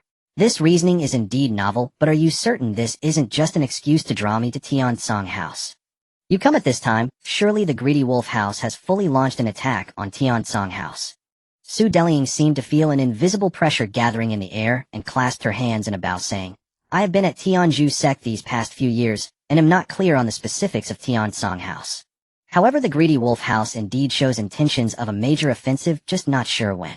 Zhang Fan's gaze flickered slightly. Since you came with Yanlong, I suppose what you said is true, but I find the latter half hard to believe. Actually, the reason for asking you to go is not just for my fifth uncle's apprenticeship. There is another matter I wish for you to confirm personally. What matter? The elder of the Greedy Wolf sect Tian Luo is suspected to be an ancient true demon in the transformation stage who has taken over a body and is likely already in the nascent soul stage. My grandfather suspects that if he truly is an ancient true demon, once he forms his nascent soul his strength will rival that of a great cultivator. This may cause turmoil in the Northwest situation. Upon hearing about the true demon forming a nascent soul, Zhang Fan's pupils constricted suddenly, then he calmly said, if that Tian Luo is indeed a true demon, then your grandfather has not guessed wrong. The nascent soul formed by a true demon's reincarnation is a true demon nascent soul with strength at least above mid-nascent soul stage. True demons above the transformation stage, depending on the number of divine abilities they possess, will certainly be comparable to ordinary mid-nascent soul great cultivators once they form their nascent soul. They are like rats hiding in the dark. Even if they have quietly taken over and restored their nascent soul, they do not dare to reveal themselves easily. Many years ago I killed one and I didn't expect that now there would be someone else daring to show themselves. According to my grandfather's estimations, that true demon should have just been released by the Greedy Wolf sect in recent decades, and has been hiding low-key within the sect, quietly restoring its strength. The reason it dares to reveal itself may be due to an agreement with the leader of the Greedy Wolf sect. No one would release a true demon sealed within a secret realm for no reason. However, little girl, your grandfather truly has a knack for deductions, Zhang Fan remarked with a hint of sarcasm. To find a reason to check on your future disciple is not enough. Now there's also a suspected true demon nascent soul cultivator causing chaos in the Northwest. These two matters combined are enough to compel Zhang Fan to make the trip. Although Zhang Fan saw through Su Chuan's intentions, knowing he wanted him to intervene and that he alone could do so in the entire Northwest. But this is an open scheme. If not resolved now, the hidden true demon organization will certainly make contact, allowing it to remain hidden beneath the surface. By then, finding its trace again will be difficult. Alright, I will accompany you on this trip. Upon hearing this, Su Delying immediately bowed, saying, Junior, thanks Senior for your assistance. Did your grandfather teach you to say this? Su Delying did not respond directly, but smiled, saying, Senior, you may think so. In the main hall of the sect leader. Suddenly 2 streaks of escaping light arrived, and upon seeing Zhang Fan, Zhang Daoran was taken aback, and quickly stood up to clasp his hand, saying, Master. What brings you here? I have met Taoist Xianyue Senior. Both Liang Jinjuan and Yanlong clasped their hands in greeting. Zhang Fan said, I am going to Tian Song House. Daoran, you stay in the sect. Zhang Fan then looked at Yanlong and said, Taoist Yanlong, has my Xianyue sect treated you poorly? Not at all. Then let's go together. You wouldn't mind having me along on this journey, would you? It is an honor for us to have Taoist Xianyue accompany us. Then let us depart. Su Delying, Zhang Fan, Yanlong, and Liang Jinjuan transformed into 4 streaks of rainbow light and left the main hall. Zhang Daoran watched them leave, feeling puzzled. What is Master going to Tian Song House for? What could Su Delying have discussed with Master to persuade him? Days later, an unusual phenomenon arose in the skies above Yunxi Town. A semi-transparent 5-colored light curtain appeared out of thin air, gathering from all directions, resembling an inverted giant glass bowl, enveloping the entire Yunxi Town. As the light flowed, runes became visible, emanating a solid and heavy aura of a ray formation. After a moment, it vanished into invisibility. On this day, a massive Su family ship slowly ascended into the sky. The ship's runes flickered, spiritual light wafted, carrying hundreds of Foundation establishment cultivators, breaking through the clouds and heading straight toward the direction of the Thousand Stone Forest. At the bow of the ship, Su Chuan stood shoulder to shoulder with Jinren Huiyun, their robes billowing in the wind, their expressions solemn. Behind them, Yi Fan and his wife Huang Tianba, Huang Tianxiong, and a host of core members were present, each with a serious demeanor. However, upon closer inspection of the cultivators aboard the ship, most were at the initial to mid-stage Foundation establishment, representing the elite forces from various families and loose cultivators in Yunxi Town. The ship traveled above the sea of clouds, gradually moving further away. Days later, at the Thousand Stone Forest, clouds and mist roiled in the air as a ship broke through the sky. 2 patrolling Foundation establishment disciples of Tian Song sect spotted it from afar and stopped. Another ship has come. I wonder which family it belongs to. As the ship drew closer and they saw the fluttering flag, one exclaimed, It's the sign of the Su family from Yunxi. His companion side, Jinjuan Kurong truly, is a once-in-a-lifetime talent. In just over 20 years, he has made the Su family renowned nearly on par with the top family, the Lei family. Not just that the Su family seems to be blessed by fortune continuously producing prodigies. 6 months ago the Cold Moon Fairy formed her golden core, and the outside world is abuzz with rumors about her path of golden core formation, whether true or false. As they spoke the ship drew near. The two disciples hurriedly took to the air to greet the ship, clasping their hands respectfully, saying, "Thank you Jinjuan Kurong for coming to our aid." Chuan stood at the bow slightly nodding. "Have all the allies arrived?" "All troops from the 3 cities Kongxian and Jiao have already arrived. Elder Qingmu has mentioned you several times, and has been looking forward to your arrival." Chuan smiled lightly, and the ship did not linger, passing through the defense line and sailing into the heart of the Thousand-Stone Forest. Before them stood bizarre peaks like swords pointing to the sky, the terrain strange and extraordinary. Before long they reached the front line where Tian Song's sect was stationed. The group scattered to carry out their tasks. Chuan, Jinren Huiyun, and Su Diyue headed directly towards the Golden Core camp. Yi Fan led the cultivators from Yunxi town, selecting a site to set up camp, gathering personnel in one place for unified coordination and withdrawal in the future. Inside the Golden Core camp the atmosphere was solemn. As Chuan, Jinren Huiyun, and Su Diyue entered the Golden Core, cultivators inside stood up to greet them, their words warm and cordial. "Did we arrive not too late?" Chuan asked with a smile. The elder Qingmu on the main seat stroked his beard and smiled. "Daoist Kurong has arrived just in time." Nearby an elder from the Shangwan family had a hint of worry in his brow. "This time the number of our golden cores in the Thousand-Stone Forest is similar to last time, though I wonder how many will come from the greedy wolf house." Upon hearing this, many golden cores showed expressions of concern.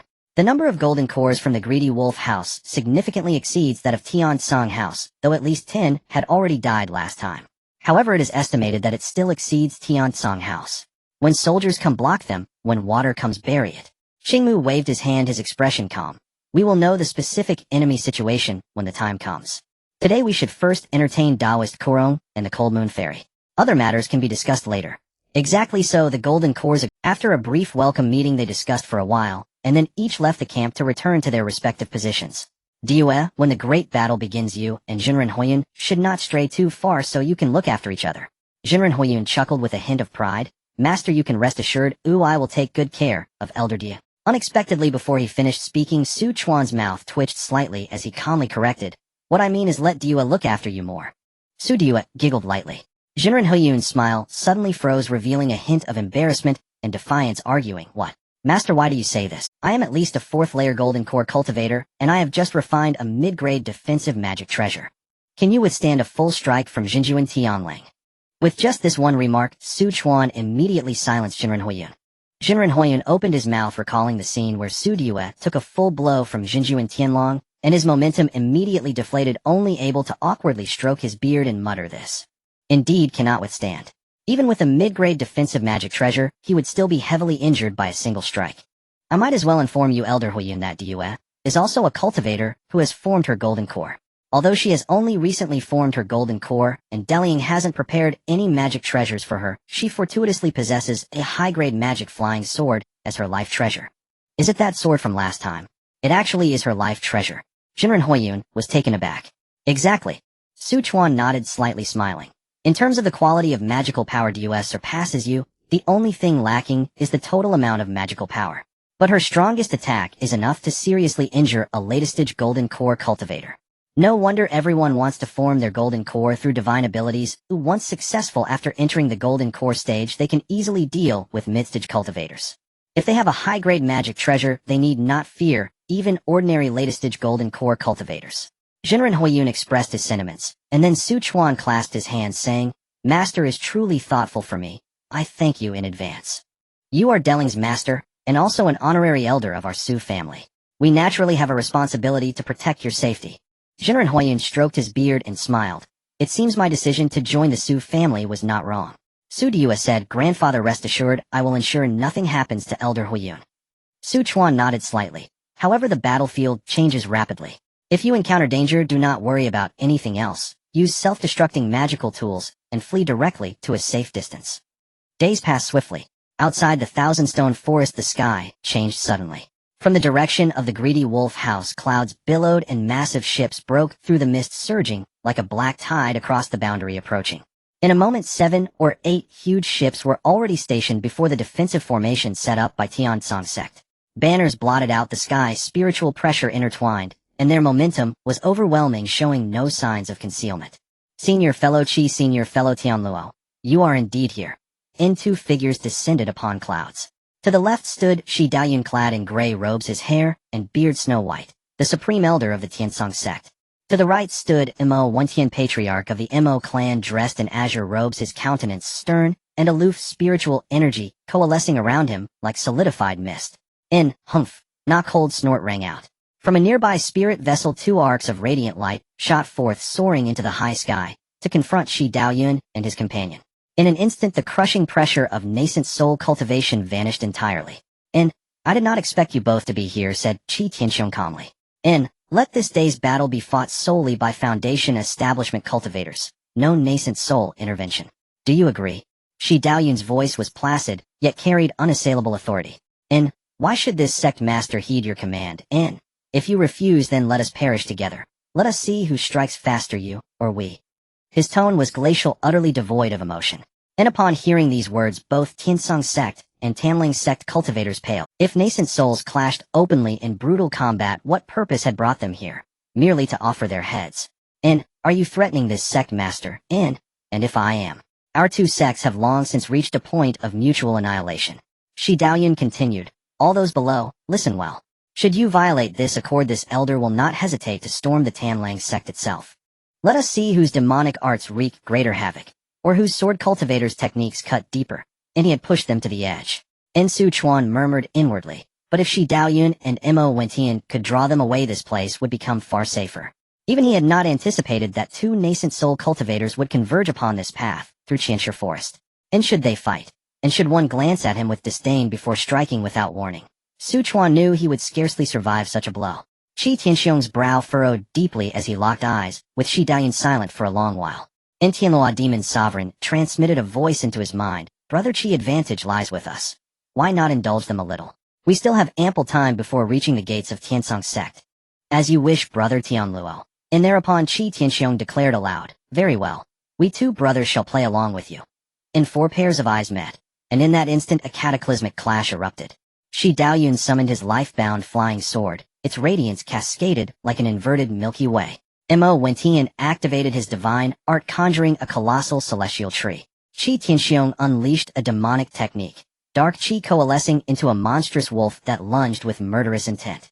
Tianluo too brandished his black greytax, its blade cleaving toward the swordlight. Boom. 4 nascent soul energies collided, shaking heaven and earth, shattering mountains, tearing the sea of clouds asunder to reveal yawning rifts of void black space. Shi Daoyun and Mo Wentian exchanged a glance, clearly prearranged, and retreated instantly after the first strike, vanishing as twin streaks of light toward distant horizons, unwilling to engage in protracted, exhausting combat. Qi Tianxiong sneered coldly at Tianluo. Brother Tianluo, the last time Shi Daoyun wounded you, I leave him to you. Many thanks, Brother Qi. With that, the 2 pursued separate targets. Above, Qianshi Forest and kill, no one knew who shouted first.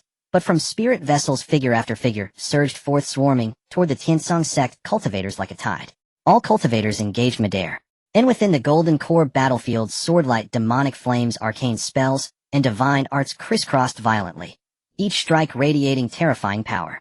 Foundation establishment disciples gathered in clusters of 3 or 4, covering one another. Blades and swords flashed in chaotic harmony, the roars and screams echoed ceaselessly. In this battlefielded only elite forces, scarcely a single chi refinement cultivator was to be seen. Within moments, rivers of blood flowed freely. Spiritual energy and demonic chi churned chaotically, twisting even the ambient heavenly chi into violent turbulence. True Lord Tianlang remained locked in combat with true Lord Xingmu. The twin-blade halberd of Tianlang and the 10,000 Trees ruler clashed repeatedly, 2 supreme-tier artifacts, spilling black and emerald radiance across the horizon, each detonation reverberating through heaven and earth.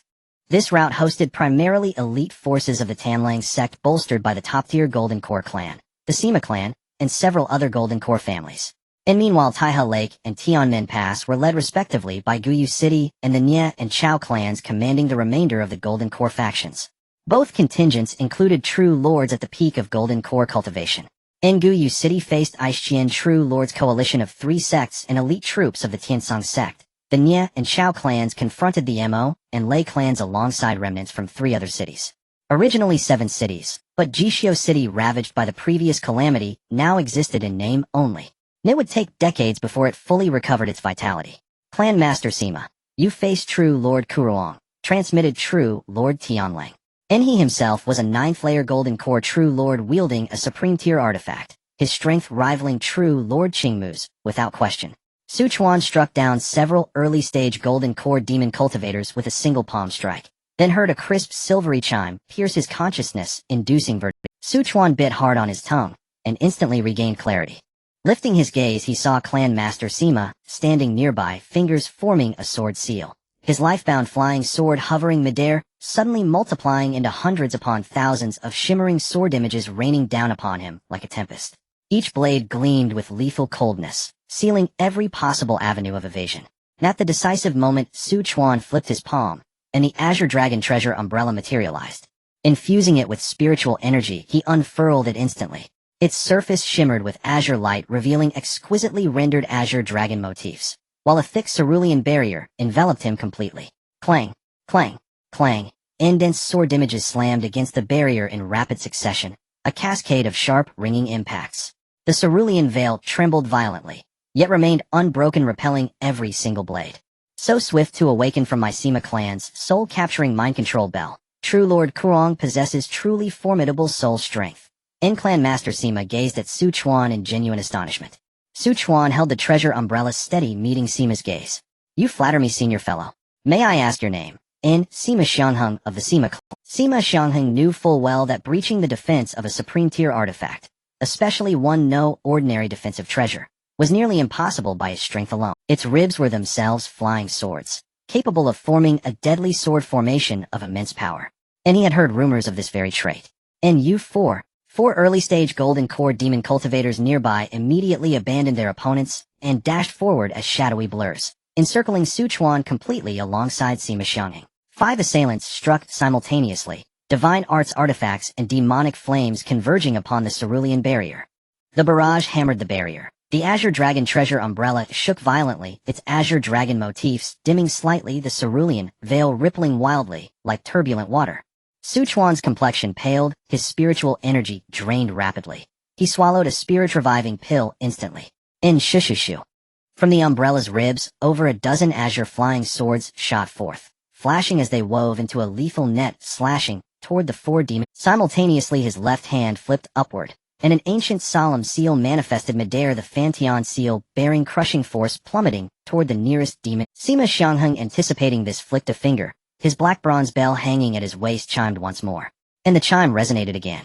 Chuan, now wary, was difficult to catch off guard again, yet the sound still disrupted his divine sense, making control over his flying swords and the Fantian seal noticeably sluggish. Fine. So you wish to fight dirty. Enraged, Chuan raised the Azure Dragon treasure umbrella and fled swiftly into the distance. After him, Sima Xiangheng and the 4 others gave chase without hesitation. After fleeing over 100 li, Chuan retracted his flying swords, and the Fantian seal, relying solely on the Azure Dragon treasure umbrella for defense. And then, with a flick of his wrist, 6 formation flags shot from his sleeve, vanishing seamlessly into the surrounding space, leaving no trace. Next, his fingertips danced through intricate seals, preparing to activate the 3rd-tier Cloud and Sky Grand Formation. The 4 continued assaulting him, eager to slay him and claim renown. But Sima Xiangheng sensed danger and moved to activate the soul-capturing mind control bell once more. Chuan had anticipated this.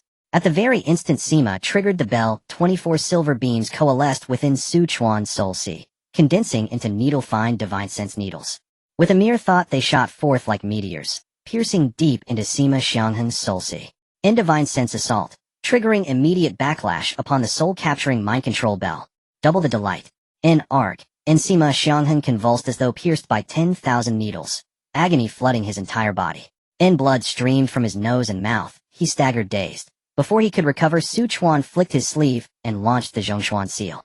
The Zhongshuan seal's might dwarfed that of the Fantian seal. As it approached, a pale yellow barrier rose spontaneously within several zhang of Sima Xiangheng, his defensive artifact activating automatically. Yet this barrier endured only a moment against the Zhongshuan seal, then shattered completely. And it's a mid-tier defensive artifact.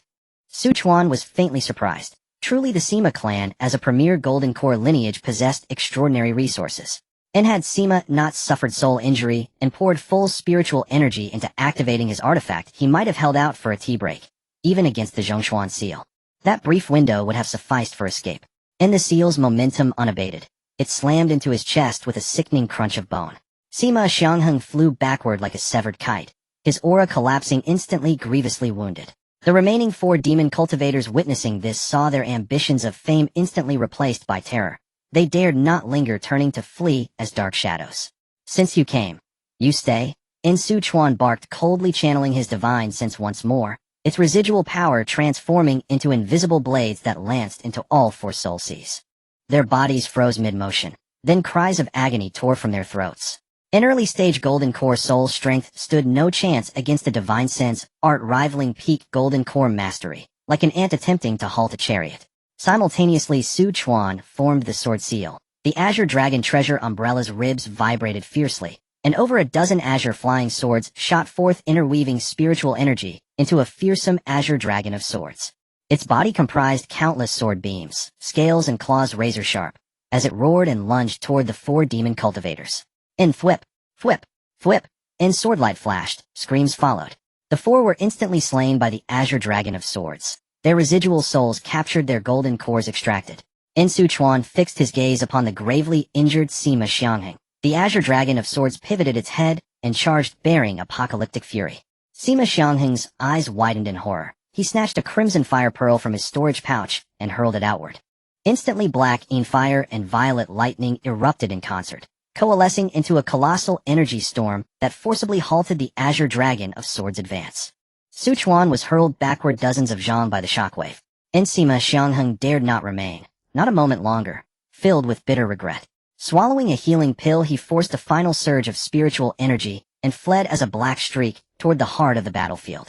Su Chuan sealed the formation flags, sent the captured souls into the soul-gathering banner to refine yin spirits, and deposited corpses and golden cores directly into his yin corpse bag to feed his 5 Xianyin blood corpses. The pervasive death chi was absorbed by the primordial life and death seal within his dantian. Nonly then did he pursue Sima Xiangheng. True Lord Tianling, save. True Lord Tianling frowned sharply upon seeing Sima's frantic arrival. Had Sima truly been gravely wounded in so short a time? Where were the other 4? Were they all dead? They were golden core cultivators, not foundation establishment. Su Chuan's swift eliminations exacted a price. Repeated use of divine sense arts meant he could likely deploy such techniques only once more today. His divine sense was significantly depleted, impairing his execution of the 1000 spirit art, preventing flawless control over his 24 flying swords. The speed of forming the Azure Dragon of Swords would likewise suffer greatly. Clan Master Sima, what has transpired? Before the words finished echoing, Su Chuan had already arrived, intent on finishing Sima Xiangheng. Sima Xiangheng activated his defensive artifact once more, summoning the pale yellow barrier, while Su Chuan instantly formed the Kuji seal and slammed it onto the barrier. Su Chuan possesses an extraordinarily potent divine sense art, one that even peak golden core cultivators cannot withstand beneath nascent soul level. Ordinary early or mid-stage golden core cultivators stand no chance against him. They are merely offering their lives. True Lord Tianlong, True Lord Qingmu, and other golden core cultivators all wore expressions of profound shock. Clan Master Sima, you speak rather Su Chuan struck repeatedly with the seal. Sima Xiangheng had assumed his artifact's barrier would endure far longer, yet fissures appeared within half a T. This is a mid-tier defensive artifact's barrier. How can it be breached so easily by mere divine arts?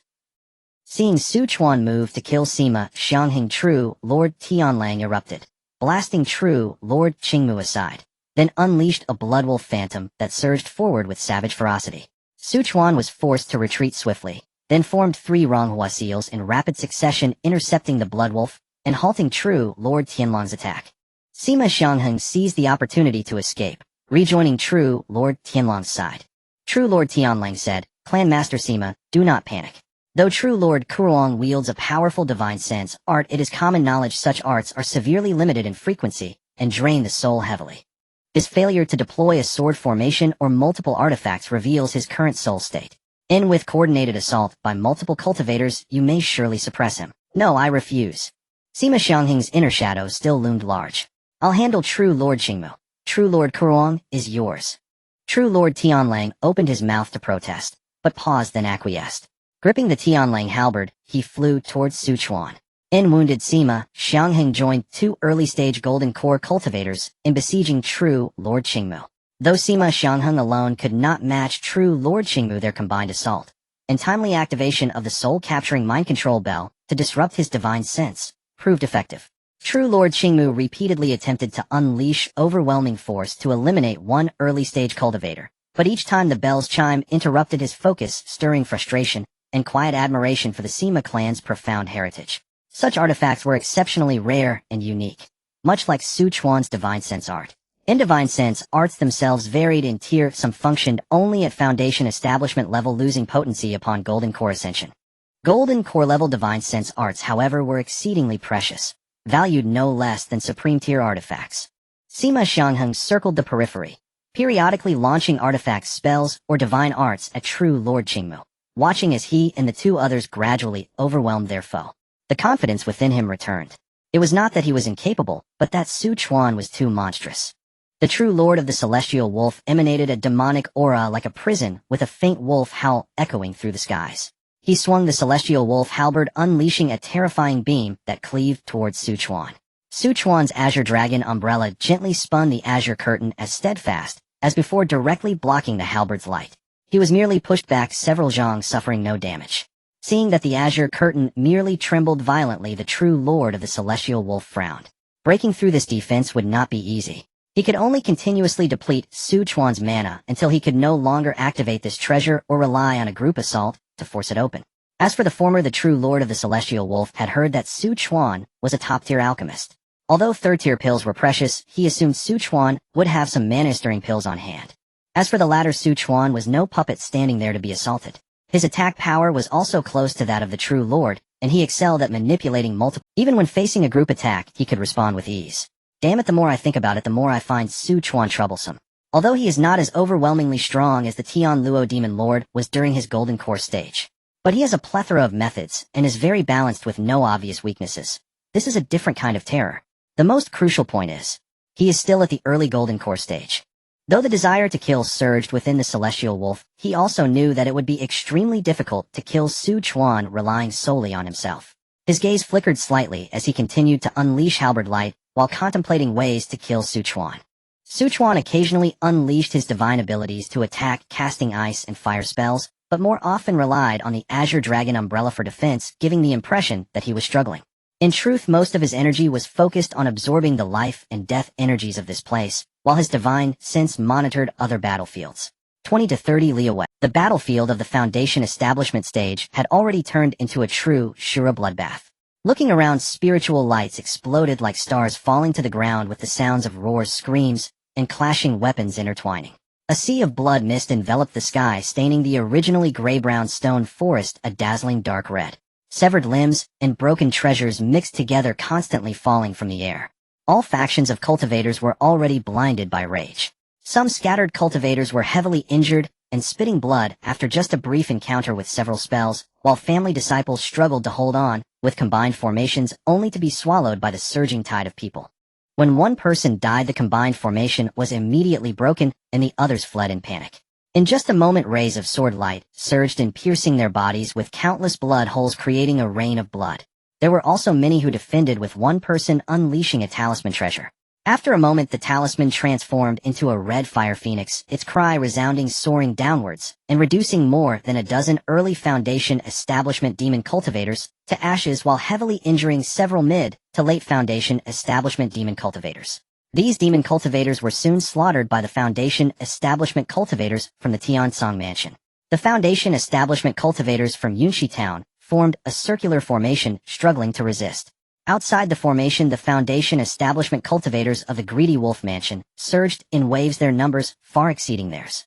Various treasures and spells of different attributes surged like a colorful torrent, continuously battering the shaky formation. Yi Fan fought alone. His blood surged with vigor. The holy fist of the Brahma was fierce and unmatched, each strike resulting in casualties, creating a path through the enemy. The True Yang divine ability shone with myriad rays, condensing the True Yang fire into fire crows that attacked, in all directions. Whenever someone was touched by the third-tier true fire of the fire crows, they would quickly ignite in a blazing inferno until they were burned to death. Even though he was extraordinarily brave, he was now embroiled in a bitter battle. The number of Foundation establishment cultivators from the Tsang Wolf Mansion was overwhelming, and he would occasionally face a coordinated attack from a dozen or so mid to late Foundation establishment cultivators. Moreover, among them were certainly several perfected Foundation establishment cultivators, and there might even be geniuses with insights into divine abilities. Blade winds, sword lights, fire snakes, ice spears. Countless attacks rained down from all directions, dense as a net.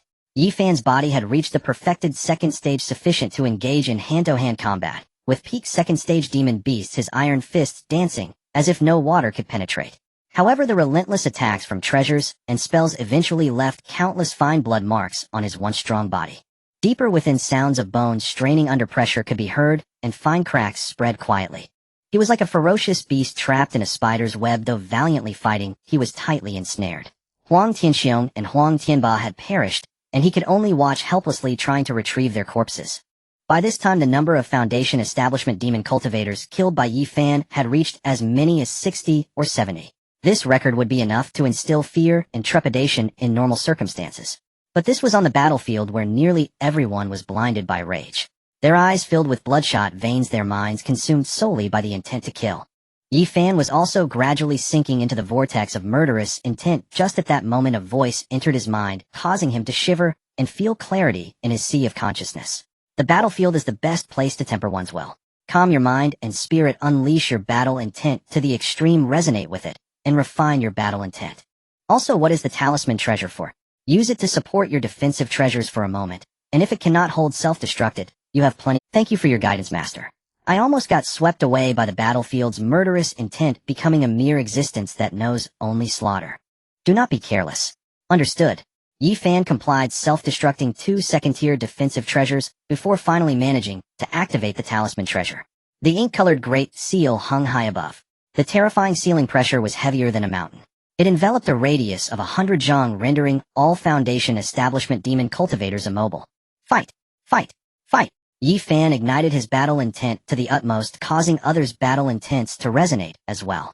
The Foundation establishment cultivators from Yunxi Town and other cultivators from Tiansong Mansion were all infected involuntarily, shouting in unison, fight! Fight! Fight! Although the heavy, mysterious seal talisman treasure could only last for a dozen breaths, it was enough for others to kill all the demon cultivators within a radius of 100 zhang. In just a moment, the blood rain poured like a waterfall, with countless corpses falling onto the stone forest ground, numbering in the hundreds. Although Yi Fan did not slay them all, the simultaneous downfall of so many at once caused the Foundation establishment cultivators of the greedy Wolf Mansion to be filled with dread. This also caught the attention of many on the Golden Core battlefield. Is that a talisman treasure? Its power rivals that of a magical treasure. It must have been imprinted from a high-quality magical treasure held by the true Lord of Withering and Flourishing, otherwise it would never possess such might. That should be a complete talisman treasure, usable 9 more times. If so, wouldn't the Foundation establishment disciples suffer at least a third of their casualties? No. We must kill this child, or we cannot allow him to use the talisman treasure again. However, the Foundation establishment demon cultivators were clearly unable to stop him, as the remaining Tiansong Mansion cultivators, having tasted success, were blocking others from interfering with Yi Fan. The demon cultivators scattered, fearing that if they grouped together they would be caught in a net. After all, that Great Seal's pressure had fallen upon everyone. The more cultivators within its range, the greater the number that would die. Under such pressure, only the perfected Foundation establishment cultivators had a bit of strength to resist, but their power was reduced to less than half of usual, and even a mid-Foundation establishment cultivator could easily kill a perfected Foundation establishment cultivator. In a continuous series of attacks, several hundred more Foundation establishment demon cultivators were killed. They grew increasingly fearful. What had once been a rushing torrent of steel was now halted by a single person. You brats seeking death. A mid-golden core cultivator unleashed a minor divine ability and struck fiercely at Yi Fan. Fight! Yi Fan activated the holy fist of the Brahma mana, surging his skin, radiating a faint golden glow. He showed no fear, and the battle intent in his eyes transformed into flames. The battle intent he had originally comprehended at 60% had now risen to 80%. It could be called a sudden enlightenment. Moreover, not only that, but Yi Fan continuously executed the holy fist of the Brahma, which had been stuck at the third style for a long time, and he felt a sense of breaking through the shackles. Fight! Fight! Fight! Yi Fan had completely transformed into a battle immortal with an invincible belief, his iron fists continuously striking out with growing momentum. The mid-golden core demon cultivator could not suppress Yi Fan with his divine ability. If it were just a simple foundation establishment, a mid-golden core cultivator could easily suppress him with a basic divine ability.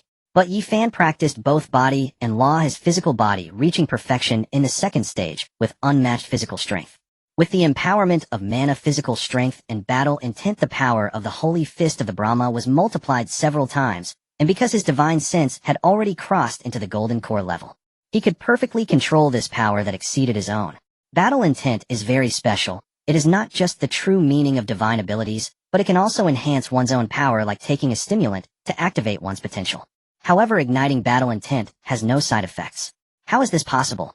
The mid-golden core demon cultivator grew increasingly alarmed, feeling as though he was at a disadvantage under the overwhelming tide of punches. Impossible. How could I lose to a foundation establishment cultivator? He flipped his hand, and a gigantic copper hammer appeared in his grip, exuding an incredibly terrifying aura. The copper hammer surged to over 10 feet, carrying a heavy might as it descended towards Yi Fan. Battle intent transforms into fire, the will to burn the heavens. So, it is. In that moment, Yi Fan comprehended the full meaning of the third punch of the Holy Fist of the Brahma, heaven-burning fist. Dominate the heavens, obliterate the heavens, burn the heavens. Yi Fan unleashed 3 punches in succession. The 3 punches merged into one, with the punch wind resembling a blade. Bang! Yi Fan's fist collided with the copper hammer, producing a tremendous roar. In the next moment, the copper hammer was actually sent flying along with the mid-golden core demon cultivator, who was severely injured. However, in contrast, the robe on Yi Fan's arm exploded, blood gushing forth, yet he remained oblivious, his battle intent soaring. Chuan frowned slightly. What a fierce fist technique. 3 punches merged into one. The rebound force is even difficult for a perfected second-stage physical body to completely bear. Could it be that only a third-stage physical body can withstand it? The perfected heaven-burning fist is already comparable to the might of other entry-level divine abilities, and when the 3 punches are combined, it likely rivals minor divine abilities. No wonder it is a top-tier body refinement technique in the true demon realm. It is indeed terrifying. This child cannot be allowed to live. If he advances to the golden core stage, what will we do? I will kill him. A mid-golden core demon cultivator rushed in, wielding a bone knife that was nearly comparable to a middle-quality magical treasure, exuding an incredibly terrifying murderous aura. In front of this true lord, to kill my disciple. Is that to say, I am dead, eh? Chuan shouted angrily, once more employing a divine sense secret technique, and 24 divine sense silver needles instantly penetrated the demon cultivator's sea of consciousness. The mid-golden core demon cultivator let out a miserable cry, and then fell into a state of weakness. Chuan transmitted a voice to Yi Fan. Yi Fan stood up and delivered a punch that obliterated his head, killing him. This shocked all the foundation establishment and golden core cultivators present. Then they saw Yi Fan store the body into his storage bag and rush back into the large formation set up in Tiansong Mansion. While flying back, he said, "The cultivators of Yunxi Town retreat." The cultivators of Yunxi Town followed suit. By the time they came back to their senses, even the golden core cultivators could not stop Yi Fan. He successfully returned to the inner side of the Great Formation with the remaining 200-plus foundation establishment cultivators from Yunxi Town. How could this be? He actually killed the Black Crow old demon. The mid-golden core cultivator who had held the copper hammer murmured. It was the true lord of withering and flourishing's divine sense secret technique. If he were to go all out, those below the late golden core stage would be severely injured with a single strike. Even those at the late golden core stage would suffer intense headaches, making them easy prey. Even perfected golden core cultivators would be injured, their strength greatly diminished. Unless there are special treasures that defend against divine sense secret techniques. Everyone was shocked, looking at Chuan with awe. True lord of withering and flourishing, do you really think so little of this true lord? The true lord of the celestial wolf roared in anger, continuously unleashing dozens of halberd lights, yet they still only caused the azure curtain to tremble violently. Not a single crack appeared. True lord of the celestial wolf, if you were to comprehend your divine abilities to perfection, I would indeed regard you more highly. But at this moment, below the nascent soul, I am the king. Then Chuan transmitted a voice. If you have the guts, come with me. You must want to know how your junior brother, that Song Wolf True Lord, died. The peak blood demon king of the third stage, and the late third stage 5 spirits blood corpse array, could not be resisted by the celestial wolf True Lord.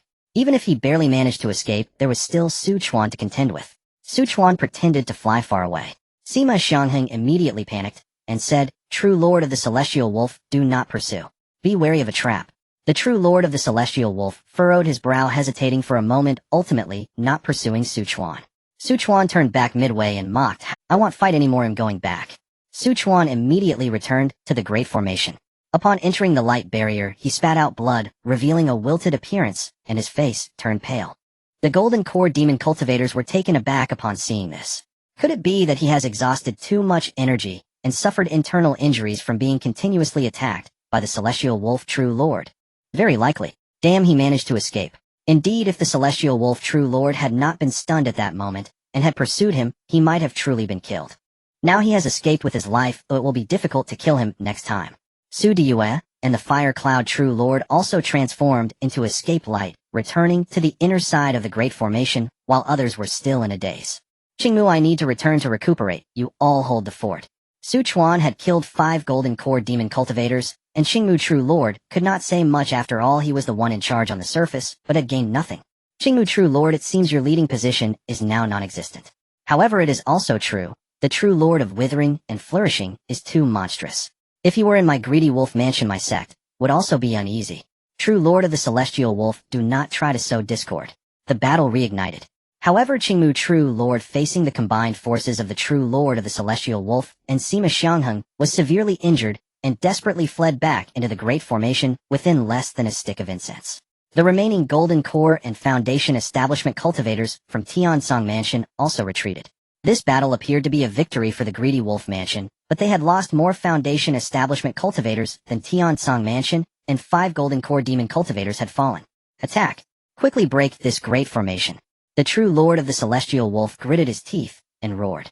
Many Golden Core cultivators from Tiansong Mansion have sustained varying degrees of injuries. The situation at the Tanlang Mansion is similar.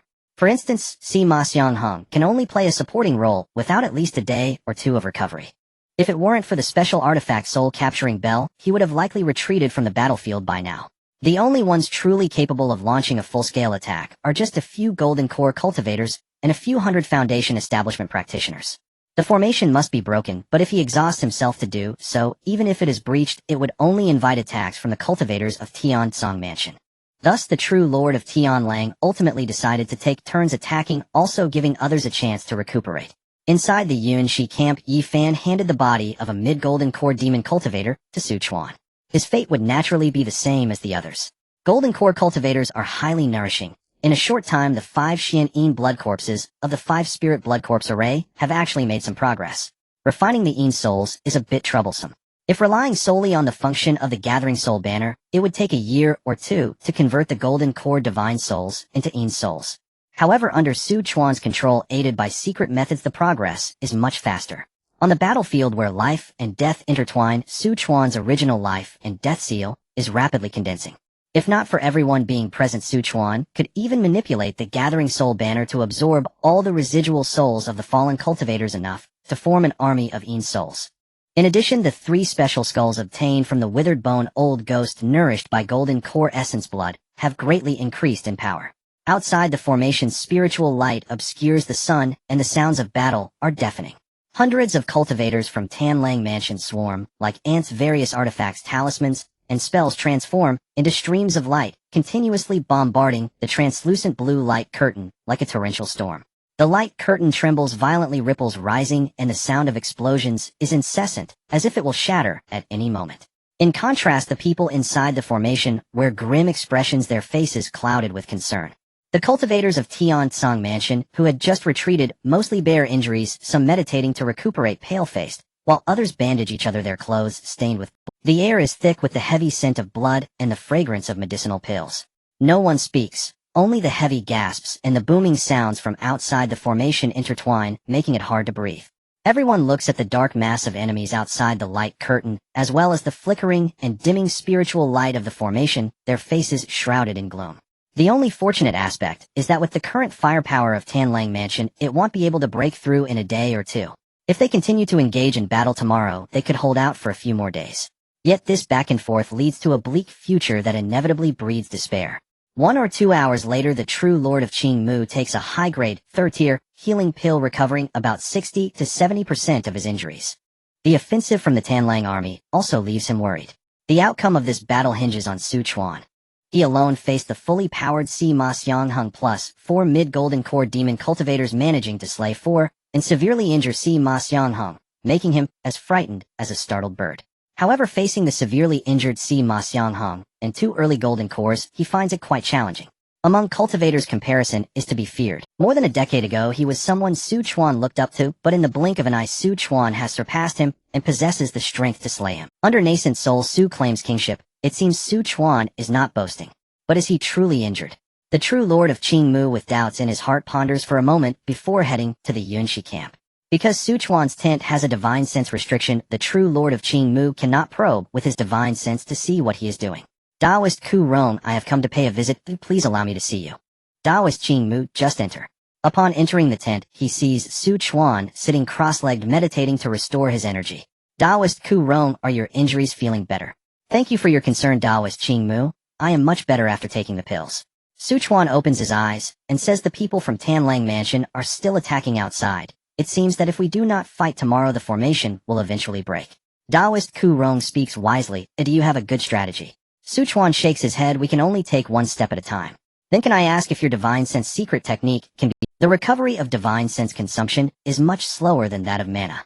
Although this secret technique is powerful, it consumes a lot, otherwise I wouldn't have had to resort to tricks to escape back into the formation before.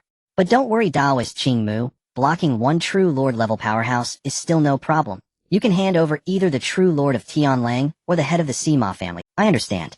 The true lord of Qingmu nods, glances at Su Chuan's complexion, and then bows and leaves. His complexion is still somewhat pale, and his aura is a bit unstable. It seems he has not fully recovered. Is this a facade, or is it truly the case? The true lord of Qingmu cannot see through Su Chuan, and lets out a quiet sigh as he returns to his own tent. He cannot test Su Chuan's strength in the camp. If things go awry, Su Chuan might directly retreat with his people from Qianshi Forest. What Su Chuan said is half true and half false. He has activated multiple artifacts consuming mana faster than ordinary golden core cultivators, and divine sense consumption is indeed a fact. However, after taking 1 or 2 high-grade Yusu pills, his mana directly recovers to 80 to 90%. In just a couple of hours, full recovery will be easy. As for divine sense, with a high-grade spirit-restoring pill and the operation of Xian Tian Lian Shinju, the recovery of divine sense is several times faster than ordinary golden core practitioners. By tomorrow, he should be able to use the divine sense secret technique at full power 3 more times. However, helping Tiansong sect defend Qianshi Forest is not Su Chuan's objective. Even if he does achieve this afterwards, Tiansong sect will only become more wary of the Su family, perhaps even wanting to eliminate them quickly. The next day, as the golden crow rises, amidst the Qianshi forest, clouds rise and mist billows, myriad rays of golden light pierce through the morning haze, dyeing the jagged rocks into a magnificent golden red. The night dew has not yet dried, condensing into brilliance at the angles of the strange stones, shining like stars falling to the ground. If it weren't for the lingering scent of blood in the air, one might almost forget that this place is a battlefield of Azuras. An hour later, the battle resumes. With the command of the true lord of Qingmu, the cultivators of Tiansong Mansion respond and act. Some follow orders and go out to confront the enemy, while others quickly reinforce and repair the faltering formation, the spiritual light flowing in a hurry. After the previous battle, both sides have gained some understanding of each other. The Golden Cores and Foundation establishment practitioners eagerly seek their opponents. Su Chuan and the true lord of Qingmu appear in front of Si Ma Xiangheng and the true lord of Tianlang. The true lord of Qingmu's gaze sweeps over the soul-capturing bell held by Si Ma Xiang, hung a flicker of apprehension flashing in his eyes. Yesterday he was not at full power, yet it could still affect him. Today its might would only be greater. Those who are not adept in divine sense secret techniques will only suffer against him. He turns to Su Chuan and says gravely, Taoist Ku Rong, the artifact in Si Ma Xiangheng's hand specifically affects the soul. Among those present, you are the only one who can withstand it, this scoundrel. I leave him to you. Su Chuan nods, saying little. He looks at Si Ma Xiangheng and smiles lightly. Head of the Sima family, long time no see. Si Ma Xiangheng's pupils constrict slightly, then he turns to the true lord of Tianlang. Seeing the lingering shadow in his eyes, the true lord of Tianlang immediately transmits sound, saying, head of the Sima family, remember what this true lord said yesterday. Today, if you attack together with 5 mid-golden core friends, you will surely be able to severely injure him. Understood, I will do my best. Then Sima Xiangheng says, Taoist Ku Rong, have the courage to follow me. After saying this, without waiting for a response, he transforms into a dark stream of light, swiftly fleeing dozens of miles away. Su Chuan's gaze flickers slightly, as he also zips up in pursuit. As soon as he lands before he can stabilize himself, he suddenly hears the sound of breaking air erupting around him. Whoosh, whoosh, whoosh, whoosh, whoosh. 5 figures appear like phantoms from the void, standing in 5 directions, encircling Chuan at the core. All 5 wear dark black robes, their faces hidden in the shadows of their hoods, exuding an aura that seems to share a common source, almost like formation activate. The leader shouts in a low voice, and the 5 simultaneously weave hand seals. In an instant, demonic energy surges out from their bodies, dark as ink, rolling together, enveloping the surrounding area in a thick darkness. The demonic energy churns and condenses in the air into 5 skulls of about 10 feet in size, with green ghostly flames flickering in their eye sockets, their jaws opening and closing, emitting eerie demonic sounds that invade the soul. This is the infamous 5 hearts as one demon technique of Tan Lang Mansion. The 5 are all elders of Tan Lang Mansion, trained from a young age. They eat, live, and cultivate this demonic technique together closer than biological brothers, and are notorious throughout the entire Tan Lang Mansion. All 5 are mid-golden core cultivators, individually not particularly powerful. But when 5 work together with the formation's enhancement, their original powers interconnected, the 5 demonic skulls screech and whirl, each containing power comparable to a major divine ability. When the 5 demons strike together, their demonic might is overwhelming. Even golden core perfection cultivators would find it hard to withstand this formation enough to rival strong beings like the true Lord of Tian Lang. Inside the formation, the 5 demonic skulls emit eerie demonic howls as they rush towards Chuan. Chuan's expression is serious as the azure dragon umbrella hovers above him, casting down streams of blue light. Sword go forth. Numerous flying sword artifacts circle around him, transforming into brilliant arcs, clashing fiercely with the roaring demonic skulls, the sounds of metal clashing mixed with demonic howls, spiritual light, and demonic energy splattering everywhere. Sima Xiangheng drifts at the edge of the 5 hearts as one formation, holding the soul-capturing bell, occasionally weaving hand seals and gently shaking it.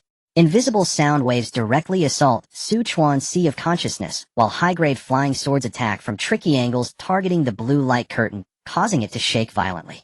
Chuan's brow furrows tightly, and he is forced to divide some of his focus to control the azure dragon umbrella. His figure flickers within, dodging and weaving while the umbrella's curtain ripples, and the sword light is continuously pushed back by the demonic energy, barely able to hold its ground. After a stick of incense, Sima Xiangheng sees Chuan's figure slowing within the formation, the umbrella wavering, and the sword light dimming, nearly unable to retaliate. He cannot help but feel reassured, secretly thinking the true Lord of Tian Lang truly does not deceive me. Kurong. No matter how powerful your divine abilities today, you cannot escape this calamity. You shall perish here. However, just when it seemed that Chuan was barely holding on, he suddenly raises his head, a hint of sarcasm flashing in his eyes. Head of the Sima family, you are too quick to celebrate. As soon as he finishes speaking, his hand seals change abruptly, and his spiritual pressure erupts violently. Azure Dragon of the Sword condense. Jump. The clear sword cry pierces the heavens. More than 10 streams of light shoot out from the bones of the Azure Dragon umbrella, combining with the previously flying swords, totaling. The swords dance wildly in the air, carving out profound trajectories, the sword energy linking together, and in the blink of an eye they condense into a scaled, lifelike Azure Dragon. This dragon spans over 10 feet, its entire body constructed from brilliant sword aura, its eyes gleaming like lightning, and its claws sharp. As soon as it appears, the overwhelming sword intent sweeps forth like a tidal wave, and the previously overwhelming demonic energy within the formation churns and melts away like snow in boiling water. Sima Xiangheng's pupils constrict, alarm bells ringing in his heart. The might exuded by the Azure Dragon sends tremors through his soul. He does not dare to hesitate even a bit, suddenly biting his tongue, and a mouthful of bright red essence blood sprays onto the soul-capturing bell in his hand. Dingling-a-ling.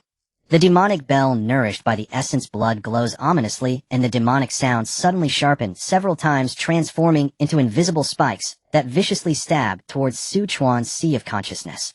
Chuan's figure sways slightly, his brow tightly knit as waves of tearing pain resonate in his sea of consciousness. However, he forcibly suppresses this intense pain and controls the Azure Dragon of the Sword. Roar. The Azure Dragon emits a thunderous roar, its massive body suddenly twisting, its claws sweeping out, and its tail striking horizontally.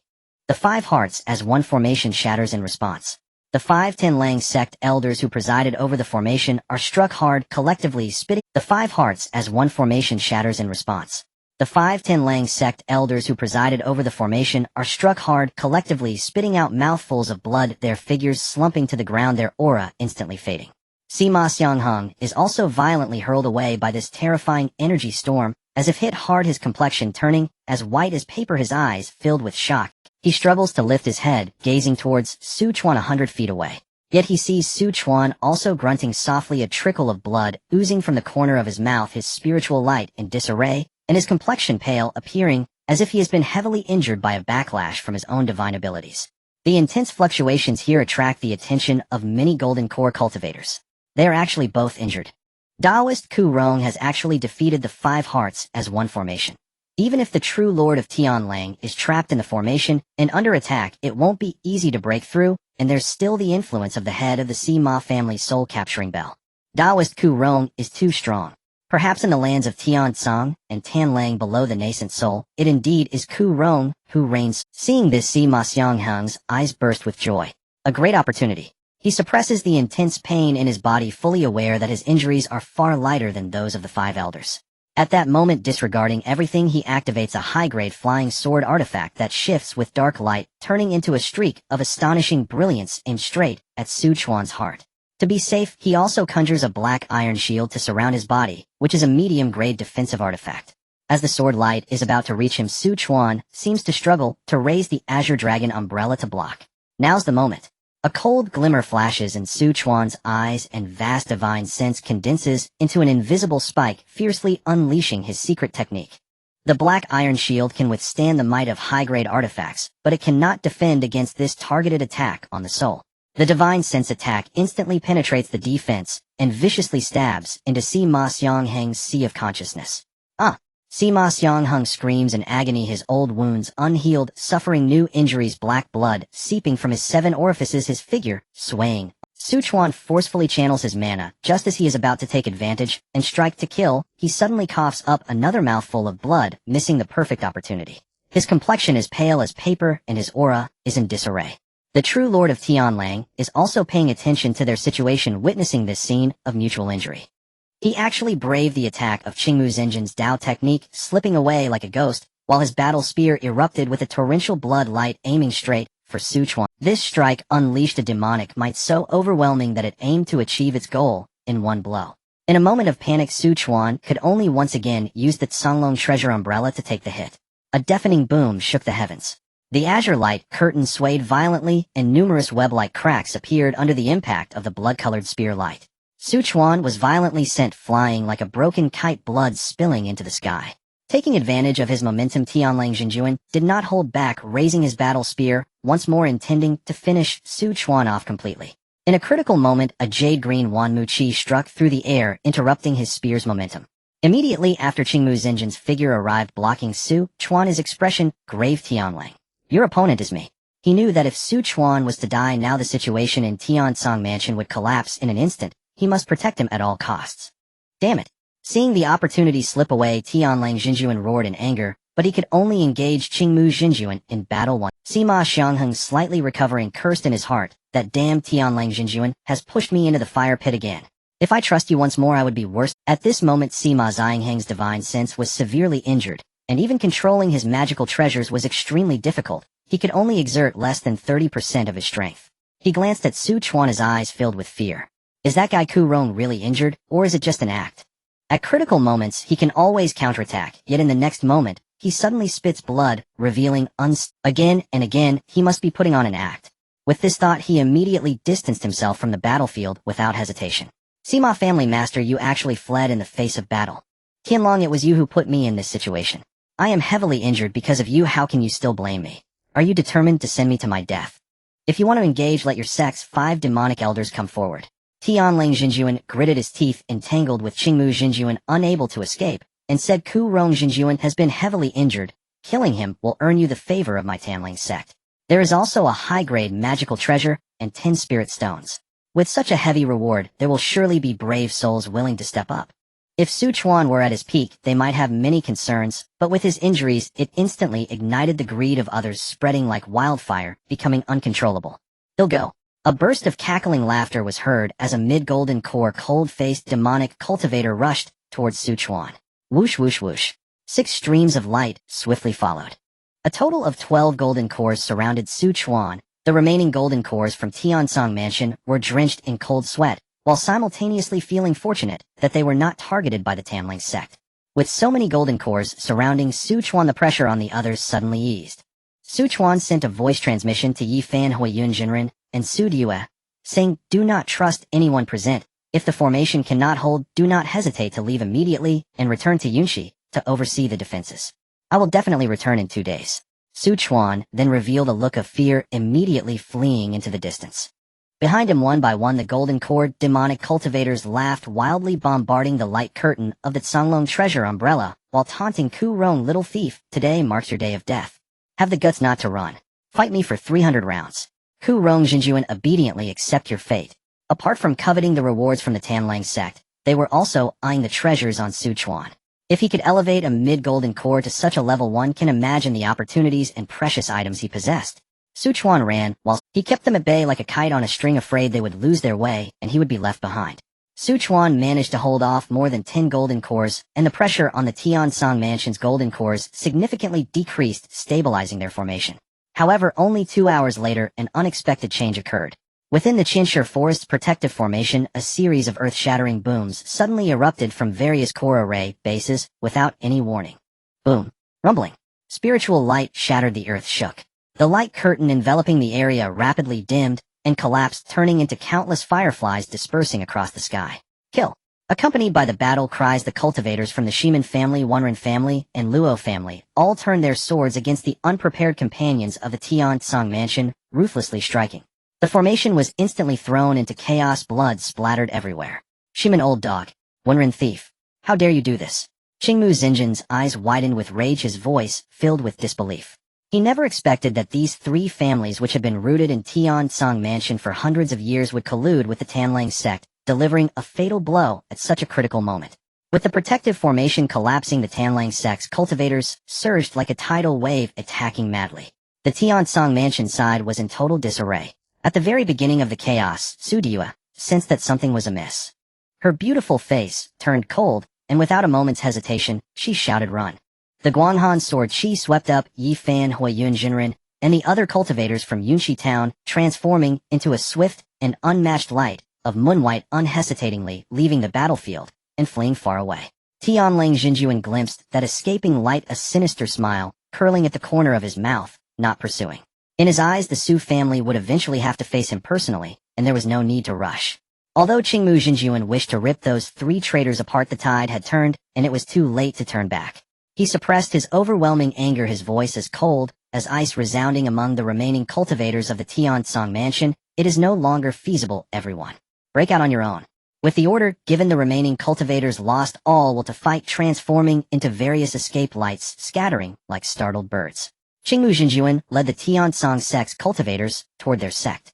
He could no longer care about the troubles of each family in Tiansong Mansion. Because the Tiansong sect was the true target of the Tanlang sect, once the Tiansong sect fell, the entire Tiansong Mansion would be in the Tanlang sect's grasp. They only needed to properly intimidate all factions, eliminating the disobedient, and in a few years they could easily control the entire Tiansong Mansion. All those belonging to the Tanlang sect follow this Jinjuan to the Tiansong sect. The other forces can act freely or follow this Jinjuan to attack the Tiansong sect, and you can also share in the wealth. Upon hearing this, the forces of the Tanlang sect present looked at each other. "We are willing to follow the Jinjuan to the Tiansong sect." A lone cultivator clasped his fists. "Tianlang Jinjuan, we will first chase down the remaining cultivators. We can meet up with you later at the Tiansong sect. Fellow Taoists, do as you wish." Tianlang Jinjuan waved his hand, not angry at all, and then they also spread out.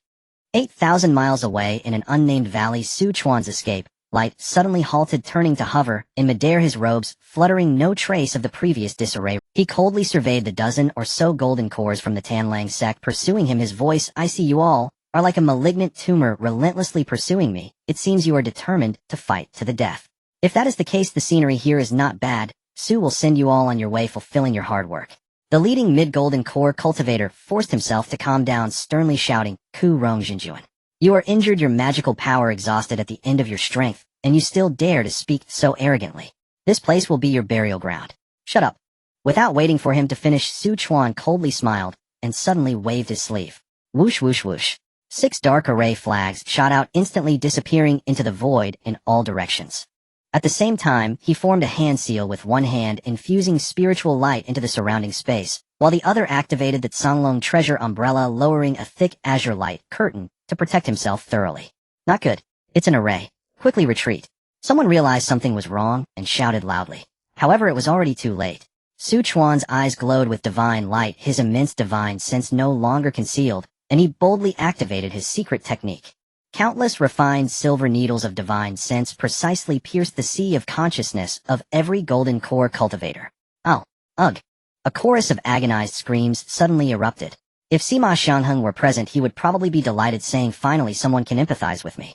These golden core cultivators, the strongest among them only being mid-stage, could not match Su Chuan's divine sense. At this moment, they all held their heads in agony, feeling as if their souls were being pierced by countless steel needles.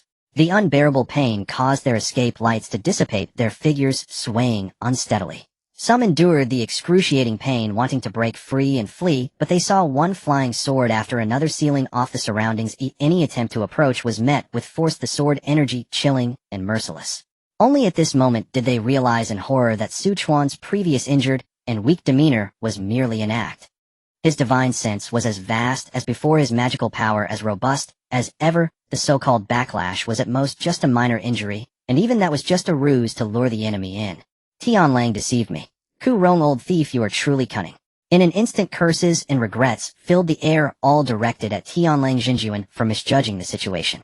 Su Chuan changed his magic formula once again, and the spiritual light around the valley surged upward, connecting with the already set array flags.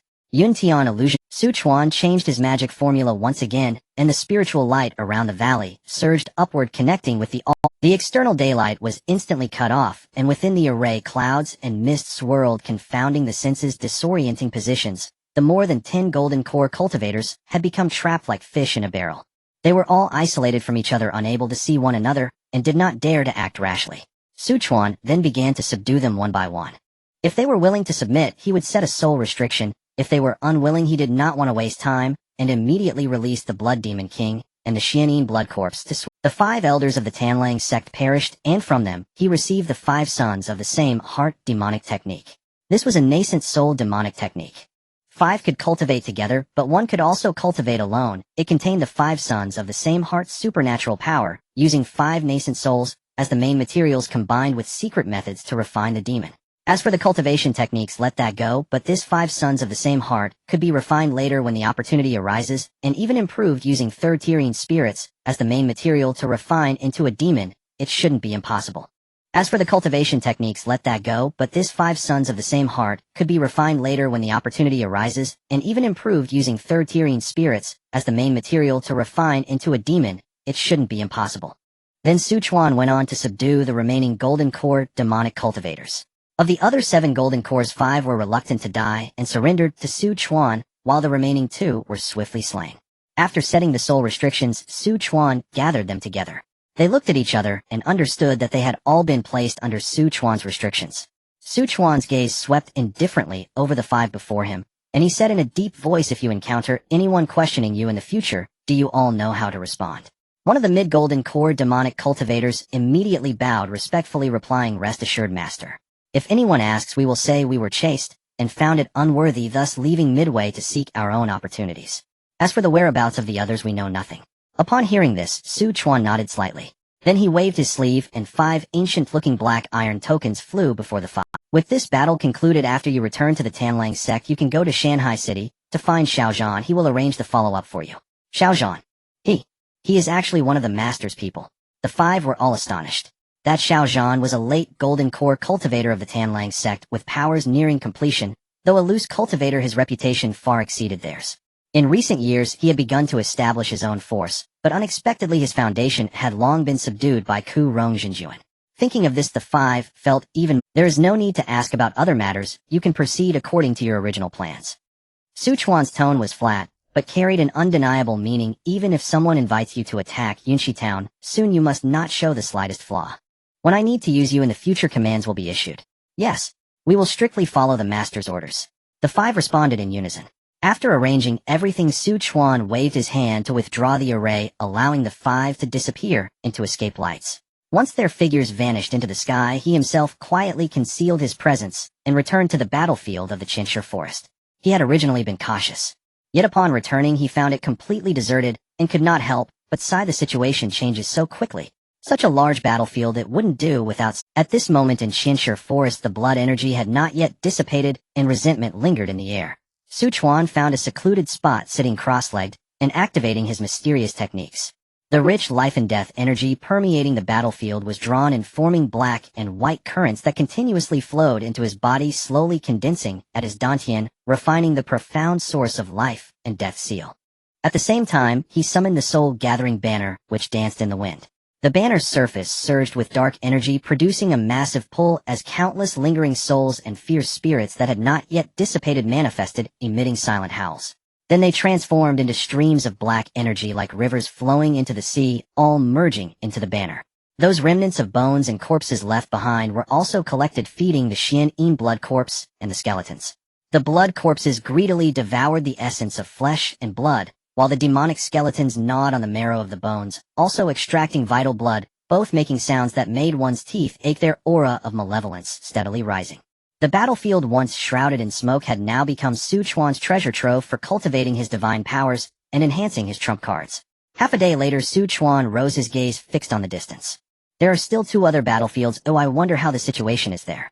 If I can absorb all the fortunes there, the source of life and death seal may solidify in just a few months, making it usable as a high-grade magical treasure.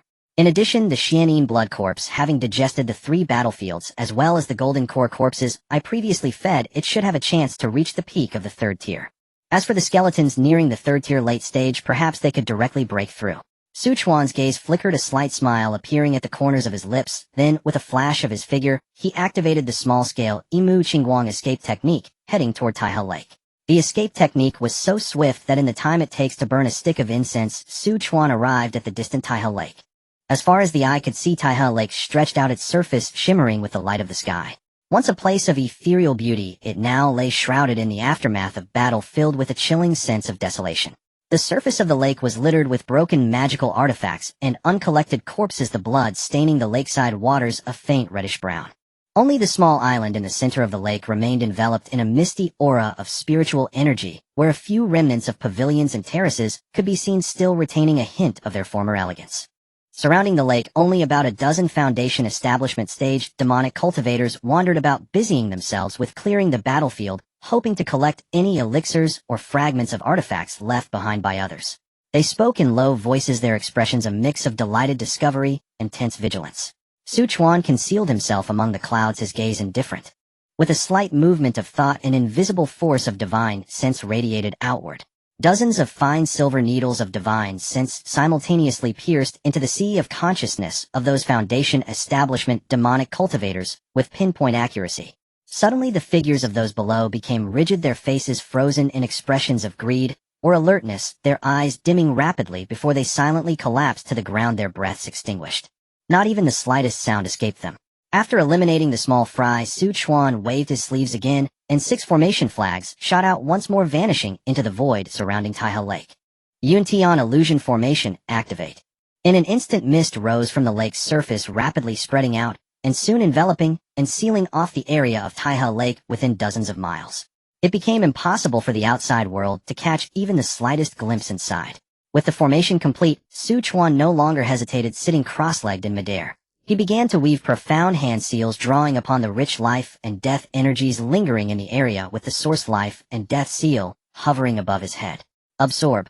With a low shout, the pervasive bloodthirsty death energy and the lingering remnants of living beings were drawn and transforming into visible streams of black and white chi that entered the source life and death seal. Additionally, he waved his sleeves to release the soul-gathering banner, summoning the bloodthirsty Ghost King, the Xian blood corpse, and 3 jade skulls to seek nourishment and condense the lost souls. All were creations of the 3rd tier and should understand the principle of self-sufficiency. Relying on a top-tier 3rd tier formation, even with a slight manpower gap, it should be manageable to hold out for 2 to 3 days. Taihe Lake was breached seemingly faster than Qinshe Forest. It could only be said that there must have been traitors among them. Chuan took the opportunity to inquire about Qinshe Forest assessment and learned that it was the Shiman family and the Wunren family, and he said little more. At this time, for the sake of family survival, any betrayal was to be expected. No, this could hardly be called betrayal. After all, they merely lived in Tiansong Prefecture, not as affiliated forces of Tiansong sect. At most they could be considered workers, merely changing employers. Half a day later Chuan arrived at Tianmen Pass. He quietly approached, observing that although the battle was fierce, it had reached a stalemate. The cultivators on both sides seemed to unleash their full powers with treasures flying about, but in reality many were holding back, displaying a clear attitude of feigning effort. Both sides were led by the top families from two prefectures, with the greedy wolf mansions, Nia and Chao families, slightly stronger than the Mo and Lei families. The former occasionally absorbed some families to enhance their foundation, while the latter, though also engaging in exploitation, mostly relied on their own accumulation, thus having a slightly weaker foundation. However, this does not account for the situation regarding the Mo family's ancestor, Mo Wentian. This is quite a blatant display of laziness. Chuan couldn't help but whom that person is. Chuan spotted a familiar young man among the crowd of Greedy Wolf Mansion, and thought, he seems to be one of my family's guards named Mei Yun. What is he doing here? Chuan thought he had died years ago in Greedy Wolf Mansion. Something feels off. After pondering for a moment, Chuan began to deduce Mei Yun's situation using the little star divination. Moments later, Chuan's expression suddenly turned pale, a trickle of blood escaping from the corner of his mouth. He opened his eyes, revealing an incredulous look. He possesses a special constitution that seems related to fate. Attempting to delve deeper, I was met with a warning from the heavenly secrets, abruptly interrupted.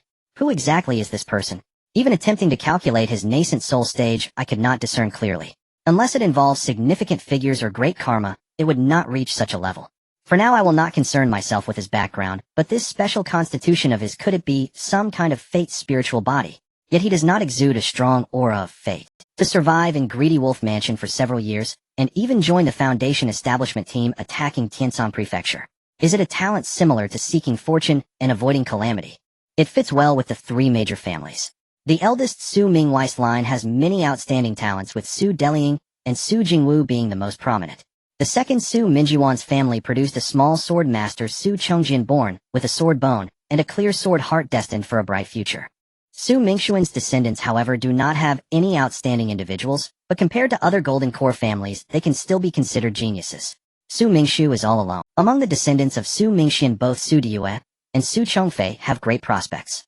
Su Mingxing has now married and has 2 sons and a daughter, but there have been no signs of special constitutions or talents. A powerful descendant, or a successor of some ancient sect. Chuan's gaze flickered slightly as he muttered, let's observe the situation. If his nature is acceptable, I could let his bloodline merge into the Su family one day. After adjusting my breath for half a stick of incense, Chuan transformed into an old demon with white hair and beard, boldly riding a beam of azure light straight towards the battlefield. This unrestrained escape light immediately drew the attention of both sides. A Golden Core cultivator from the Lei family asked, "Friend, who are you and why are you here?" Before he could answer, a voice from the Greedy Wolf Mansion's Golden Core demonic cultivator rang out. It's him, the white-beard old demon. How did he end up in Tianshan Prefecture? Are you a demonic cultivator from Greedy Wolf Mansion? The people from Tianshan Prefecture grew tense. He could easily destroy the formation while inside. White-beard old demon, why are you here? Xiaozhan feigned surprise as he inquired. This humble Taoist came from the direction of Taihe Lake and encountered other friends along the way. I heard that Xinsher Forest has also changed hands, and the true monarch Qingmu has already led his disciples back to Tianshan sect to defend it. I am not from Greedy Wolf Mansion. I am just passing through from Xianyu Prefecture. He then addressed the Golden Core cultivator from the Lei family. There is no need to be nervous. I have no intention of interfering in your battle with Greedy Wolf Mansion. You may continue, or I shall take my leave. Having said that, without waiting for the two sides to react, he transformed into light and fled, showing no intent to engage. His words fell like a boulder into a lake. The Tianshan Prefecture side immediately fell into panic, their formation in disarray. Has Greedy Wolf Mansion's forces already flooded into Tianshan Prefecture? Is it not already pillaging everywhere? Many were worried for their families and forces. The demonic cultivators from Greedy Wolf Mansion rejoiced, their offensive intensifying. Attack with all your might. Do not let the spoils fall into others' hands. For more than 2 hours they clashed fiercely, blood raining down, and those who fell were like a downpour. The Mo family and Lei family recognized the situation was untenable, and after discussing with Elder Yang of Tianshan sect, they all withdrew. With no one left to hold the line, Greedy Wolf Mansion launched a full-scale assault, and the protective formation collapsed within less than half a stick of incense. Kill. Countless demonic cultivators from Greedy Wolf Mansion surged into the pass, scattering to plunder. Half an hour later, the youthful Su Chuan returned to this place. The Greedy Wolf Mansion demonic cultivators, eager to plunder Tianshan Prefecture's forces, had all hurriedly left. Chuan set up a large formation absorbing all the life and death energies and the numerous corpses of Foundation establishment, and even golden core cultivators before. Half an hour later, a series of earth-shattering booms echoed from the distant horizon as if stars were collapsing. Soon 4 beams of light traversing the sky broke through the clouds hovering above the Tianmen Pass around 10 miles away. It was the 2 nascent soul ancestors who had previously distanced themselves from the battlefield. On the greedy wolf mansion side, Qi Tianxiong and the Tianluo demon lord stood in midair, their auras steady as mountains, clearly not having exhausted much energy in the earlier pursuit. In contrast, Shi Daoyun and Mo Wentian both appeared pale, their auras fluctuating, having suffered considerable depletion. Mo Wentian even had traces of blood at the corner of his mouth, and his chest was slightly stained, indicating he had sustained serious internal injuries. Qi Tianxiong scanned the shattered formation of Tianmen Pass and the chaotic scene where signs of battle were evident everywhere. He could not help but let out a long laugh, his voice echoing for 100 miles. Ha ha. Shi Daoyun, no matter how clever your schemes, leading us away will only prolong your life for a day. The formation of Tianmen Pass has been shattered, and I believe the situations in Qinshe Forest and Taihe Lake are no different. Within your Tiansong prefecture, I fear there is already chaos everywhere. Shi Daoyun's expression turned ashen serious as water, remaining silent. Mo Wentian suppressed his injuries and cupped his fists towards Shi Daoyun, his voice carrying a hint of weakness. Friend Shi, it has come to this, and there is no way back. It is not that I do not wish to continue fighting, but I have already done my utmost. Our agreement was only to fight until the formation was broken. Now my Mo family's foundation may be in jeopardy, so I must return immediately. Farewell. Having said this, without waiting for Shi Daoyun's response, he transformed into a somewhat dim light and hurriedly left. Seeing this, Shi Daoyun also realized he could not hold the line alone, growing more worried for the safety of Tiansong sect. At once, without further ado, he waved his sleeves and rode the escape light like a meteor straight towards Tiansong sect. Qi Tianxiong was full of ambition and was about to call out to the Tianluo demon lord to pursue Shi Daoyun towards Tiansong sect when he noticed the Tianluo demon lord standing still, his brows furrowed. His powerful divine sense swept over the Tianmen Pass battlefield repeatedly, like mercury flowing. Brother Tianluo, is something wrong? Qi Tianxiong asked. The Tianluo demon lord retracted his divine sense, a flicker of doubt passing through his eyes, and said in a deep voice, this place seems strange. After a bloody battle with the formation shattered, it should have been littered with corpses and suffused with blood and resentment yet. Now, not to mention complete corpses, not even a wisp of pure bloodthirsty energy can be found. While remnants of souls do dissipate over time, it should not be so swift. This battlefield is overly clean, as if someone has deliberately cleaned it up. Upon hearing this, Qi Tianxiong sensed something was amiss as well, but laughed it off, saying, Brother Tianluo, you worry too much.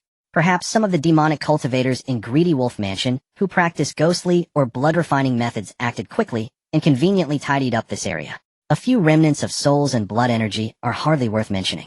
The urgent matter at hand is to strike directly at the heart, heading for Tiansong sect and settle matters with the old man, Shi, once and for all. This conflict between the 2 prefectures has dragged on for too long. Having heard this, while the Tianluo demon lord felt that the cleaning was overly thorough and not typical of ordinary demonic cultivators, seeing Qi Tianxiong's fighting spirit soaring, he suppressed his doubts and nodded, saying, What Brother Qi said is very true. Let us go. The 2 powerful beams of nascent soul escape light surged forth, carrying overwhelming demonic might, directly rushing towards Tiansong sect. Chuan dared to act so boldly because he knew the chances of suspicion falling on him were extremely low. Anyone seeing this would only think it was the work of certain golden core demonic cultivators from Greedy Wolf Mansion. Half a day later, Chuan quietly returned to Yunxi town.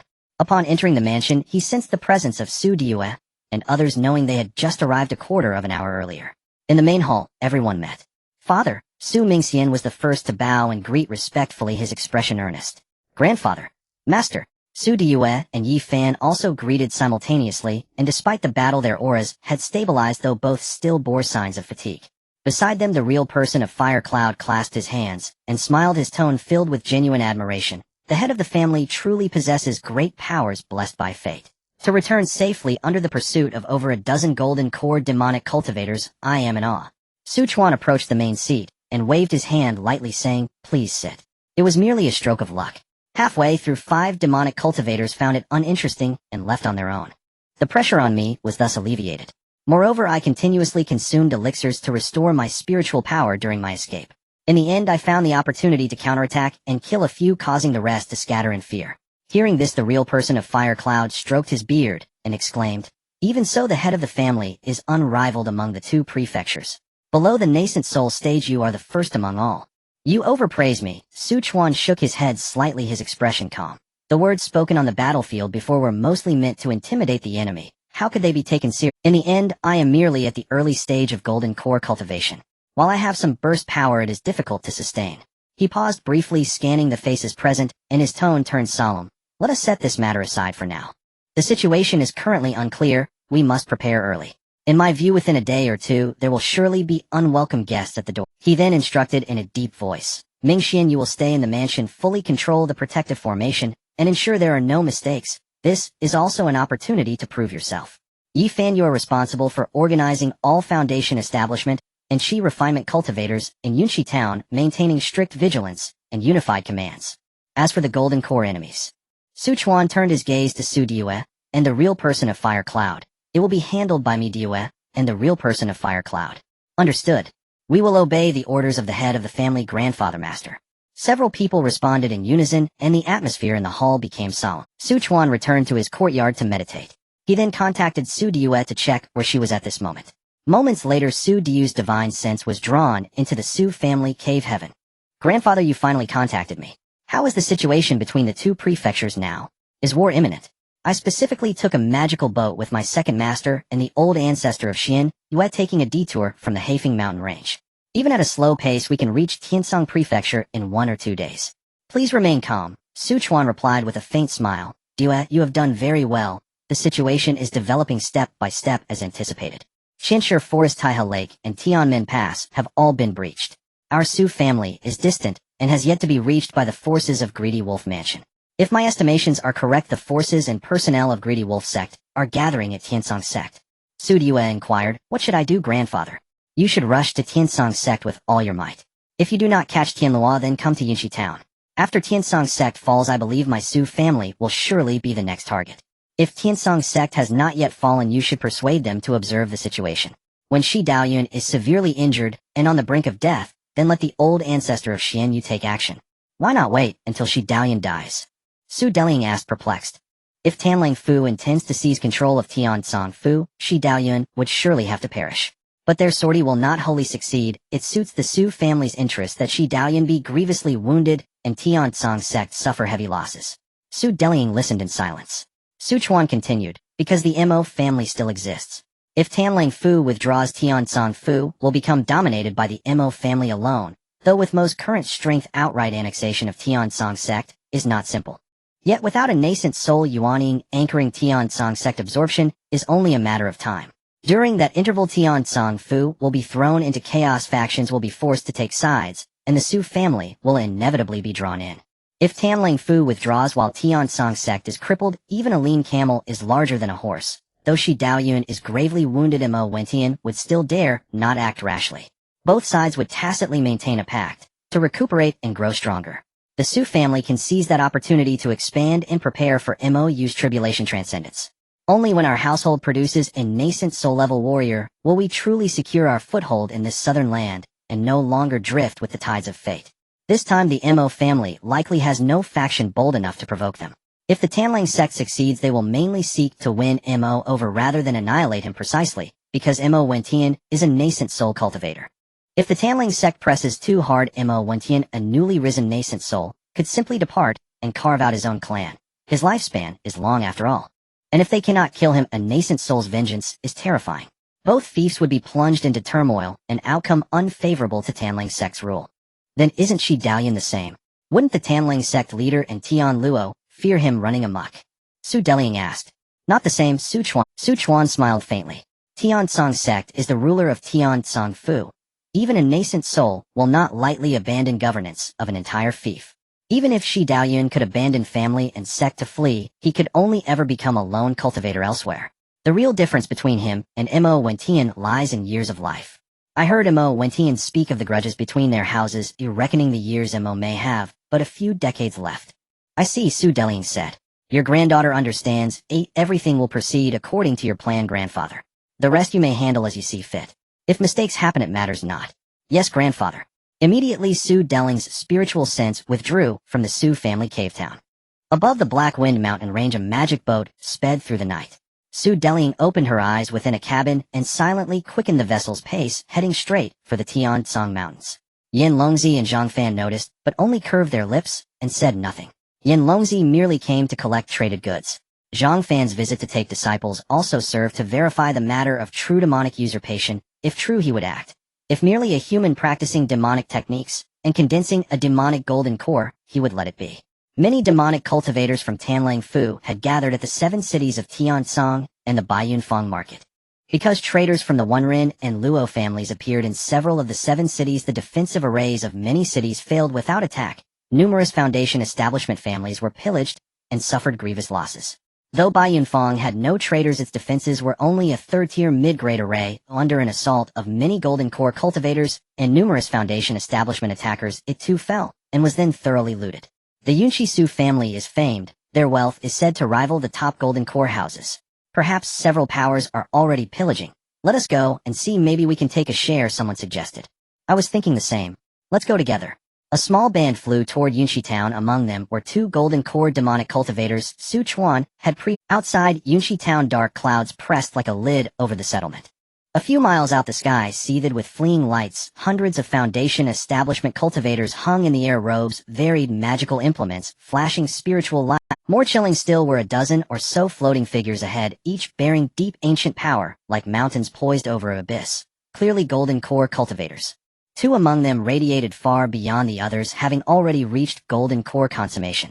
Demonic aura and killing intent coalesced and tore into the sky, darkening half the heavens. Such a force could besiege any of the 7 cities of Tiansong, yet here, they came solely for the little Yunshi Town. Inside Yunshi Town, a translucent 5-colored barrier had been fully unfurled and flowed without cease, holding the town fast within its protection. At the edge of the barrier, Su Chuan, Su Due, and Hua Yunjinren stood shoulder to shoulder, robes billowing, faces calm, as they faced. Behind them, 300 to 400 foundation establishment cultivators of Yunshi had already risen into the air. Though grave-faced, not one showed retreat, all arrayed and drawing upon their power. In addition, over 500 chosen cultivators with perfected chi refinement rode their swords aloft, arranged behind the foundation establishment ranks. Nia and Chao families of Tanlang Fu. Su Chuan's gaze swept them over. I did not expect the famed Kurong Jinjuan to remember us. We have never met, have we? The Nia family head said with a faint smile. I thought the Sima household would come. After all, at Qianshi Forest the Sima head did inflict me a great loss. Yet they do not come to reclaim face. Su Chuan said before they could answer, continuing. Nia and Chao are second only to Tanlang sect and Guiyou City in Tanlang Fu, among your foremost powers. You do not go to the Tiansong 7 cities or Tiansong sect, yet you descend upon our little Yunshi town. Our wealth and resources are likely not worth your taking. The Chao family head replied, Kurong Jinjuan, how do you know we did not go? They welcomed us all too readily, and let us carry off much. Why not let Yunshi town be the same, and save some lives? Spirit stones and resources can be gathered again later. Do you not think my words reasonable? Reasonable, but in the cultivation world the strong rule. You demonic cultivators live by that truth. I will make a proposition: whoever defeats me unknown today, I will yield the path, and let you through to plunder, Su Chuan said. Nia and Chao leaders exchanged glances. Both were figures comparable to Tianlang Jinjuan in pride. Confident that few could match them in the Golden Core realm, even if they did not triumph complete route, seemed unlikely. At that moment, a mid-stage Golden Core demonic cultivator cried out, two leaders do not accept. That Kurong Jinjuan is a true fiend. Who are you? I am Liang Chung, who traveled through Qianshi Forest earlier, he said, eyes wide with dread. On the first day, the Sima head led 4 early Golden Core cultivators to hunt Kurong Jinjuan, yet only the Sima head returned gravely wounded. The next day, the Sima head and 5 Tanlang sect demon elders arrayed the 5 Sons united formation to attack Su Chuan, but failed. The formation was broken, and the Sima head suffered another grievous blow and fled to heal. Kurong Jinjuan possesses a formidable divine sense secret art at Golden Core level. His spiritual sense is overwhelming, almost invincible. Unknown below nascent soul, he can be called king. Nia and Chao frowned, their caution noticeably increased upon hearing this. Called king is but my jest. Do you truly believe it? Su Chuan smiled. Naturally, if you wish to depart you may. Oh, I shall not hinder you. A moment passed with no movement. Su Chuan added, if you will neither strike nor withdraw, then let me make the first move. Before his words fell, Su Chuan flicked his sleeve. Songlong Baoseng guard. The treasure umbrella soared, emitting blue-golden radiance like a ceremonial canopy, wrapping him in an airtight shield. At the same time, he formed a finger's word sign and pointed into the air. Azure Dragon of Swords appear. 24 flying swords sang and launched, sword chi streaked to the heavens, and in an instant braided and coalesced into an armored electro-eyed azure dragon of swords dozens. As the dragon's body swept its ruthless sword intent tore across the field, the pressure was such that more than a dozen golden core demonic cultivators ahead. At the front, the Nye and Chao family heads were struck with dread. Before the dragon arrived, its keen edge had already made their protective arrays shut. Join hands. They hesitated no longer. With roaring shouts, the soul-reaping axe's grim flames surged, and 100 ghost banners wails rose left and right, combining to meet the roaring sword dragon. Boom! A world-shattering blast erupted, sword chi demonic fire, and ghostly aura ravaged mercilessly. Seeing the two family heads completely pressed, the other golden core demon cultivators stirred to join the fray. Cut! Sudiwa cried with a clear voice. The Tyene flying sword leapt from its sheath, and a cold lunar blade light swelled. Though only an early golden core in cultivation, her honed sword intent and Taeyin's cold aura complemented one another to produce a terrifying might not inferior to a late golden core. One horizontal stroke in midair halted two golden core cultivators attempting a sneak attack. One early, one mid-stitch. I shall join the revelry. Hoi Yunjinren laughed and spat red flame from his gourd, forming a savage fire python that coiled around a mid-stage golden core opponent. At the same moment, the Yunshi town array flared. 5 elements in rotation decree. Su Mingxian poured energy into the formation. 5 streams of elemental chi converged into a 5 elements technique and crashed upon 5 early golden core demonic cultivators. The battle had erupted in earnest. Nearly 1,000 foundation establishment cultivators collided, artifacts and spells cascading like rain. Yunshi had few foundation establishment, therefore cultivators with perfected chi refinement from afar released flying sword talismans and other aids to support them. Nye and Chao, both consummate golden core family heads, were no weaklings. Even the Azure Dragon of Swords struggled against the two, and their main advantage lay in their superior grade treasures, whose power was already great. Boom, boom, boom. Explosive spirit blasts tore the clouds apart and revealed clear blue sky. Su Chuan's thoughts raced. He knew Nye and Chao were not to be trifled with, and in a prolonged fight, his early golden core strength might not endure.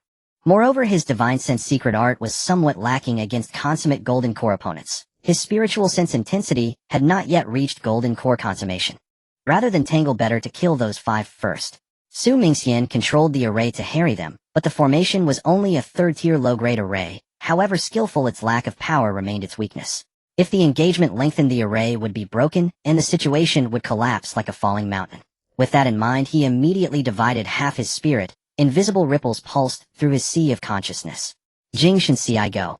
5 exquisitely condensed silver needles of spiritual sense silently crossed the void and pierced the minds of the 5 early golden core demonic cultivators bound by Su Mingxian's formation. Gah! Caught unawares, the 5 shrieked as their souls felt struck by heavy hammers, their bodies convulsed, and their protective auras dimmed. Su Mingxian seized the moment to press the assault. Su Chuan decisively dispersed the Azure Dragon of Swords. The 24 flying swords abruptly separated. He pumped his will into the canopy above. The blue-gold umbrella's light swelled and met heated the grim flames of the Nye family head's giant axe and the 100-ghost torrent of the Chao family head. At the same time, with a hand sign, he commanded 15 of the flying swords as if by decree, and they formed a relentless torrent of sword light aimed straight at the 5 soul-injured golden core demonic cultivators. Careful! The Nye family head cried, fury and alarm mingling, but rescue came too late. The sword torrent lashed past, and 3 demonic cultivators who had not deployed defensive treasures were shredded, their forms and spirits extinguished. The other 2 relied on their defensive treasures to shield them, barely withstanding the lethal blow. Blood sprayed, and they were hurled back like kites cut from their strings, their breath instantly. Their defensive treasures' light dimmed and could no longer actively defend. At that moment, Su Mingxian's formation attack fell and submerged the 2 survivors. Within a breath or 2, 5 golden core demonic cultivators had fallen. Damn you, break it. The Nye and Chao heads roared, pouring out power until their treasure's potency skyrocketed. The canopy's protective light writhed and emitted a groan of strain. Clear cracks were blown across its surface. Su Chuan's body trembled violently, his face drained pale, and a trickle of crimson seeped from his mouth. The shock had rattled his internal organs. He used momentum to fly back dozens of paces and steadied his breath.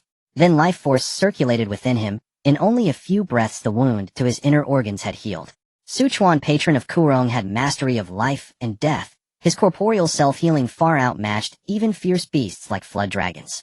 To cause him grievous bodily injury would be less effective than exhausting his magic and draining his spiritual sense. With the 5 golden core eliminated, Su Mingxian immediately redirected the formation to strike Tanlang Fuss Foundation establishment demonic cultivators. The pressure on Yunxi townspeople abated. In just a moment, dozens of Qi refinement cultivators and 6 or 7 foundation establishment practitioners had fallen.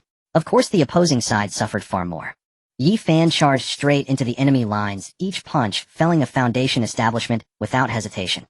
After slaughtering more than 20, he turned back, then charged again and returned, again and again. His strength approached the golden core threshold. He surpassed those at the heavenly prodigy gathering by a wide margin. To those foundation establishment cultivators, he was simply unfair. The 2 golden core demonic cultivators contending with Su Diyue and Huiyun Zinren's opponent, seeing how easily Su Chuan slew early and mid-stage golden core foes, were frightened and withdrew. I knew that where Kurong Jinjuan goes, several early golden core would fall. With his divine sense art, he kills early and mid-stage golden core as if plucking fruit, Liang Cheng lamented. That Yi Fan is also aberrant. At Qinsher Forest he alone slew 100 or 2 foundation establishment. Half an incense stick later, over 100 foundation establishment of Tanlang Fu had perished, and the survivors, frightened, pulled away. The battlefield narrowed to the duel between Su Chuan and the Nye and Chao family heads. Without distractions, Su Chuan poured everything into commanding the Azure Dragon of Swords against the 2. More than half an hour later, several more golden core arrived, and seeing the rest only spectating while Su Chuan and the 2 family heads fought, felt astonished. So disciplined.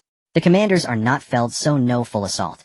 Hearing Liang Cheng's words, a few unconsciously pulled in their necks and obediently lined up with the other 3 golden core to stand in formation. As befits the Lord, to face the 2 house heads of Nye Chao alone, mused a family cultivator inwardly. Though their renown did not rival Tianlang Jinju, and their strength was by no means inferior. They chiefly feared Tanlang's sect, and therefore dared not draw too much attention to themselves. Perhaps following him would be a prudent choice. His strength, potential, and stratagem are all of the highest caliber. The 2 house heads of Nye Chao could scarcely imagine that the Lord has yet to unleash even half of his power.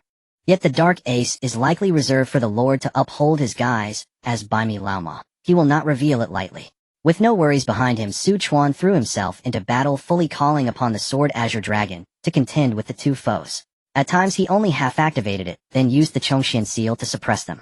His spiritual sense arts, a terrifying deterrent, could not be employed recklessly. After half an hour he began swallowing Yushu Dan to restore his spiritual power. There was no other choice in terms of deep, abundant spiritual power. He could not match a fully perfected golden core. Moreover, driving the Sword Azure Dragon consumed tremendous energy, and Su Chuan could only rely on pills to compensate for that weakness. I want to see how many pills you can take, the Nye family head said coldly. Meanwhile, before the gates of the Tian Tsang sect, the fires of war burned even fiercer, and the cries of slaughter shook the heavens. Tanlang Fu had astonishingly thrown nearly its entire force into the fray, as 60 to 70% of its main cultivators were gathered here. As far as the eye could see, a mass of fleeing lights blackened the sky like an eclipse. Countless magic implements and divine arts became a raging torrent, relentlessly battering at the sect's protective array that had endured for millennia. The luminous screen writhed violently, and thunderous roars never ceased. With each passing moment, cultivators on both sides fell before the formation, blood staining the mountains and rivers. High above, the clash was even more breathtaking. Shi Daoyun's robe was soaked in blood, and his breath staggered, yet he stood in the void.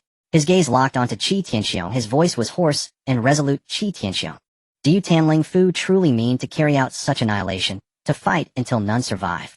Below, disciples and invading enemies engaged in around the perimeter. Countless demonic cultivators continuously battered the great array with thunderous explosions. On the nascent soul battlefield, Qi Tianxiong and Tian Luo Majuan flanked left and right, their Qi already holding Shi Daoyun fast. Qi Tianxiong sneered, old freak, she at this point, why spout such useless words? The Tian Tsang sect's fate is sealed. Before the words had finished, Tian Luo Majuan snapped his fingers, and a consummately condensed jet of pitch-black demonic force pierced the void, aiming straight for Shi Daoyun's dantian. She forced his power, swirling his whisk like a blade. Thousands of silver threads wove into a barrier to take the blow. Though the demonic finger was stopped, the overbearing demonic energy it carried penetrated his body. She shuddered and spat blood. His face drained as thin paste. He had already exhausted much of his power earlier when luring the enemy and fleeing. Now battling 2 peers alone, he simply could not hold on. She knew clearly that if he did not escape now, he would soon leave his life behind. And yet, the Tian Tsang sect's millennia of foundation, the Shi family's 1,000-year legacy, should he truly hand them over so readily? The choice weighed heavily upon him. Qi Tianxiong watched the grinding battle below as disciples' casualties mounted. His brow knit, and he said in a low voice, Brother Tian Luo, the performance has gone on long enough. If we delay any longer, the losses among my Tanlang sect disciples will be far too severe. Tian Luo Majuan, who had appeared unfazed, curled a cruel smile. He cracked his neck and his joints popped with a series of teeth-grinding sounds. Since Brother Qi asks it then, so be it. The words had scarcely fallen when a demonic might 10 times more terrifying than before erupted from Tian Luo Majuan with earth-shattering force. Demonic qi roared into the sky and churned the clouds. Within dozens of miles, the spiritual energy convulsed into violent chaos. The heavens darkened, as if the very Shi Daoyan bore the brunt, and his face changed violently. He cried out in astonishment, You were hiding your strength all along. Tian Luo Majuan gave no answer. His frame rose amid the demon qi as 3 strange sigils of divine art flared around him, circulating without. In the next instant, a colossal, towering, 3-headed, 6-armed phantasmal manifestation, its face blurred but its oppressive power unmatched, coalesced and loomed. The phantasm's 6 arms whipped about, drawing spiritual energy from every quarter like tidal waves. Then with a savage force, the 6 arms slammed into the sect's protective array. Crack! The sharp sound of rupture cut through the air. The 4th-rank lower-grade great array that had shielded Tiansong sect for centuries split open with a vast east-west fissure. The phantasmal manifestation did not relent. The second wave of assault followed in swift succession. The fissure spread like a spider's web, the array's light dimming rapidly with keening lamentations. Shatter it! Tian Luo Majuan snarled. The phantasm clasped its 6 arms into a titanic demonic fist and hurled it down like a cleaving god. With a cataclysmic roar, the protective array could no longer endure and exploded. Countless formation runes wailed and were extinguished. The guardian light dissolved into drifting motes and vanished. Kill! The moment the array fell, Tanlang Fu's cultivators, like wolves scenting blood, howled and surged in, their vicious escape lights pouring into the Tiansong sect gate in a furious tide. On Tiansong's side, whether sect disciples or affiliated cultivators of Qingmu Jiaocong and Qingcong, every face was drained of color. They stared dumbly at the shattered gate and the surging enemy. Tiansong's sect is finished, a disciple murmured in a daze, his magic tool clanging to the ground as he failed to notice. Seeing the phantasm towering like a pillar and the overwhelming demonic might, Shi Daoyan understood the situation was lost. With no hesitation, he frantically condensed his remaining power into an escape light, intent on fleeing. You think to leave now? Too late. Tian Luo Majuan's cold taunt rang out as a heavier pressure, like an invisible shackle, descended and broke the escape light. At the same time, one of the phantasm's great arms, corded with muscle and wrapped in black demonic runes, slammed down like a world bear. Shi Daoyun's eyes bulged, forcing out his last reserves. His life sword became a dazzling arc, some tens of meters long, that flew to intercept. A mantis trying to stop a chariot, he cried. The demon arm collided with the sword light. The blade shattered like colored glass into a rain of spiritual dust. The demon arm's momentum did not abate, and it slammed into Shi's protective treasure light. Uft, uft. Shi's superior defensive treasure and his own power shield were both torn apart with ease. He was struck as if by a meteor, blood gushed, bones shattered, and like a falling star, he plummeted from the sky to smash into the mountain rock below, leaving a vent. Amid the choking dust, his breath faded to a mere wheeze. He lay at the brink of death. Within Tiansong sect, fires and alarms flared everywhere. Before the Tao Treasury Pavilion, countless Tanlang Fu cultivators with bloodshot eyes battered the final barrier, fighting to the death with the defending disciples. Talismans, broken treasures, and severed limbs flew in every direction. Beyond the herb garden, the carnage was equally terrible. Tiansong's treasure vault remained undiscovered thanks to its secrecy. A white-haired elder roared and detonated his golden core, perishing with several enemies as his radiance blazed like the last sunset. Young disciples, panic-stricken, discarded their implements and fled blindly toward the mountain's edge, only to be cut down by pursuing demonic cultivators. Others, craven and pale, knelt and beat their foreheads, weeping and begging for surrender, only to meet the merciless butcher's blade. Such is the spectrum of human fate. Tian Luo Majuan dispersed the world-shaking phantasmal manifestation, and his raging demonic qi ebbed somewhat. The technique was formidable, but immensely draining, leaving his breath slightly unsteady. He looked to Qi Tianxiong and said, Brother Qi, shall you deliver this final blow and send Shi Daoyu on his way? Qi's gaze swept the pit, where she lay gasping, confident of victory, and already losing interest. He waved a hand. This fiend's nascent soul will be of use to Brother Tian Luo. If that is so, I thank you for allowing it. Tian Luo grinned, greed flashing in his eyes, and raised his hand to pluck Shi Daoyun's nascent soul from his body. At that moment a tearing sound split the sky and an unabashed, overwhelming aura drew near, causing both Qi Tianxiong and Tian Luo Majuan, two nascent soul powerhouses, to turn their heads. A majestic, antiquely fashioned magic boat glided calmly forward and hovered above the Tiansong sect. At its prow stood a red-haired, scarlet-robed elder with hands behind his back and different eyes looking down upon the sect's hellish ruin. His voice was flat. A nascent soul will fall, the sect will topple. Huh. This Tiansong domain is lively indeed today. Qi Tianxiong frowned from this man. He sensed a faint, lingering threat. He snapped, "Who are you? Do you intend to meddle in the dispute between our Tanlang Fu and Tiansong sect?" The red-robed elder was Yin Longzi. He glanced at Qi and replied coolly, "I am Yin Longzi, merely passing through this place by chance. Your feud concerns me not. However," he paused, smiling faintly, "someone seeks the one at your side." No sooner had he spoken than a white-haired elder glided forward to the boat. Qi's eyes widened at the sight, his face drained of color, and he cried out in shock, "Zhang! Zhang, why are you here? Qi friend, after centuries, you have become more capable, not only colluding with an ancient true demon, but aiding it to reach nascence." Qi turned ashen, with fear. Zhang Fan's shadow returned in full. Tian Luo Majuan, however, looked on calmly, and said, "You are Zhang Fan. To make Brother Qi so nervous. To condense such a phantasmal manifestation requires at least 3 perfected divine arts. You must be a true demon of the Huashan stage, no less. Brother Qi, I have kept a low profile. If I was discovered, that is not my fault." Qi Tianxiong's face was iron-cold, tinged with nervousness. Zhang Fan turned to Qi Tianxiong. "Let this farce end. Return from whence you came, or next time, it will be the Xianyue sect at Tanling Sect's gate." "Zhang Fan, did you not say that Xianyue sect does not interfere in disputes between the Fu?" "I did say that, but colluding with an ancient true demon falls outside that exception. Let you develop thus, and in a few centuries your Tanlang sect might well turn its spear toward my Xianyue sect." While they spoke, Shi Daoyun found a breath of respite. He mustered his final reserves, condensed them into a faint escape light, and fled headlong into the horizon without looking back. Qi Tianxiong and Tian Luo paid him no heed. Their opponent was now the Xianyue sect patriarch Zhang Fan. She found Qingmu Jinjuan, who was also grievously wounded and in dire condition. "Ancestor, what shall we do now?" "Withdraw to the Shi family estate. With Zhang Fan's arrival, Tanlang Fu will not tarry long." "Is the Xianyue patriarch truly so powerful?" Tian Luo's earlier might seemed hardly inferior to that of a great cultivator. "You have not seen it, so you do not know.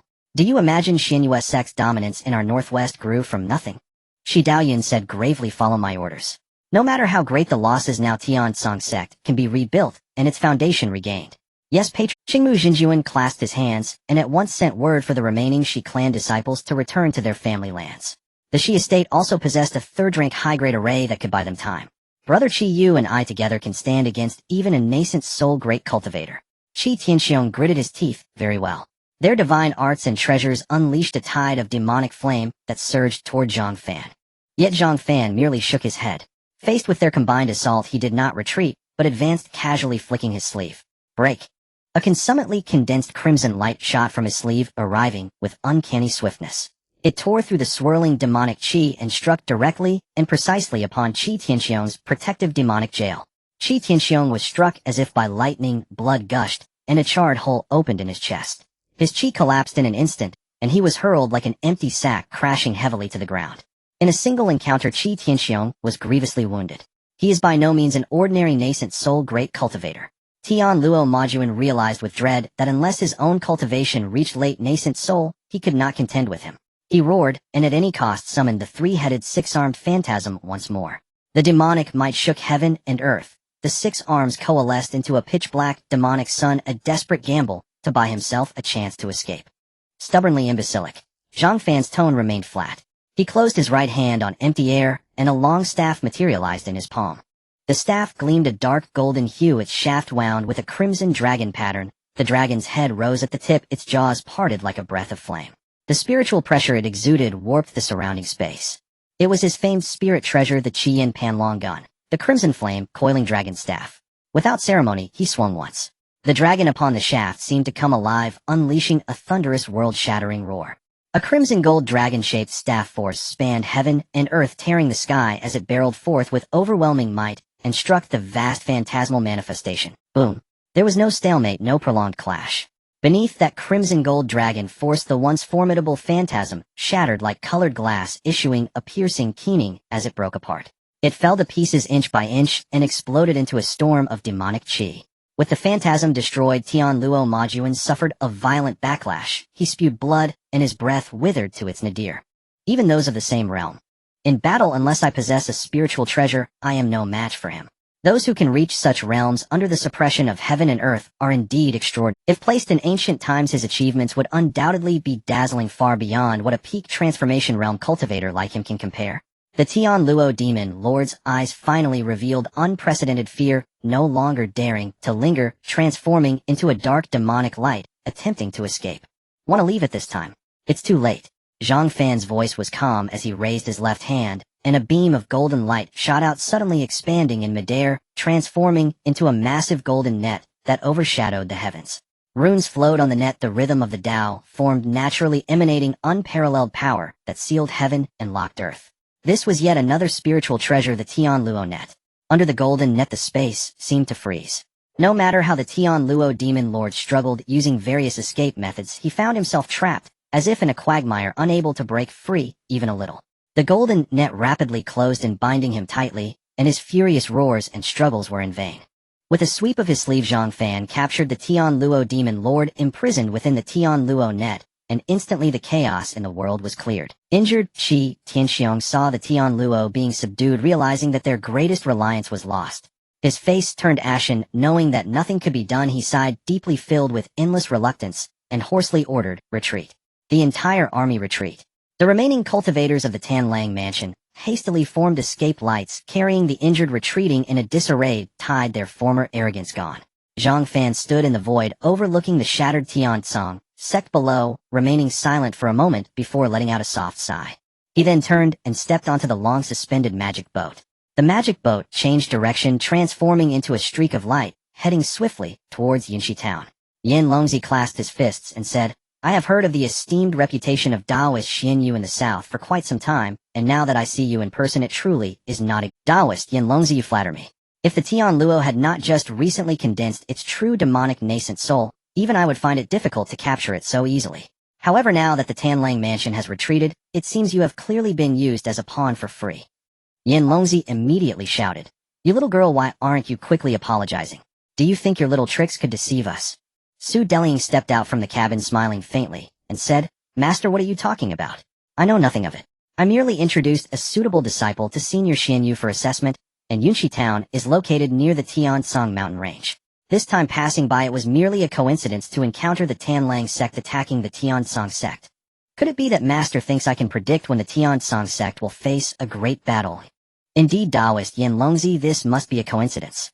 Junior sister Feng Ling has been with us for the past few years." Liang Zhenjuan also stepped out to defend Su Delying. Yin Longzi seemed somewhat puzzled, suspiciously asking, "It really isn't you, is it?" "It's not me, but it is my grandfather," Su Delying silently added in her heart. Outside Yunshi town, Su Chuan was still engaged in a battle of spells with the two heads of the Nye and Chao families. At this moment, Su Chuan had already consumed 3 high-grade Yusu pills to restore his mana, while Nye and Chao were both below half of their mana. The Su family of Yunshi is indeed a tough nut to crack. The head of the Nye family communicated through voice. Other early to mid-stage golden core cultivators are wary of Su Chuan's divine sense secret technique, and do not dare to easily intervene. "Brother Chao, what do you think we should do now? The sword formation is powerful, but it must take immense divine sense to control. Let us entangle him for another incense stick's time. If that doesn't work, we shall head to the Tiansong sect. Big Head is still over there. Then let it be as Brother Chao says." Yet merely half an incense stick later, a clear voice like rolling thunder rang out from the distant sky, clearly entering the ears of every cultivator on the battlefield. "The Tanlang sect has already been defeated. You Tanlang mansion forces, why do you not hastily retreat?" "What? The Tanlang sect has been defeated." At these words, whether the defenders of Yunshi town or the cultivators of the Tanlang mansion, everyone was stunned, their faces filled. To the vast majority, the destruction of the Tiansong sect was a foregone conclusion. This statement was akin to a fairy tale. Nonsense. A golden core demon cultivator from the Tanlang mansion immediately retorted fiercely, "The Tanlang sect has both sect master Qi and the Tian Luo demon lord as their nascent soul ancestors overseeing them. How could they possibly be defeated? Even if the nascent soul elder of the Tiansong sect and the ancestral master of the Mo family teamed up, they would absolutely not be able to stop them. Indeed, it must be the enemy's bluff trying to disturb our morale. Who would believe such ghost stories?" As doubts and accusations began to rise a moment later, the clouds in the sky churned, and an ancient-looking, imposing magic boat slowly sailed into view, hovering above the bow. There's a nascent soul expert on the magic boat. Yin Longzi, with his straightforward character, did not restrain his own pressure. A golden core demon cultivator sensed his aura and immediately broke out in cold sweat, exclaiming in shock. The heads of the Nye and Chao families were also shaken, their expressions changing drastically. The two suppressed the fear in their hearts, exchanging glances, each seeing the astonishment in the other's eyes. They did not dare to delay, gritting their teeth as they activated their escape lights, flying respectfully not far from the magic boat, bowing deeply. The head of the Nye family asked, "May I ask which senior has arrived?" "I am the head of the Nye family, here to pay my respects. This is our Tianzhu sect's nascent soul, Elder Yin Longzi, and the other is Elder Xianyu." The two were stunned. If Elder Xianyu had arrived, then the Tanlang sect would indeed have no choice but to flee in defeat. "We pay our respects to Senior Yin Longzi and to Elder Xianyu." The heads of the Nye and Chao families clasped their fists in unison. Seeing no response, the head of the Nye family said, "I still have matters to attend to, so I shall take my leave now." Having said this, he and the head of the Chao family immediately activated their escape lights to leave, while the remaining Golden Core and Foundation Establishment demon cultivators also fled, not daring to linger. Did we win? Yunshi town held its ground. Countless people cheered loudly, filled with the joy of having survived a calamity. Su Chuan, Hui Yunjinren Yifan, and Su Due flew to the magic boat. "We pay our respects to Senior Yin Longzi and Elder Xianyue." Su Chuan spoke first, and then Su Due, and the others echoed him.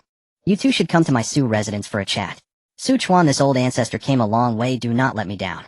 Of course not, everything is already prepared, just waiting for Senior Yin Longzi to collect it. Next, Su Chuan said to Zhang Fan, "Elder Xianyue, we meet again. My son is also waiting for your guidance. It hasn't been long yet your strength has progressed to this level." Zhang Fan stroked his beard and smiled lightly. "I indeed did not judge wrongly. Yi Fanyu and Huang Tianhu Wu Zhu-san and Wu Zhu-chi handle the remaining matters." "Yes, master." Yi Fan bowed, then flew towards the cultivators of Yunshi town. Su Deliang stepped forward and took Su Diu's hand, saying, "Due, you have finally formed your golden core." Su Due nodded slightly. "I haven't given you my congratulatory gift yet. You must be lacking in magical treasures. I will forge you a mid-grade flying sword and a mid-grade defensive magical treasure in due time as compensation."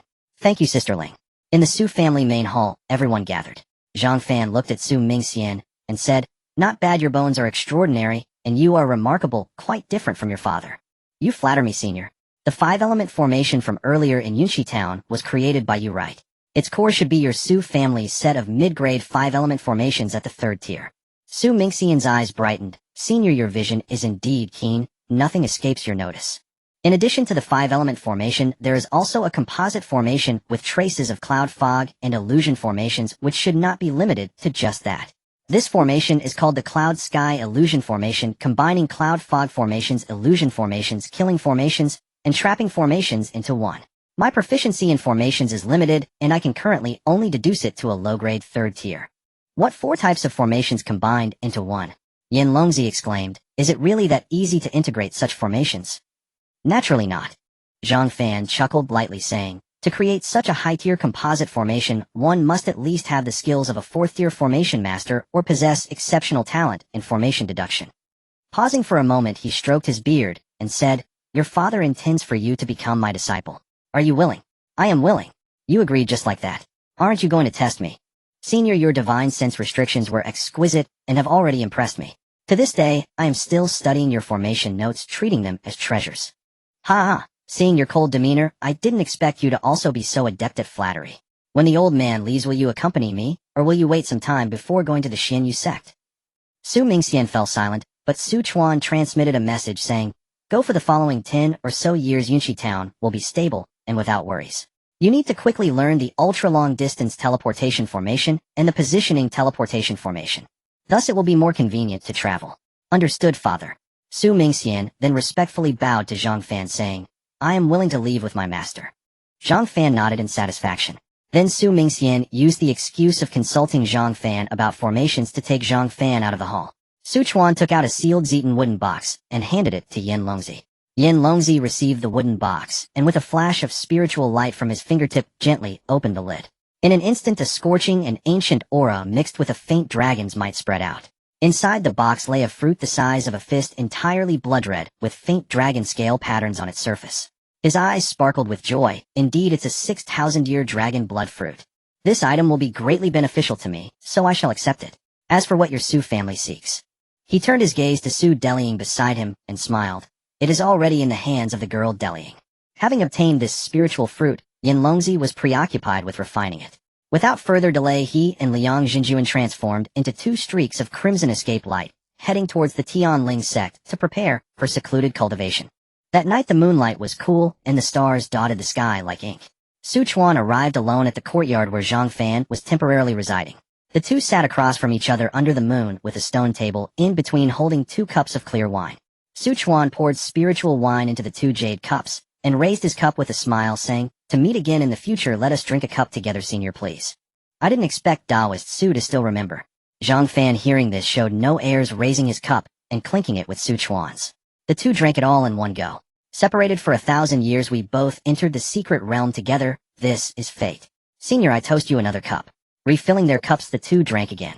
Su Chuan then added, "Having received such kindness from you previously and today accepting my child as a disciple, I must toast again." Zhang Fan lightly smiled and shook his head, not refusing.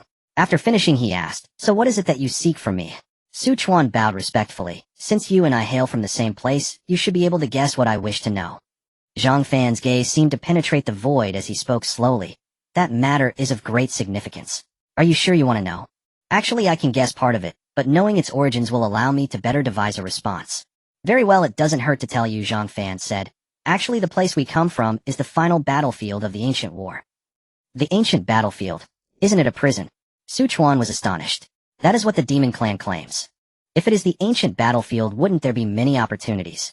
But I have been there for many years and have yet to hear of any significant chances.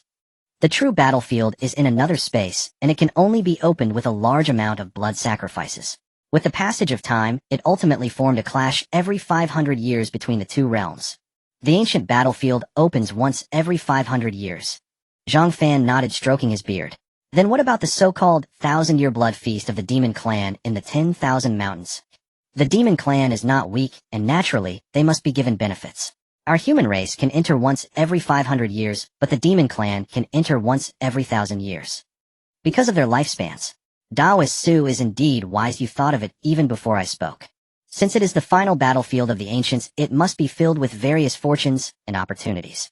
The human race, demon race, and true demon race should all have left behind. How could the demon race not want to share? But the two realms of the human race do not want the demon race to obtain too great an opportunity, so there must be some restrictions. The only thing I can think of is lifespan." Zhang Fan nodded again. "But why must there be blood sacrifices? Isn't there another way to open it?" "Perhaps there are, but from the outside there is definitely no way. It is said that it was opened by many great ascendants from the ancient southern domain. Even if there really is a way to open it, it must be sought within the battlefield space." Moreover, Zhang Fan paused, lightly sighing. "This method has been used for thousands of years. Even if there are other methods, the demon race is unlikely to easily agree to let all human beings leave. Ultimately, it is strength that speaks. If there is a new method to open the ancient battlefield, and someone is capable of suppressing the 10,000 mountains, making them dare not speak out, this matter should be achievable. Indeed, but whether it is the former or the latter, both are difficult. There are also peak 4th-tier demon race experts among the 10,000 mountains. Stronger than you, senior. Some demon race bloodline experts, upon reaching the 4th tier, if they awaken their innate divine abilities, their strength can absolutely rival that of human prodigies. Their innate divine abilities can be enhanced with their bloodline, and they can reach levels comparable to the avatar of a law." Saying this, Zhang Fan explained what a law avatar was. Su Chuan then understood that divine abilities could be combined to form a law avatar.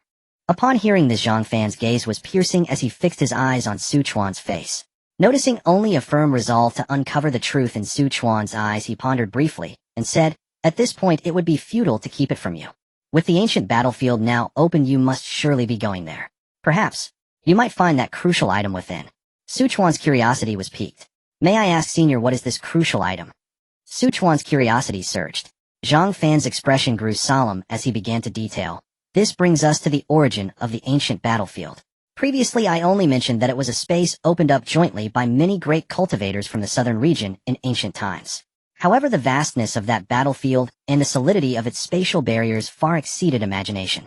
Even great cultivators would find it no easy task to create such a heavenly realm out of nothing." He spoke astonishingly, Thus those great cultivators at that time utilized the ancestral power of the southern region to succeed. Chuan's heart trembled violently as he felt he had truly touched upon a shocking secret buried for eons. Yet a sliver of doubt arose within him. How did Zhang Fan know of such ancient matters? Zhang Fan did not pause and continued. That land was not merely the battlefield for the final decisive battle in ancient times. It was in fact the very core of the entire southern region.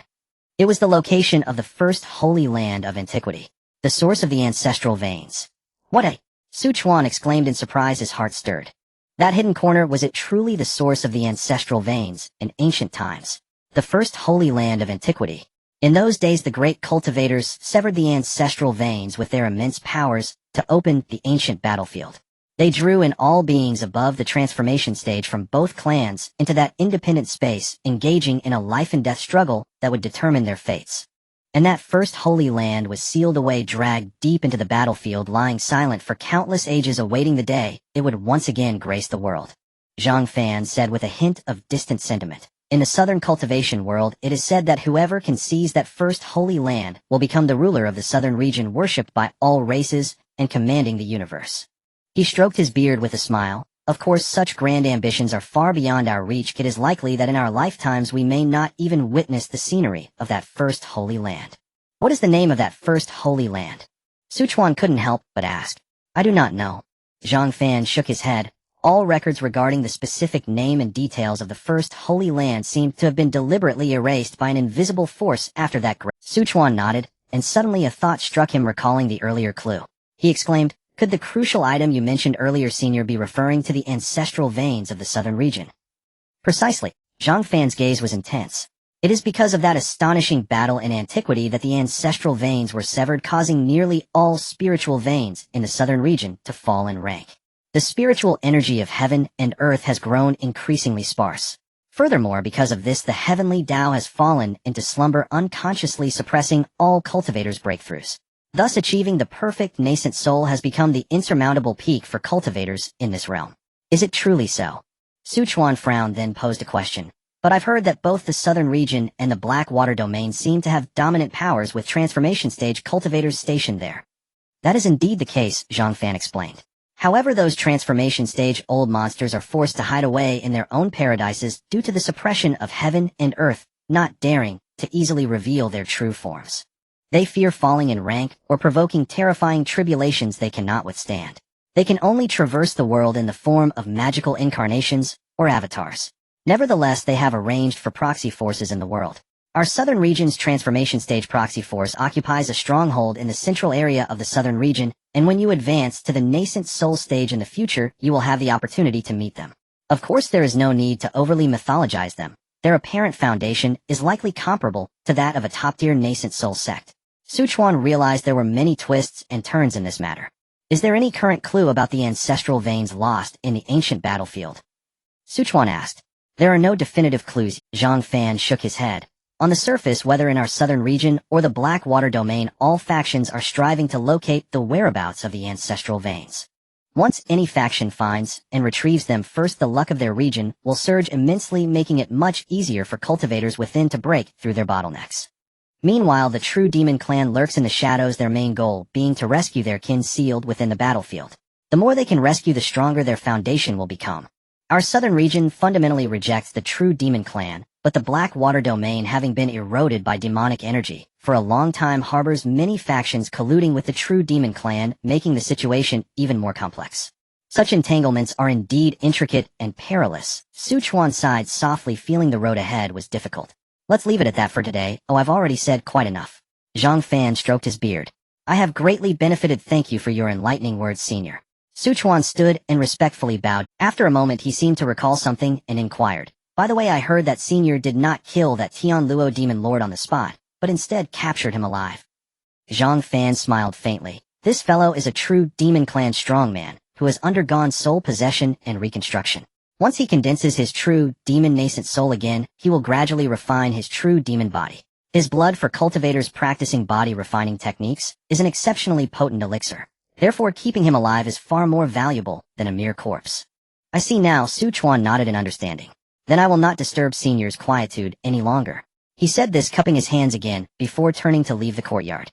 Though Su Chuan learned the truth behind the prison and its implications, he chose not to inform the rest of the Su family for the time being. After all, this matter is too deep and knowing would be of no benefit. 3 days later, Zhang Fan left with Su Mingxian. News of the defeat of the Greedy Wolf sect spread throughout the entire Tiansong prefecture, with cultivators from various places fleeing in fear of retribution from the Tiansong prefecture. However, what worried them more were the Wenren Luo and Shimen families. They were brutally besieged, with only a small fraction of their kin escaping to the Greedy Wolf prefecture. If they did not leave once the Tiansong sect regained its strength, it would surely not spare these traitorous families. In Yuzhu, see the Mo family. The Greedy Wolf sect was actually defeated. Mo Wentian frowned. Elder brother, this news is true. Cultivators from the Greedy Wolf prefecture have already fled, and the reason is that the Flame Dragon son of Tianzhu sect and the Xianyu ancestor arrived at Tiansong sect. The Tian Luo demon lord was captured alive by the Xianyu ancestor, who is a true demon undergoing reconstruction. Their destination is Yunxi town. Mo Wenshang paused for a moment and continued. According to the information I received, Yunxi town was attacked by the Nye and Chao families, several golden core demon cultivators, and around 700 to 800 foundation establishment practitioners. However, Yunxi town suffered minimal damage. Instead, Su Chuan, relying on his divine sense secret technique, killed 5 early golden core demon cultivators. This ultimately led to a confrontation between Su Chuan and the heads of the Nye and Chao families while the others watched. It wasn't until the arrival of the Xianyu ancestor that the Nye and Chao families and the others finally withdrew. Hearing this, Mo Wentian sighed softly. What in Su family, they have indeed been underestimated. Do you know what the Flame Dragon son and Xianyu ancestor went to the Su family for? He asked Mo Wenshang. I do not know for sure. The Flame Dragon son only stayed at the Su family for a moment, after which he remained at the Tianling sect. As for the Xianyu ancestor, he stayed for 3 days, and it is rumored that when he left he took Su Mingxian with him. Let Su Deliang join the Tianzhu sect, and Su Mingxian joined the Xianyu sect. Su Chuan is truly clever, but how did he establish a relationship with the Xianyu ancestor? I've heard that even nascent soul practitioners visiting the Xianyu sect might not necessarily be received. Mo Wenshang said, Elder brother, the failure of the Greedy Wolf prefecture is a good thing for our Mo family. I've heard that old ghost, she has been severely injured, nearly dead. Originally his lifespan was already limited, and now it is surely even shorter. Once he dies, our Mo family can lay claim to the entire territory of Tiansong sect, becoming the ruler of Tiansong prefecture. It's hard to say. Mo Wenshan's eyes flickered slightly. Are you implying the Su family or the Lei family? Although the Lei family also has golden core perfection powerhouses, how easy would it be to successfully advance to nascent soul? As for the Su family, the strength of the Ku Rong true monarch is indeed formidable, and he is also an extraordinary talent, but he is still only at the early golden core stage. To elevate to golden core perfection would take at least 100 to 200 years. How could that be possible? Even if he truly advances to nascent soul in 200 to 300 years, by then our Mo family would have already replaced Tiansong sect, becoming a colossal entity in Tiansong prefecture, unshakable. Su Chuan is an unfathomable person. Oh, I have an inkling that the outcome of this battle is closely linked to him. Brother, you are thinking too much, aren't you? Being cautious is never a bad thing. However, with the Tiansong sect severely weakened and the 7 cities devastated due to the traitors, this is precisely the time for our Mo family to expand. Wenshang, starting tomorrow, arrange for the Yuzhu Square to be developed into Yuzhu City and recruit families and loose cultivators from the 7 cities of Tiansong. Yes, elder brother. Mo Wenshang's eyes were filled with ambition. After he left, Mo Wenshan's gaze turned towards Yunxi town, murmuring, it seems that the future of Tiansong prefecture is destined to be a contest between our 2 families. However, the last bit of favor must be returned to your Su family soon. Otherwise it will surely become a hindrance in the future. The era of the Tiansong sect had completely come to an end with this battle. As the last rays of the setting sun were swallowed, darkness would inevitably give way to a new dawn. Bayan Mountain Lei family. The outcome of this battle was also reported to the Lei family's ancestor by Lei Wuji. Both the Mo family and the Lei family had once been suppressed by the Tiansong sect, unable to raise their heads. Now the mountain that loomed overhead had finally collapsed. Wuji, the Tiansong sect is now in its twilight. The Tiansong prefecture is about to enter a period of contention among various heroes. We must fully develop the power of Baiyun Mountain. I have heard that there has been activity at Yuzhu Square. They're going to build a city, and our Lei family naturally cannot fall behind. Yes, ancestor. Lei Wuji clasped his fists. Next, I will devote myself to closed-door cultivation, striving to reach the nascent soul stage. If I succeed, I can contend for a territory. If I perish, our Lei family will rely on you to support it. You can seek alliances with other forces. If isolated and unsupported continue to remain low-key, keeping the Lei family's power consolidated within Baiyun Mountain and Baiyun's understood ancestor. You can focus on your closed-door cultivation. I will ensure that no one disturbs you. Yunshi town was gradually returning to its usual tranquility. A young man walked down the street sniffing lightly. That familiar scent. Mei Yun have finally returned. He approached the Su residence. The guards at the entrance stared at Mei Yun as if they had seen a ghost. You are Captain Mei. Weren't you supposed to be dead several years ago? You crow's mouth. Who told you I was merely missing? Mei Yun smirked and moved to enter, but was blocked by the guards. Why are you stopping me? Captain Mei, you say you were missing, but words alone are not proof. I must report to the chief steward to decide. Perhaps you defected, and this time is to infiltrate our Su family to gather information. You are the one who's defecting? I Mei Yun am loyal to the Su family. The guards immediately relayed the message to Wu Zhuqi, informing him of the situation. Wu Zhuqi was also surprised upon hearing this, so he reported to Su Chuan. He has returned to the Su family. Yes, Patriarch. How should we handle this? Let him undergo the harvesting formation. If there are no issues, he can serve as a patrolling guard in the— Yes, Patriarch. Having previously not paid any attention to Mei Yun, Su Chuan would now keep a close watch on him right under his nose. Even if he intends to accept an apprentice, he must thoroughly understand his character. He treated Yi Fan the same way. Besides that, Yunshi town was also beginning to expand, and even planned to incorporate the Tianling sect. For this purpose, Su Chuan made a special trip to the Tianling sect. Friend Su, are you here to see my master? He is still in closed-door cultivation and has instructed me not to let anyone disturb him. Not at all, Su Chuan shook his head. I am here to find Liu Yang, my friend. You are looking for me. What is it? Su Chuan smiled slightly. Today the Tiansong sect has suffered heavy losses, and their supreme elder is in danger. They will likely not recover to their peak for several years, or even a decade. And now the Tiansong sect is about to enter a new era. My Su family must naturally prepare in advance. Liu Yang raised an eyebrow. Does your Su family wish to become the rulers of Tiansong Prefecture? Every force must have had this thought. The only difference is whether they have the ability to compete for it. Even if the Tiansong sect is weak, a starving camel is still larger than a horse. Furthermore, there is the newly risen Mo family of nascent soul. How can the Su family compete? This is precisely what my Su family needs to consider. This time incorporating the Tianling sect is not about annexation, but mutual assistance. The stronger my Su family becomes, the greater the benefits for De Ling, which is beneficial for her cultivation. The Tianling sect was established because of Su De Ling, who is also one of the core members of the Su family, creating a bond between the two. My Su family can set aside a piece of land near the Tianling sect to build a refining market. This place will become a gathering place for the refiners of Tiansong Prefecture. It will also facilitate the absorption of refining talents by the Tianling sect. This, Liu Yang stroked his beard and pondered. Would Sister Feng— Of course. Liu Yang recalled a few days prior when Su Chuan single-handedly faced two golden core perfection true monarchs, still astonished in his heart. He possessed a top-tier artifact with 7 patterns, but even activating it might not surpass Su Chuan's Azure Dragon umbrella. Artifacts with sword formations can often unleash capabilities beyond their rank. However, perfectly controlling a sword formation is challenging, requiring powerful divine sense and exquisite manipulation skills. He prided himself on having that Azure Dragon umbrella, but could not unleash even half of the Azure Dragon sword formation's power, let alone that. It is still a top-tier defensive magical treasure. Rumor has it that the true monarch of Withering and Flourishing is already the strongest person beneath the nascent souls of the Tiansong and Tanlang factions. Though it may be somewhat exaggerated, in an unknown situation, no one could easily break his Azure Dragon umbrella, which could severely injure them. Master Jinyang is truly indulgent towards his junior sister Feng Ling to bestow such a precious magical treasure upon her right, when Su Chuan had just formed his golden core.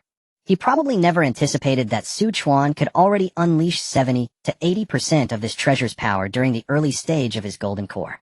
After pondering for a moment, true monarch Liu Yang said, after all, it is junior sister Feng Ling from the Tianling sect who makes the decision. Since she is willing, I have no objections. Thank you, Taoist Liu Yang, and please also convey my gratitude to Taoist Tianyang and Taoist Yinjin. I won't elaborate on each one. Understood. True monarch Liu Yang nodded. Subsequently, Su Chuan took his leave and returned to Yunshi town. Both Rong Tianyang and Yinjin true monarch were aware of this matter, although they were somewhat surprised they did not oppose it. 2 months passed in the blink of an eye. On this day, within the forbidden area of the back mountain of the Tianling sect, a vast and powerful aura suddenly erupted, soaring into the sky. In an instant, winds surged and clouds roiled within dozens of miles as the spiritual energy of heaven and earth gathered to that spot, like rivers flowing into the sea, forming a colossal vortex of spiritual energy. At the center of the vortex, crimson clouds filled the sky, and faintly the sound of dragon roars reverberated in all directions. A heat wave far surpassing the past enveloped the surroundings, causing everyone's hearts to tremble. The closed-off stone chamber burst open, and a figure stepped out slowly. It was none other than Yin Longzi. At this moment his aura brimmed with surging spiritual energy, and the light in his eyes flickered with a brilliance, as if flames were burning deep within his pupils. Clearly, with the aid of the dragon blood fruit, he had successfully broken through to the midstage of the nascent soul. After emerging from seclusion, true monarch Liang immediately came to pay his respects, reporting that the Su family wished to establish a city and incorporate the Tian Ling sect within it. Upon hearing this, Yin Longzi not only showed no sign of displeasure, but instead laughed heartily. Su Chuan is indeed decisive. Master, according to the news I received, the Mo family and the Lei family are also building cities. The struggle between the two factions has just concluded, but the storms of Tian Song show no signs of ceasing. Wherever there are cultivators, there will be strife. Yin Longzi remarked indifferently, with the potential of the Su family, if they do not reach the status of the Tian Song lord, they are destined to be suppressed. The best outcome would be to be forced to leave the Tian Song territory. He paused for a moment, and added, "You need not worry about this matter. The Su family has its own path. That kid is quite astute. However, if you can lend a hand, please do so." "Understood, Master. Liang, I will leave this to you. I'll bid farewell to the Su family, and then plan to return to the Tianzhu sect." "Rest assured, Master." True monarch Liang cupped his hands in salute, and then Yin Longzi transformed into a beam of blazing rainbow light rushing towards Yunxi town. In Yunxi town, at the Su family residence, Su Chuan and Su Delying sensed the rapidly approaching powerful aura and quickly rushed out to meet it in the air. After all, if no one guided him, Yin Longzi would also be blocked outside the Su family's grand formation. "Congratulations, Senior Yin Longzi, on successfully exiting your retreat and advancing further on the nascent soul path." Su Chuan, feeling the profound spiritual pressure emanating from Yin Longzi, smiled and clasped his hands sincerely. Su Delying also greeted respectfully. "Congratulations, Second Master." Yin Longzi's face was radiant with joy as he laughed heartily. "No need for such formalities. My successful breakthrough is largely thanks to the dragon blood fruit from your... I came this time to bid farewell, and to ask if Delying would like to return with me to the Tianzhu sect. Now that the Su family is in need of personnel, I cannot leave. Once everything settles down, I will return to the Tianzhu sect to apologize to both masters." Su Delying looked firmly at Yin Longzi. "Well, I had anticipated this. You may continue your training here. I believe that within a few decades your Su family should be able to rest easy." "Thank you, Second Master." Su Delying bowed respectfully. Yin Longzi nodded slightly, and said, "I shall take my leave." After saying this, Yin Longzi no longer lingered. With a flash of his figure, he transformed into a stunning long rainbow, and soared away, heading straight for the Xianyu mansion. Back in the Su family hall, Su Delying sat down, and said, "Grandfather, discussing the city building matter is easy, but for the city defense formation, at least a top-tier third-grade formation is needed for stability, and the city walls also require restrictions for reinforcement. Unfortunately, Fifth Uncle is not here. Mingxian has contributed too much to the Su family. Now that he is on the verge of forming his golden core this time, he is focusing on cultivating at the Xianyu sect, comprehending the path of formations. I believe that in just a few years he will certainly achieve success. By then it will be more beneficial for our Su family. As for the city defense formation, grandfather has his plans." Su Chuan had been cultivating under the withering and flourishing tree for the past few months. The tree had fully grown and would begin to blossom and bear fruit in just a few more years. Once the withering and flourishing fruit is fully matured, it can be refined into withering and flourishing pills to purify magical power and expand the Qi Si and Dantian. By then the quality and potency of his magical power would rival that of a perfected golden core. Even without using the Azure Dragon Sword formation, relying on his divine abilities, he could defeat a perfected golden core true monarch. During the recent conflict between the two factions, Su Chuan took the opportunity to gather a large number of Foundation Establishment remnants and Golden Core remnants. Once all of them are condensed into Een Souls, the power of the Soul Gathering Banner will surge to the level of a top-tier magical treasure. The Xianyin Blood Core can also reach the peak of 3rd grade. These demonic creations are prone to backlash, so Su Chuan has never been negligent in cultivating his divine sense. Not long ago, he finally made a breakthrough, and his divine sense reached the perfected Golden Core level.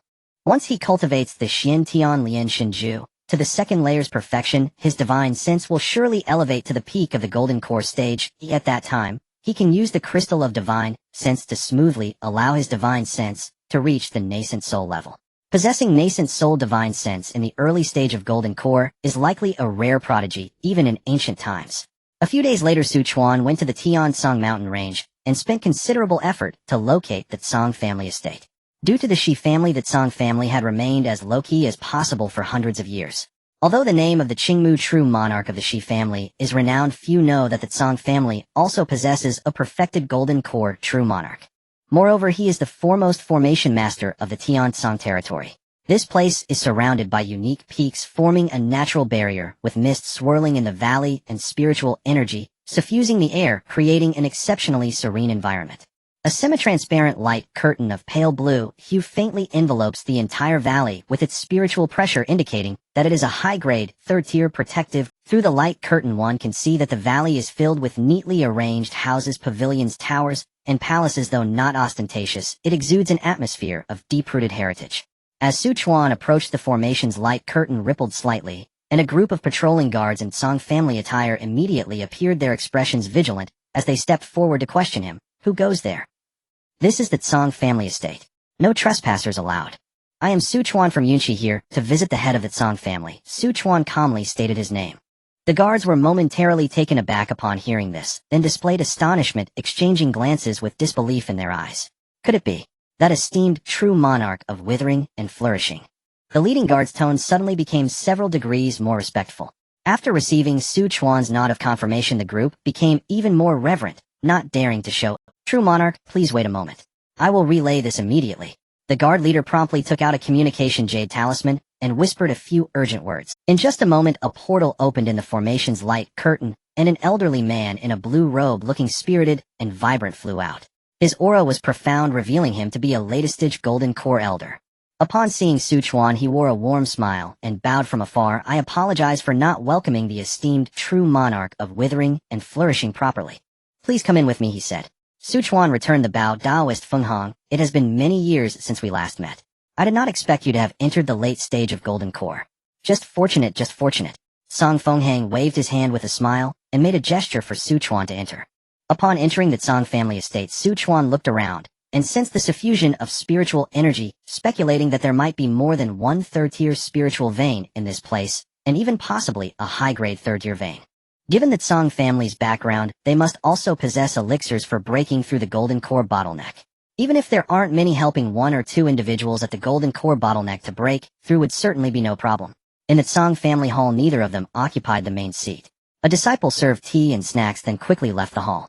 I apologize, true monarch of withering and flourishing, the head of my Song family is currently in seclusion and cannot come out to receive you. I hope you understand. Chuan smiled lightly and replied, Taoist Fenghong, given our family's relationship, there is no need for such formality. My son Mingxian is still your disciple.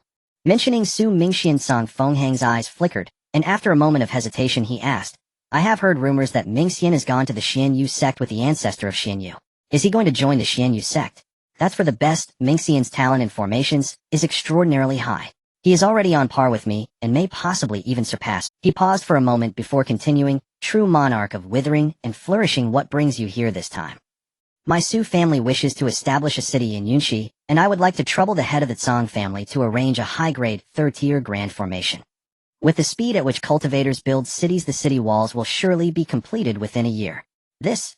Song Fenghang had heard of this matter, but did not expect Chuan to come knocking on the door so quickly. Moreover, not long ago the ancestor of the Mo family personally came to discuss this matter, and specifically instructed the Song family to choose sides. Is there perhaps a difficulty? Chuan sighed softly. It seems that ancestor Mo has visited. How do you know? Song Fenghang revealed a look of surprise. The only ones who could put pressure on the Song family are the nascent soul cultivators. Since the ancestor of the Shi family is gravely injured, he must be in seclusion for recovery at this moment, so who else could it be? Besides, the Mo family's ambitions are known to my Su family, as are the Lei family. I believe your Song family also wishes to reclaim the glory and status of 1,000 years ago. Song Fenghang fell silent. However, if the Song family stands with the Mo family and insists on suppressing my Su family, then our two families' friendship would come to an end here. No true monarch of withering and flourishing, let's discuss this properly, Song Fenghang said anxiously. With Mingxian's relationship, our two families are natural allies. However, we cannot disregard the face of the Mo family's ancestor. On the surface, my Song family cannot provide assistance, but secretly we can. I have a friend, a mid-stage golden core loose cultivator, who lives alone on Xingya Peak, and is also a third-tier formation master. He owes someone a favor. If you take this formation plate to him, he will certainly help.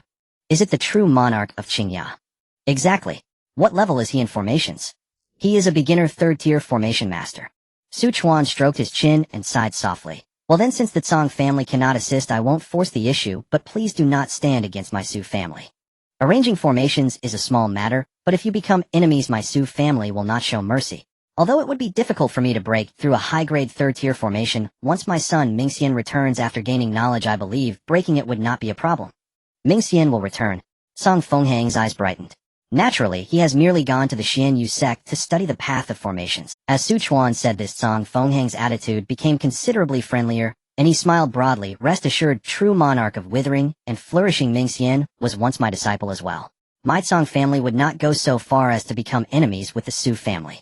If the Su family has a way to contend with the ancestor of the Mo family, my Tsang family would be more than willing to openly support the Su family.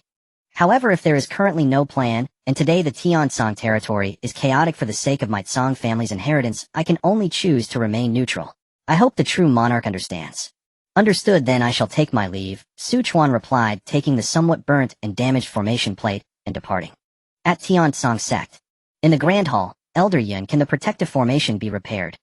Elder Yun Fengqi is one of the third-tier formation masters of Tiansong sect, and his formation mastery is comparable to Tsang Fenghang. Yun Fengqi gazed directly at Qingmu True Monarch and sighed softly. The protective formation is a fourth-tier formation. This time, due to an unexpected break in the formation base, my formation skill is only at the mid-stage of the third tier, so I am truly powerless. I can only attempt to patch it up, but even if it is successfully repaired, the formation will drop a tier. Moreover, this area will become a weakness of the protective formation, and its defensive capacity will only reach the low tier of the third grade. To what degree will the overall formation's defense drop? To the high tier of the third grade. After pausing briefly, Elder Yun quickly added, if we invite the Tsang families master, the situation may improve somewhat. Qingmu True Monarch furrowed his brows in thought, and said lightly, the Tsang family previously rejected this request on the grounds that Tsang Fengyin is in seclusion. Elder Yun, you should try to patch it up. The high tier of the third grade should be barely sufficient. As for future matters, we will wait for the Supreme Elder's injuries to heal and make our plans then. Understood. Elder Yun Fengqi cupped his hands and left. Shortly after he left, Shi Fengyue arrived, mentioning that many disciples of the sect had received family mandates and had returned to their clans. Qingmu True Monarch was even more furious. One by one, do they really think that my Tiansong sect and the Shi family are in decline? At present, the entire Tiansong territory is fraught with uncertainty. The Mo family, Lei family, and Su family are all busy establishing cities and building their power bases. The 7 cities of Tiansong have suffered plundering, and with some aristocratic families betraying them, many small families are planning to migrate to the cities of the 3 families. Among them, the Mo family's Bamboo City is the most, followed by Su family's Yunshi City, and lastly Lei family's Bayan City. Elder Qingmu, what should our Tiansong sect do now? We can't just sit by and let them develop, can we? Since the Tiansong sect is weak now, we must reverse this decline. Send someone to the 3 sects to announce the cancellation of the 3 sects. From now on, the 3 sects will merge into Tiansong sect, and the disciples and elders will all enjoy the resources of Tiansong sect. Additionally, since many families have migrated from the 7 cities, we will merge them into one Tiansong city directly under the Tiansong sect, with the position of city lord held by an elder of the latest stage golden core from our Tiansong sect. As for the selection of candidates, we will discuss it once the 3 sects have merged. Shi Fengio's eyes lit up, and he immediately went to carry out the orders.